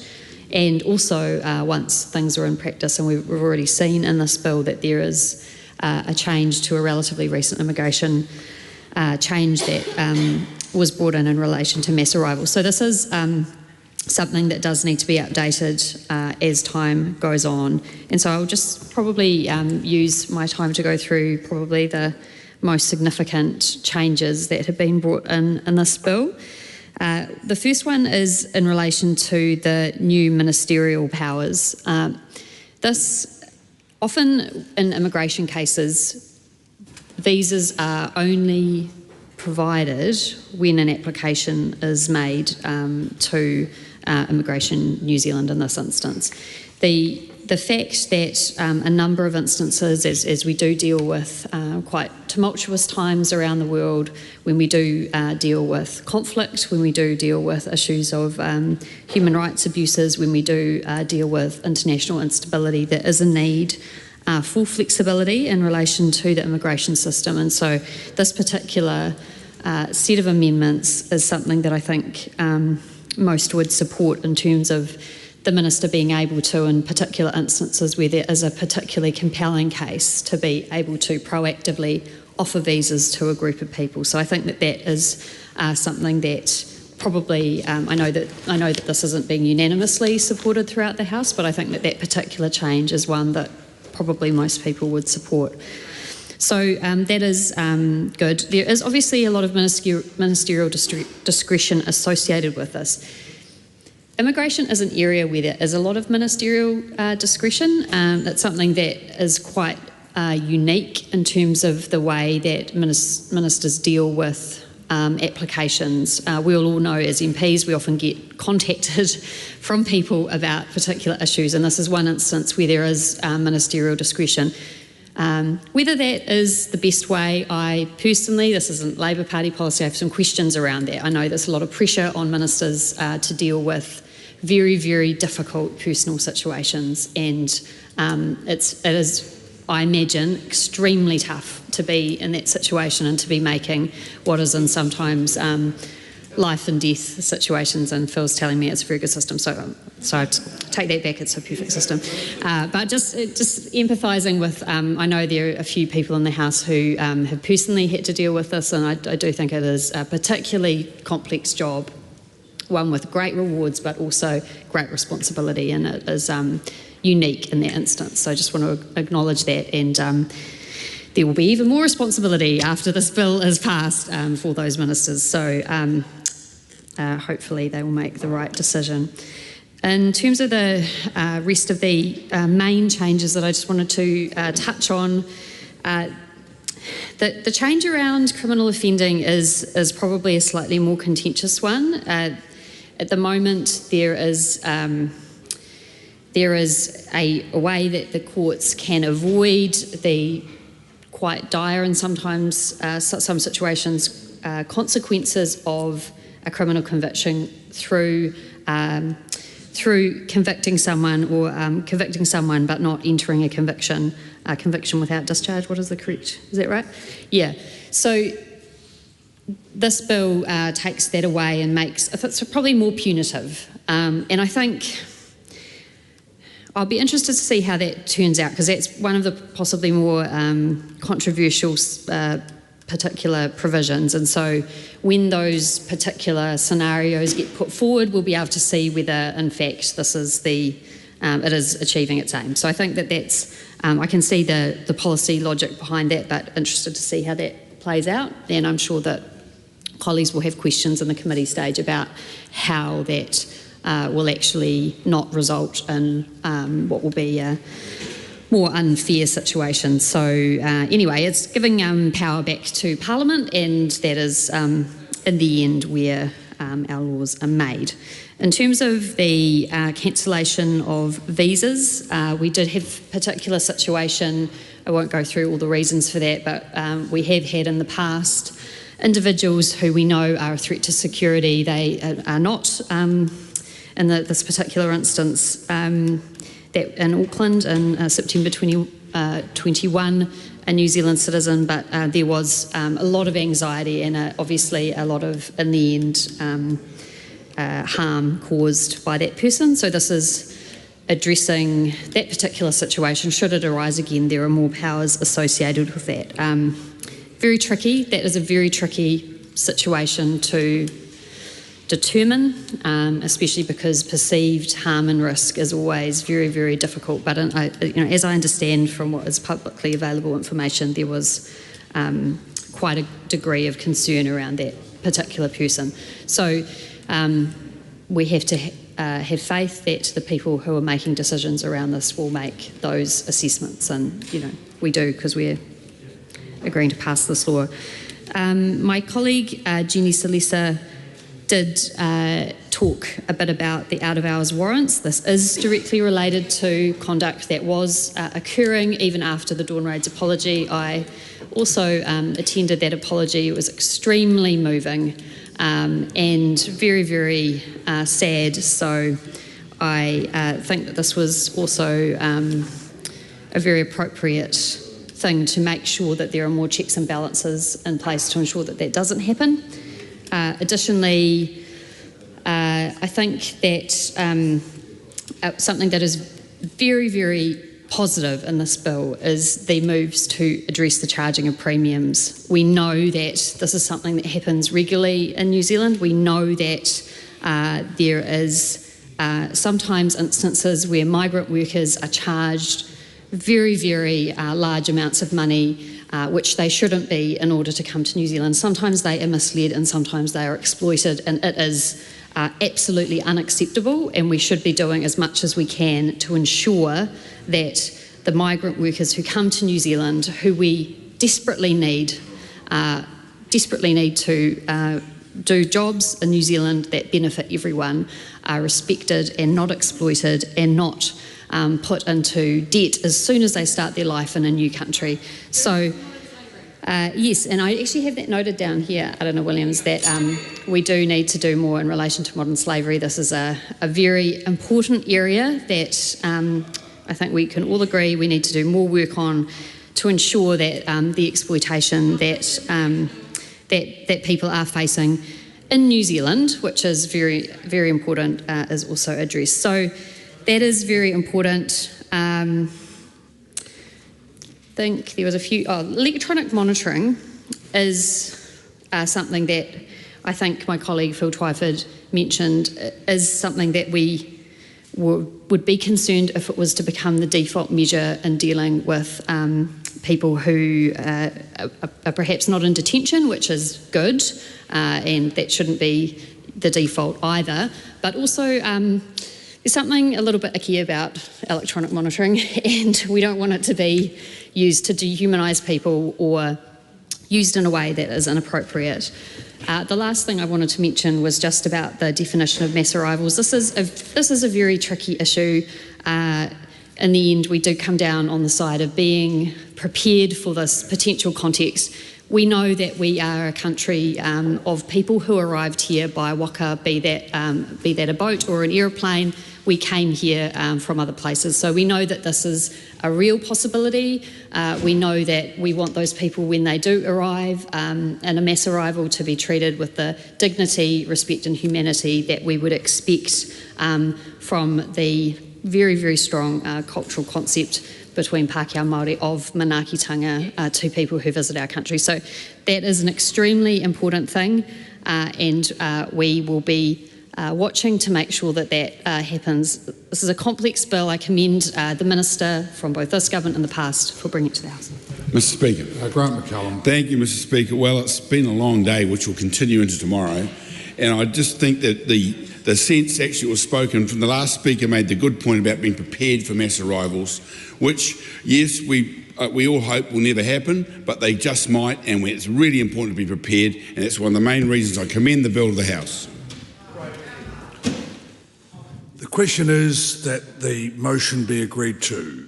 Those that I'd started to take the call. The question is that the motion be agreed to. Those that will say aye. To the contrary, no. The ayes have it. Party vote is called for. Please conduct a party vote. New Zealand National. 49 votes in favour. New Zealand Labour. 34 votes in favour. Green Party of Aotearoa, New Zealand. Te kaumārima ngā pōti e whakaheana. Act New Zealand. 11 in favour. New Zealand First. 8 votes in favour. Te Pāti Māori. E whā ngā pōti e whakaheana.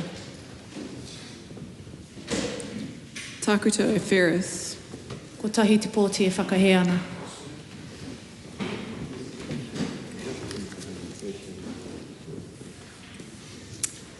Maramino Kapakingi. 1 vote opposed.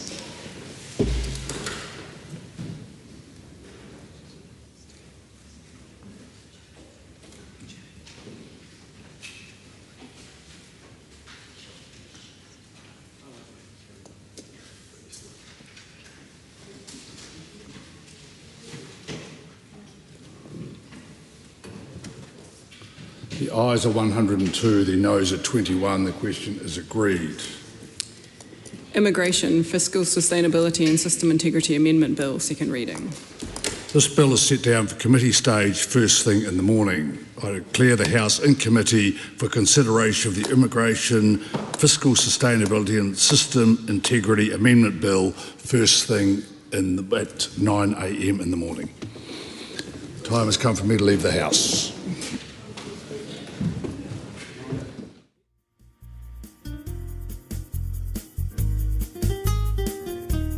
That concludes our coverage from the House of Representatives. More information about Parliament is available at www.parliament.nz.